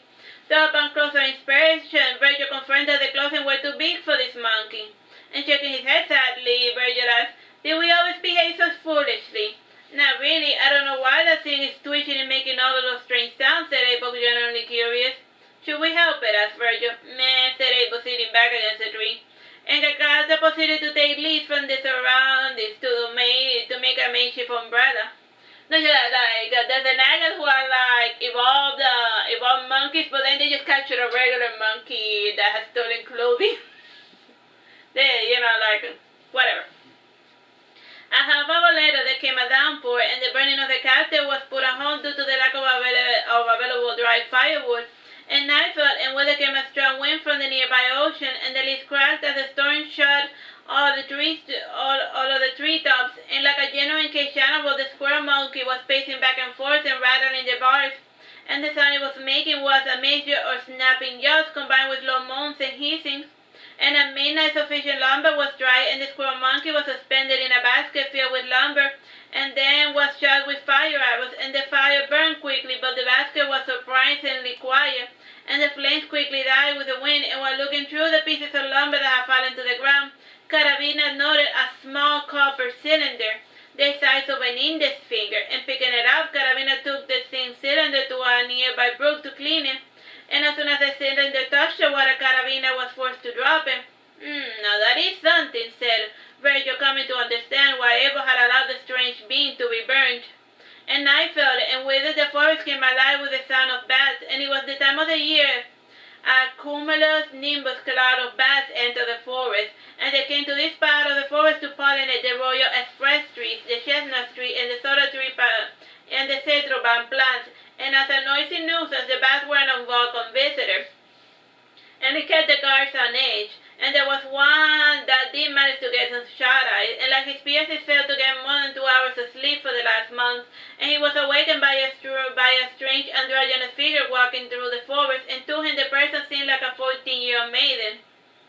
And this person had copper-colored hair, and the eyes were black, and the nose was small, and the figure was wearing charred clothing, and the nails had a stronger red coloration as if somebody had dropped something heavy on his hand. And the strange person walked slowly towards the sky with great difficulty. And he saluted what he saw was a woman, and he asked, "Do you live here with the monkeys?"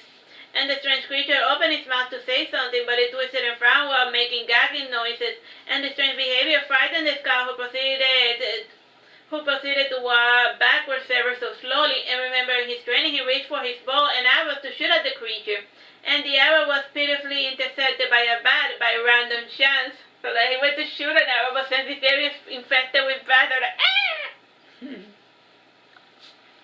When the bat fell to the ground, the scout could not help but laugh nervously, and in mimicry of his laugh, the creature too started laughing. However, its unnatural laughter sounded more like barking, and scared, the scout ran towards the camp, and after informing his superiors of his discoveries, he was forced to return to the spot where he had seen the stranger. And from profile, he was able to make out its elongated tail, hand, feet, and furry ears, and it could almost pass for a true Naga human crossbreed. And when the humans saw the creature, they were a bit unnerved by its gawking and bizarre laughter, and it seemed to able that it did not know how to properly make use of its vocal cords yet. And Virgil doubted if he had any to begin with. And the bats were swarming all around, and the same could be said of Abel and his companions, and they were in one of the flowering trees, as though they had to keep swatting away the bats as if they were flies. And looking at the maiden, one of the knights commented, "She does not seem to belong to them." "It's obviously a trap," said the scout. "She might be a demon or worse," suggested another. And unsheathing his sword, the knight started walking forward to cut the stranger to pieces. And the creature in mimic reached into his side, and from his skin blew forth a flowery hilt with a sharp wood-like blade. And dragging it on the floor, it clumsily struck the iron blade, which shattered into many pieces under the dumbfounded eye of the knight. And trying again the arrow, the scout shot, but he missed because it struck another bat. And the ground around him seemed to bloom like flowers, with butterflies crowding around him, and he ran off laughing into the distance, chasing after a pretty dancer he thought he only saw, and his companions ran after him and followed him till he jumped off a waterfall. And it was the middle of the last week in the forest, and the awakening was scheduled to occur over the course of 6 days. And even now the humans were starting to experience mild headaches and occasional hallucinations, and the antidote to the poison was not working fast enough. It's just that like Lusitania has like a very high toxicity levels, you know, and only like the locals can put out with it. Since the humans are not used to the weird poisonous environment, then they're starting to see things. Time, bro? Yeah, 17 minutes. The human metabolism was too slow to remove the toxicity buildup, and the last human visitor to see the strange being was Carabinas, and he saw her at night in a field of blue lilies which released bubbles from time to time. And the night seemed brighter to him than usual, and he could no longer understand the words of Hessin which kept telling him to leave the forest, and the evidence alone had shown the goddess the true face of the forest, and the copper color seemed to him a bright red, with floating like ambers, and the sharp dress of the maiden glistened like rubies, and the strange creature grew a flower from his hand, and it offered it to Carabina. And not seeking strength, he came forth, and he smelled the flower, and gaping and grasping for air, he convulsed in the forest floor, while his eyes gave one last look towards the golden Titan moon. And later that night, the Nagas had gingerly had Carabina up in a tree for all of his troops to see, and knowing the dramatics of medieval society, Abel placed a warning sign. "You have 6 days to leave the forest before it is too late." And those who were foolish enough stayed, while those who broke away from the main ranks were safely guided out of the forest. And they felt like fools after exiting the forest so quickly, and with all their wandering they had covered very little ground in the way of piercing through the Lusitania Peninsula. And all those who chosen to stay, they perished when the 6th day came. And the forest was finally awakened when it sensed the presence of the unwelcome element, and a great mist emerged from 2 caves inside the forest depths, and soon it spread, killing the outside humans, and the natives inside the forest, as well as the animals, became sick as well, but unlike humans, they endured. and after 2 days, everything returned to normal. The fall came in with it a degree of normalcy. So like there's an even bigger, aside from the sea, there's like an even bigger creature dormant on the ground that when it senses something that shouldn't be there, releases more poison, and then like the outsiders usually drop dead while the animals and the creatures that are used to it, they get sick but they live. Ugh. They live there, but they still get sick for a while. Time, bro? 15 minutos. The fall came in with a degree of normalcy, and a couple of Jews returned to Canada empty-handed, and they were shocked to discover that all of their efforts were for naught. And when winter came, they had no choice but to swallow their pride and beg for food, and beg for food aid. And as was the habit of the day, food came at a price, and with a small army, they had to cede most of their territories to the southern kingdom. And Veragheron also recovered important archers that had been stolen by Carabina. And these archers had key information designed to keep Veragheron in check, and able to solidify his partnership with Theobald. And he met with the leader in Soreguri, and able gives Theobald the tower as well as a perfect guard, and sent for his, as a thank you for his help. And Theobald kindly declined both the garden and the tower, and a bit curious, Abel went to his castle to speak with him in person with regards as to what sort of recompense he demanded. And Abel saw Theobald in one of his fortifications, and located in one of the inclinations of the plateau.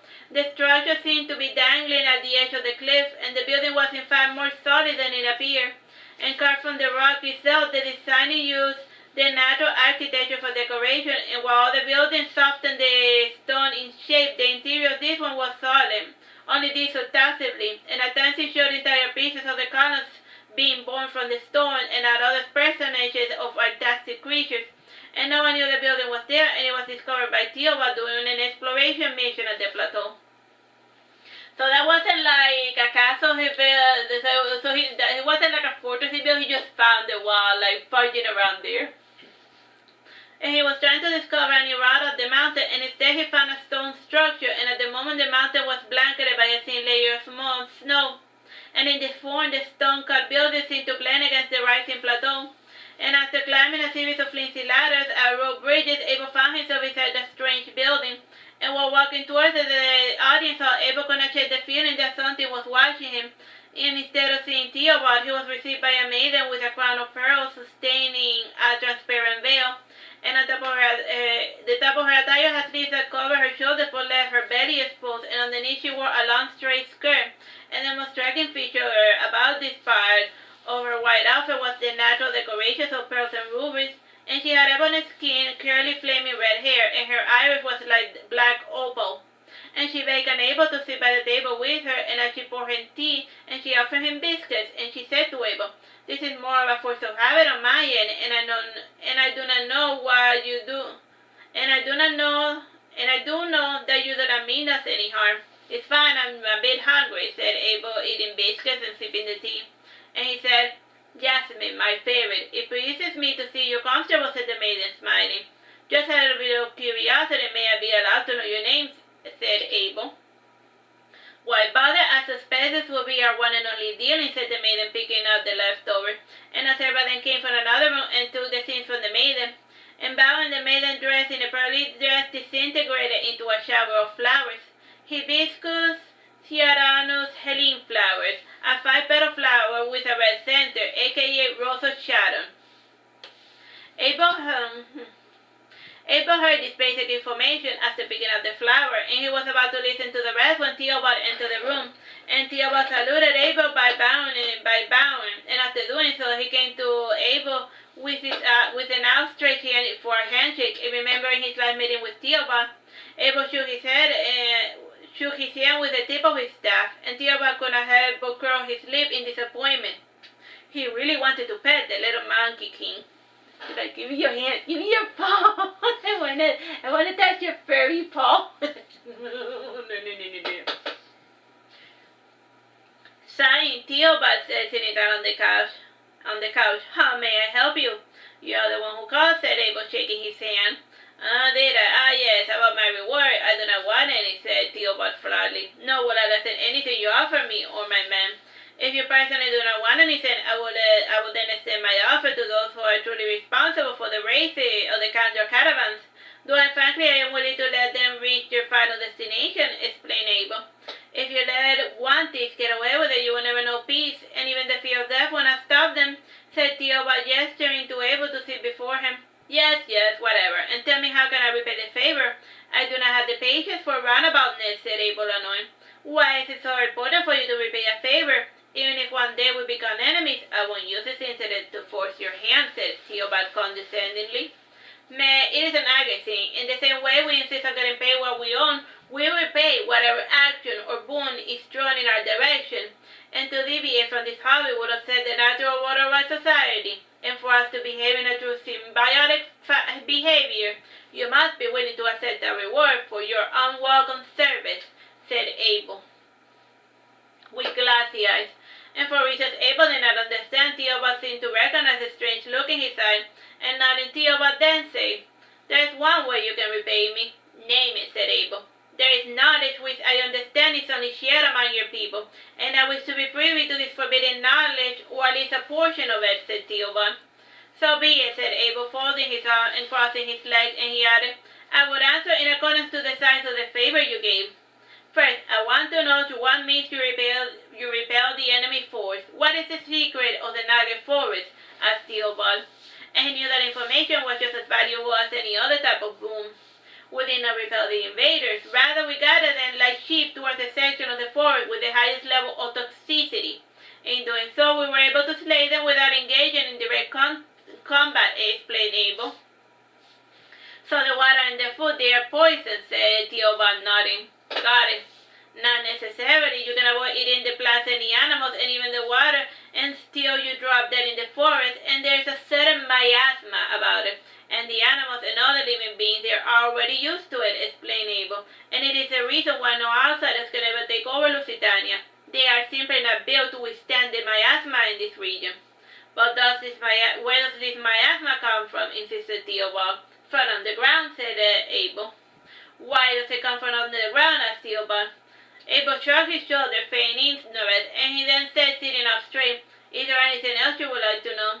I never did understand the circumstances surrounding Bertham's death. What did really happen? Asked Theobald. I was not there. Another information I got from my brother, so, said Abel, pouting. So, asked Theobald, he's not a credible witness? Nah, said Abel, shrugging his shoulder, and he added, Only Marduke knows why Bertham had agreed to duel him in the first place. What is blood red? Asked Theobald. My sister wouldn't describe him as a physical manifestation of a curse. The people in this continent were too violent, and given the chance they will wage war 30-15, and Blood Red was born in order to put an end to the chaos, lest we wipe ourselves out for good. And every time violence gets out of hand, a new Blood Red comes into this world, said Abel, getting up, and Theobald took this as a sign that he already knew too much. Time, bro? 7 minutes. And before leaving, Theobald patted Abel in the head and in his ear, and for taking such liberty, Abel sunk his fangs into Theobald, and rubbing his hand, Theobald moved. You are worse than my cat. I am a smart sentient being, and I refuse to be petted as a common lapdog. Pet me again and I will kill you, warned Abel, brandishing his staff. Laughing, Theobald ruffled Abel's hair, and he said, Sure you will. Growled Abel, leaving in a fury. The maiden who had visited Abel manifested beside Theobald, and together they saw Abel leaving the ruins and then disappearing in the forest ground below, and she commented, He is certainly a peculiar fellow. From up close, it is almost impossible to take him seriously. He just looks like a monkey from back home, said Theobald. And no wonder why the Nigers are so different from the rest of their kin, asked the maiden pensively. There is only so much knowledge you can accrue from here, said Theobald. His mind is like a closed casket. It's like a closed casket voting. In the end, Voden had failed to siphon any important information from within Abel's memory, and as for Theobald, he was happy to have the chance of seeing and petting the Monkey King. And the small king reminded him of home, and just seeing Abel made him smile. And Voden could not help but compare Marduke and now Monkey King, and while Veraguero was growing increasingly recluse and isolated, Lusitania seemed to be extending its fields of influence, and these conflicting influences in the continent were contributing to its instability and winter progressed uneventfully, and as decreed by the overlord that was blood red. And after almost 2 decades, the people have finally learned to respect his powers, and winter was known as the trading season. The harvest had just been gathered, and in most regions it rained instead of snow, and even in the areas where it snowed, it did not fall in sufficient quantities to restrict movement. And only the Sea Dragon archipelagos experienced visitors coming from the lands of Albion, and people who had liked to spend those last months in year hibernating. And after returning from his visit, he started sleeping most of the day and only waking up to eat a small bite. And on the third day, he awoke after being thrown into a cold bath. And checking from head to toe, he allowed Garganta and Ada to bathe him, and after getting him dressed, they to drag him to his library. And through their tenacity, Abel returned to studying magic. However, he had lost these past few years, and while studying he heard Hyperion make weird noise, and they were followed by the strange red mist of Rusalka. And getting out, he brought his illustrated spell book, and while pointing at the pictures, he explained how his magic worked. And after concluding his lesson, he looked out the window at his mouth. The strange tree had been replanted. Time? 4 minutes, 4 seconds. A week before the New Year arrived, Abel received interesting news from Pierre. The reclusive tower of Subero was opening its gate for its New Year magical symposium, and Abel had never heard of it because the Nagas were not considered to be leading authorities on anything. And Abel had nothing planned for New Year, so he decided to crash the party. And entering a party uninvited was one of his favorite pastimes when he was younger. And he summoned to him all of the items and deacon mages that were not doing anything useful at the moment. And Pierre also came along, seeing as though he was the most interested in attending a mage party. And before heading out, Abel said to his companions, You guys do know that we are pariahs in the magical community, right? Man, that was more than a decade ago, and how long can humans could possibly hold a grudge, said Pierre, smiling. We shall see, said Abel, raising an eyebrow. Go, said Garganta, bounding along, and she carried with her the young pure Hyperion. And Abel took Hyperion under his arm, and then he said, Thanks, I will see you when I get back. Go, said Garganta, come, said Garganta, standing beside him.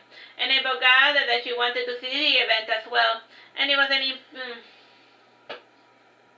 Whenever he was going to a happening spot, he always sent messengers to his siblings and said Marduke happened to be going through, apparently thought this was a bad idea. He sent Inanna to provide backup, and the presence of the prince or princess of Veragero gave some legitimacy to their proceeding. And of the few sent their own particular magic uses to the event, and they were there to convince Inanna to act for their benefit. And they were still stuck in the past, and other interesting personages to make an appearance was the herder-turned mage named Erwin, as well as the farmer Windy and his cat Magris. And the trio were quite disliked among traditional magic users, in part because they came from humble origins. And aside from magic, the trio did not have any other marketable goods, and it was always a wonderful outsider how Erwin managed to keep the oil lamps lit on a shoestring budget, and the Tower of Eurytion was almost a non-for-profit organization. Time, bro? 2 minutes, 30 seconds. And they were there to provide backup for Abel should anything get out of hand, and the current master of the Tower of Suberos had a hearty respect for Erwin's power. And once the years, the stories of Erwin's exploit have been adorned and exaggerated, and many times have been burned to the ground as of late by young mages in order to garner favor of Erwin. And entry to his school was arbitrary at best, and no discernible pattern had been observed. Him coming there was a chance for novices and masters alike to get some much needed insight into the workings of his tower in Eurytion. And as for Abel, no one in the tower was particularly happy to hear of his coming, and a day before they started the events, effort had been made to prevent his entry, and thanks to Inanna's interference, Abel and his party was allowed inside, but he was definitely made to feel unwelcome. The only rules given to him were in the stables with the rest of the animals, and Abel neither minded nor cared since Erwin and Farmer Windy had offered to share their lodgings, and the symposium had grown from a small co-op lectures into a 3-day gathering, and it was a chance to share information with the host of enriching one's magical knowledge. and the mages of today had learned much from the war, and limiting the access to knowledge was more of a liability than an advantage in the long run, and making magic more public and accessible. So Battles and his fears hold to shape public opinion about magic users. And as far as magic was concerned, this exposure was actually making things worse, and normal people were more afraid than ever of magic users, and without the Dragon Riders or support from Verageddon, magic users were the next best thing for feudal lovers, and the length of the gathering varied from year to year depending on the availability of supply, and this year effort had been meant to extend it for longer, seeing as though the eccentric Inanna was to be attending. Time? 30 seconds. Alright, bye-bye, God bless.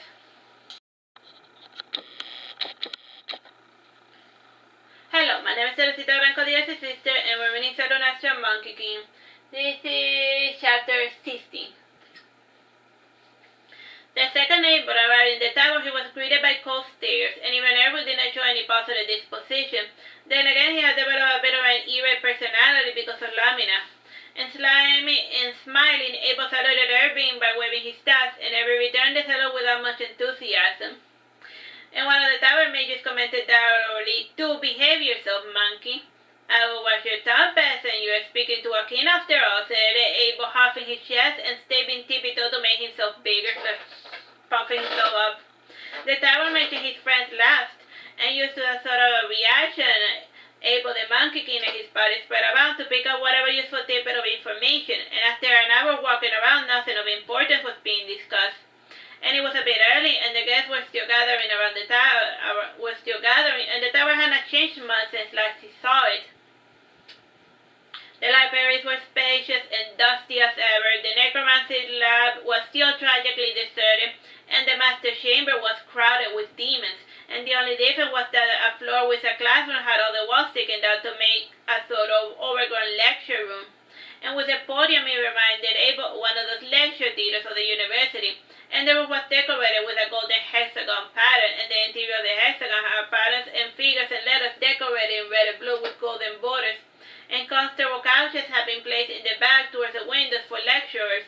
And depending on the rank of the guest was the make and style of the chair, and the richer mages did not take notes, rather they had squires who kneel before them, recording the entire lecture with ink and quill. That's like higher level snobbery that you have, that you never see in like TV mages. Us rich mages, we don't write, I know we have squire models that take care of that write stuff for us. Whatever. Moving along. Others prefer more ethereal method of collecting information in the form of pixies, fairies, and even a budget dragon or two. And Abel naturally did not have a shared place for him, and to show off, his item mages summoned forth a throne for him front and center, and the platform throne was made of white marble with red cushions for Abel to lie down on, and it was elongated to provide room for his drawing, notebook, and ink. And the throne platform exterior was sustained by carved human figurines wearing elegant crowns, and the interior base columns were swirly with golden slash around it, and beside each one there were panthers. And the headboard was decorated with acanthus patterns, and to sit on them, Abel had to climb 2 large steps. And when the initial annoyance and surprise subsided, the mages came forth to examine the throne. Shaking his head sadly, Irving thought, "Humans and their love of shiny." Marguerite then said to Irving, "I was under the impression that you were still human." "That is not a pleasant habit of yours, Marguerite," said Irving proudly.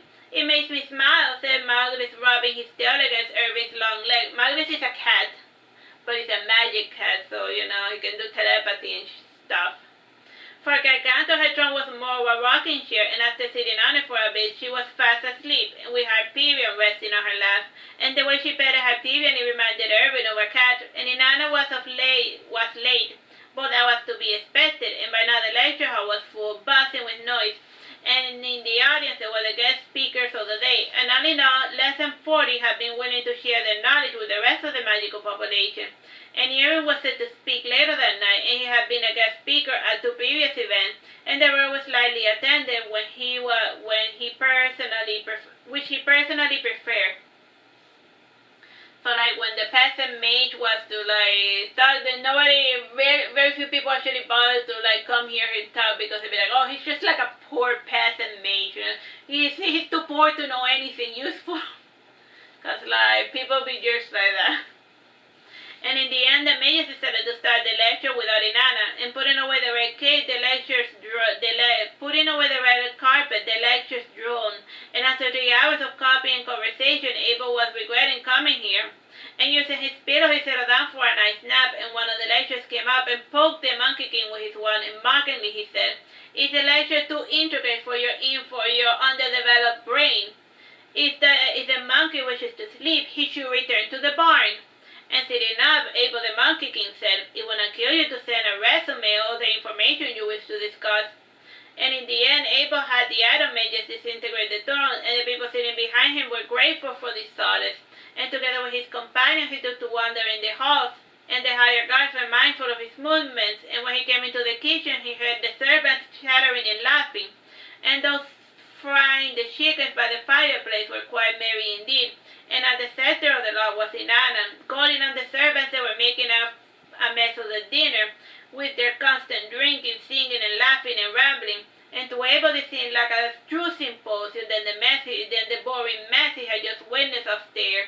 And the fair Inanna was wearing what industry considered an elven dress, the color of snow.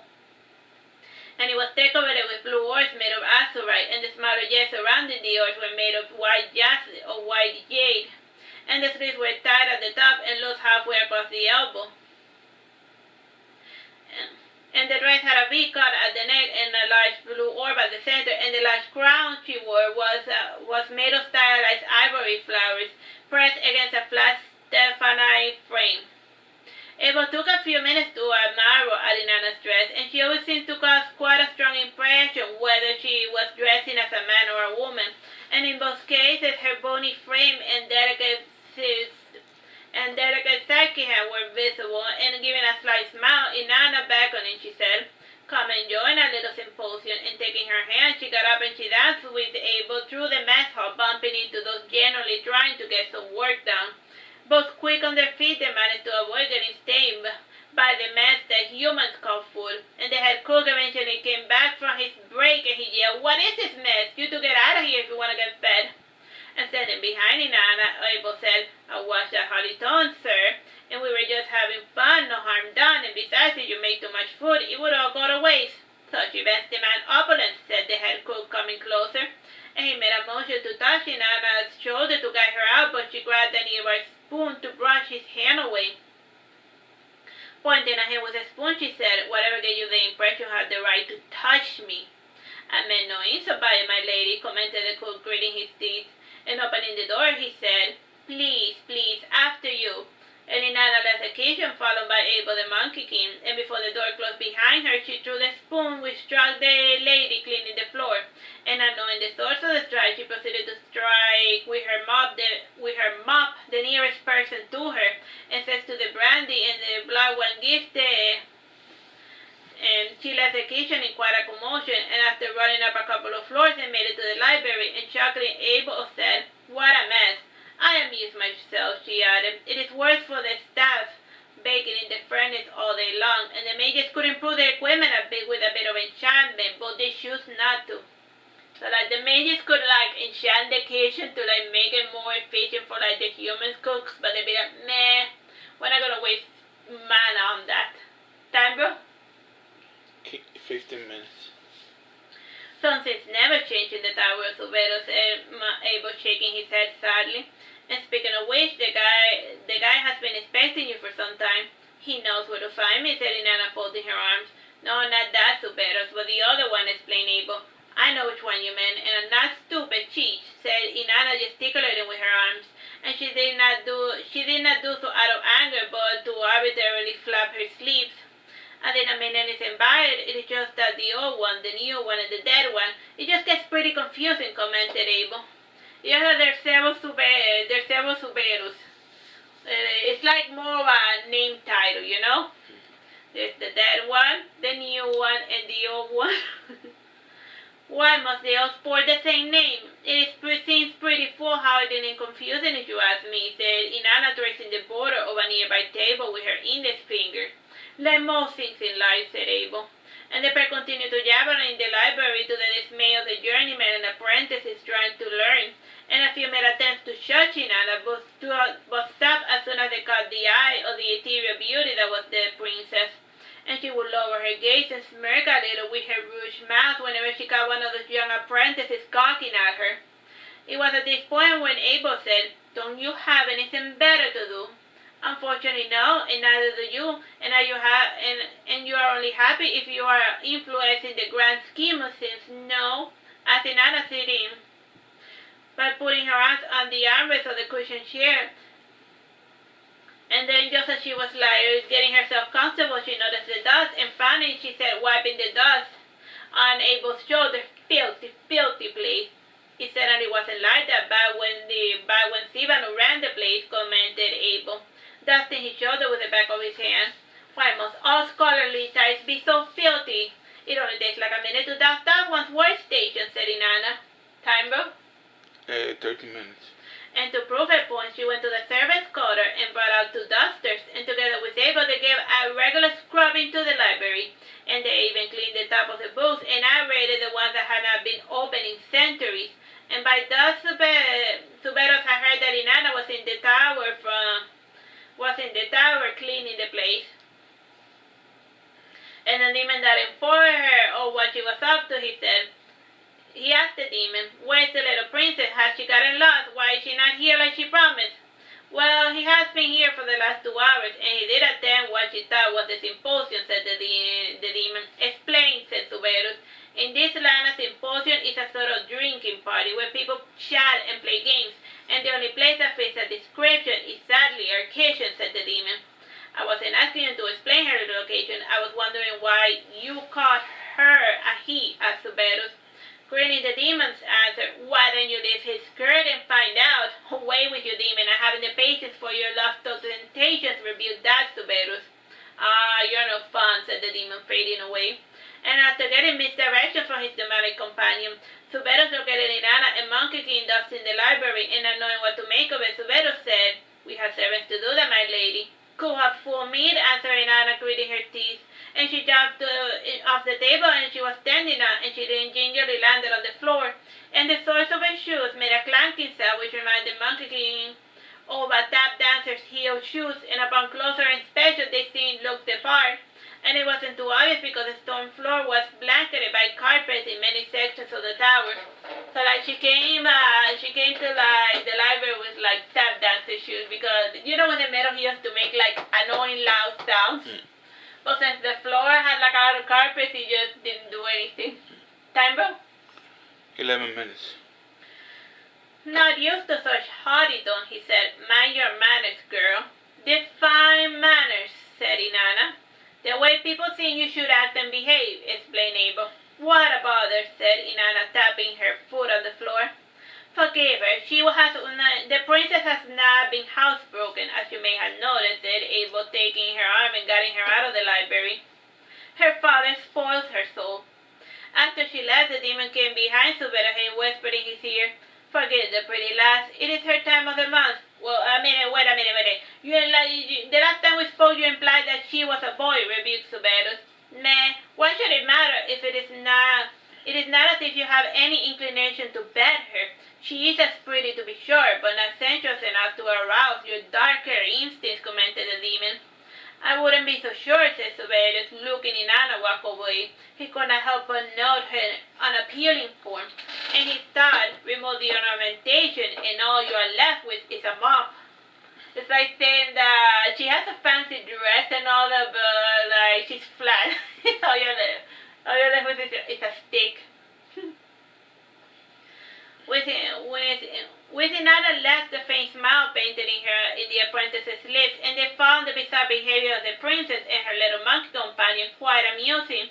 And it was the first time in a decade since anyone had properly ever dusted the library, and even so Meadows had to admit that their air did smell different, and this momentary lapse in judgment lasted a few seconds, and so he was back to thinking about magic and the way of acquiring new power without revealing his true groundworking work to the world.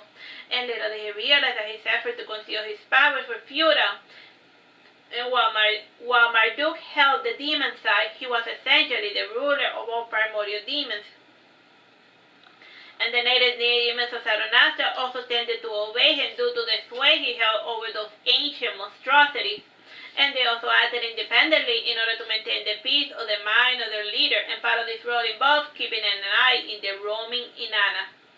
And the fidgety little princess eventually left the tower with Abel the Monkey King, and after half an hour walk, they had left the cliff and made their way towards the beach, and playing by the seaside was Gargantua and Irving, and where Irving was tacitly watching Gargantua swimming. And from time to time he flipped one of the pages of his books he had taken from the library, and beside him on the sand rested the ample Hyperion, and this time he was mimicking a song he had heard somewhere. However, the timbre of Hyperion's voice reminded Abel of the singing of a Tesla coil. You know the thing that they used to make like the spaceship sounds in like old movies? Yeah, time? 8 minutes. Very dissonant in its own charming way, thought Abel. Oh, nos peregrinismus qui femius, continued Hyperion. And Abel commented, sitting down beside Erwin, if the noise bothers you, you can always bury Hyperion in the sand. I tried that already, said Erwin, chuckling. What? And he asked, what sort of language is he singing? What sort of language is that? Abel shrugged his shoulders in response, and Hyperion continued, ad peccat deviantes filier regis esse debuimus fid in umbra peccatorum sesidimum. And petting Hyperion in Anna translated, we are strangers here. What have we done? Straying to the realms of sin, and we should have been the daughters of the king, but we have fallen into the shadows of sin. What? Okay. Noticing a positive reaction, Hyperion tried other sounds, but the noise he made had drifted back to unintelligible nonsense, and the sun slowly descended over the horizon, and Gargantua had a shark or two swimming around her, and since she kept calm, they simply drew near her before swimming away. And life was slowly returning to the Tower Subero, and it was almost as if the curse had been finally lifted from the place. Not so much of a curse, but a blessing from the god Arasa. And when the protection of death departed, nature slowly returned to its virginal coast. And while air drying herself, Gargantua asked Inanna, like princess?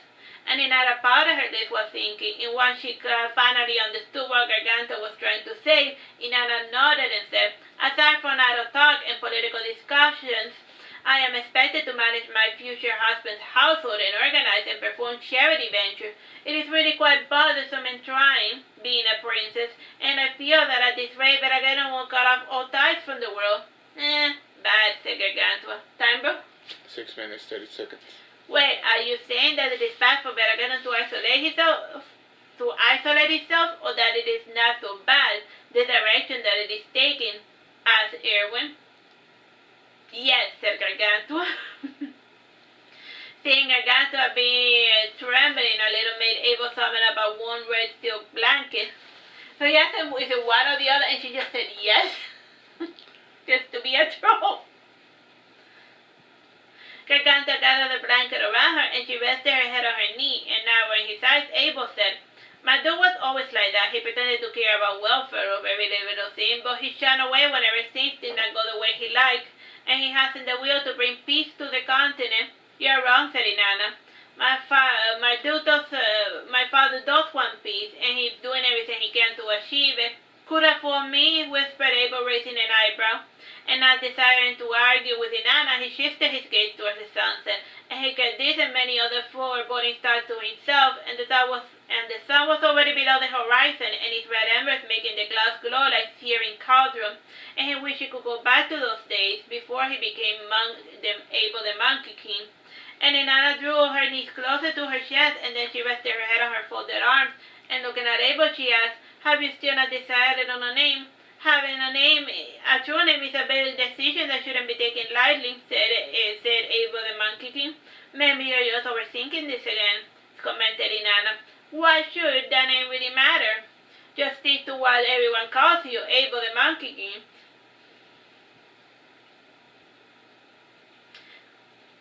Láminas not here, and there's no need to put on strong airs about it, Abel. And as for the name, I do not have a given name, and no one from my generation has ever been assigned a name or even a number. And when we became aware, we are just told to pick our name and be done with it. It's a very wise. Kids can be quite foolish if given the free reins to name themselves, commented Erwin. You see, just take the name Ahi for a second, or whatever possessed him to call himself after a tuna, said Abel when he was interrupted by Inanna. I think he was going for the spice, said Inanna. Whatever the case, I want my name to be at least awe-inspiring, said Abel. Pity that all of the good names are already taken. What an awesome name.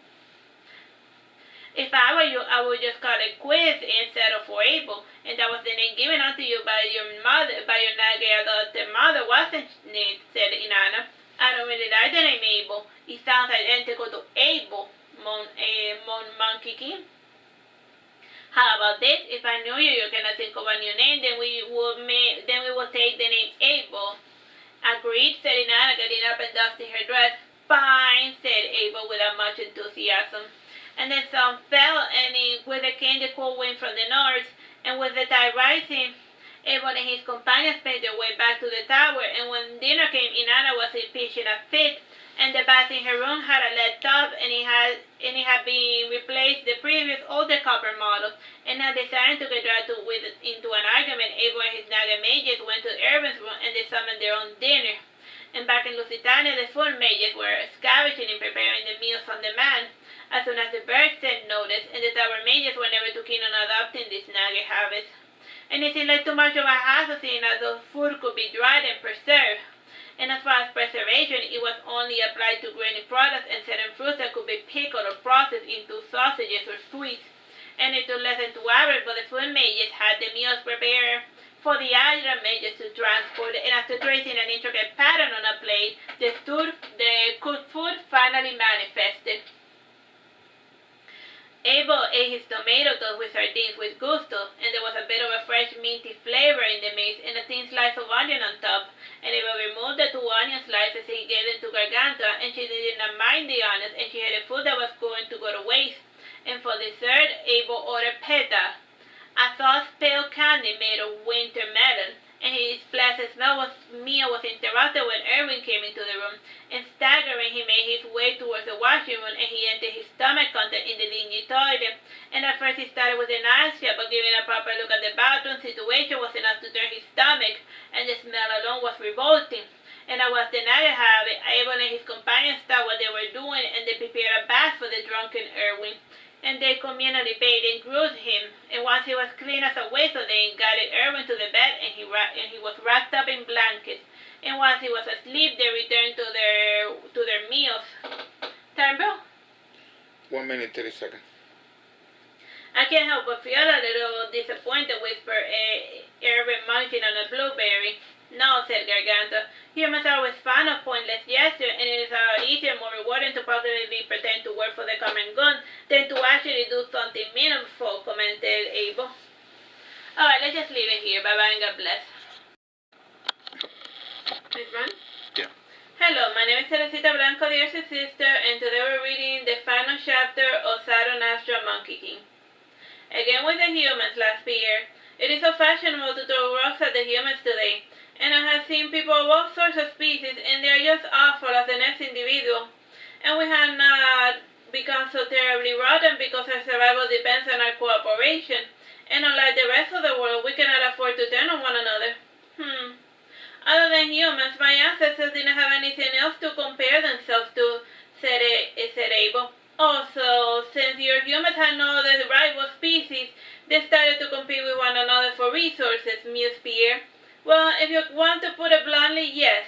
And I guess that is how it happened, maybe, said Abel, unconvinced. There really isn't a way to know for certain anymore, and even we do not know how we became aware, said Pierre thoughtfully, and he added, unless if you know something about it. Said Abel, shrugging his shoulders, and he felt that there was no point in mowing that old bone. And 30 years ago, Abel was left behind by his brother Ahe in the forest of beginning, And the twins had been traveling along with the rest of the family, and clutching at his brother's arm, the nameless child staggered through the overgrown bushes, trembling at the slightest sound and vibration from his surroundings. And he was most terrified whenever a creepy crawly got inside his pristine white robes, and this happened more often than not, seeing as though he kept stepping on the creepy crawlies by accident. And with his eyes rolling around his head, the nameless twin child seemingly avoided all natural danger, always careful not to squash even the smallest ant. And one day his older brother Marduke gave him this terrifying order, and they were to disperse and blend in with society. And to further emphasize this, Marduke had separated the nameless child from his airheaded, very powerful companion. And the child watching horror as his twin whimsically left with a foolish grin on his stupid face. The child screamed pitifully, "Damn you, don't leave me alone!" And the child wandered alone in the forest for hours without any of his siblings to keep him company or protect him from the world. Always running away or striking with his staff at anything that seemed remotely threatening, the feral scared little creature even attacked a poor shepherd boy. And after hours of being alone in the forest, the nameless child had said, "Please come back, don't leave me alone, I'm not strong without you." And since his brother had not come back, he just resorted to crying because of his cruel fate. He was not truly alone, for Marduke's demons kept regular taps on him, and since things were not going his way, he lay down on the ground and closed his eyes, and covering his head and body conveniently with his father's clothes, he slept for 2 months. And he hoped to hibernate through the entire mission without contributing anything to the war effort. And Marduke was not going to be pleased, but it was preferable to die, not being a burden on his siblings. And he returned to consciousness when he felt an external stimuli. It was faint, but a stick was poking at him. Every moment he thought, he noticed that his staff was gone, and summoned it back to his side. It frightened the person that was beside him, and he narrowed his eyes when he saw the hairy people standing before him. Looking at those apes standing straight with traveling attires made him laugh, for it reminded him of the planet of the apes. The youngest among them, Pierre, asked, "What is so funny?" "No, nothing," said the nameless child standing out. "It is just that this was not in the brochure." The demon lurking in the shadow said to the nameless child, "They are a relatively new development, endemic to the region known as Lusitania." The evolved apes looked at one another in confusion as they saw the child have a prolonged conversation with something they could not perceive. And they were a bit unnerved because their instinct warned them that a malevolent presence was indeed nearby. And Pierre's grandmother, named Martyr, made the pertinent question, "How are you, and what are you doing here?" "My name is, well, I don't have my name yet, and what I'm doing here, well, I'm just passing the time," he said with much enthusiasm. "And where are your brothers and sisters?" inquired Pierre. "I don't know, they abandoned me. They left me to my own fate," said the child with his eyes watering. There, lad. We'll take care of you. We'll take care of you until your family comes for you," said the martyr. And her maternal instincts had been sparked up by the sight of such a helpless little thing. And it was not the first time that Martha and her little merchant bag had met an abandoned child in the woods, and parents used to dish their kids in the woods all the time, and when they could not feed them. And other mean-spirited peasants and even nobles used to do the same with their parents in lieu of the traditional retirement home or a sanitarium. And normally the nagas would take them to another town with supplies and hope for the best. And if they ran into a merchant cab, they would just drop them there. And the merchants tended to have great respect for the elders, and they were always willing to accept new brats into their fold. And Matthew was wondering how to deliver the newly found charges he had found. And one night the nameless child said to Martyr, "I was hoping you would not ditch me in the next town over." "It is best for you to return to your kind," explained Martyr. "And those humans in the town below are not my kind, and my people have not been humans for eons, in the same fashion that humans and elves are no longer apes. Or Neanderthals for that matter," explained the nameless child. Pierre, interjecting, said, "Wait, what?" "It's just how nature works. You trace enough of your ancestors and you will start noticing that succeeding generations change ever so slightly," said the child, trying to explain evolution to those that surround him. "I have seen that firsthand," said Martin, "and my great-great-grandmother used to swing from vines and does not make an effort to even mimic language, and even her less than physical posture is a bit slanted."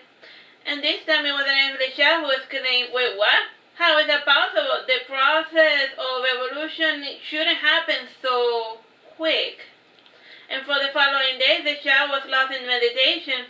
And Marta had already passed the human time and was continuing her trade route with her small troop. And one day, he nodded and asked, "And have your people almost wiped out off the face of the planet?" "Whatever do you mean?" asked Peter coolly. "I mean, do you get killed often by people or disease?" asked the nameless child. "Whenever we leave our home, we are in constant danger from other creatures, and we have a detente with our own kind not to kill one another. And we had always managed to avoid each other's territories until recently. And certain troops command a large scope of the land, and our group has been forced to scavenge outside the forest. And we lost the place fighting with our neighbors, and thus we had to expand outwards, and over the year we had learned to live outside the forest, and we even thrived," explained Marty. "As for sickness, do you even get sick?" asked the child, coughing a little.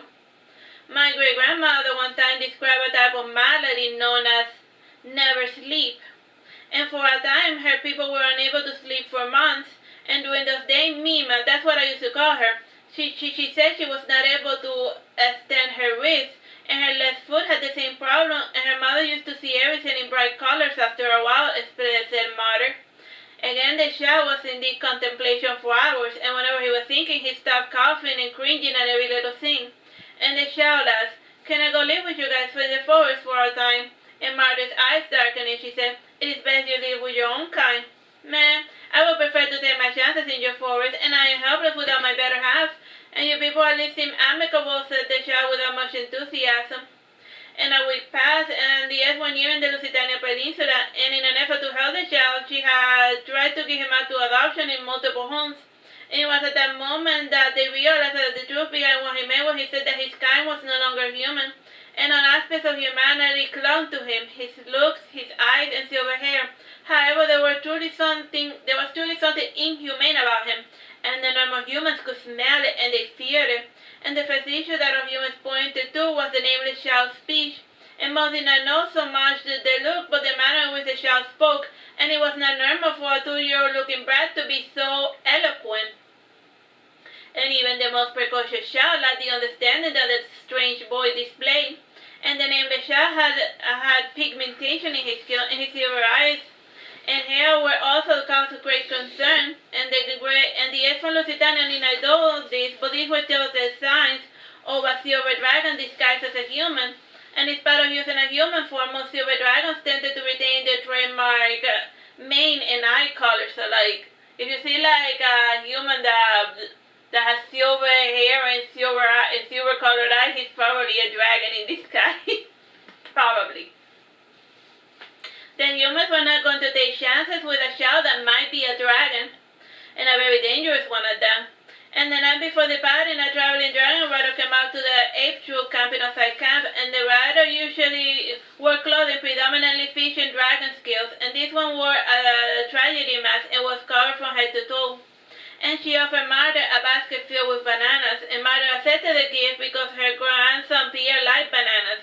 And Marta never quite understood humans' obsessions with watching apes eat bananas. Like every human they ready to eat banana. I said, okay, thank you for the banana, but why are you so obsessed with watching me eat bananas, you lunatic? After saluting the dragon rider, Marta asked, "How may I help you, Your Eminence?" "I was told you were trying to pawn off a dragon ring among the unsuspecting masses, ergo I was compelled to investigate," said the tragic dragon rider coolly. "Dragoning? Is that like a small dragon?" said Marta, looking about. "There's no dragon here, sire. And what about that weird kid?" said the dragon rider, pointing to the nameless silver-haired child. Well, he's a human as far as I can tell, as far as I can smell," said Marta. "Dragons do tend to mask that as well," commented the dragon rider. But they can mask their looks, but never their smell. And even with a perfect transformation, dogs and other creatures with a better sense of smell can see right through you, dragon," said Marta, pointing at the dragon rider. "I beg to differ. With skills so commonplace, anyone can smell like a dragon if they so desire," said the dragon rider. And the interrogation continued for quite some time, and in the end, Marta discovered that the dragon rider was just wanted the boy, regardless of whatever he was. And since the dragon riders were famous for being honorable and outstanding members of society, Marduke decided to give out the kid to the stranger. And Marduke had washed her hands on the fate of the strange kid, and even if he lived a harsh life in his new surroundings, he was at least better off outside the forest. And Pierre was not at all convinced, but he really did not care. And there wasn't anything to gain from helping out a stranger, let alone a human.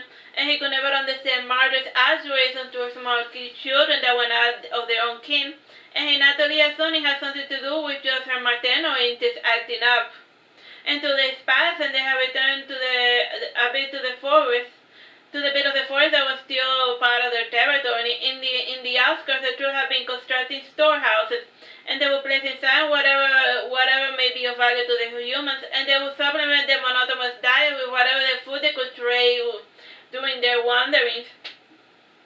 And Pierre dismissed from his mind completely the incident of the stray child, and a week passed, and he ran into the belligerent twins, and these overgrown juvenile monkeys spent their time fighting with one another or against others that were unfortunate enough to run into them. And when it was a turn in the group, it was a guaranteed beating, and Pierre ran for his life, and he climbed up a tree. And it was strange for a descendant of the orangutans and the gibbons to flee when confronted by 2 juvenile squirrel monkeys. And measuring almost a meter in height, the twins were an easy picking for any larger ape in the forest should they so desire to tackle them. And when not so much their physical power, but the tenacity and the persistence of their attack. And in less than a minute, they could claw your eyes out or bite off an ear if you were not careful. And these were the sort of irreparable injuries that the twins were always fond of almost inflicting. And it was a twisted little game of theirs, for they had nothing else to do, and no one had any desire to stand up to them. And after throwing rocks at Pierre for a few minutes, the twins screeched in the native dialect, and Pierre answered back, hooting, "I don't understand you." And the twins gesticulated and pointed at their bellies, and rolling his eyes, Pierre said, "I don't have any food. Go scavenge for your own meals." Again, the twins started making out gestures and bizarre dances, and since Pierre was not getting it, he prostrated himself in the floor with the other beckoning with his hand, and Pierre felt it was a sign of peace. And when he came to the ground, the standing twin could not help but throw a rock at Pierre's shoulder, and his reflex made him grab it in the air, and when he examined the rock, his eyes widened. And this was the sort of pebble humans always went crazy for, and inside his hand he had a marble-sized ruby. And the rubies were at the height of popularity in the continent of Bersame, and they were known as the King's Rock, an item that could only be worn by royalty. And petty nobles who wanted to feign royalty paid huge bundles for even the smallest piece of uncut rubies. And this one was perfectly round, and how the twins had managed to get a hold of such a precious stone was worth investigating. And Pierre followed the twins against his better judgment, and due to their ferocious nature, the twins could freely traverse the entire length of Lusitania without getting into territorial disputes. And since his instinct told him that the twins did not mean him any harm, and he also felt that they would not leave him alone until he followed. And the twins were the youngest children of the magic of the square monkey troops, and like most of their kind, they were believed to be most foolish, and even among the apes, it was rare to get an intelligent conversation out of them. And since the twins' birth, the square monkeys have been able to expand their territory. And Pierre had heard some interesting stories from his peers, and for the last 2 years, the twins have been stealing small human children. And what their master wanted with them was much room for debate. And Pierre got his answer when he stepped over the skull of a small human child.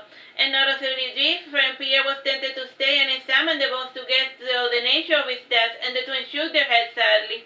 And one made an attempt to speak, but he closed his mouth, realizing that Pierre was not going to be able to understand him. And Pierre's truth had lost their ability to speak as the apes, and he would even use a human name. And after walking for 2 months, the trio made a stop to forage, and while the twins groomed one another, Pierre went to the lake to take a bath. And the twins watched with cool amusement as Pierre brought forth a soap from his satchel, and even his libations were very human-like.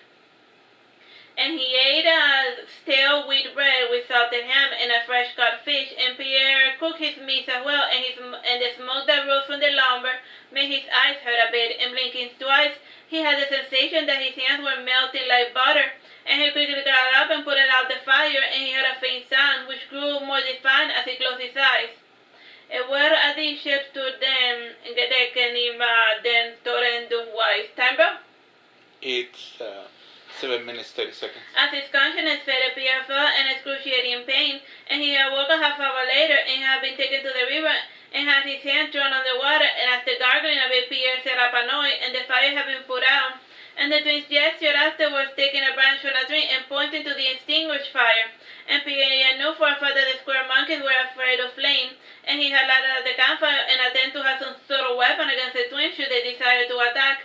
And the sickness that had followed had been a bit of a surprise, and at the moment Pierre understood why the twins feared the flames. It wasn't the fire itself, but what the fire did to the trees. And Pierre spent the rest of the trip doing as the twins did, and he realized that the prime territory controlled by the square monkey was particularly dangerous. And there were large beasts, and he even saw his first dragon. And Pierre knew from his grandmother that alabaster dragons nested there, and while these large beasts left the square monkey alone was a matter of much debate, and now the coloration of the twins' arms and the yellow of their arms shifted towards red before changing towards grayish black. And this color reminded Pierre of a popular phrase in the human territories: red touch black, save for Jack. Red touches yellow, kills a fellow. And his two boys made a mound of selling the coral snake anti-venom, and production of the anti-venom has stopped in the main cities, and as a supply of them have been technically run out in the rural areas. And those whose occupation placed near the snake could not afford the anti-venom, as such matter had a brilliant idea to produce cheaper alternatives. And while Pierre ruminated about snakes and anti-venoms, he was quickly making his way towards the home of the magic of the square monkeys. And he was brought back to reality when he noticed the commotion around him, and shouting and rocking against the branches, the magic of the square monkeys came forward, and standing straight the magic tower and impressing 150 centimeters. She was just slightly 15 centimeters above the average height of her troop, and Pierre could not help but remember the old illustrations of her kin in a human biology book. And like the rest of his troop, Pierre was curious about his own existence. And the matter was wearing a golden lady dress, too big for her size, and Pierre rose an eyebrow and was about to chuckle when one of the twins struck him in his head with a pole. And the dress had a strange hump in the back, and upon closer inspection, Pierre noted a familiar face sticking out, and the nameless child waved his hand at him, saying, "Hello." "Did you get kidnapped by those things?" asked Pierre. "No, I came here of my own free will," said the child.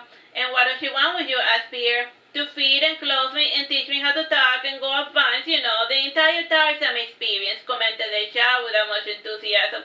"I already know how to do all of that, so for now, I just amuse her with my little games." "But don't you want to live with your own kind?" asked Pierre. "Meh," said the child. Simon Pierre asked, "So why am I here?" As in a translator, the child said on behalf of the Madria, as a gesture of goodwill. "What?" asked Pierre. "We wish to show your troop our good intentions and a desire to offer protection in exchange for human goods," explained the child. "And pray do tell what sort of goods you desire," asked Pierre coolly. "Paper, books, quills, ink, all of the necessary tools for grasping human language. It is for the benefit of our clan that we should extend outwards," explained the child. "I'll be reticent," Pierre said. "I think I should discuss it with my grandmother first, and she's the leader of our troops." "In this you are mistaken, Pierre. Your troop respects you, and you should desire the responsibility. You can rally the other marriages around you," said the Madria, and she added, "The sad fact is that our numbers are tragically diminishing, and everyone is related, and we must find a way to put a stop to this trend, lest we return to what we once were." "I think you're overreacting," said Pierre when he realized that everyone in his troop was his close relative, and then he said, "I suppose you're right to show concern, though I do not see how learning English can solve this problem. It is not just a project, and our class has shown willingness to try. But that is what she calls me. Anyhow, our troop wants to learn English and find new fertile mating partners, and the current breeding pair is just not doing it for them." "What is your idea?" asked Pierre. "Meh," answered Abel. "And what's the matter really saying?" asked Pierre. "How should I know? I just wanted a fellow to help me teach these monkeys how to talk, and not so much for the hoo-hoo-ha-ha. Though it would not kill them to learn some monkey talk, Pierre. And if anything, I would be able to eavesdrop on humans from knowing what you are conversing," suggested Abel. "So I should just bring the papers and whatnot," asked Pierre. "Yeah, and don't forget the golden thread, and silk too," insisted Abel. "What for? To dress a monkey in silks? Come on, what do you think I want to shoot and get to work already, puny human, said Abel, shaking his tiny fist. And the twins dragged Pierre out of the form belonging to the square monkeys, and after returning to his truth, Pierre relayed the information he heard. And matter was uneasy at first, and it was the first time the squirrels have initiated contact with the truth in attentive traits, and they had always kept their distance. Time, bro? 2 minutes, 30 seconds. I don't know. I don't think it's so much that they wanted to avoid all the clans. Rather, I got the impression that all the clans feared them, explained Pierre, remembering their square monkey recent interaction. And we should try them for the time being. It is not as if our crew has any fighting instinct left in them. And a pity in disappear, and in the quest to lead the humans, Marduke's troop had lost something precious. And before heading out with the square monkeys, Pierre thought it would be a good idea to civilize them in the ways of the human world. And the first and foremost thing to deal was their lack of clothing, and aside from the matriarch, whom Mabel called Milika, the square monkeys wore human attires as for a fad, and it wasn't required, needed, or encouraged. And after explaining the advantages of clothing, Milika had her twins dressed and given human names of wisdom and virtue, and in mimicry of Abel's attire, they wore mage outfits of pure white silk with golden borders. As Abel, and every time Pierre saw him, he looked a little bit different. Oh yeah, bro? 1 minute, 30 seconds. And when Abel started getting heavier, Pierre realized that the child was slowly transforming into a squirrel monkey, and he was becoming one of them. And even Milika, who was not particularly bright, felt that there was something off about this transmutation, and in human society, such honor was normally attributed to magic, and Milika, on the other hand, was possessed by a single thought, and she correctly came to the right conclusion that Abel was not of this world, and the idea quickly gained prominence among the apes of the Lusitania Peninsula.